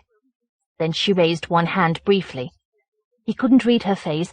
His vision seemed frustratingly limited now. He ran downstairs. "Hello," she said tonelessly. He wasn't sure whether she had come only because she couldn't tell him she had reconsidered. He let her precede him up the stairs. Her hips swung, sketching her buttocks on her long skirt. He remembered her body. She entered the flat and balked. She stared at the tangled bedclothes, the jumble of sketches, the clogged dustpan lurking under a chair, a recumbent mug dribbling cold coffee on the floorboards. He could feel her struggling to select a reaction. All at once she sighed loudly. "Oh, Ray, I can't leave you for 5 minutes, can I?" He gasped silently behind her. She'd taken him back. He turned her by the shoulders, to hold her, but she pushed her hands against his chest. "Never mind that. Just you help me to clear up this mess." He saw the flat as she must see it, abandoned, squalid. He hurried about, ashamed. Still, it was only because he had been alone that he'd let the squalor accumulate. It showed he needed Jane. Together they smoothed out the bed, as they'd often used to. All at once, Jane hugged him violently. "I thought you hated me," she said. "Don't ever look at me again like you did, or I really will leave you." She gazed at him, then she kissed him. But before he could enter her mouth, she had slipped away and was leafing through his sketches. "How's your work?" "All right."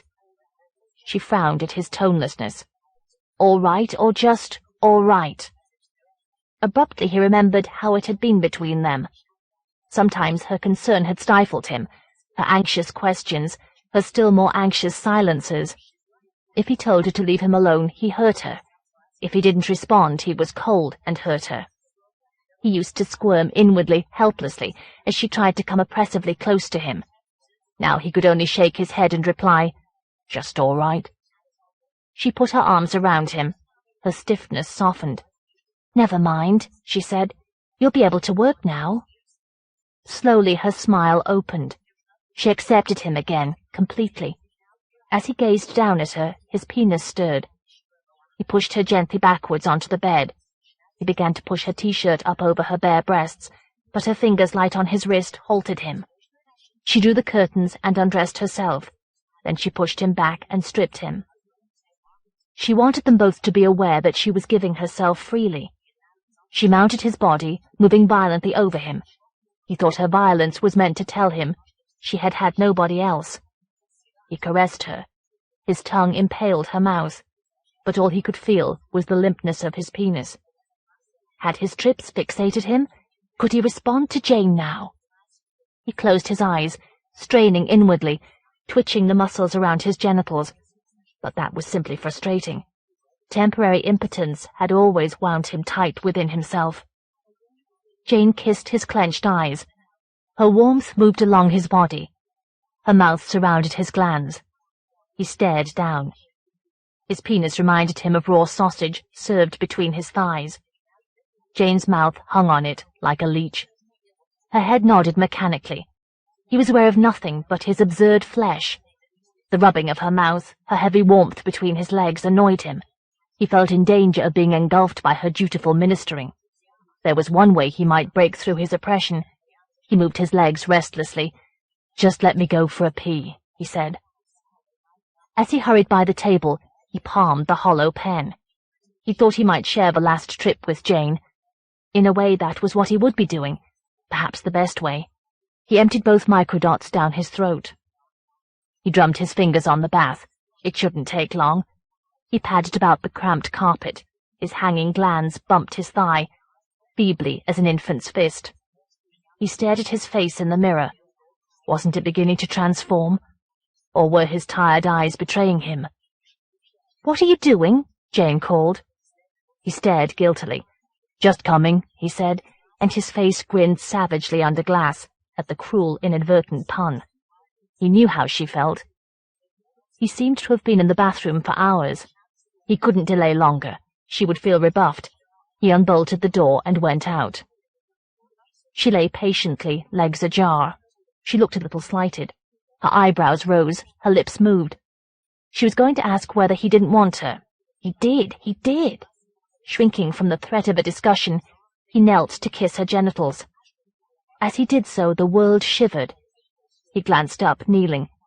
Jane's body was foreshortened. Her head, her breasts, and her vagina were in conjunction. It was as though she had become a symbol of herself.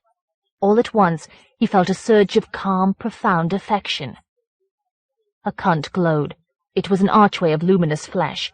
Around it shone a dark pubic aura. He touched the archway, and it opened, revealing the deep hall of glowing flesh. Jane watched his awe, and he felt her yearning for him. His penis rose at once. Its inner light brightened slowly, in the rhythm of its throbbing. He entered Jane. At once a sense of her spilled over him, overwhelming. She was energies, warmth, compassion, devotion, practicality, sexuality. They flooded him. She offered them, if he should want them. Their flood was dazzling yet calm. It couldn't harm him. Compared to this, his previous trips were dim. Each of his movements, however tiny, intensified the flood. His eyes were open, yet he was somewhere in a shimmering region beyond sight. His senses had merged. Another movement, and he felt his orgasm rushing closer, closer, until it overtook him. His spasms seemed enormous, violent, prolonged. Explosions of energy so intense they were separated by gaps of blinded darkness. Someone was gasping. His heart throbbed more furiously than his penis. All of him went limp. He was somewhere, content to return to himself in time. He was aware that Jane's orgasm had begun. It was more violent than his own had been. It was a whirlpool of sensation engulfing him. No more! Too much! But the intensity of her sensations sucked him in, more inexorably than anything he had witnessed before. Her orgasm assaulted all his senses. He had no chance to be aware of anything else. They lay exhausted. Gingerly, he reached for his senses. Nothing. Vacancy. Where was he? Senses drifted like dreams, uncontrollably. What could he feel weighing him down? What was wrong? Eyes opened, stared. Someone gasped, then cried out. A face stared at him with extinguished eyes. His own face. His own body lay lifeless on him, weighing him down. Hands reached upwards, thrusting frantically at his body's shoulders. Hands with slim fingers and long nails. Jane's hands. He heard her sobbing, but he couldn't see her face. Yes, he could see her eyes, blurred as they were. Her rapid eyelids tried to snatch tears from them. He was looking out through them. He mustn't panic. He'd been out of his body before, on all these trips. On the first, he'd seen his own face, peering into the shelter. He could get back. His body had only passed out for a moment, stunned by its orgasm. But Jane's cries were losing their hold on words now. She was punching the shoulders of the body, struggling to free herself. Don't! Jesus! He must reach her, reassure her. But he was being carried away by terror, by the sight of his own lifeless face gaping at him. His own flopping body cut off completely from him. A dead, mindless weight. Her terror was swelling uncontrollably. It burst and flooded him, crushing him, sweeping away his control, his identity. As Jane lay screaming and heaving at his body, he dwindled to a thin, helpless shriek, lost in hers. The Brood. He'd had an almost unbearable day. As he walked home, his self-control still oppressed him, like rusty armor. Climbing the stairs, he tore open his mail. A glossy pamphlet from a binoculars firm, a humbler folder from the Wildlife Preservation Society. Irritably, he threw them on the bed and sat by the window to relax. It was autumn. Night had begun to cramp the days. Beneath golden trees, a procession of cars advanced along Prince's Avenue, as though to a funeral. Crowds hurried home. The incessant, anonymous parade, dwarfed by 3 stories, depressed him. Faces like these vague twilight miniatures, selfishly ingrown, convinced that nothing was their fault, brought their pets to his office. But where were all the local characters? He enjoyed watching them. They fascinated him. Where was the man who ran about the avenue chasing butterflies of litter and stuffing them into his satchel? Or the man who strode violently, head down in no gale, shouting at the air? Or the rainbow man, who appeared on the hottest days, obese with sweaters, each of a different garish color? Black Band hadn't seen any of these people for weeks. The crowds thinned, cars straggled, groups of street lamps lit, tinting leaves sodium, unnaturally gold. Often that lighting had meant, why, there she was, emerging from the side street almost on cue, the lady of the lamp. Her gait was elderly. Her face was withered as an old blanched apple. The rest of her head was wrapped in a tattered grey scarf.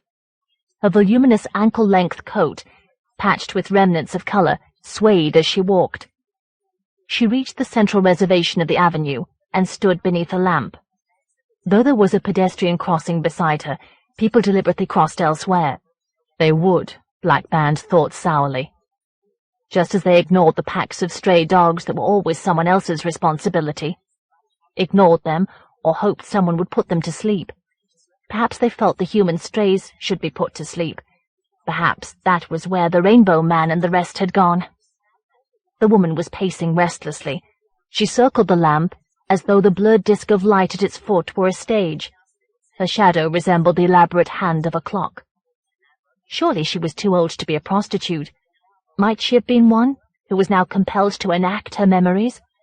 His binoculars drew her face closer, intent as a sleepwalker's, introverted as a fetus.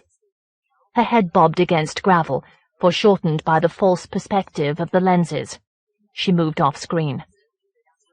3 months ago, when he'd moved to this flat, there had been 2 old women. One night he had seen them, circling adjacent lamps. The other woman had been slower, more sleepy. At last, the lady of the lamp had led her home.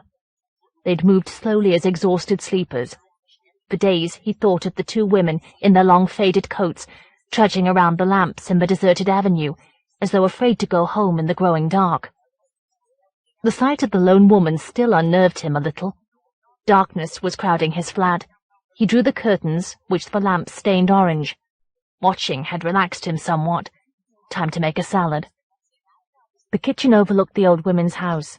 See the world from the attics of Princess Avenue. All human life is here. Backyards penned in rubble and crumbling toilet sheds. On the far side of the back street, houses were lidless boxes of smoke. The house directly beneath his window was dark, as always. How could the 2 women, if both were still alive, survive in there? But at least they could look after themselves, or call for aid.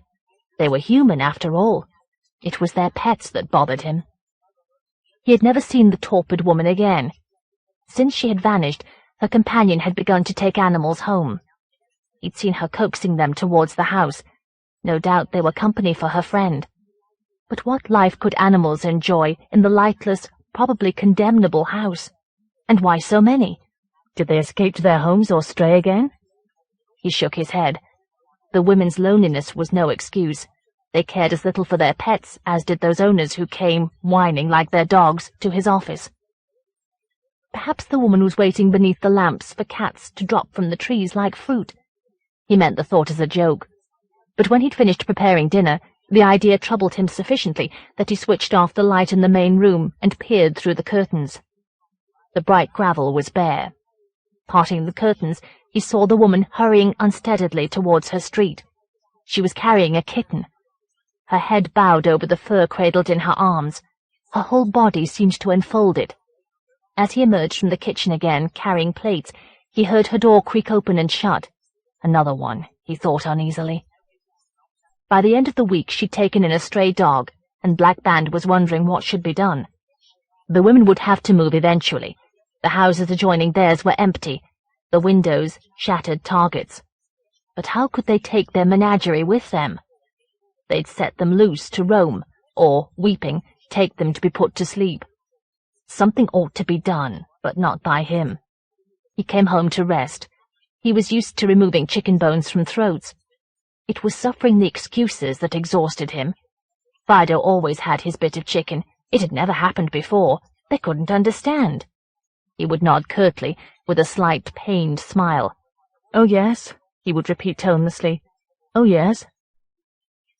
Not that that would work with the lady of the lamp. But then he didn't intend to confront her. What on earth could he have said? That he'd take all the animals off her hands? Hardly. Besides, the thought of confronting her made him uncomfortable. She was growing more eccentric. Each day she appeared a little earlier. Often she would move away into the dark, then hurry back into the flat, bright pool. It was as though light were her drug. People stared at her and fled. They disliked her because she was odd. All she had to do to please them, Black Band thought, was be normal. Overfeed her pets until their stomachs scraped the ground, lock them in cars to suffocate in the heat, leave them alone in the house all day, then beat them for chewing. Compared to most of the owners he met, she was St. Francis. He watched television. Insects were courting and mating. Their ritual dances engrossed and moved him. The play of colors, the elaborate racial patterns of the life force, which they instinctively decoded and enacted. Microphotography presented them to him. If only people were as beautiful and fascinating. Even his fascination with the lady at the lamp was no longer unalloyed. He resented that. Was she falling ill? She walked painfully slowly, stooped over, and looked shrunken. Nevertheless, each night she kept her vigil, wandering sluggishly in the pools of light like a sleepwalker. How could she cope with her animals now? How might she be treating them? Surely there were social workers in some of the cars nosing home. Someone must notice how much she needed help. Once he made for the door to the stairs, but already his throat was parched of words. The thought of speaking to her wound him tight inside. It wasn't his job. He had enough to confront. The spring in his guts coiled tighter until he moved away from the door. One night an early policeman appeared. Usually the police emerged near midnight, disarming people of knives and broken glass, forcing them into the vans. Black Band watched eagerly. Surely the man must escort her home, see what the house hid. Black Band glanced back to the splash of light beneath the lamp. It was deserted. How could she have moved so fast? He stared, baffled. A dim shape lurked at the corner of his eyes. Glancing nervously, he saw the woman standing on the bright disc several lamps away, considerably further from the policeman than he'd thought. Why should he have been so mistaken? Before he could ponder, a sound distracted him. A loud fluttering, as though a bird were trapped and frantic in the kitchen. But the room was empty. Any bird must have escaped through the open window. Was that a flicker of movement below, in the dark house? Perhaps the bird had flown in there. The policeman had moved on. The woman was trudging her island of light. Her coat's hem dragged over the gravel. For a while Black Band watched, musing uneasily, trying to think what the fluttering had resembled more than the sound of a bird's wings. Perhaps that was why, in the early hours, he saw a man stumbling through the derelict back streets. Jagged hurdles of rubble blocked the way. The man clambered, panting dryly, gulping dust as well as breath. He seemed only exhausted and uneasy, but Black Band could see what was pursuing him. A great wide shadow-colored stain, creeping vaguely over the rooftops. The stain was alive, for its face mouthed, though at first from its color and texture he thought the head was the moon. Its eyes gleamed hungrily. As the fluttering made the man turn and scream, the face sailed down on its stain towards him. Next day was unusually trying. A dog with a broken leg and a suffering owner. "You'll hurt his leg. Can't you be more gentle? Oh, come here, baby. What did the nasty man do to you?" A senile cat and its protector. "Isn't the usual vet here today? He never used to do that. Are you sure you know what you're doing?" But later, as he watched the woman's obsessive trudging, the dream of the stain returned to him. Suddenly he realized he had never seen her during daylight. So that was it, he thought, sniggering. She'd been a vampire all the time. A difficult job to keep when you hadn't a tooth in your head. He reeled in her face with the focusing screw. Yes, she was toothless. Perhaps she used false fangs, or sucked through her gums. But he couldn't sustain his joke for long. Her face peered out of the frame of her grey scarf, as though from a web. As she circled, she was muttering incessantly. Her tongue worked as though her mouth were too small for it. Her eyes were fixed as the heads of grey nails impaling her skull. He laid the binoculars aside, and was glad that she'd become more distant. But even the sight of her trudging in miniature troubled him. In her eyes he had seen that she didn't want to do what she was doing. She was crossing the roadway, advancing towards his gate. For a moment, unreasonably and with a sour uprush of dread, he was sure she intended to come in. But she was staring at the hedge. Her hands fluttered, warding off a fear. Her eyes and her mouth were stretched wide.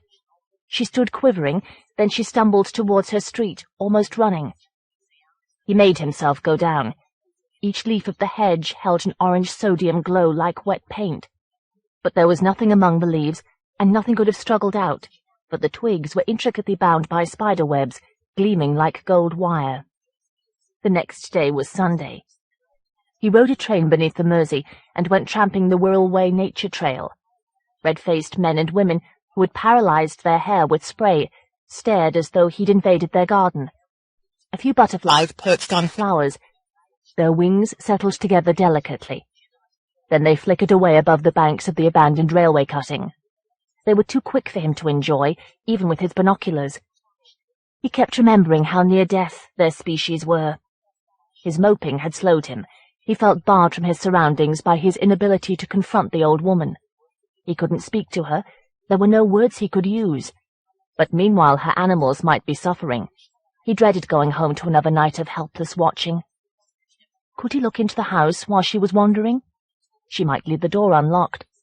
At some time he had become intuitively sure that her companion was dead. Twilight gained on him, urging him back to Liverpool.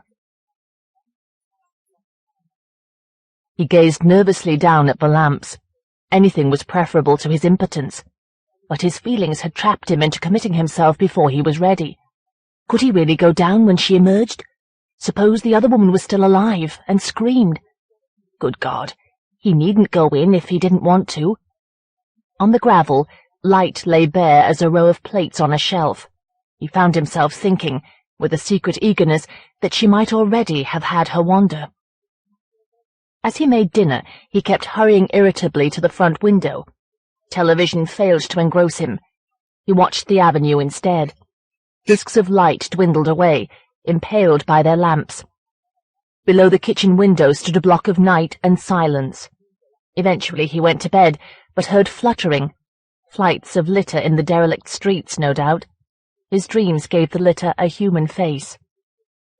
Throughout Monday he was on edge, anxious to hurry home and be done. He was distracted. Oh, poor Chubbles, is the man hurting you? He managed to leave early. Day was trailing down the sky as he reached the avenue. Swiftly he brewed coffee and sat sipping, watching. The caravan of cars faltered, interrupted by gaps. The last homecomers hurried away, clearing the stage. But the woman failed to take her cue. His cooking of dinner was fragmented. He hurried repeatedly back to the window. Where was the bloody woman? Was she on strike? Not until the following night, when she had still not appeared, did he begin to suspect he'd seen the last of her. His intense relief was short-lived. If she had died of whatever had been shrinking her, what would happen to her animals? Should he find out what was wrong? But there was no reason to think she'd died. Probably she and her friend before her had gone to stay with relatives. No doubt the animals had escaped long before. He'd never seen or heard any of them since she had taken them in. Darkness stood hushed and bulky beneath his kitchen window. For several days the back streets were quiet, except for the flapping of litter or birds. It became easier to glance at the dark house. Soon they'd demolish it. Already children had shattered all the windows. Now, when he lay awaiting sleep, the thought of the vague house soothed him, weighed his mind down gently. That night he awoke twice. He'd left the kitchen window ajar, hoping to lose some of the unseasonable heat. Drifting through the window came a man's low moaning. Was he trying to form words? His voice was muffled, blurred as a dying radio. He must be drunk. Perhaps he had fallen, for there was a faint scrape of rubble. Blackband hid within his eyelids, courting sleep. At last the shapeless moaning faded. There was silence, except for the feeble stony scraping. Blackband lay and grumbled until sleep led him to a face that crept over heaps of rubble. Some hours later he woke again. The lifelessness of 4 o'clock surrounded him. The dim air seemed sluggish and ponderous. Had he dreamed the new sound? It returned and made him flinch. A chorus of thin, piteous wailing, reaching weakly upwards towards the kitchen. For a moment, on the edge of dream, it sounded like babies. How could babies be crying in an abandoned house? The voices were too thin. They were kittens. He lay in the heavy dark, hemmed in by shapes that the night deformed.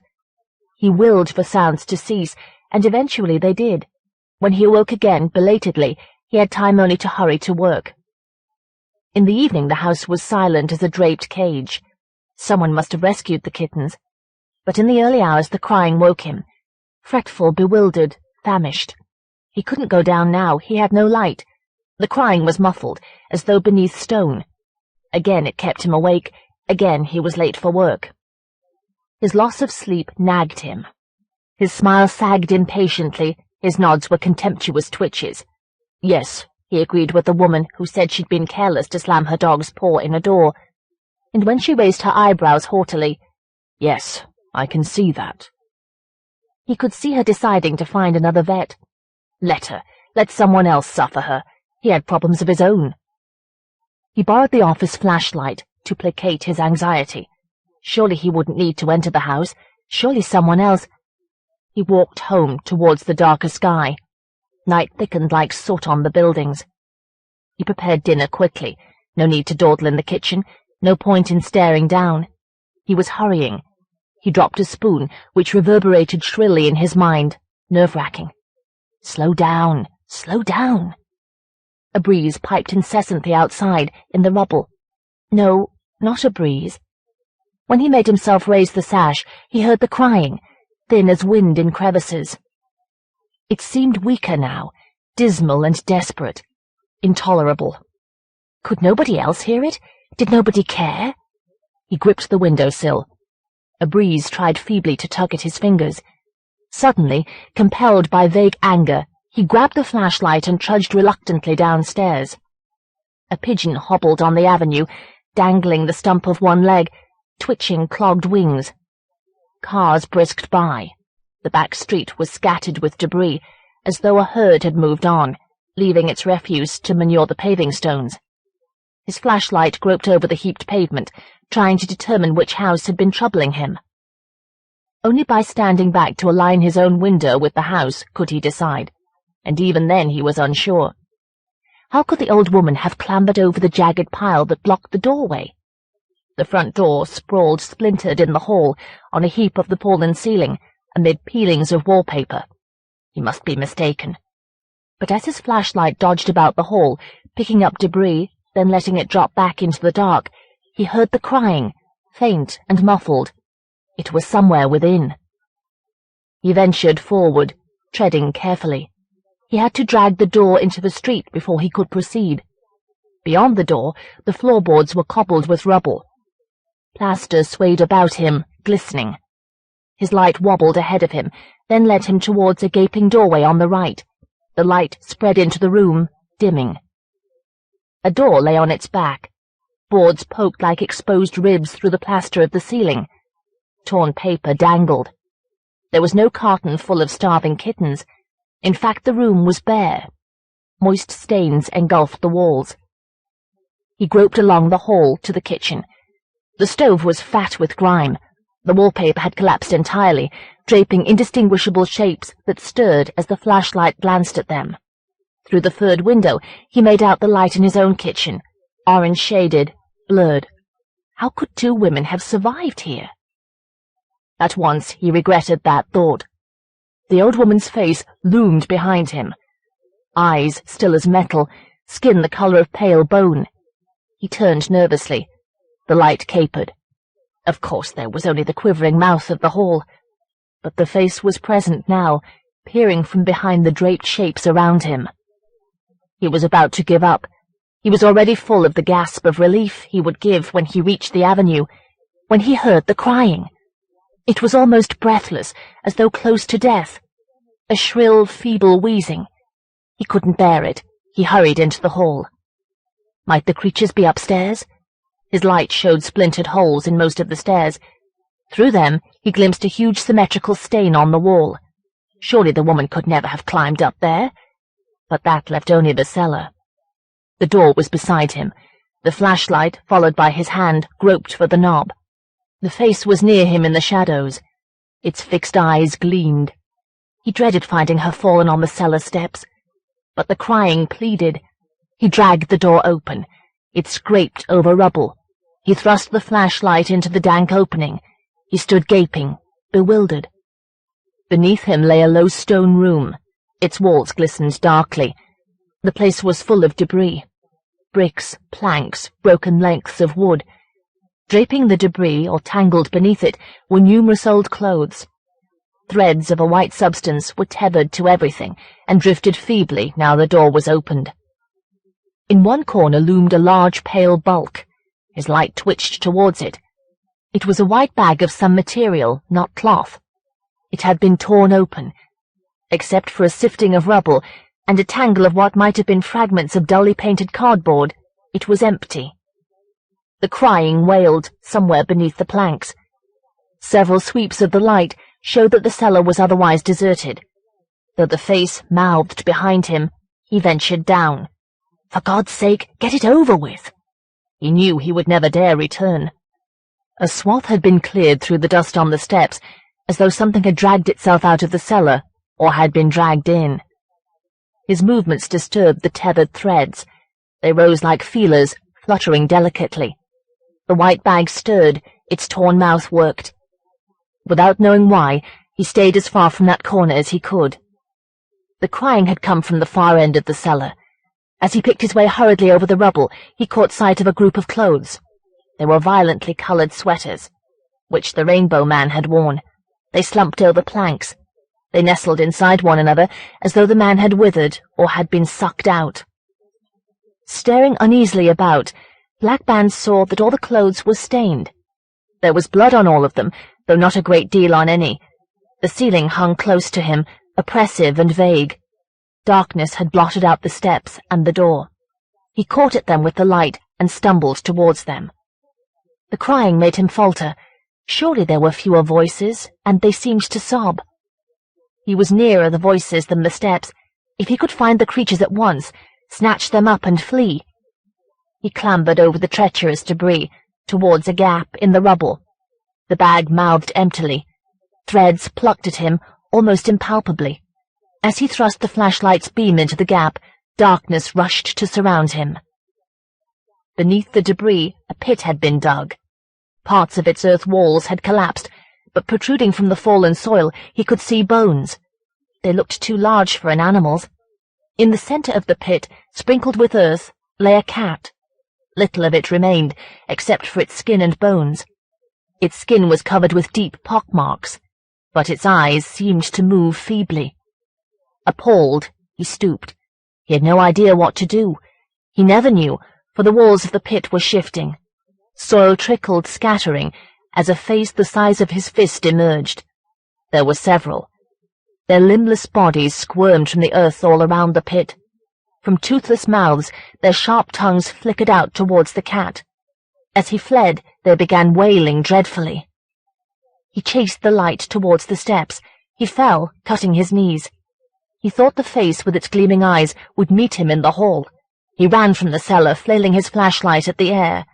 As he stumbled down the street, he could still see the faces that had crawled from the soil. Rudimentary beneath translucent skin, but beginning to be human. He leaned against his gatepost in the lamplight, retching. Images and memories tumbled disordered through his mind. The face crawling over the roofs. Only seen at night. Vampire. The fluttering at the window. Her terror at the hedge full of spiders. Calyptra. What was it? Calyptra ustrigata. Vampire moth.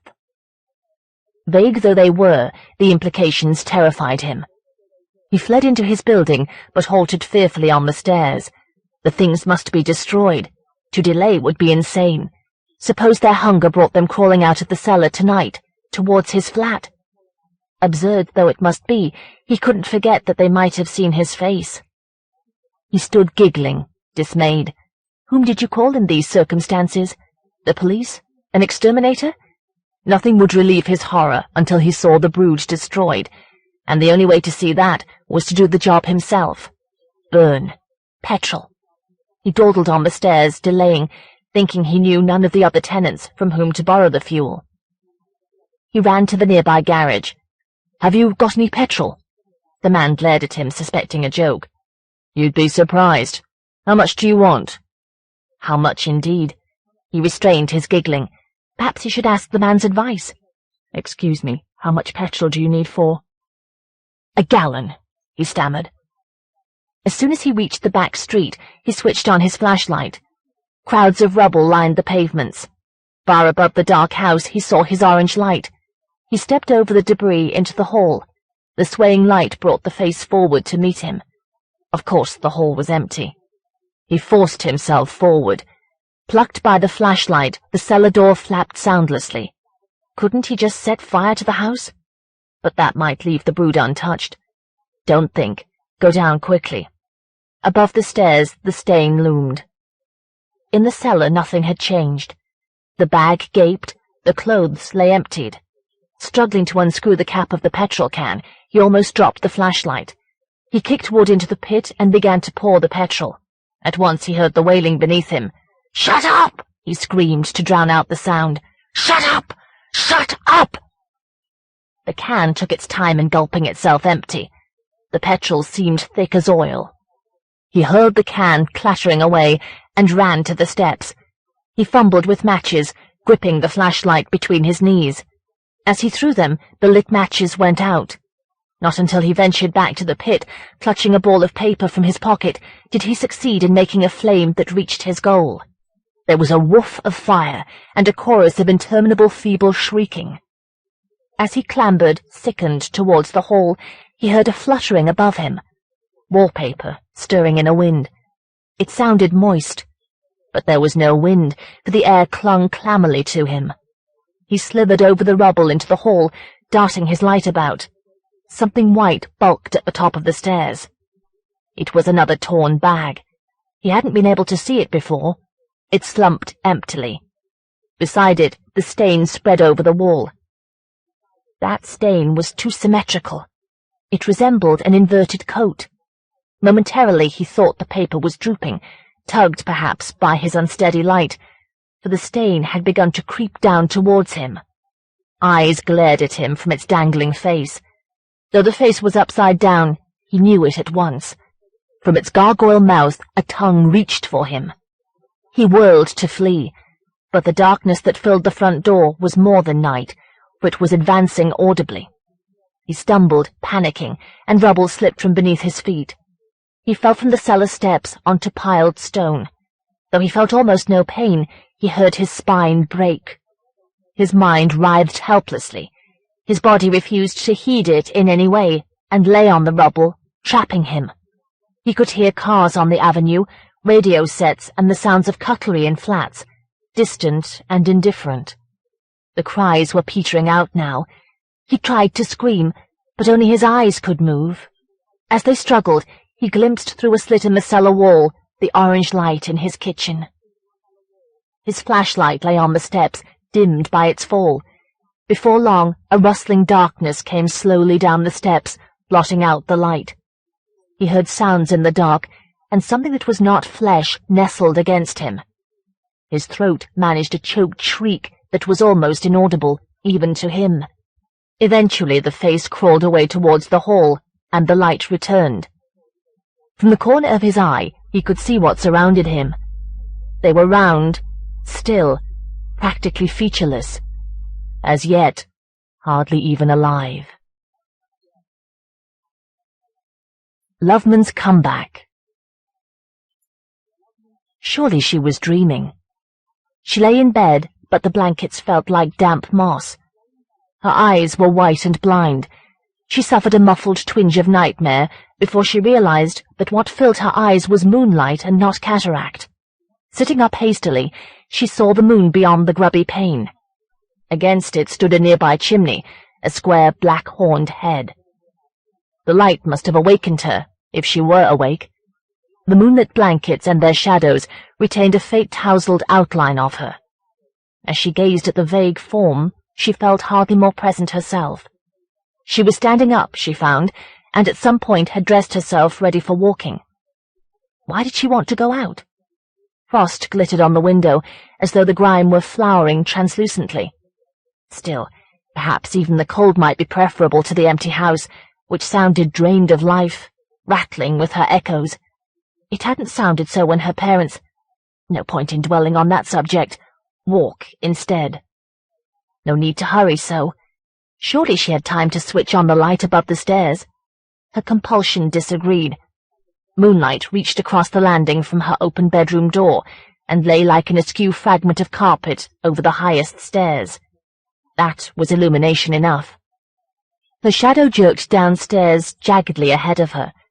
Her echoes ran about the house like an insubstantial stumbling crowd to remind her how alone she was. To escape them, she hurried blindly down the unclothed stairs, along the thundering hall, and out. The street was not reassuring, but then so late at night streets seldom were. They reminded her of wandering. Or was that a dream too? Hadn't she wandered streets at night, the more deserted the better, alongside others? Friends, no doubt, sharing fat multicolored hand-rolled cigarettes, or locked into the depths of themselves by some chemical? Hadn't houses shrunk as though gnomes were staging illusions? Hadn't bricks melted and run together like wax? But she couldn't be sure that she was remembering. Even her parents resembled a dream. The urge to walk was more real. Well, she could walk no faster. Underfoot the roadway felt cracked.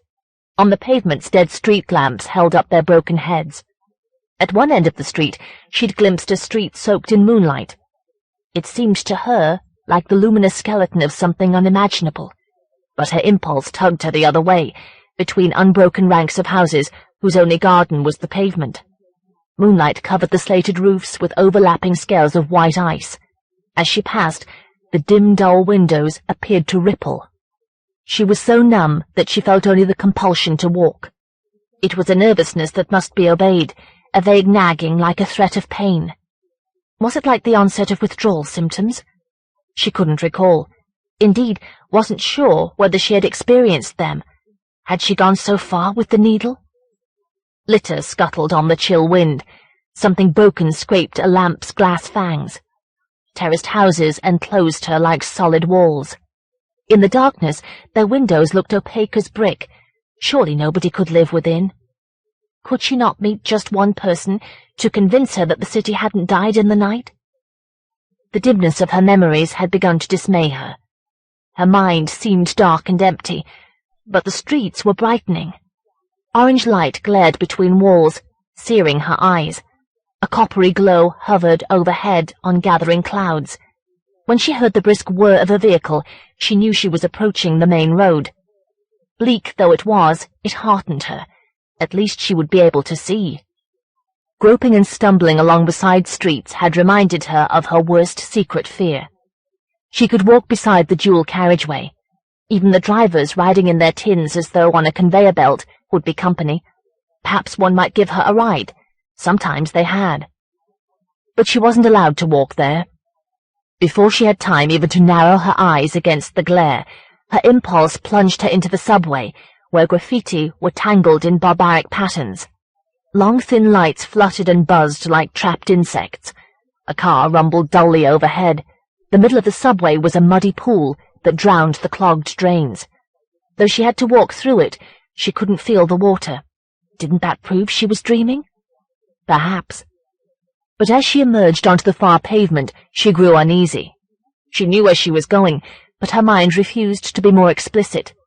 She was compelled forward, between two hefty gateposts without gates, beneath trees.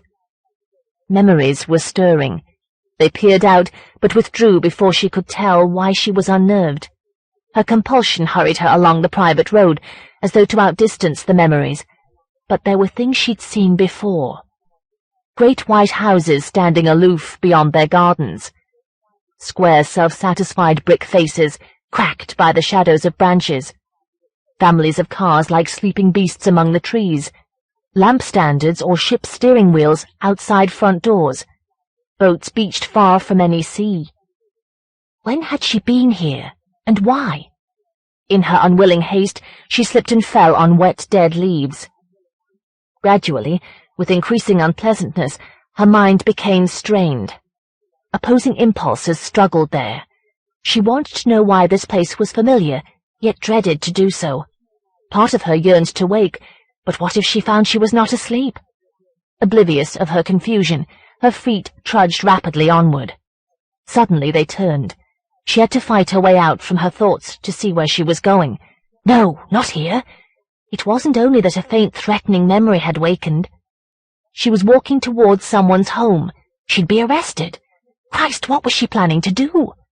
But her feet ignored her, and her body carried her squirming inwardly towards its goal. Hedges pressed close to her. Leafy fists poked at her face. She slithered on the grassy path that led her away from the road. She saved herself from falling, but the hedge snapped and threshed. Someone would hear her and call the police, but that fear was almost comforting, for it distracted her from the realization that the place towards which she was heading was very much unlike anybody's home. At a gap in the hedge, she halted. Surely she wasn't going, but she forced her way through the creaking gap into a wider space. Trees stooped over her, chattering their leaves. Infrequent shards of moonlight floated on the clouds. She stumbled along what might be a path. After a while she left it and picked her way blindly over mounds, past vertical slabs that scraped her legs. Once she knocked over what seemed to be a stone vase, which toppled heavily onto earth. Dark blocks loomed ahead. One of them was an unlit house. She must be returning towards the road. Was there a window dim as the clouds, and a head peering out at her? This glimpse prevented her from noticing the nearer block until she was almost there. It was a shed that smelled of old damp wood, and her hand was groping for the doorknob. No, she wasn't going in there. Not when the ticks of moonlight showed her the unkempt mounds, some of them gaping. But her body was an automaton. She was tiny and helpless within it. Her hands dragged open the scaly door, her feet carried her within. At least, please leave the door open, please. But except for trembling, her hand ignored her. It reached behind her and shut her in the dark of the graveyard shed. It must be a dream. No shed could contain such featureless dark. She couldn't move to explore, even if she had dared. Her body was stopped, switched off, waiting. Wasn't that nightmarish enough to be a dream? Couldn't the same be said of the slow footsteps that came stumbling across the violated graveyard towards the shed? She must turn. She must see what had opened the door and was standing there silently. But fear or compulsion held her still as a doll. Timid moonlight outlined a low table before her, over which most of the shadow of her head and shoulders was folded, deformed. Then the dark slammed closed around her. 3 paces had taken her into the shed. No more than 3 would find her. She heard the shuffling feet advance. 1 pace, 2, and fingers clumsy as claws dragged at her hair. They reached for her shoulders. Deep in her a tiny shriek was choking. The hands, which were very cold, lifted her arms. As she stood like a shivering cross in the dark, the hands clutched her breasts. When they fumbled to unbutton her dress, her mind refused to believe. It backed away and hid in a corner, muttering, "A dream, a dream." Her breasts were naked beneath the dress. The fingers, cold as the soil through which she'd stumbled, rolled her nipples roughly, as though to rub them to dust. Her mind, eager to distract her, was reminded of crumbling cannabis onto tobacco. When at last her nipples came erect, they seemed distant, no part of her at all. The hands pushed her back against the table.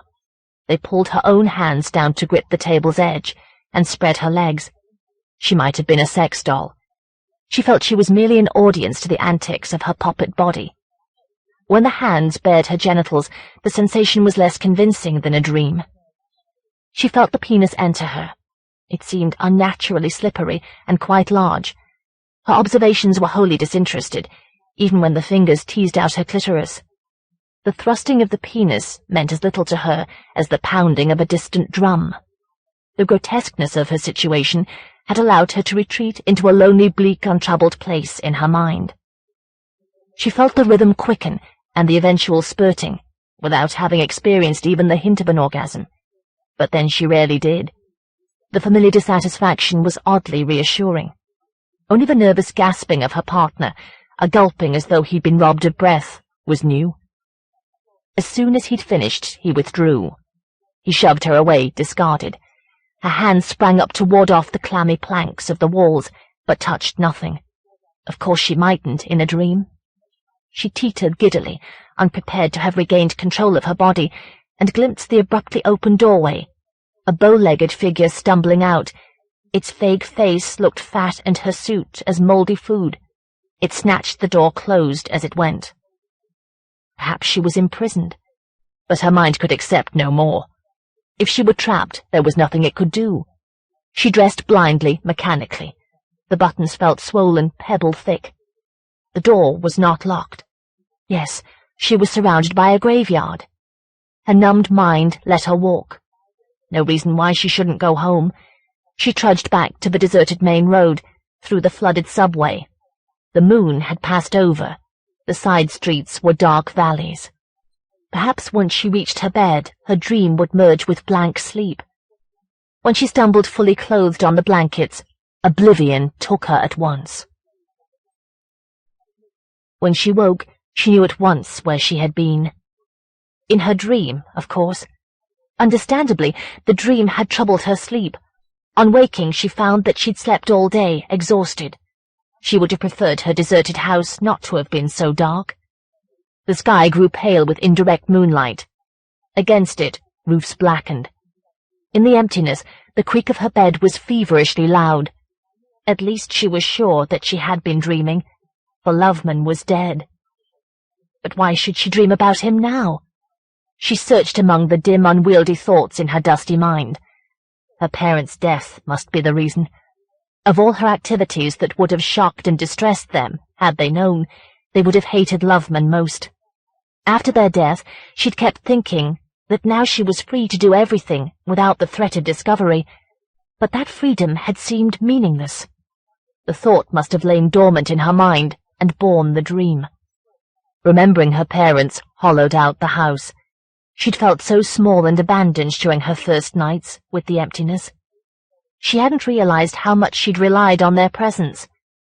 For the first time she'd taken drugs other than for pleasure, in a desperate search for sleep.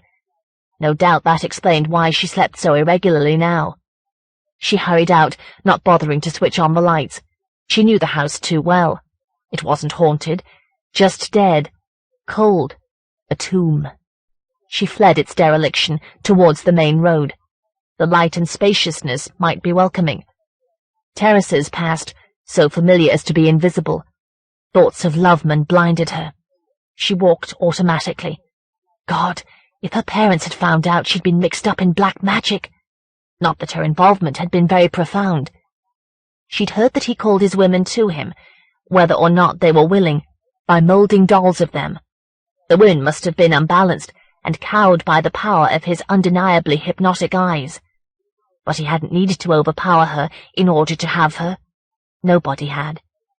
He'd satisfied her no more than any other man. So much for black magic. Then, so she'd gathered from her friends, his black magic had been terminated by a black joke. He had been knocked down on the main road by a car whose driver was a nurse and a devout Christian, no less. Even for God, that seemed a mysterious way to move. Had that happened before her parents' death, or after? Her memories were loose and imprecise. Her jagged sleep must have blurred them. And the rest of her dream? Just a nightmare, just exaggeration. Yes, he had lived in that private road, and yes, there had been a graveyard behind his house. No doubt he was buried there.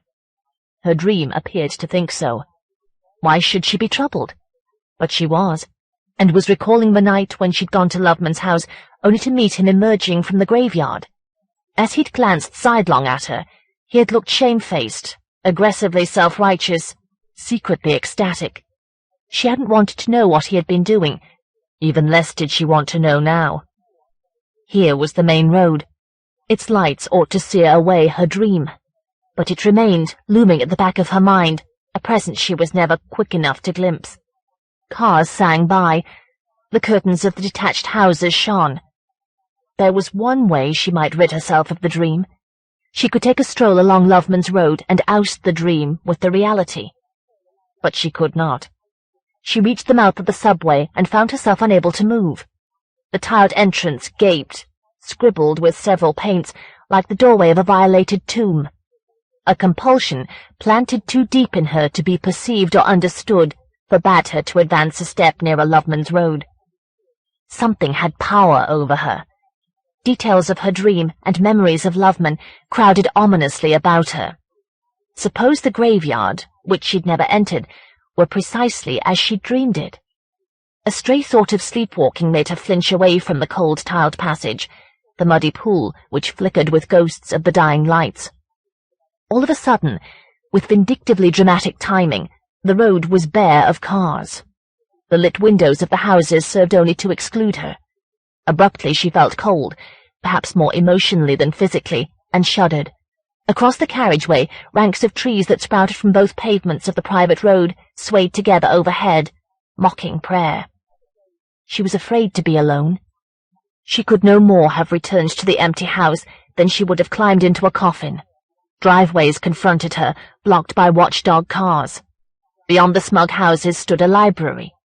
She had been in there only once, to score some acid. Books had never held her attention for long, but she fled to the building now like a believer towards a church. Indeed, there were churchy elements. Women paced quietly, handling romances as though they were missiles, tutting at anyone who made a noise.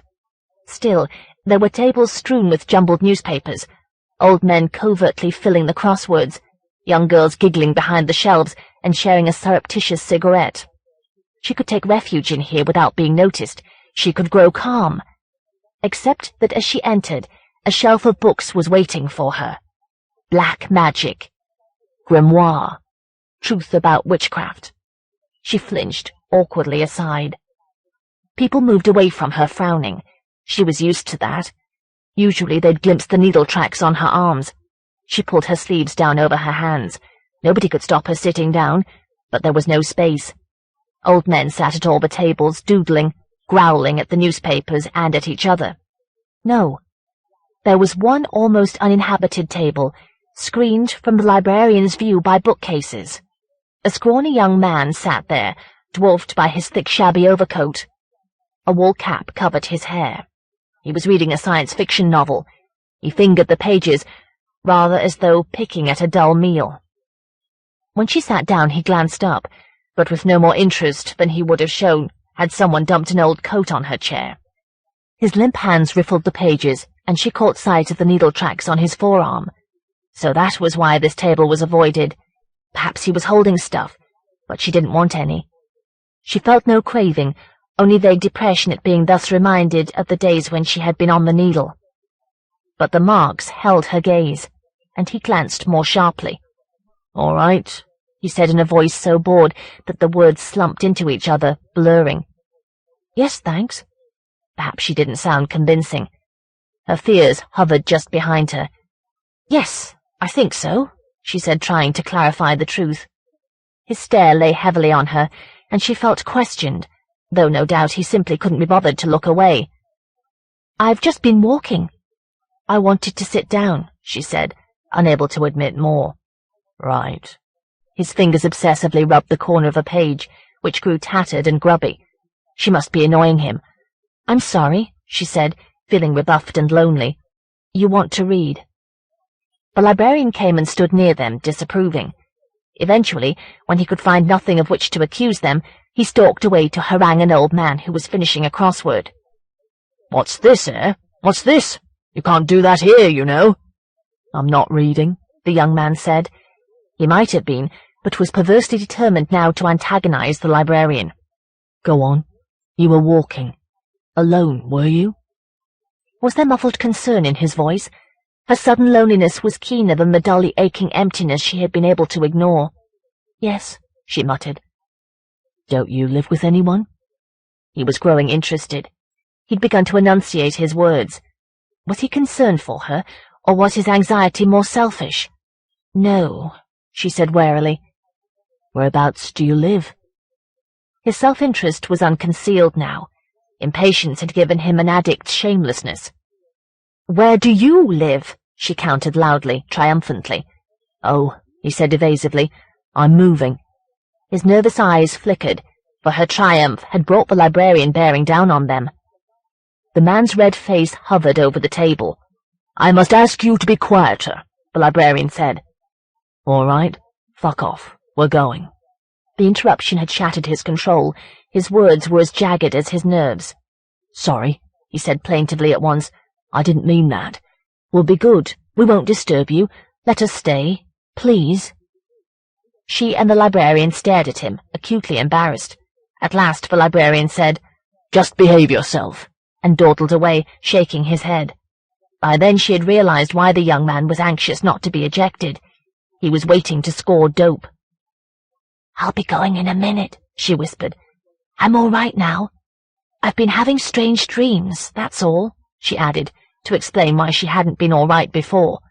Only dreams. Of course that was all. Just dreams. Yeah, he said, and his tone shared with her what dreams meant to him. He'd seen the marks on her arms. You don't have to go, he whispered quickly. Perhaps she'd reminded him of what he craved, and of the loneliness of his addiction. You can get a book. Something about him, the familiar needle tracks, or his concern, however selfish, made her feel less alone. The feeling had already helped her shrug off her dream. It could do her no harm to stay with him for a while. She selected books, though none seemed more attractive than any other. She flicked rapidly through them, lingering over the sexual scenes, none of which reached her. They were unreal, posturings of type and paper. Opposite her, his fingertips poked at the novel, letting the pages turn when they would. The librarian called, 5 minutes, please. The clock's hands clicked into place on the hour. Only when the librarian came frowning to speak to him did the young man stand up reluctantly. Nobody else had visited the table. He hurried to the shelves and slammed a book home. But she saw that he'd fainted. With a conjurer's skill, he had vanished the science fiction novel beneath his coat. Outside the library, he said, Do you want to go somewhere? She supposed he meant to score. The proposal was less tempting than depressing. Besides, she suspected that if she accompanied him, she wouldn't be able to conceal from him where she lived. She didn't want him to know. She'd lost control of situations too often, most recently in the dream. She didn't need him now. She was rid of the dream. I've got to go home, she said hastily, and fled. Glancing back, she saw him standing inert on the library steps. His pale young withered face was artificially ruddy beneath the sodium lamps. His thin frame shivered within the long stained overcoat. She was glad she wasn't like that anymore. She dodged into the nearest side street, lest he follow. It had begun to rain.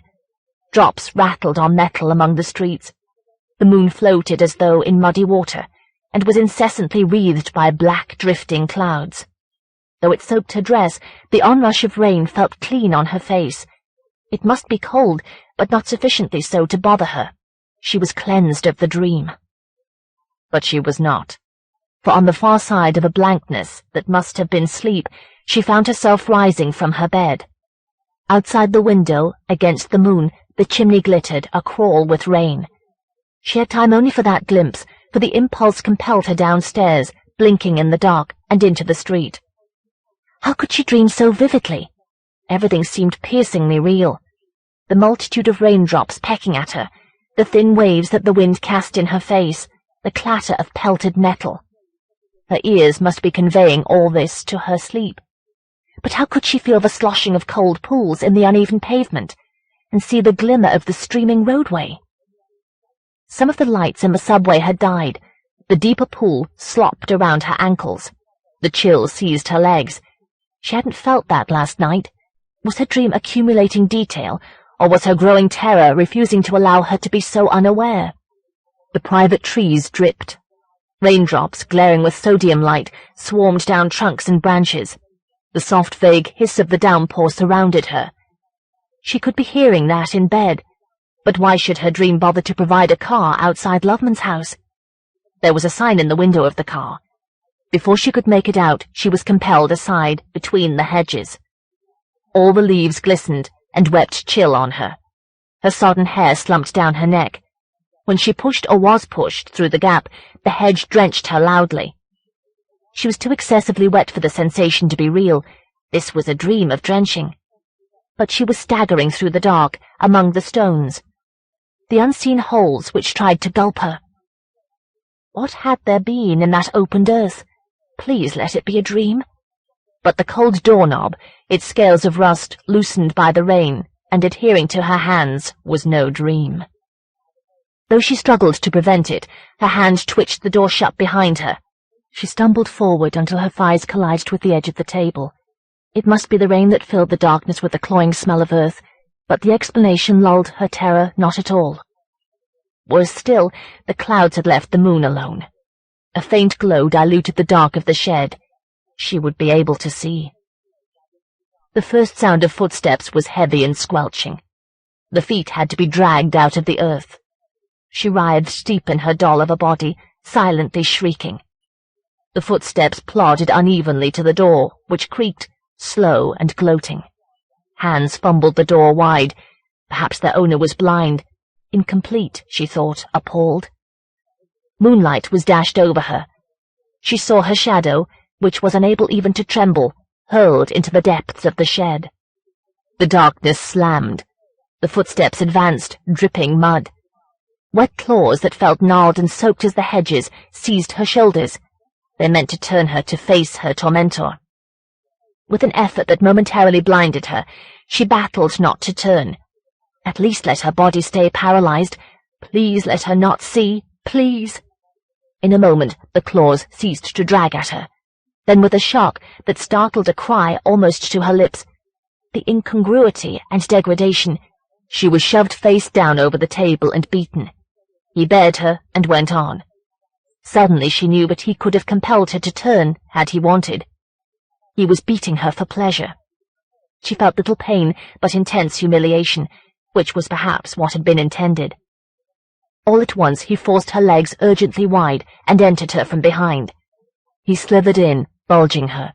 She became aware only of her genitals, which felt chilled. The dark grew less absolute. Weren't there vague distorted shadows ahead of her, miming copulation? She was not dreaming. Only a sense that she was not entirely awake permitted her to cling to that hope. A dream, she repeated, borrowing the rhythm of the penis to pound her mind into stupidity. When his orgasm flooded her, it felt icy as the rain. He levered himself away from her, and her sodden dress fell like a wash of ointment over her stinging buttocks. The shed lit up before the slam. The squelching footsteps merged with the hiss of mud and rain. When she buttoned herself up, her dress clung to her like a shroud. The compulsion urged her home. She stumbled over the gaping earth. Stone angels drooled. She was sobbing, but had to make do with rain for tears. In a pitiful attempt to preserve her hope, she tried to touch as few objects as possible, for everything felt dreadfully real. But the pool in the subway drowned her shoes, while she waited shivering, unable to move until a car had passed. Rain trickled from her onto the blankets, which felt like a marsh. She lay shuddering uncontrollably, trying to calm herself. It was over now, over for tonight.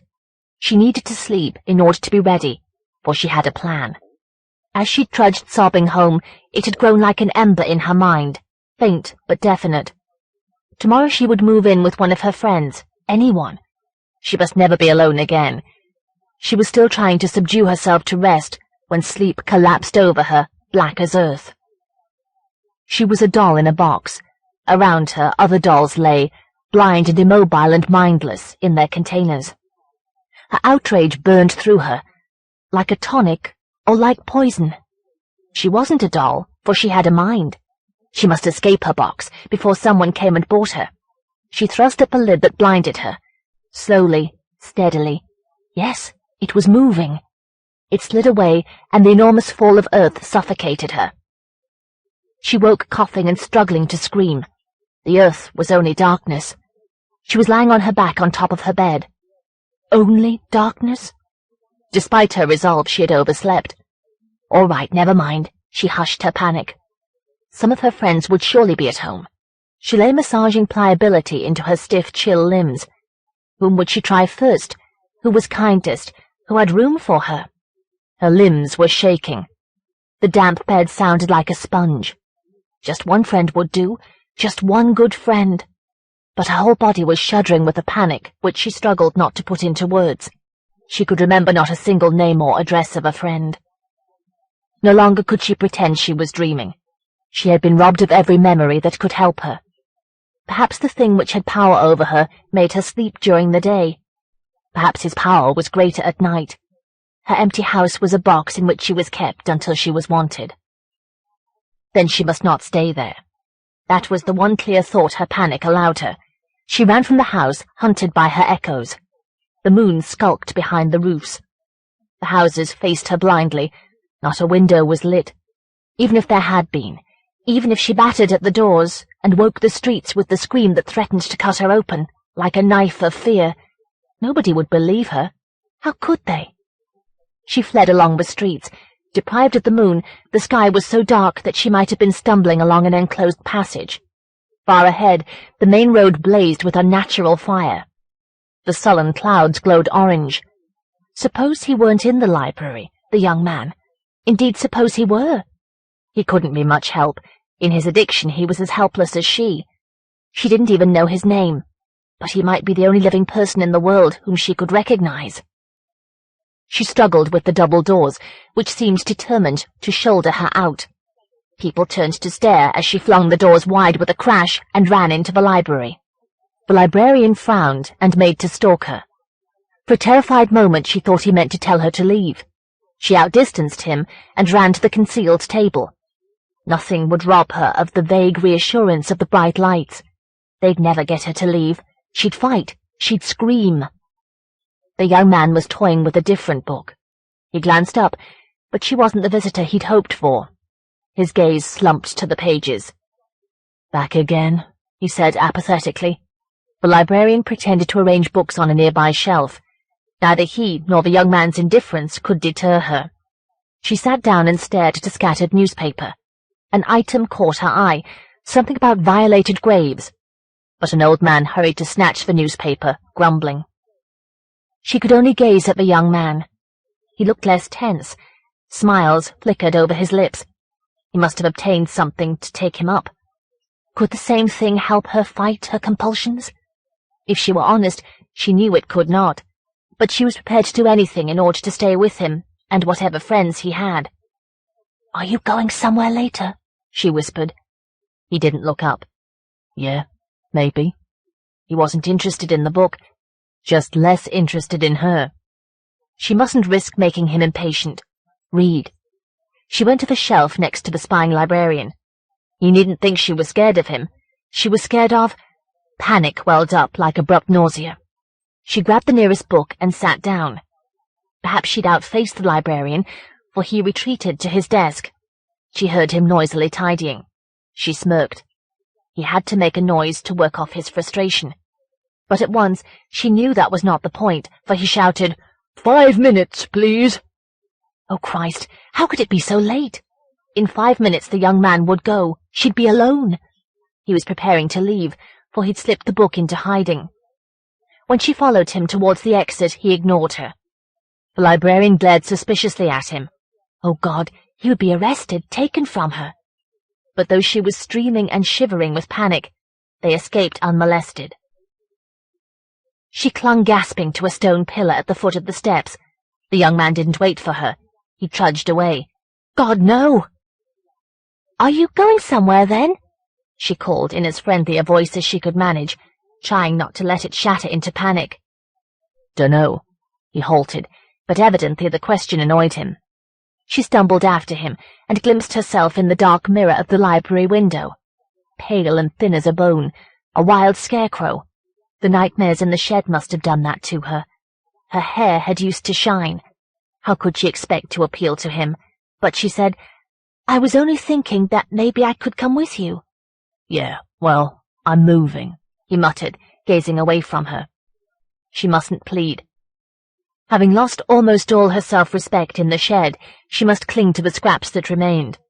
"I could help you," she said. "Yeah, maybe moving isn't quite the word." She could tell that he bitterly resented having to explain. "I haven't got anywhere to live at the moment. I was staying with some people. They threw me out." Nor must she allow her pride to trick her. The sodium glow filled the road with fire, but it was very cold. "You can come home with me if you like," she blurted. He stared at her. After a pause he said indifferently, "Yeah, okay." She mustn't expect too much of him. All that mattered was that she mustn't be alone. She took his clammy hand and led him towards her street. Without warning, he said, "I never met anyone like you." It sounded less like a compliment than a statement of confusion. They groped along the dark streets, their eyes blinded by lingering orange. "Is this where you live?" he said almost contemptuously. Where did he expect? The dreadful private road? The thought convulsed her, made her grip his lank hand. Thin carpets of moonlight lay over the crossroads, but her road brimmed with darkness. It didn't matter, for she could feel him beside her. She wouldn't let go, "You're so cold," he remarked, speaking a stray thought. Since she had no drugs, there was only one method by which she might bind him to her. "In some ways, I'm not cold at all," she dared to say. If he understood, he didn't respond. He held her hand as though it was something fragile that had been thrust upon him, that he had no idea how to handle. Though he didn't comment when they reached her house, she sensed his feelings. Disappointment, depression. All right, she knew it was a bit dismal. The scaly front door, the windows fattened with dusty grime, the ghosts of dust that rose up as she opened the door. She'd had no enthusiasm for keeping the place clean, nor indeed for anything else, since her parents had died. Now she'd enticed him so far, her fear was lightening slightly. She was able to think that he ought to be grateful. She was giving him a place to stay, although she didn't even know his name. She led him straight to her bedroom. Since her parents' death, she'd been unable to face the other deserted rooms. Moonlight leaked down the stairs from her door. As she climbed the vague treads, she could feel him holding back. Suppose he decided not to stay. Suppose he fled. "Nearly there now," she blurted, and became nervously still until she heard him clambering. She pushed the door wide. Moonlight soaked the bed. A trace of her shape lay on the luminous sheets, a spectre of virginity. Dust came to meet her. "Here we are," she said, treading on the board, which always creaked. Now she wasn't alone. She could enjoy such familiar aspects of the room. He hesitated, a dark, scrawny bulk in the doorway. It disturbed her not to be able to see his face. "Isn't there a light?" he muttered. "Yes, of course." She was surprised both that he should ask and that it hadn't occurred to her to turn it on. But the switch clicked lifelessly. There was no bulb. When had it been removed? "Anyway, it's quite light in here," she said uneasily. "We can see." He didn't advance, but demanded, "What for?" He wanted to know why she'd brought him here. He expected her to offer him dope. She must persuade him not to leave, but could she? A worse fear invaded her. Even if he stayed, might not the power of the thing in the graveyard drag her away from him? "No, we don't need to see." She was talking rapidly to make sure of him before her trembling shook her words to pieces. "I only offered you somewhere to stay." No time for self-respect now. Her panic jerked out her words. "Come to bed with me." Oh, Christ, she'd scared him off. But no, he hadn't shifted. Only his hands squirmed like embarrassed children. "Please," she said. "I'm lonely."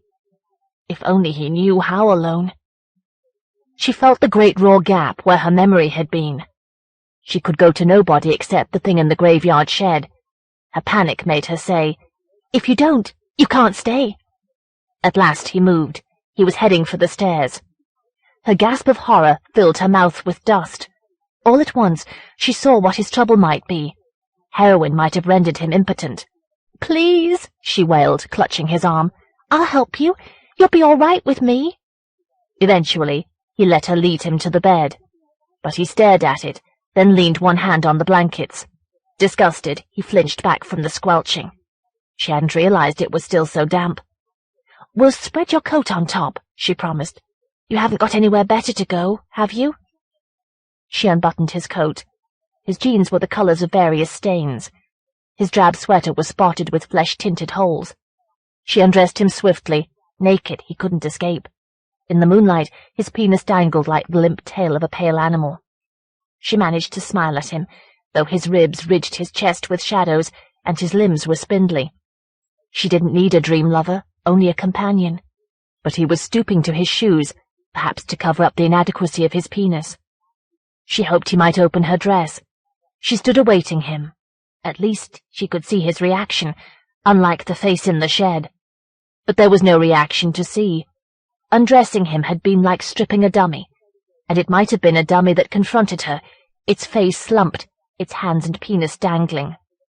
She removed her dress. It was dry. She spread it over his coat. She slid off her panties and dropped them on the small heap of clothes, all friends together. Both of them were shivering, she more from panic than with chill. They must be quick. If the thing reached out of the dark for her, she would have to go. But sex with the young man might anchor her here. It would. It must. She persuaded him onto the bed, though he shuddered as his leg brushed the damp blankets. He lay on his coat and her dress, like a victim of concussion. Then irritability seemed to enliven him. He pushed her back and knelt over her, kissing her nipples, trying to find her clitoris with both hands. She felt her nipples harden, but no pleasure. He fell back abruptly, defeated by his lack of desire.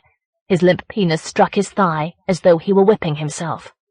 God, he mustn't fail her. The creaking of the bed was thin and lonely in the deserted house. She was surrounded by empty rooms, dark streets, and, far too close, the shed. What would the thing's call be like? Would she feel her body carrying her away towards the shed before she knew it? She gazed trembling at the young man. "Please try," she pleaded. He glared at her with something like hatred. She'd succeeded only in reminding him of his failure. She must help him. Her mouth moved down his body, which was very cold. Her head burrowed between his thighs like a frightened animal. His penis flopped between her lips. She tried every method she could summon to raise it, but it was unresponsive as a corpse. Please, oh please. The call from the dark was about to seize her. She could feel it lurking near. It would drag her helpless to the shed. The nodding of her head became more frenzied. In panic, her teeth closed on his penis. Then she faltered, for she thought his penis had stirred. The dark blotch of his face jerked up, gasping. It had stirred, and he was as surprised as she. She redoubled her efforts, nipping his penis lightly. Come on, oh please. At last, though not before she felt swarming with icy sweat, she had erected him. Terrified lest he dwindle, she mounted his body at once and worked herself around him. In the moonlight his face lay beneath her, white and gasping as a dead fish. Despite her sense of imminent terror, she was almost angry.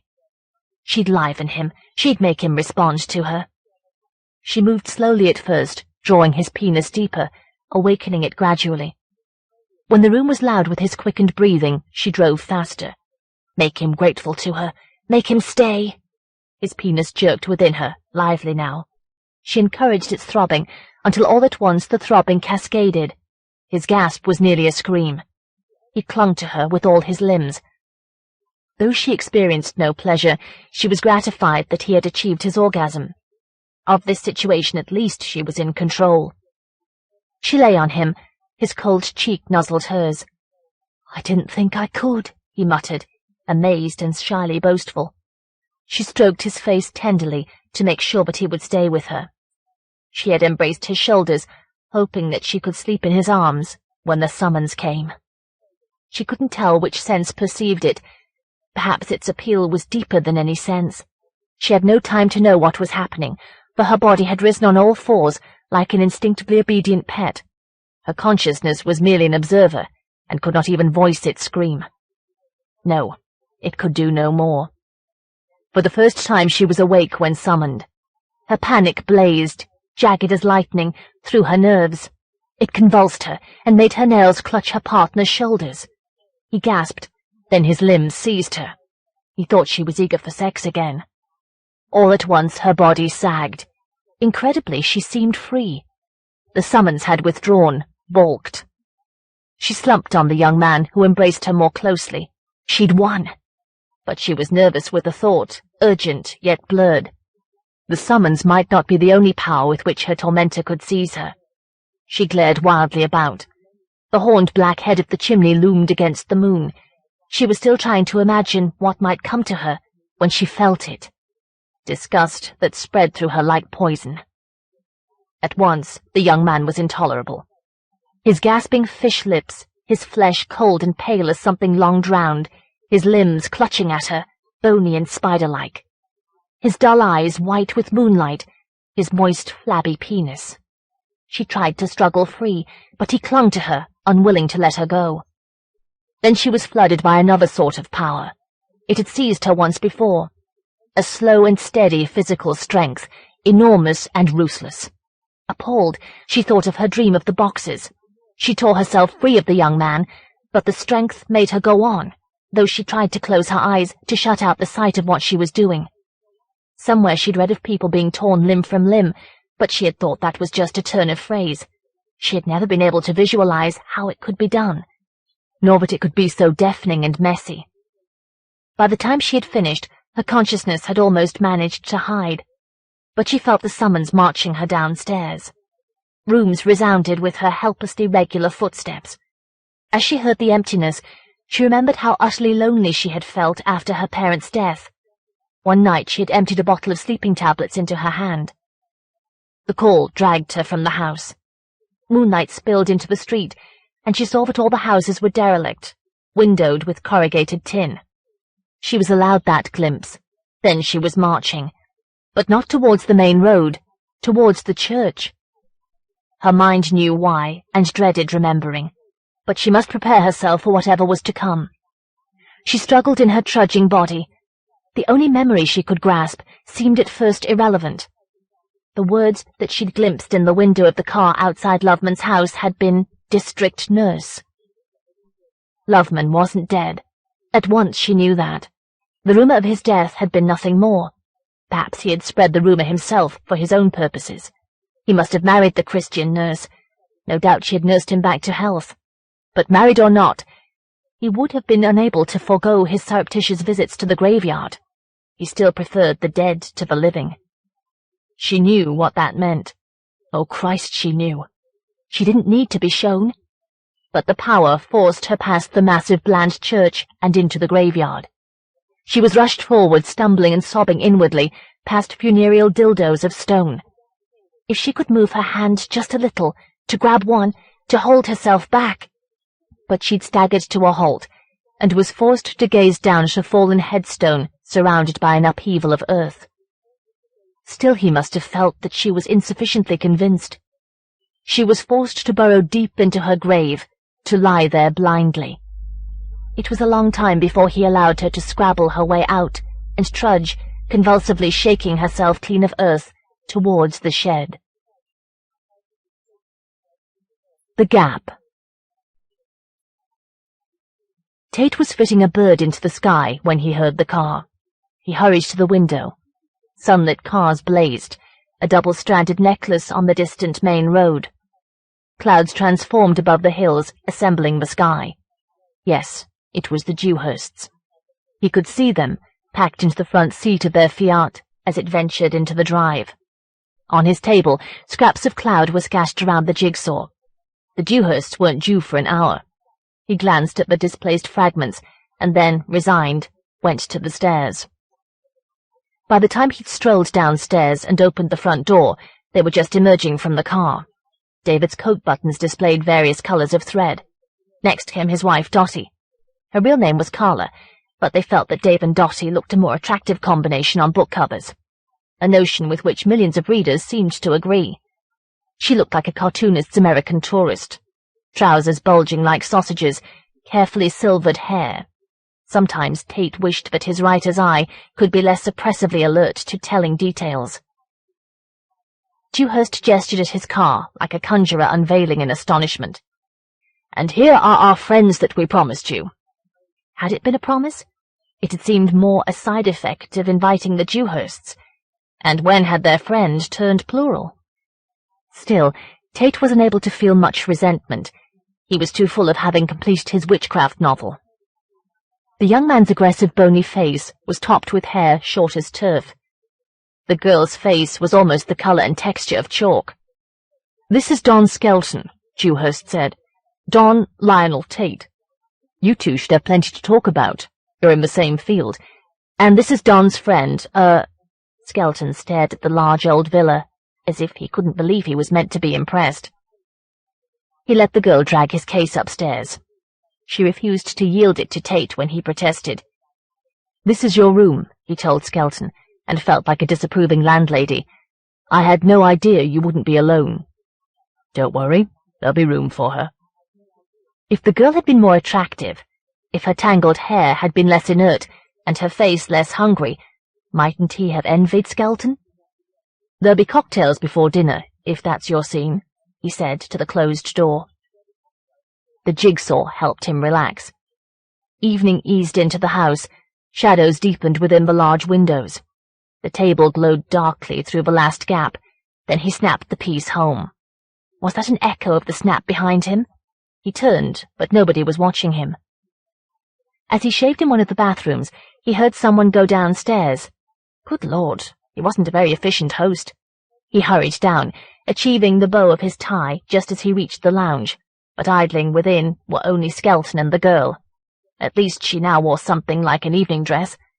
The top of her pale chest was spattered with freckles.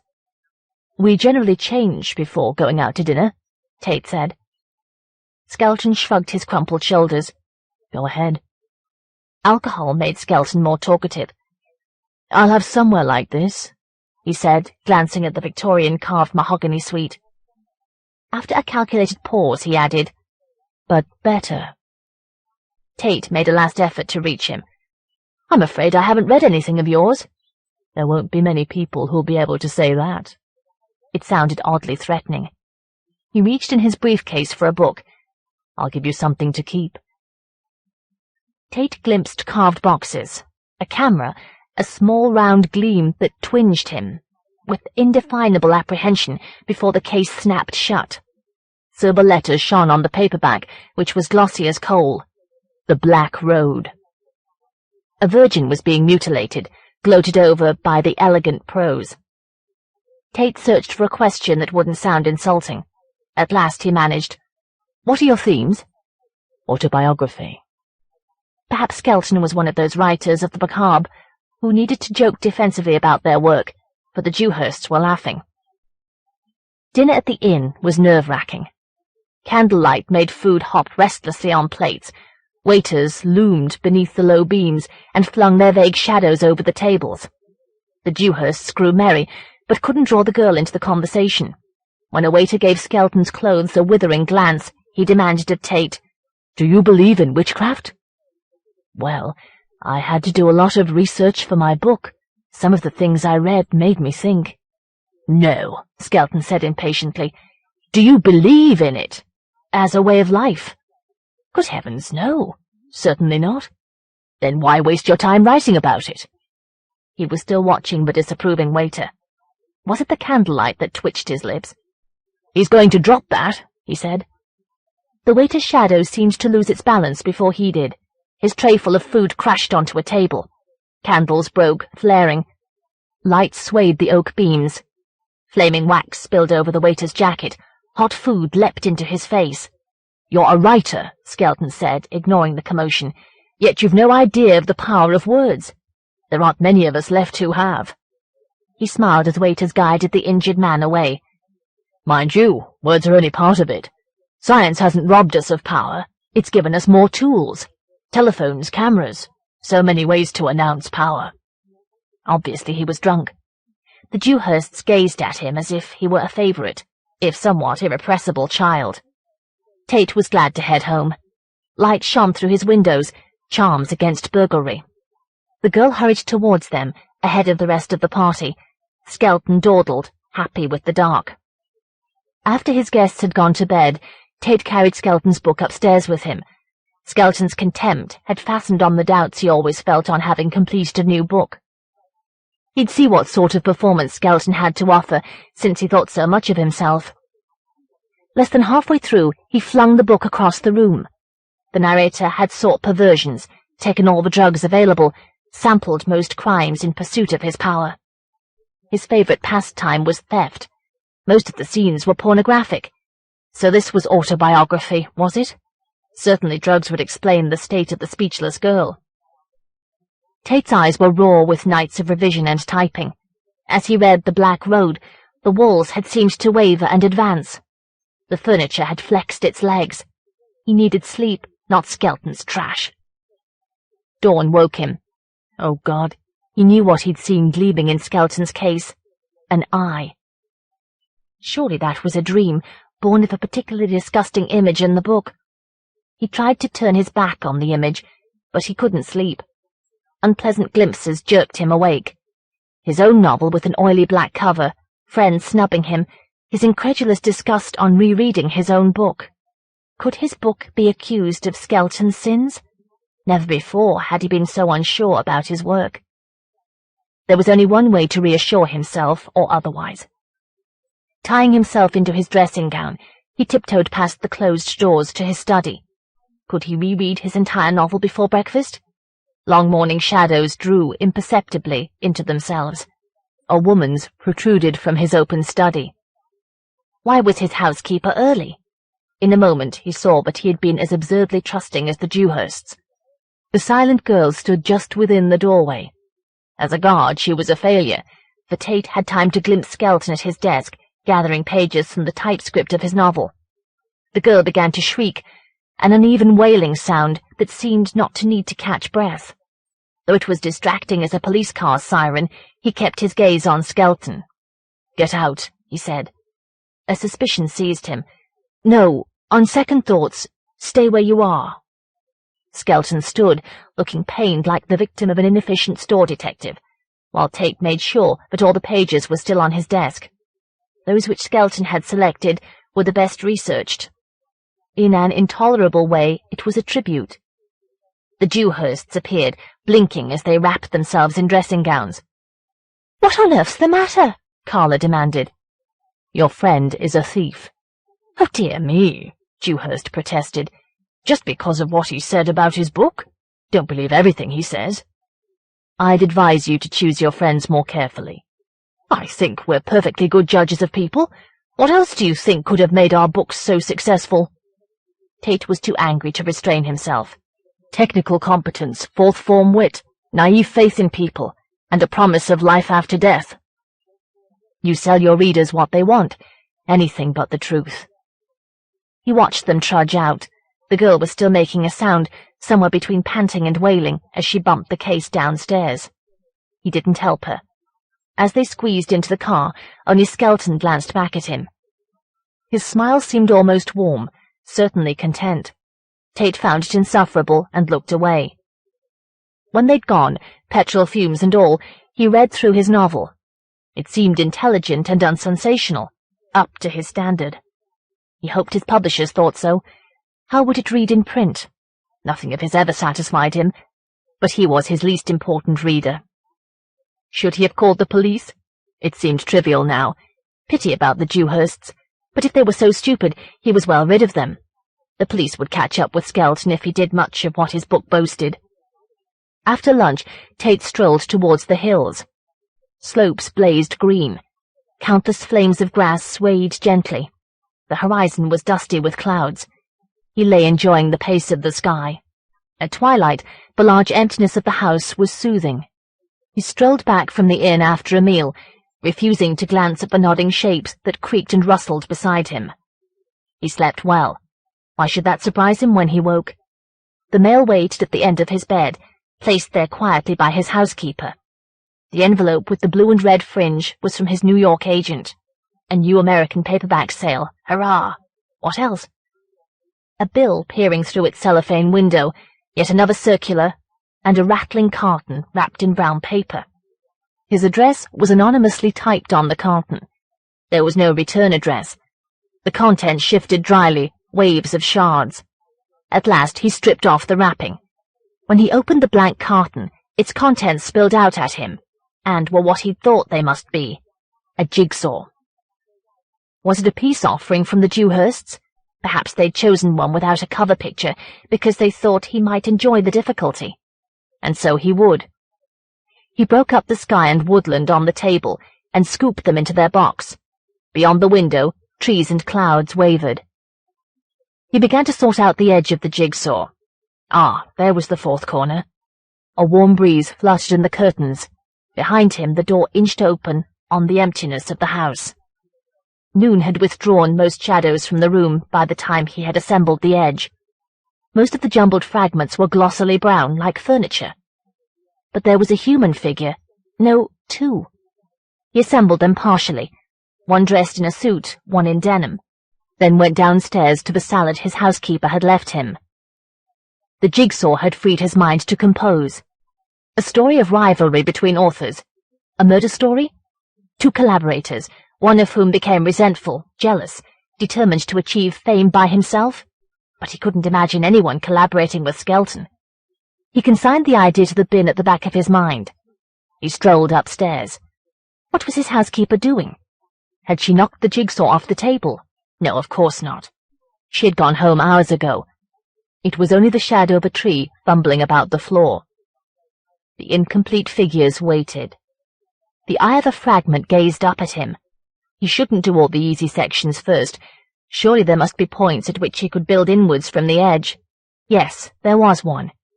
The leg of an item of furniture. At once he saw 3 more pieces. It was an empire cabinet. The shadow of a cloud groped towards him. Connections grew clear. He'd reached the stage where his subconscious directed his attention to the appropriate pieces. The room was fitting together.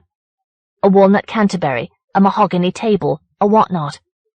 When the shape leaned towards him, he started, scattering fragments. But it must have been a tree outside the window. It didn't take much to make him nervous now. He had recognized the room in the jigsaw. Should he break it up unfinished? That would be admitting that it had disturbed him. Absurd. He fitted the suited figure into place at the assembled table.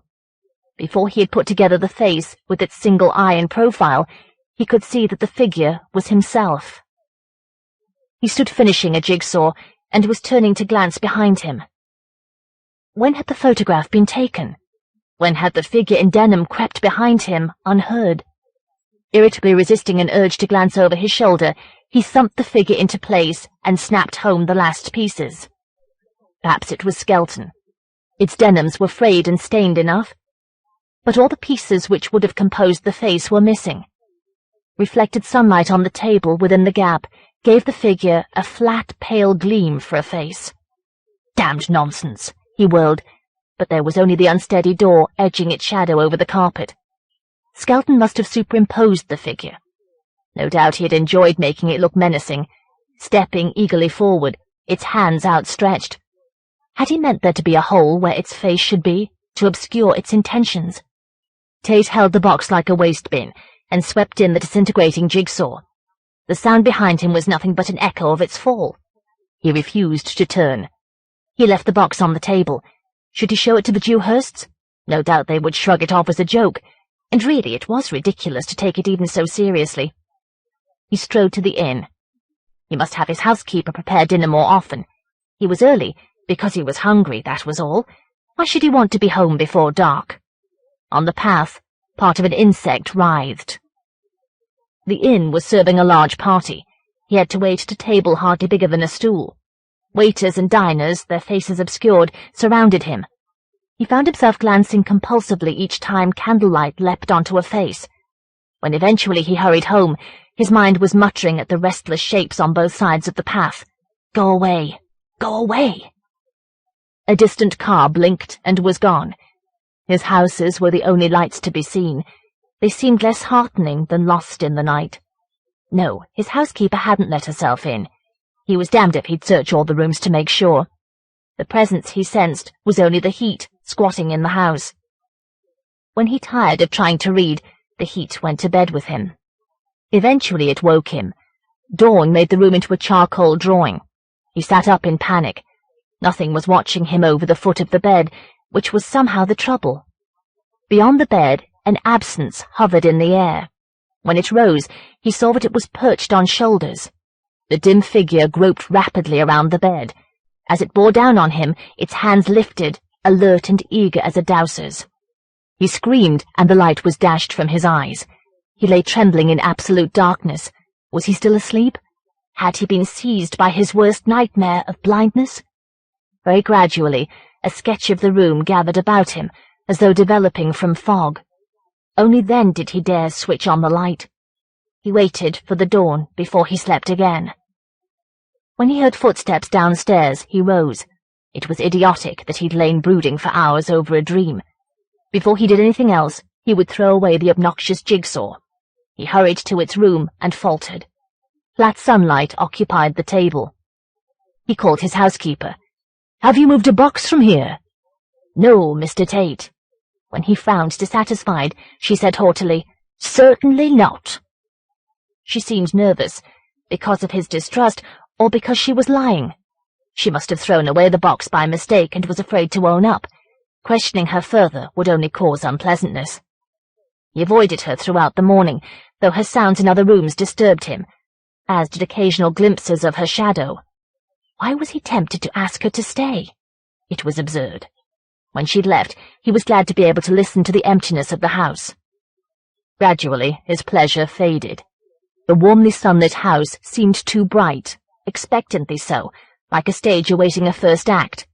He was still listening, but less to absorb the silence than to penetrate it. In search of what? He wandered desultorily. His compulsion to glance about infuriated him. He had never realized how many shadows each room contained. After lunch, he struggled to begin to organize his ideas for his next book, at least roughly. It was too soon after the last one. His mind felt empty as the house. In which of them was there a sense of intrusion, of patient, distant lurking? No, of course his housekeeper hadn't returned. Sunlight drained from the house, leaving a congealed residue of heat.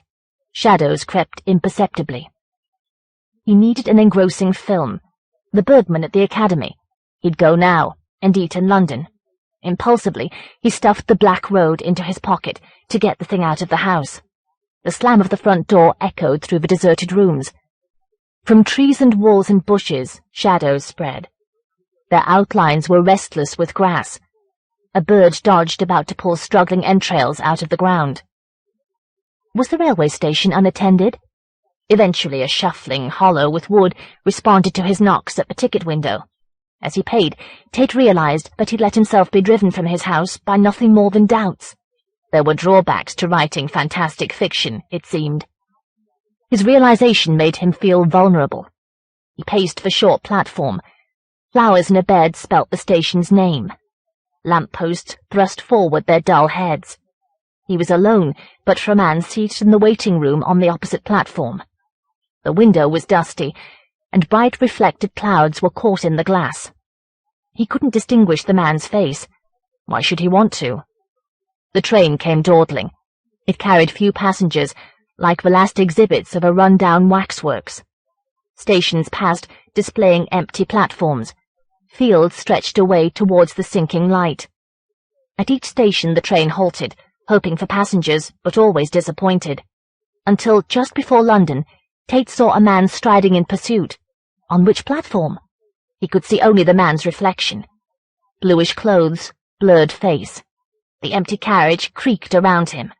Metal scuttled beneath his feet. Though the train was gathering speed, the man kept pace with it. Still he was only striding. He seemed to feel no need to run. Good Lord, how long were his legs? A sudden explosion of foliage filled the window. When it fell away, the strider had gone. Charing Cross Station was still busy. A giant's voice blundered among its rafters.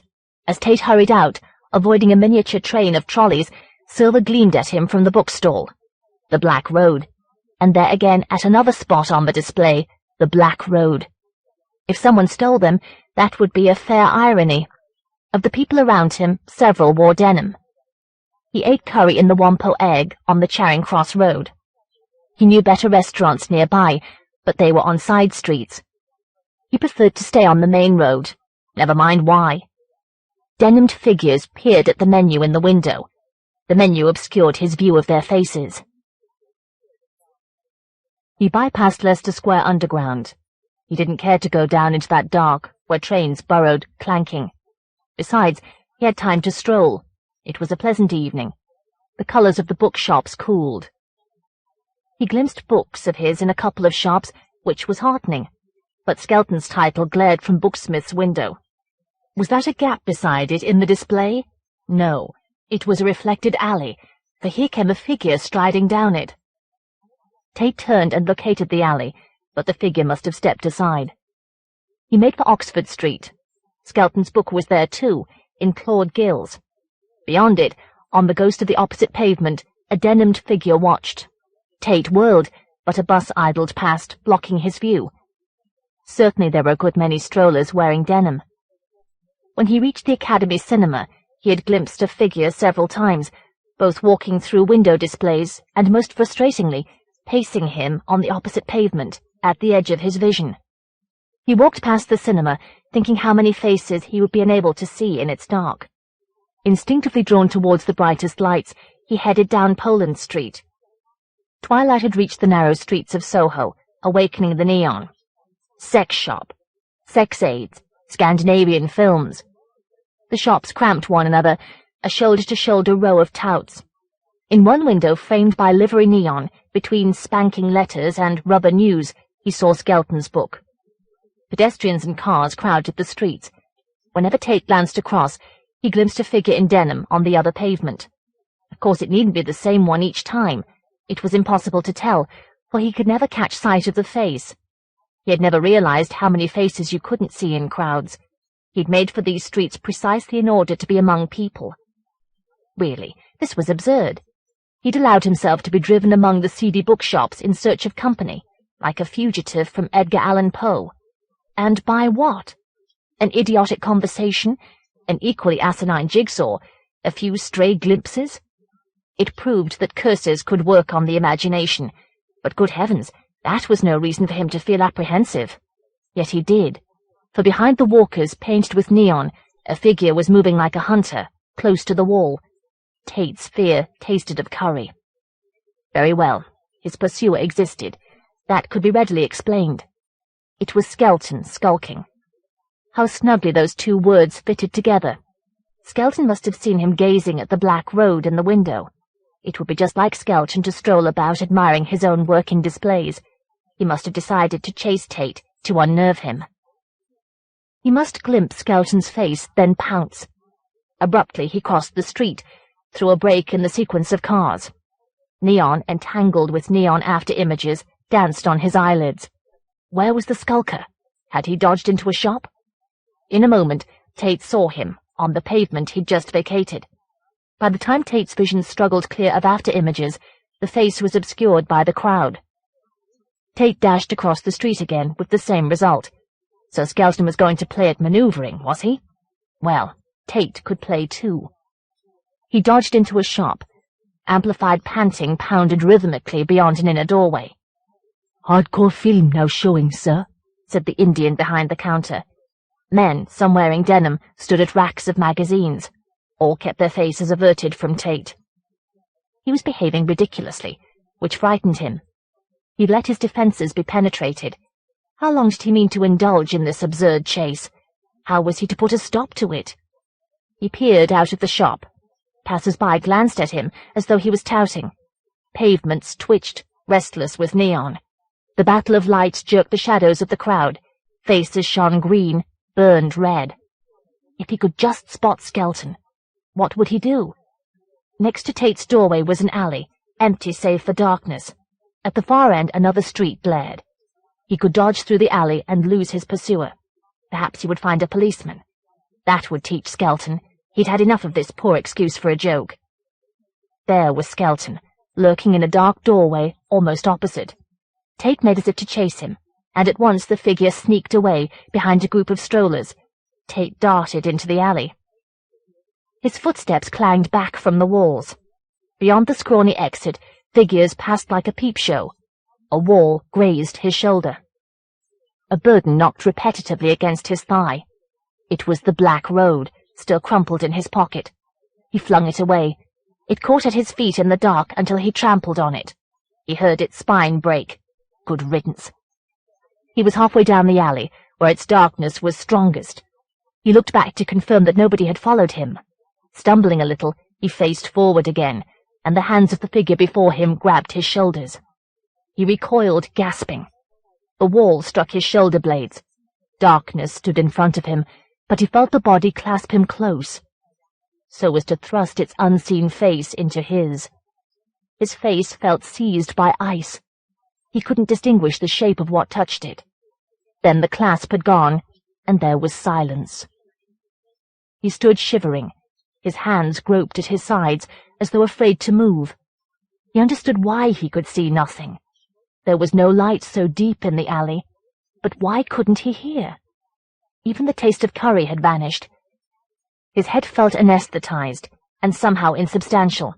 He found that he didn't dare turn to look at either lighted street. Slowly, reluctantly, his hands groped upwards towards his face. The Voice of the Beach. 1. I met Neil at the station. Of course I can describe it. I have only to go up the road and look, but there is no need. That isn't what I have to get out of me. It isn't me. It's out there. It can be described. I need all my energy for that, all my concentration. But perhaps it will help if I can remember before that, when everything looked manageable, expressible, familiar enough, when I could bear to look out of the window. Neil was standing alone on the small platform, and now I see that I dare not go up the road after all, or out of the house. It doesn't matter. My memories are clear. They will help me hold on. Neil must have rebuffed the station master, who was happy to chat to anyone. He was gazing at the bare tracks, sharpened by June light, as they cut their way through the forest, gazing at them as a suicide might gaze at a razor. He saw me and swept his hair back from his face over his shoulders. Suffering had pared his face down, stretched the skin tighter and paler over the skull. I can remember exactly how he looked before. "I thought I'd missed the station," he said, though surely the station's name was visible enough, despite the flowers that scaled the board. If only he had. "I had to make so many changes. Never mind. Christ, it's good to see you. You look marvelous. I expect you can thank the sea for that." His eyes had brightened, and he sounded so full of life that it was spilling out of him in a tumble of words, but his handshake felt like cold bone. I hurried him along the road that led home and to the... He was beginning to screw up his eyes at the sunlight, and I thought I should get him inside. Presumably headaches were among his symptoms. At first the road is gravel, fragments of which always succeed in working their way into your shoes. Where the trees fade out, as though stifled by sand, a concrete path turns aside. Sand sifts over the gravel. You can hear the gritty conflict underfoot and the musing of the sea. Beyond the path stands this crescent of bungalows. Surely all this is still true, but I remember now that the bungalows looked unreal against the burning blue sky, and the dunes like embryo hills. They looked like a dream set down in the piercing light of June. "You must be doing well to afford this." Neil sounded listless, envious only because he felt it was expected. If only he had stayed that way. But once inside the bungalow, he seemed pleased by everything. The view, my books on show in the living room bookcase, my typewriter displaying a token page that bore a token phrase.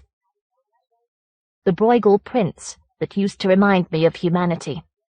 Abruptly, with a moody eagerness that I hardly remarked at the time, he said, "Shall we have a look at the beach?" There, I've written the word. I can describe the beach. I must describe it. It is all that's in my head.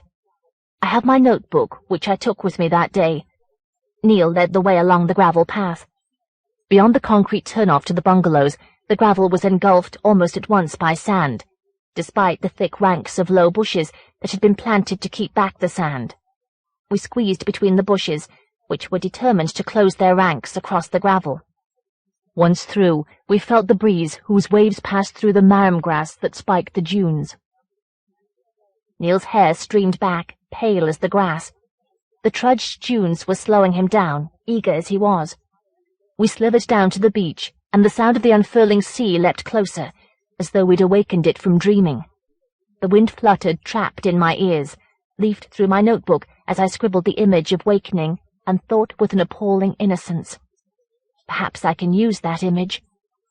Now we were walled off from the rest of the world by the dunes, faceless mounds with unkempt green wigs, mounds almost as white as the sun. Even then I felt that the beach was somehow separate from its surroundings. Introverted, I remember thinking. I put it down to the shifting haze which hovered above the sea, the haze which I could never focus, whose distance I could never quite judge. From the self-contained stage of the beach, the bungalows looked absurdly intrusive, anachronisms rejected by the geomorphological time of sand and sea. Even the skeletal car and the other debris, half engulfed by the beach near the coast road, looked less alien.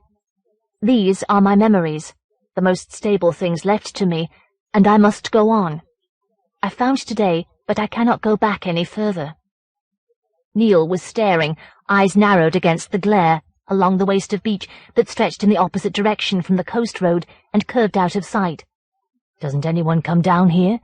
There's no pollution, is there?" "It depends on who you believe." Often the beach seemed to give me a headache, even when there was no glare. And then there was the way the beach looked at night. Still, I think most folk go up the coast to the resorts. That's the only reason I can think of. We were walking. Beside us, the edge of the glittering sea moved in several directions simultaneously. Moist sand, sleek as satin, displayed shells which appeared to flash patterns, faster than my mind could grasp. Pinpoint mirrors of sand gleamed, rapid as Morse. My notes say this is how it seemed. "Don't your neighbours ever come down?" Neil's voice made me start. I had been engrossed in the designs of shell and sand. Momentarily, I was unable to judge the width of the beach. A few paces or miles. I grasped my sense of perspective, but a headache was starting, a dull, impalpable grip that encircled my cranium. Now I know what all this meant, but I want to remember how I felt before I knew. "Very seldom," I said. "Some of them think there's quicksand." One old lady sitting in her garden to glare at the dunes like Canute versus sand had told me that warning notices kept sinking. I'd never encountered quicksand, but I always brought my stick to help me trudge. So, I'll have the beach to myself. I took that to be a hint. At least he would leave me alone if I wanted to work. "The bungalow people are mostly retired," I said. "Those who aren't in wheelchairs go driving. I imagine they've had enough of sand, even if they aren't past walking on it." Once, further up the beach, I'd encountered nudists censoring themselves with towels or straw hats as they ventured down to the sea, but Neil could find out about them for himself. I wondered now if I ever saw them at all, or simply felt that I should. Was he listening? His head was cocked, but not towards me. He'd slowed and was staring at the ridges and furrows of the beach, at which the sea was lapping. All at once the ridges reminded me of convolutions of the brain, and I took out my notebook as the grip on my skull tightened. The beach as a subconscious, my notes say. The horizon as the imagination. Sunlight set a ship ablaze on the edge of the world, an image that impressed me as vividly yet indefinably symbolic. The debris as memories, half buried, half comprehensible. But then what were the bungalows, perched above the dunes like boxes carved of dazzling bone? I glanced up.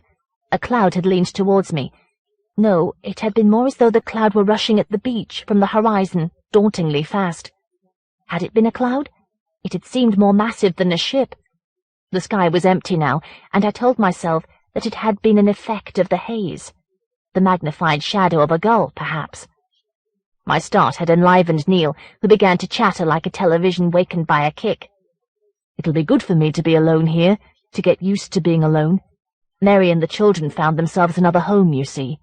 He earns more money than I'll ever see, if that's what they want. He's the head of the house type, if that's what they want. I couldn't be that now if I tried, not with the way my nerves are now." I can still hear everything he said, and I suppose that I knew what had been wrong with him. Now they are just words. "That's why I'm talking so much," he said, and picked up a spiral shell. I thought to quiet himself. "That's much too small. You'll never hear anything in that." Minutes passed before he took it away from his ear and handed it to me. "No," he said. I put it to my ear and wasn't sure what I was hearing. No, I didn't throw the shell away. I didn't crush it underfoot. In any case, how could I have done that to the rest of the beach? I was straining to hear, straining to make out how the sound differed from the usual whisper of a shell. Was it that it seemed to have a rhythm I couldn't define, or that it sounded shrunken by distance, rather than cramped by the shell? I felt expectant, entranced, precisely the feeling I'd tried so often to communicate in my fiction, I believe. Something stooped towards me from the horizon. I jerked and dropped the shell. There was nothing but the dazzle of sunlight that leapt at me from the waves.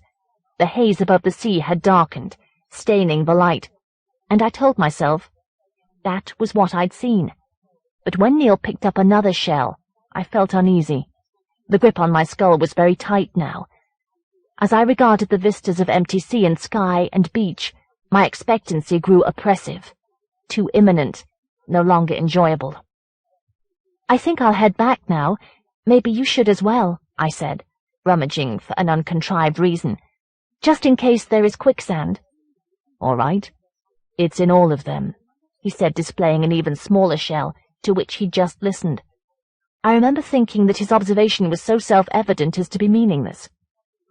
As I turned towards the bungalows, the glitter of the sea clung to my eyes. After images crowded among the debris. They were moving. I strained to make out their shape. What did they resemble? Symbols? Hieroglyphs? Limbs writhing rapidly, as if in a ritual dance? They made the debris appear to shift, to crumble. The herd of faceless dunes seemed to edge forward. An image leaned towards me out of the sky. I closed my eyes to calm their antics and wondered if I should take the warnings of pollution more seriously. We walked towards the confusion of footprints that climbed the dunes. Neil glanced about at the sparkling sand. Never before had the beach so impressed me as a complex of patterns, and perhaps that means it was already too late. Spotlighted by the sun, it looked so artificial that I came close to doubting how it felt underfoot. The bungalows looked unconvincing too. Still, when we'd slumped in our chairs for a while, letting the relative dimness soothe our eyes, while our bodies guzzled every hint of coolness, I forgot about the beach. We shared 2 liters of wine and talked about my work, about his lack of any since graduating. Later I prepared melon, salads, water ices. Neil watched, obviously embarrassed, but he couldn't help. He seemed lost without Mary.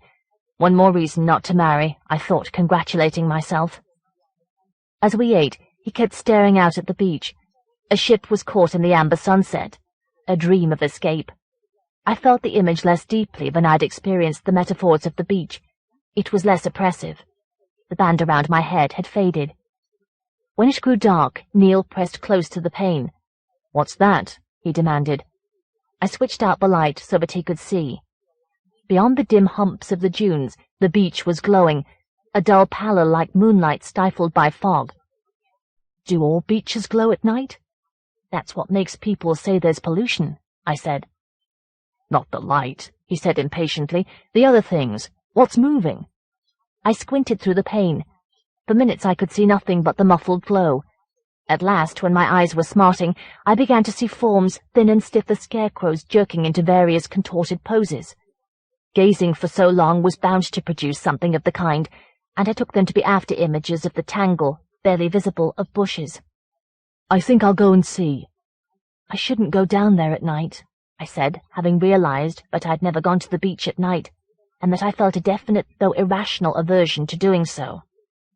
Eventually he went to bed. Despite all his travelling, he'd needed to drink to make himself sleepy. I heard him open his bedroom window, which overlooked the beach. There is so much still to write, so much to struggle through, and what good can it do me now? 2. I had taken the bungalow.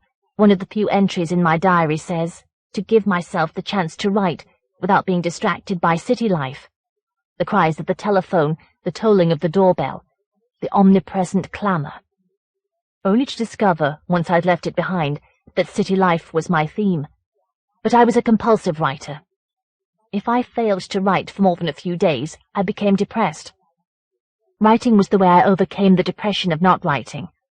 Now writing seems to be my only way of hanging on to what remains of myself, of delaying the end. The day after Neil arrived, I typed a few lines of a sample chapter. It wasn't a technique I enjoyed. Tearing a chapter out of the context of a novel that didn't yet exist. In any case, I was distracted by the beach, compelled to scribble notes about it, trying to define the images it suggested. I hoped these notes might build into a story. I was picking at the notes in search of their story when Neil said, "Maybe I can lose myself for a bit in the countryside." I said curtly, not looking up. "Didn't you say there was a deserted village?" By the time I directed him, I would have lost the thread of my thoughts. The thread had been frayed and tangled anyway. As long as I was compelled to think about the beach, I might just as well be down there. I can still write as if I don't know the end. It helps me not to think of. "I'll come with you," I said. The weather was nervous. Archipelagos of cloud floated low on the hazy sky above the sea. Great Rorschach blots rose from behind the slate hills like dissolved stone. As we squeezed through the bushes, a shadow came hunching over the dunes to meet us. When my foot touched the beach, a moist, shadowy chill seized me, as though the sand disguised a lurking marsh. Then sunlight spilled over the beach, which leapt into clarity. I strode, though Neil appeared to want to dawdle. I wasn't anxious to linger. After all, I told myself, it might rain. Glinting mosaics of grains of sand changed restlessly around me, never quite achieving a pattern. Patches of sand, flat, shapeless, elongated ghosts, glided over the beach and faltered, waiting for another breeze. Neil kept peering at them, as though to make out their shapes. Half a mile along the beach, the dunes began to sag, to level out. The slate hills were closing in. Were they the source of the insidious chill? Perhaps I was feeling the damp. A penumbra of moisture welled up around each of my footprints. The large wet shapes seemed quite unrelated to my prints, an effect which I found unnerving. When I glanced back, it looked as though something enormous was imitating my walk. The humidity was almost suffocating. My head felt clamped by tension. Wind blundered booming in my ears, even when I could feel no breeze. Its jerky rhythm was distracting because indefinable. Grey cloud had flooded the sky. Together with the hills and the thickening haze above the sea, it caged the beach. At the edge of my eye, the convolutions of the beach seemed to writhe, to struggle to form patterns. The insistent sparkling nagged at my mind. I'd begun to wonder whether I had been blaming imagined pollution for the effects of heat and humidity. I was debating whether to turn back before I grew dizzy or nauseous, when Neil said, "Is that it?" I peered ahead, trying to squint the dazzle of waves from my eyes. A quarter of a mile away, the hills ousted the dunes completely. Beneath the spiky slate, a few uprights of rock protruded from the beach like standing stones. They glowed sullenly as copper through the haze. They were encrusted with sand. Surely that wasn't the village. "Yes, that's it," Neil said, and strode forward. I followed him, because the village must be further on. The veil of haze drew back, the vertical rocks gleamed unobscured, and I halted, bewildered. The rocks weren't encrusted at all. They were slate, grey as the table of rock on which they stood above the beach. Though the slate was jagged, some of its gaps were regular. Windows, doorways. Here and there walls still formed corners. How could the haze have distorted my view so spectacularly? Neil was climbing rough steps carved out of the slate table. Without warning, as I stood confused by my misperception, I felt utterly alone. A bowl of dull haze trapped me on the bare sand. Slate, or something more massive and vague, loomed over me. The kaleidoscope of shells was about to shift. The beach was ready to squirm, to reveal its pattern, shake off its artificiality. The massive looming would reach down, and... My start felt like a convulsive awakening. The table was deserted, except for the fragments of buildings. I could hear only the wind, baying as though its mouth was vast and uncontrollable. "Neil!" I called. Dismayed by the smallness of my voice, I shouted, "Neil!" I heard what sounded like scales of armor chafing together. Slate, of course. The grey walls shone lifelessly, cavitied as skulls. Gaping windows displayed an absence of faces, of rooms. Then Neil's head poked out of half a wall. "Yes, come on," he said. "It's strange." As I climbed the steps, sand gritted underfoot like sugar. Low drifts of sand were piled against the walls. Patches glinted on the small plateau. Could that sand have made the whole place look encrusted and half-buried? I told myself that it had been an effect of the heat. Broken walls surrounded me. They glared like storm clouds in lightning. They formed a maze whose center was desertion. That image stirred another, too deep in my mind to be definable. The place was not a maze, but a puzzle whose solution would clarify a pattern, a larger mystery. I realized that then. Why couldn't I have fled? I suppose I was held by the enigma of the village. I knew there were quarries in the hills above, but I'd never learned why the village had been abandoned. Perhaps its meagerness had killed it. I saw traces of less than a dozen buildings. It seemed further dwarfed by the beach. The sole visible trace of humanity, it dwindled beneath the gnawing of sand and the elements. I found it enervating, its lifelessness infectious. Should I stay with Neil or risk leaving him there? Before I could decide, I heard him say amid a rattle of slate, "This is interesting." In what way? He was clambering about an exposed cellar, among shards of slate. Whatever the building had been, it had stood furthest from the sea. "I don't mean the cellar," Neil said. "I mean that." Reluctantly, I peered where he was pointing. In the cellar wall, furthest from the beach, a rough alcove had been chipped out of the slate. It was perhaps a yard deep, but barely high enough to accommodate a huddled man. Neil was already crawling in. I heard slate crack beneath him. His feet protruded from the darkness. Of course they weren't about to jerk convulsively, but my nervousness made me back away when his muffled voice said, "What's this?" He backed out like a terrier with his prize. It was an old notebook, its pages stuck together in a moist wad. "Someone covered it up with slate," he said, as though that should tempt my interest. Before I could prevent him, he was sitting at the edge of the beach and peeling the pages gingerly apart. Not that I was worried that he might be destroying a fragment of history. I simply wasn't sure but I wanted to read whatever had been hidden in the cellar. Why couldn't I have followed my instincts? He disengaged the first page carefully, then frowned. "This begins in the middle of something. There must be another book." Handing me the notebook, he stalked away to scrabble in the cellar. I sat on the edge of the slate table and glanced at the page. It is before me now, on my desk. The pages have crumbled since then. The yellowing paper looks more and more like sand, but the large writing is still legible. Unsteady capitals in a hand that might once have been literate before it grew senile.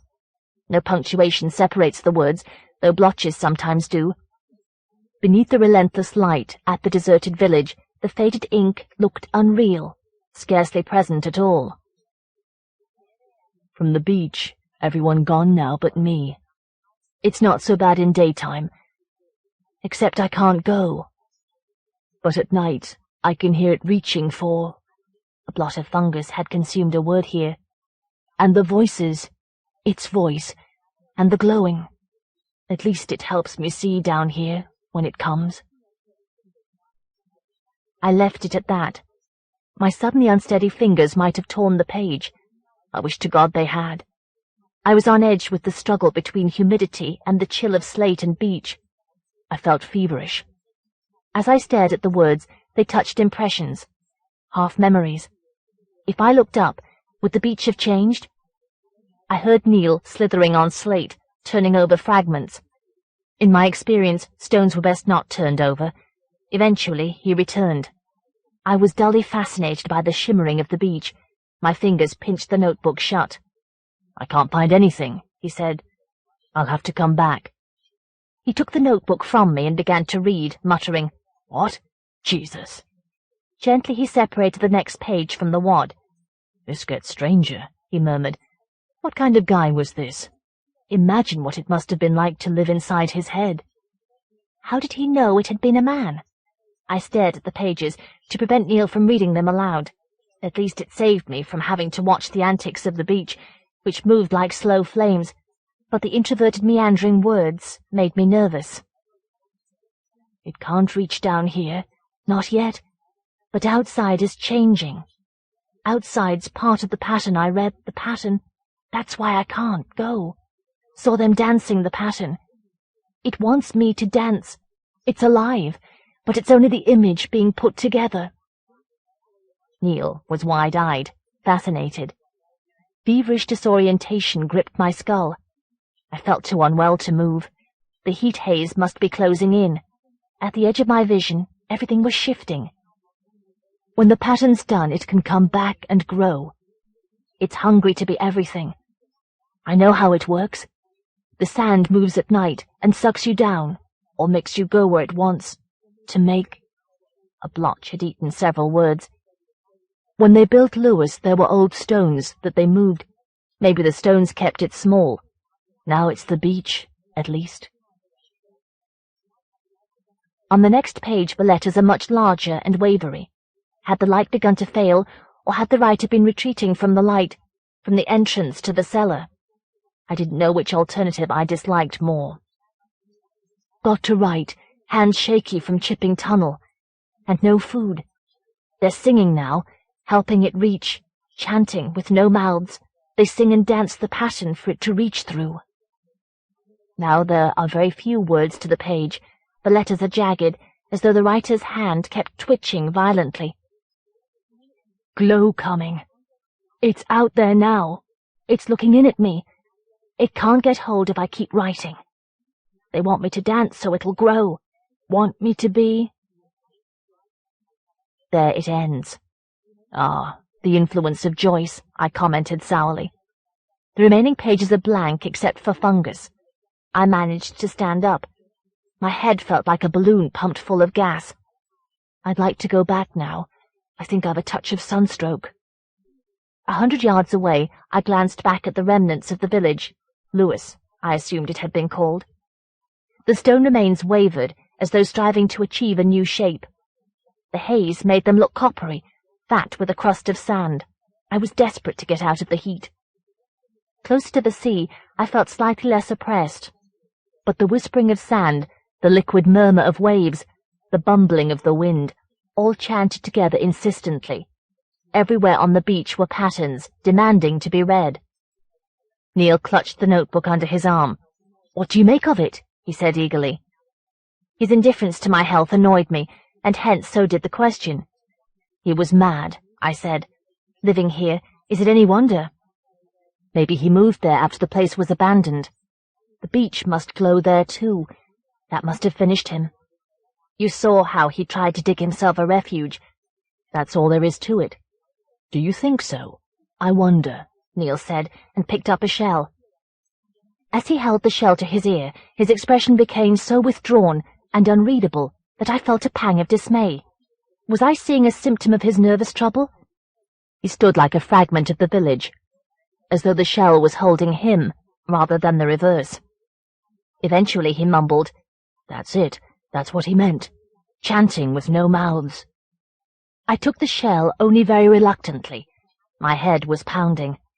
I pressed the shell to my ear, though I was deafened by the storm of my blood. If the shell was muttering, I couldn't bear the jaggedness of its rhythm. I seemed less to hear it than to feel it deep in my skull. "Nothing like it," I said, almost snarling, and thrust the shell at him. Now that I'd had to strain to hear it, I couldn't rid myself of the muttering. It seemed to underlie the sounds of wind and sea. I trudged onward, eyes half shut. Moisture sprang up around my feet. The glistening shapes around my prints looked larger and more definite. I had to cling to my sense of my own size and shape. When we neared home, I couldn't see the bungalows. There appeared to be only the beach, grown huge and blinding. At last, Neil heard a car leaving the crescent and led me up the path of collapsed footprints. In the bungalow, I lay willing the lights and patterns to fade from my closed eyes. Neil's presence didn't soothe me, even though he was only poring over the notebook. He'd brought a handful of shells indoors. Occasionally he held one to his ear, muttering, "It's still there, you know. It does sound like chanting." At least, I thought peevishly, I knew when something was a symptom of illness. But the trouble was that in my delirium I was tempted to agree with him. I felt I had almost heard what the sound was trying to be. 3. Next day, Neil returned to the deserted village. He was gone for so long that even amid the clamour of my disordered senses, I grew anxious. I couldn't watch for him. Whenever I tried, the white-hot beach began to judder, to quake, and set me shivering. At last he returned, having failed to find another notebook. I hoped that would be the end of it, but his failure had simply frustrated him.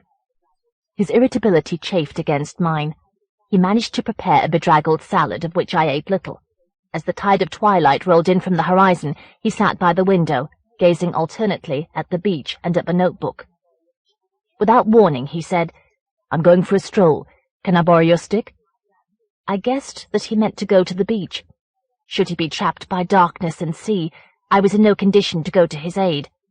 "I'd rather you didn't," I said feebly. "Don't worry, I won't lose it."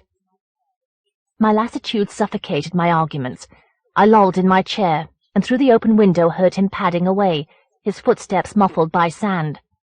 Soon there was only the vague slack rumble of the sea, blundering back and forth, and the faint hiss of sand in the bushes. After half an hour, I made myself stand up, though the ache in my head surged, and gaze out at the whitish beach. The whole expanse appeared to flicker like hints of lightning. I strained my eyes. The beach looked crowded with debris, all of which danced to the flickering. I had to peer at every movement, but there was no sign of Neil. I went out and stood between the bushes. The closer I approached the beach, the more crowded with obscure activity it seemed to be. But I suspected that much, if not all of this, could be blamed on my condition. For within 5 minutes, my head felt so tight and unbalanced that I had to retreat indoors, away from the heat. Though I'd meant to stay awake, I was dozing when Neil returned. I woke to find him gazing from the window. As I opened my eyes, the beach lurched forward, shining.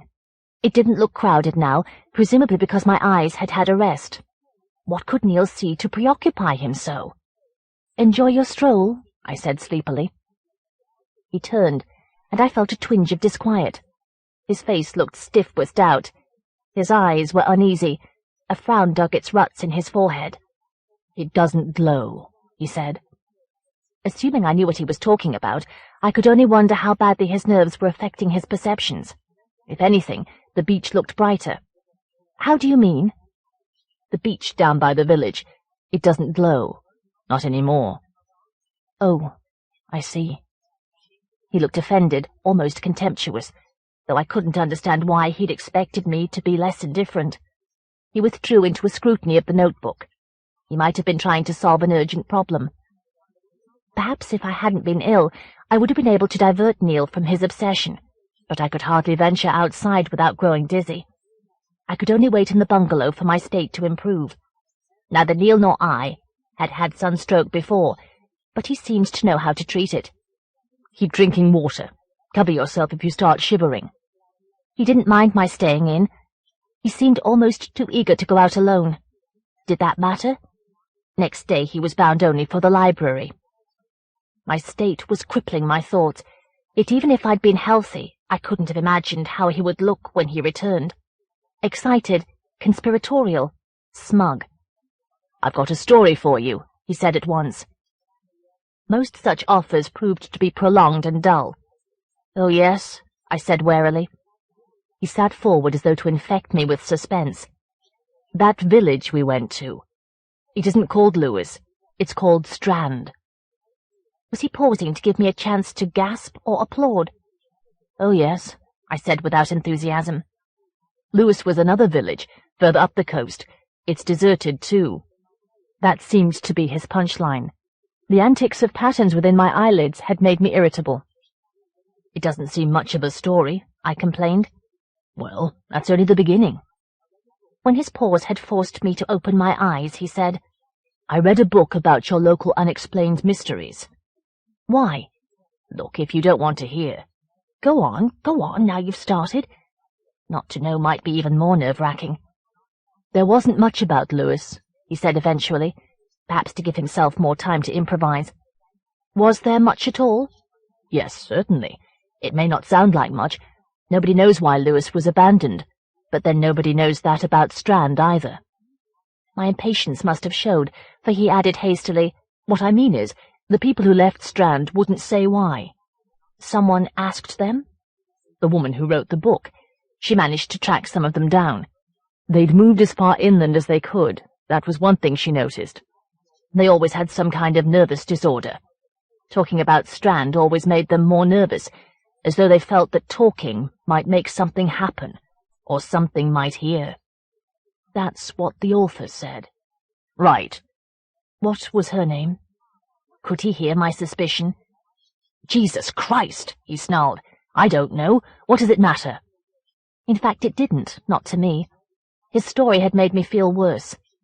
The noose had tightened round my skull. The twilit beach was swarming and vibrating. I closed my eyes. "Shut up," I roared at him. "Go away." "There was one thing," he persisted. "One man said that kids kept going on the beach at night. Their parents tried always to stop them. Some of them questioned their kids, but it was as though the kids couldn't stop themselves. Why was that, do you think?" When I refused to answer, he said irrelevantly, "All this was in the 1930s. I couldn't stand hearing children called kids. The recurring word had made me squirm. Drips of slang, like water torture, and I'd never heard such a feeble punchline. His clumsiness as a storyteller enraged me. He couldn't even organize his material. I was sure he hadn't read any such book. After a while I peered out from beneath my eyelids, hoping he'd decide that I was asleep. He was poring over the notebook again and looked rapt. I only wished that people and reviewers would read my books as carefully. He kept rubbing his forehead, as though to enliven his brain. I dozed. When I opened my eyes, he was waiting for me. He shoved the notebook at me to demonstrate something. "Look, I'm sorry," I said, without much effort to sound so. "I'm not in the mood." He stalked into his room, emerging without the book, but with my stick. "I'm going for a walk," he announced sulkily, like a spouse after a quarrel. I dozed gratefully, for I felt more delirious. My head felt packed with grains of sand that gritted together. In fact, the whole of me was made of sand. Of course it was true that I was composed of particles, and I thought my delirium had found a metaphor for that. But the grains that floated through my inner vision were neither sand nor atoms. A member, dark and vague, was reaching for them. I struggled to awaken. I didn't want to distinguish its shape, and still less did I want to learn what it meant to do with the grains. For as the member sucked them into itself, engulfing them in a way that I refused to perceive, I saw that the grains were worlds and stars. I woke shivering. My body felt uncontrollable and unfamiliar. I let it shake itself to rest. Not that I had a choice, but I was concentrating on the problem of why I'd woken, head raised, like a watchdog. What had I heard? Perhaps only wind and sea. Both seemed louder, more intense. My thoughts became entangled in their rhythm. I felt there had been another sound. The bushes threshed, sounding parched with sand. Had I heard Neil returning? I stumbled into his room. It was empty. As I stood by his open window, straining my ears, I thought I heard his voice, blurred by the dull tumult of waves. I peered out. Beyond the low heads of the bushes, the glow of the beach shuddered towards me. I had to close my eyes, for I couldn't tell whether the restless, scrawny shapes were crowding my eyeballs or the beach. It felt, somehow, like both. When I looked again, I seemed to see Neil. Or was it Neil? The unsteady, stifled glow aggravated the distortions of my vision. Was the object just a new piece of debris? I found its shape bewildering. My mind kept apprehending it as a symbol printed on the whitish expanse. The luminosity made it seem to shift, tentatively and jerkily, as though it were learning to pose. The light, or my eyes, surrounded it with dancing. Had my sense of perspective left me? I was misjudging size, either of the beach or of the figure. Yes, it was a figure, however large it seemed. It was moving its arms like a limp puppet, and it was half buried in the sand. I staggered outside, shouting to Neil, and then I recoiled. The sky must be thick with a storm cloud. It felt suffocatingly massive, solid as rock, and close enough to crush me. I forced myself towards the bushes, though my head was pounding, squeezed into a lump of pain. Almost at once I heard plodding on the dunes. My blood half deafened me. The footsteps sounded vague and immense. I peered along the dim path. At the edge of my vision, the beach flickered repetitively. Immense darkness hovered over me. Unnervingly close to me, swollen by the glow, a head rose into view. For a moment, my tension seemed likely to crack my skull. Then Neil spoke. His words were incomprehensible amid the wind, but it was his voice. As we trudged back towards the lights, the threat of a storm seemed to withdraw, and I blamed it on my tension. "Of course I'm all right," he muttered irritably. "I fell, and that made me shout, that's all." Once we were inside, I saw the evidence of his fall. His trousers were covered with sand up to the knees. 4.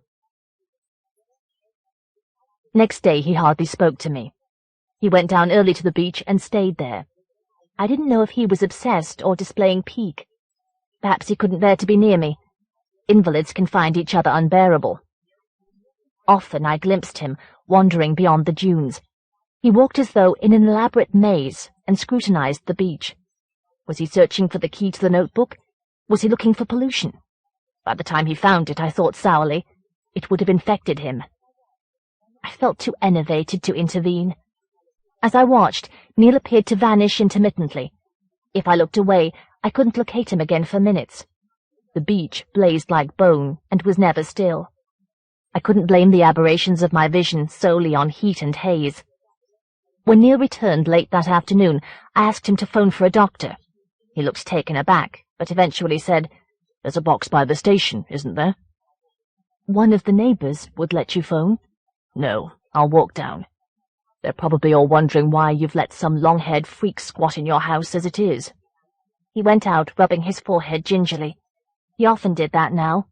That, and his preoccupation with the demented notebook, were additional reasons why I wanted a doctor. I felt Neil needed examining too. By the time he returned, it was dusk. On the horizon, embers dulled in the sea. The glow of the beach was already stirring. It seemed to have intensified during the last few days. I told myself I had grown hypersensitive. "Dr. Lewis, he's coming tomorrow." Neil hesitated, then went on, "I think I'll just have a stroll on the beach. Want to come?" "Good God, no. I'm ill. Can't you see?" "I know that." His impatience was barely controlled. "A stroll might do you good. There isn't any sunlight now." "I'll stay in until I've seen the doctor." He looked disposed to argue, but his restlessness overcame him. As he left, his bearing seemed to curse me. Was his illness making him intolerant of mine, or did he feel that I'd rebuffed a gesture of reconciliation? I felt too ill to watch him from the window. When I looked, I could seldom distinguish him or make out which movements were his. He appeared to be walking slowly, poking at the beach with my stick. I wondered if he'd found quicksand. Again, his path made me think of a maze. I dozed, far longer than I'd intended. The doctor loomed over me. Peering into my eyes, he reached down. I began to struggle as best I could. I'd glimpsed the depths of his eye sockets, empty and dry as interstellar space. I didn't need his treatment. I would be fine if he left me alone. Just let me go. But he had reached deep into me, as though I was a bladder that had burst. I felt myself flood into him. I felt vast emptiness absorb my substance and myself. Dimly I understood that it was nothing like emptiness, that my mind refused to perceive what it was, so alien and frightful was its teeming. It was dawn. The muffled light teemed. The beach glowed fitfully. I gasped. Someone was down on the beach, so huddled that he looked shapeless. He rose, levering himself up with my stick, and began to pace haphazardly. I knew at once that he'd spent the night on the beach. After that, I stayed awake. I couldn't imagine the state of his mind, and I was a little afraid of being asleep when he returned. But when, hours later, he came in to raid the kitchen for a piece of cheese, he seemed hardly to see me. He was muttering repetitively under his breath. His eyes looked dazzled by the beach, sunk in his obsession. "When did the doctor say he was coming?" "Later," he mumbled, and hurried down to the beach. I hoped he would stay there until the doctor came. Occasionally I glimpsed him at his intricate pacing. Ripples of heat deformed him. His blurred flesh looked unstable. Whenever I glanced at the beach, it leapt forward, dauntingly vivid. Cracks of light appeared in the sea. Clumps of grass seemed to rise, twitching, as though the dunes were craning to watch Neil. 5 minutes' vigil at the window was as much as I could bear. The afternoon consumed time. It felt as lethargic and enervating as 4 in the morning. There was no sign of the doctor. I kept gazing from the front door. Nothing moved on the crescent, except wind-borne hints of the beach. Eventually I tried to phone. Though I could feel the heat of the pavement through the soles of my shoes, the day seemed bearable. Only threats of pain plucked at my skull, but nobody was at home. The bungalow stood smugly in the evening light. When I attempted to walk to the phone box, the noose closed on my skull at once. In my hall, I halted, startled, for Neil had thrown open the living-room door as I entered the house. He looked flushed and angry. "Where were you?" he demanded. "I'm not a hospital case yet, you know. I was trying to phone the doctor." Unfathomably, he looked relieved. "I'll go down now and call him." While he was away, I watched the beach sink into twilight. At the moment, this seemed to be the only time of day I could endure watching. The time at which shapes become obscure, most capable of metamorphosis. Perhaps this made the antics of the shore acceptable, more apparently natural. Now the beach resembled clouds in front of the moon. It drifted slowly and variously. If I gazed for long, it looked nervous with lightning. The immense bulk of the night edged up from the horizon. I didn't hear Neil return. I must have been fascinated by the view. I turned to find him watching me. Again he looked relieved, because I was still here. "He's coming soon," he said. "Tonight, do you mean?" "Yes, tonight." "Why not?" I didn't know many doctors who would come out at night to treat what was, however unpleasant for me, a relatively minor illness. Perhaps attitudes were different here in the country. Neil was heading for the back door, for the beach. "Do you think you could wait until he comes?" I said, groping for an excuse to detain him, "just in case I feel worse." "Yes, you're right." His gaze was opaque. "I'd better stay with you." We waited. The dark mass closed over beach and bungalows. The nocturnal glow fluttered at the edge of my vision. When I glanced at the beach, the dim shapes were hectic. I seemed to be paying for my earlier fascination, for now the walls of the room looked active with faint patterns. Where was the doctor? Neil seemed impatient too. The only sounds were the repetitive ticking of his footsteps and the irregular chant of the sea. He kept staring at me as if he wanted to speak. Occasionally his mouth twitched. He resembled a child, both eager to confess and afraid to do so.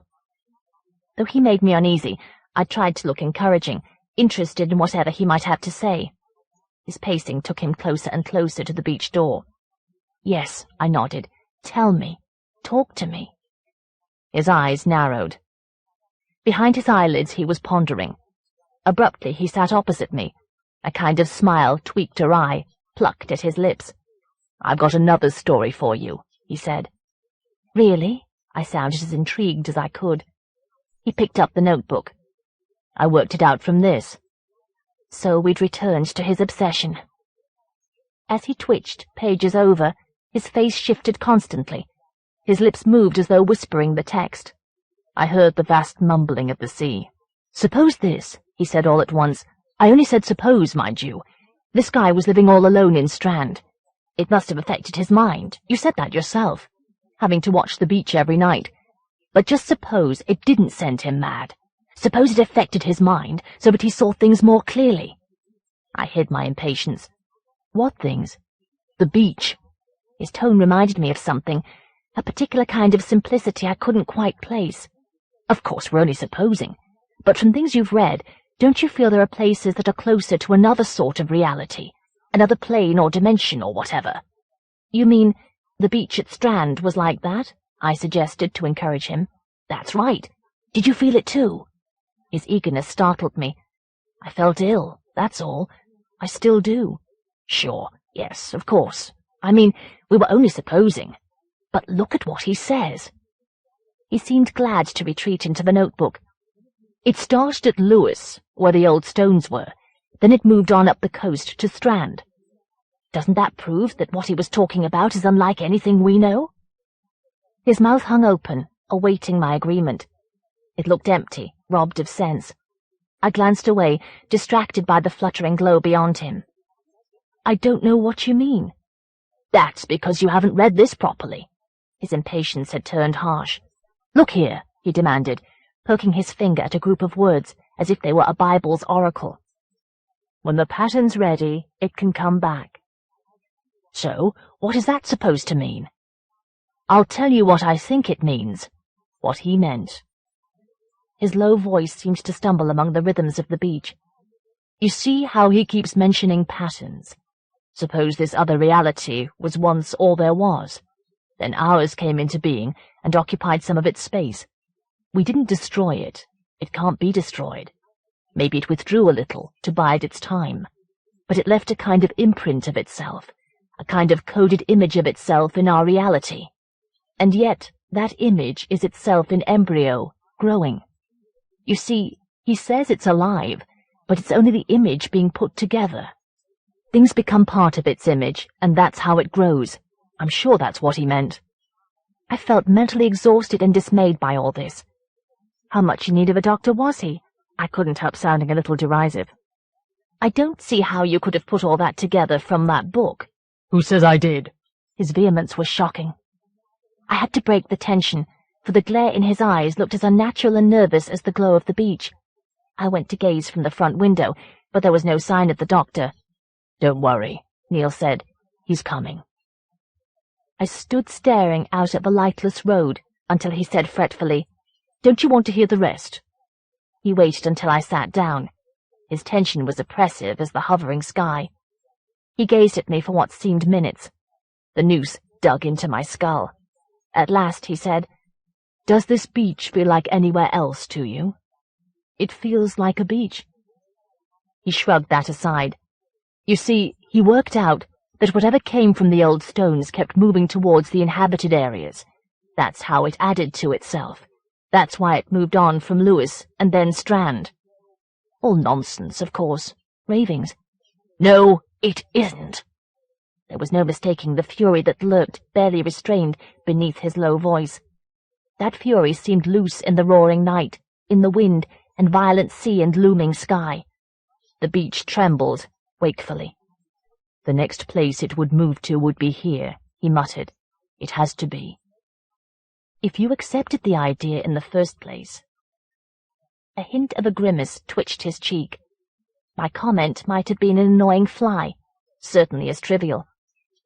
You can read the pattern out there if you try, he mumbled. It takes all day.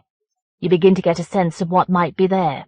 It's alive, though nothing like life as we recognize it. I could only say whatever came into my head to detain him until the doctor arrived. Then, how do you? He avoided the question, but only to betray the depths of his obsession. Would an insect recognize us as a kind of life? Suddenly I realized that he intoned the beach as a priest might name his god. We must get away from the beach. Never mind the doctor now. Look, Neil, I think we'd better— He interrupted me, eyes glaring spasmodically. It's strongest at night. I think it soaks up energy during the day. Remember, he said that the quicksands only come out at night. They move, you know. They make you follow the pattern. And the sea is different at night. Things come out of it. They're like symbols, and yet they're alive. I think the sea creates them. They help make the pattern live. Appalled, I could only return to the front window and search for the lights of the doctor's car, for any lights at all. Yes, yes, Neil said, sounding less impatient than soothing. He's coming. But as he spoke, I glimpsed, reflected in the window, his secret triumphant grin. Eventually, I managed to say to his reflection, You didn't call the doctor, did you? No. A smile made his lips tremble like quicksand. But he's coming. My stomach had begun to churn slowly. So had my head and the room. Now I was afraid to stand with my back to Neil, but when I turned, I was more afraid to ask the question, Who? For a moment I thought he disdained to answer. He turned his back on me and gazed towards the beach. But I can't write any longer, as if I have doubts, as if I don't know the end. The beach was his answer. Its awesome transformation was, even if I wasn't sure what I was seeing. Was the beach swollen, puffed up as if by the irregular gasping of the sea? Was it swarming with indistinct shapes, parasites that scuttled dancing over it, sank into it, floated writhing to its surface? Did it quiver along the whole of its length like luminous gelatin? I tried to believe that all this was an effect of the brooding dark. But the dark had closed down so thickly that there might have been no light in the world outside except the fitful glow. He craned his head back over his shoulder. The gleam in his eyes looked very like the glimmering outside. A web of saliva stretched between his bared teeth. He grinned with a frightful generosity. He'd decided to answer my question more directly. His lips moved, as they had when he was reading. At last I heard what I'd tried not to suspect. He was making the sound that I'd tried not to hear in the shells. Was it meant to be an invocation, or the name I'd asked for? I knew only that the sound, so liquid and inhuman that I could almost think it was shapeless, nauseated me. So much so that I couldn't separate it from the huge loose voices of wind and sea. It seemed to fill the room. The pounding of my skull tried to imitate its rhythm, which I found impossible to grasp, unbearable. I began to sidle along the wall towards the front door. His body turned jerkily, as if dangling from his neck. His head laughed, if a sound like struggles in mud is laughter. "You're not going to try to get away," he cried. "It was getting hold of you before I came. He was. You haven't a chance now, not since we brought him into the house." And he picked up a shell. As he levelled the mouth of the shell at me, my dizziness flooded my skull, hurling me forward. The walls seemed to glare and shake and break out in swarms. I thought that a dark bulk loomed at the window, filling it. Neil's mouth was working, but the nauseating sound might have been roaring deep in a cavern or a shell. It sounded distant and huge, but coming closer and growing more definite. The voice of something vast and liquid that was gradually taking shape. Perhaps that was because I was listening, but I had no choice. All at once, Neil's free hand clamped his forehead. It looked like a pincer, desperate to tear something out of his skull. "It's growing!" he cried, somewhere between sobbing and ecstasy. As he spoke, the liquid chant seemed to abate not at all. Before I knew what he meant to do, he'd wrenched open the back door and was gone. In a nightmarish way, his nervous, elaborate movements resembled dancing. As the door crashed open, the roar of the night rushed in. Its leap in volume sounded eager, voracious. I stood paralyzed, listening, and couldn't tell how like his chant it sounded. I heard his footsteps, soft and loose, running unevenly over the dunes. Minutes later, I thought I heard a faint cry, which sounded immediately engulfed. I slumped against a chair. I felt relieved, drained, uncaring. The sounds had returned to the beach, where they ought to be. The room looked stable now. Then I grew disgusted with myself. Suppose Neil was injured, or caught in quicksand? I'd allowed his hysteria to gain a temporary hold on my sick perceptions, I told myself. Was I going to use that as an excuse not to try to save him? At last, I forced myself outside. All the bungalows were dark. The beach was glimmering, but not violently. I could see nothing wrong with the sky. Only my dizziness and the throbbing of my head threatened to distort my perceptions. I made myself edge between the bushes, which hissed like snakes, mouths full of sand. The tangle of footprints made me stumble frequently. Sand rattled the spikes of marram grass. At the edge of the dunes, the path felt ready to slide me down to the beach. The beach was crowded. I had to squint at many of the vague pieces of debris. My eyes grew used to the dimness, but I could see no sign of Neil. Then I peered closer. Was that a pair of sandals, half buried? Before my giddiness could hurl me to the beach, I slithered down. Yes, they were Neil's, and a path of bare footprints led away towards the crowd of debris. I poked gingerly at the sandals, and wished I had my stick to test for quicksand. But the sand in which they were partially engulfed was quite solid. Why had he tried to bury them? I followed his prints, my eyes still adjusting. I refused to imitate his path, for it looped back on itself in intricate patterns which made me dizzy and wouldn't fade from my mind. His paces were irregular, a cripple's dance. He must be a puppet of his nerves, I thought. I was a little afraid to confront him, but I felt a duty to try. His twistings led me among the debris. Low obscure shapes surrounded me. A jagged stump bristling with metal tendrils that groped in the air as I came near. Half a cast so rusty and misshapen that it looked like a child's fuzzy sketch. The hood of a pram within which glimmered a bald lump of sand. I was glad to emerge from that maze, for the dim object seemed to shift. I'd even thought the bald lump was opening a crumbling mouth. But on the open beach there were other distractions. The ripples and patterns of sand were clearer and appeared to vibrate restlessly. I kept glancing towards the sea, not because its chant was troubling me, though with its insistent loose rhythm it was, but because I had a persistent impression that the waves were slowing, sluggish as treacle. I stumbled and had to turn back to see what had tripped me. The glow of the beach showed me Neil's shirt, the little of it that was left unburied. There was no mistaking it. I recognized its pattern, The glow made the nylon seem luminous, lit from within. His prince danced back among the debris. Even then, God help me, I wondered if he was playing a sick joke, if he was waiting somewhere to leap out, to scare me into admitting I'd been impressed. I trudged angrily into the midst of the debris, and wished at once that I hadn't. All the objects were luminous, without shadows. There was no question now. The glow of the beach was increasing. It made Neil's tracks look larger. Their outlines shifted as I squinted at them. I stumbled hastily towards the deserted stretch of beach and brushed against the half-engulfed car. That was the moment at which the nightmare became real. I might have told myself that rust had eaten away the car until it was thin as a shell, but I was past deluding myself. All at once I knew that nothing on this beach was as it seemed, for as my hand collided with the car roof, which should have been painfully solid, I felt the roof crumble, and the entire structure flopped on the sand, from which it was at once indistinguishable. I fled towards the open beach, but there was no relief, for the entire beach was glowing luridly, like mud struggling to suffocate a moon.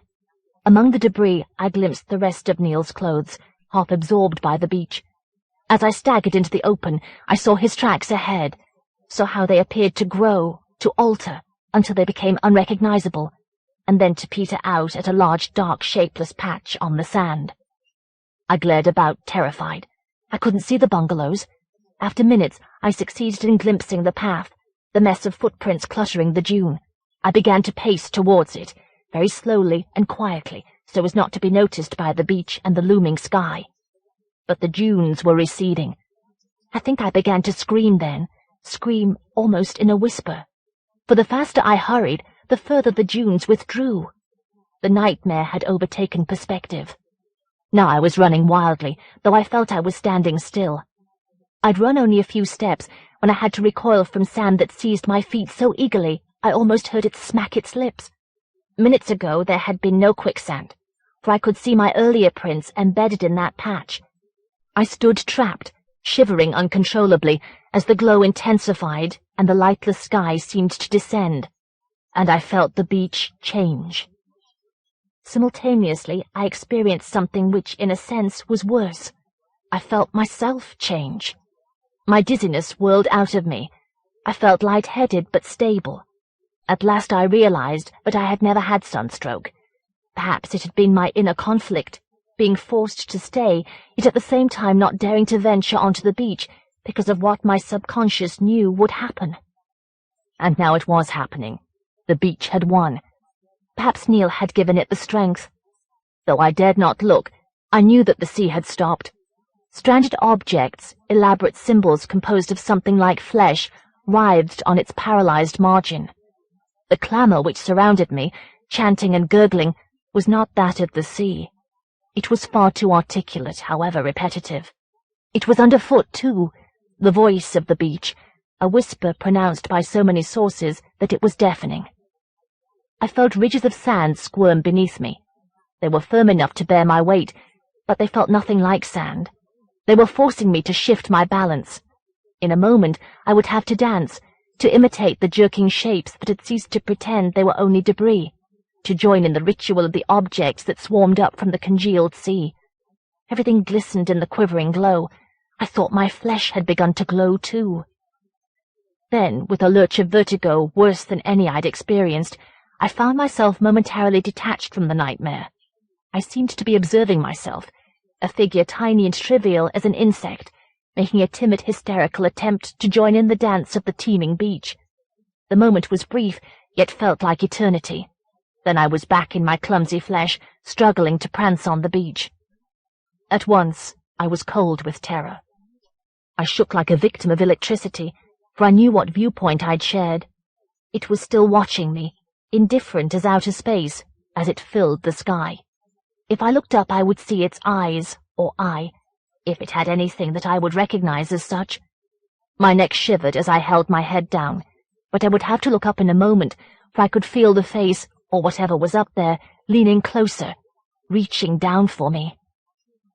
If I hadn't broken through my suffocating panic, I would have been crushed to nothing, but my teeth tore my lip and allowed me to scream. Released, I ran desperately, heedless of quicksand. The dunes crept back from me, the squirming beach glowed, the light flickered in the rhythm of the chanting. I was spared being engulfed. But when at last I reached the dunes, or was allowed to reach them, the dark, massive presence still hovered overhead. I clambered scrabbling up the path. My sobbing gasps filled my mouth with sand. My wild flight was from nothing that I'd seen. I was fleeing the knowledge, deep-rooted and undeniable, that what I perceived blotting out the sky was nothing but an acceptable metaphor. Appalling though the presence was, it was only my mind's version of what was there, a way of letting me glimpse it without going mad at once.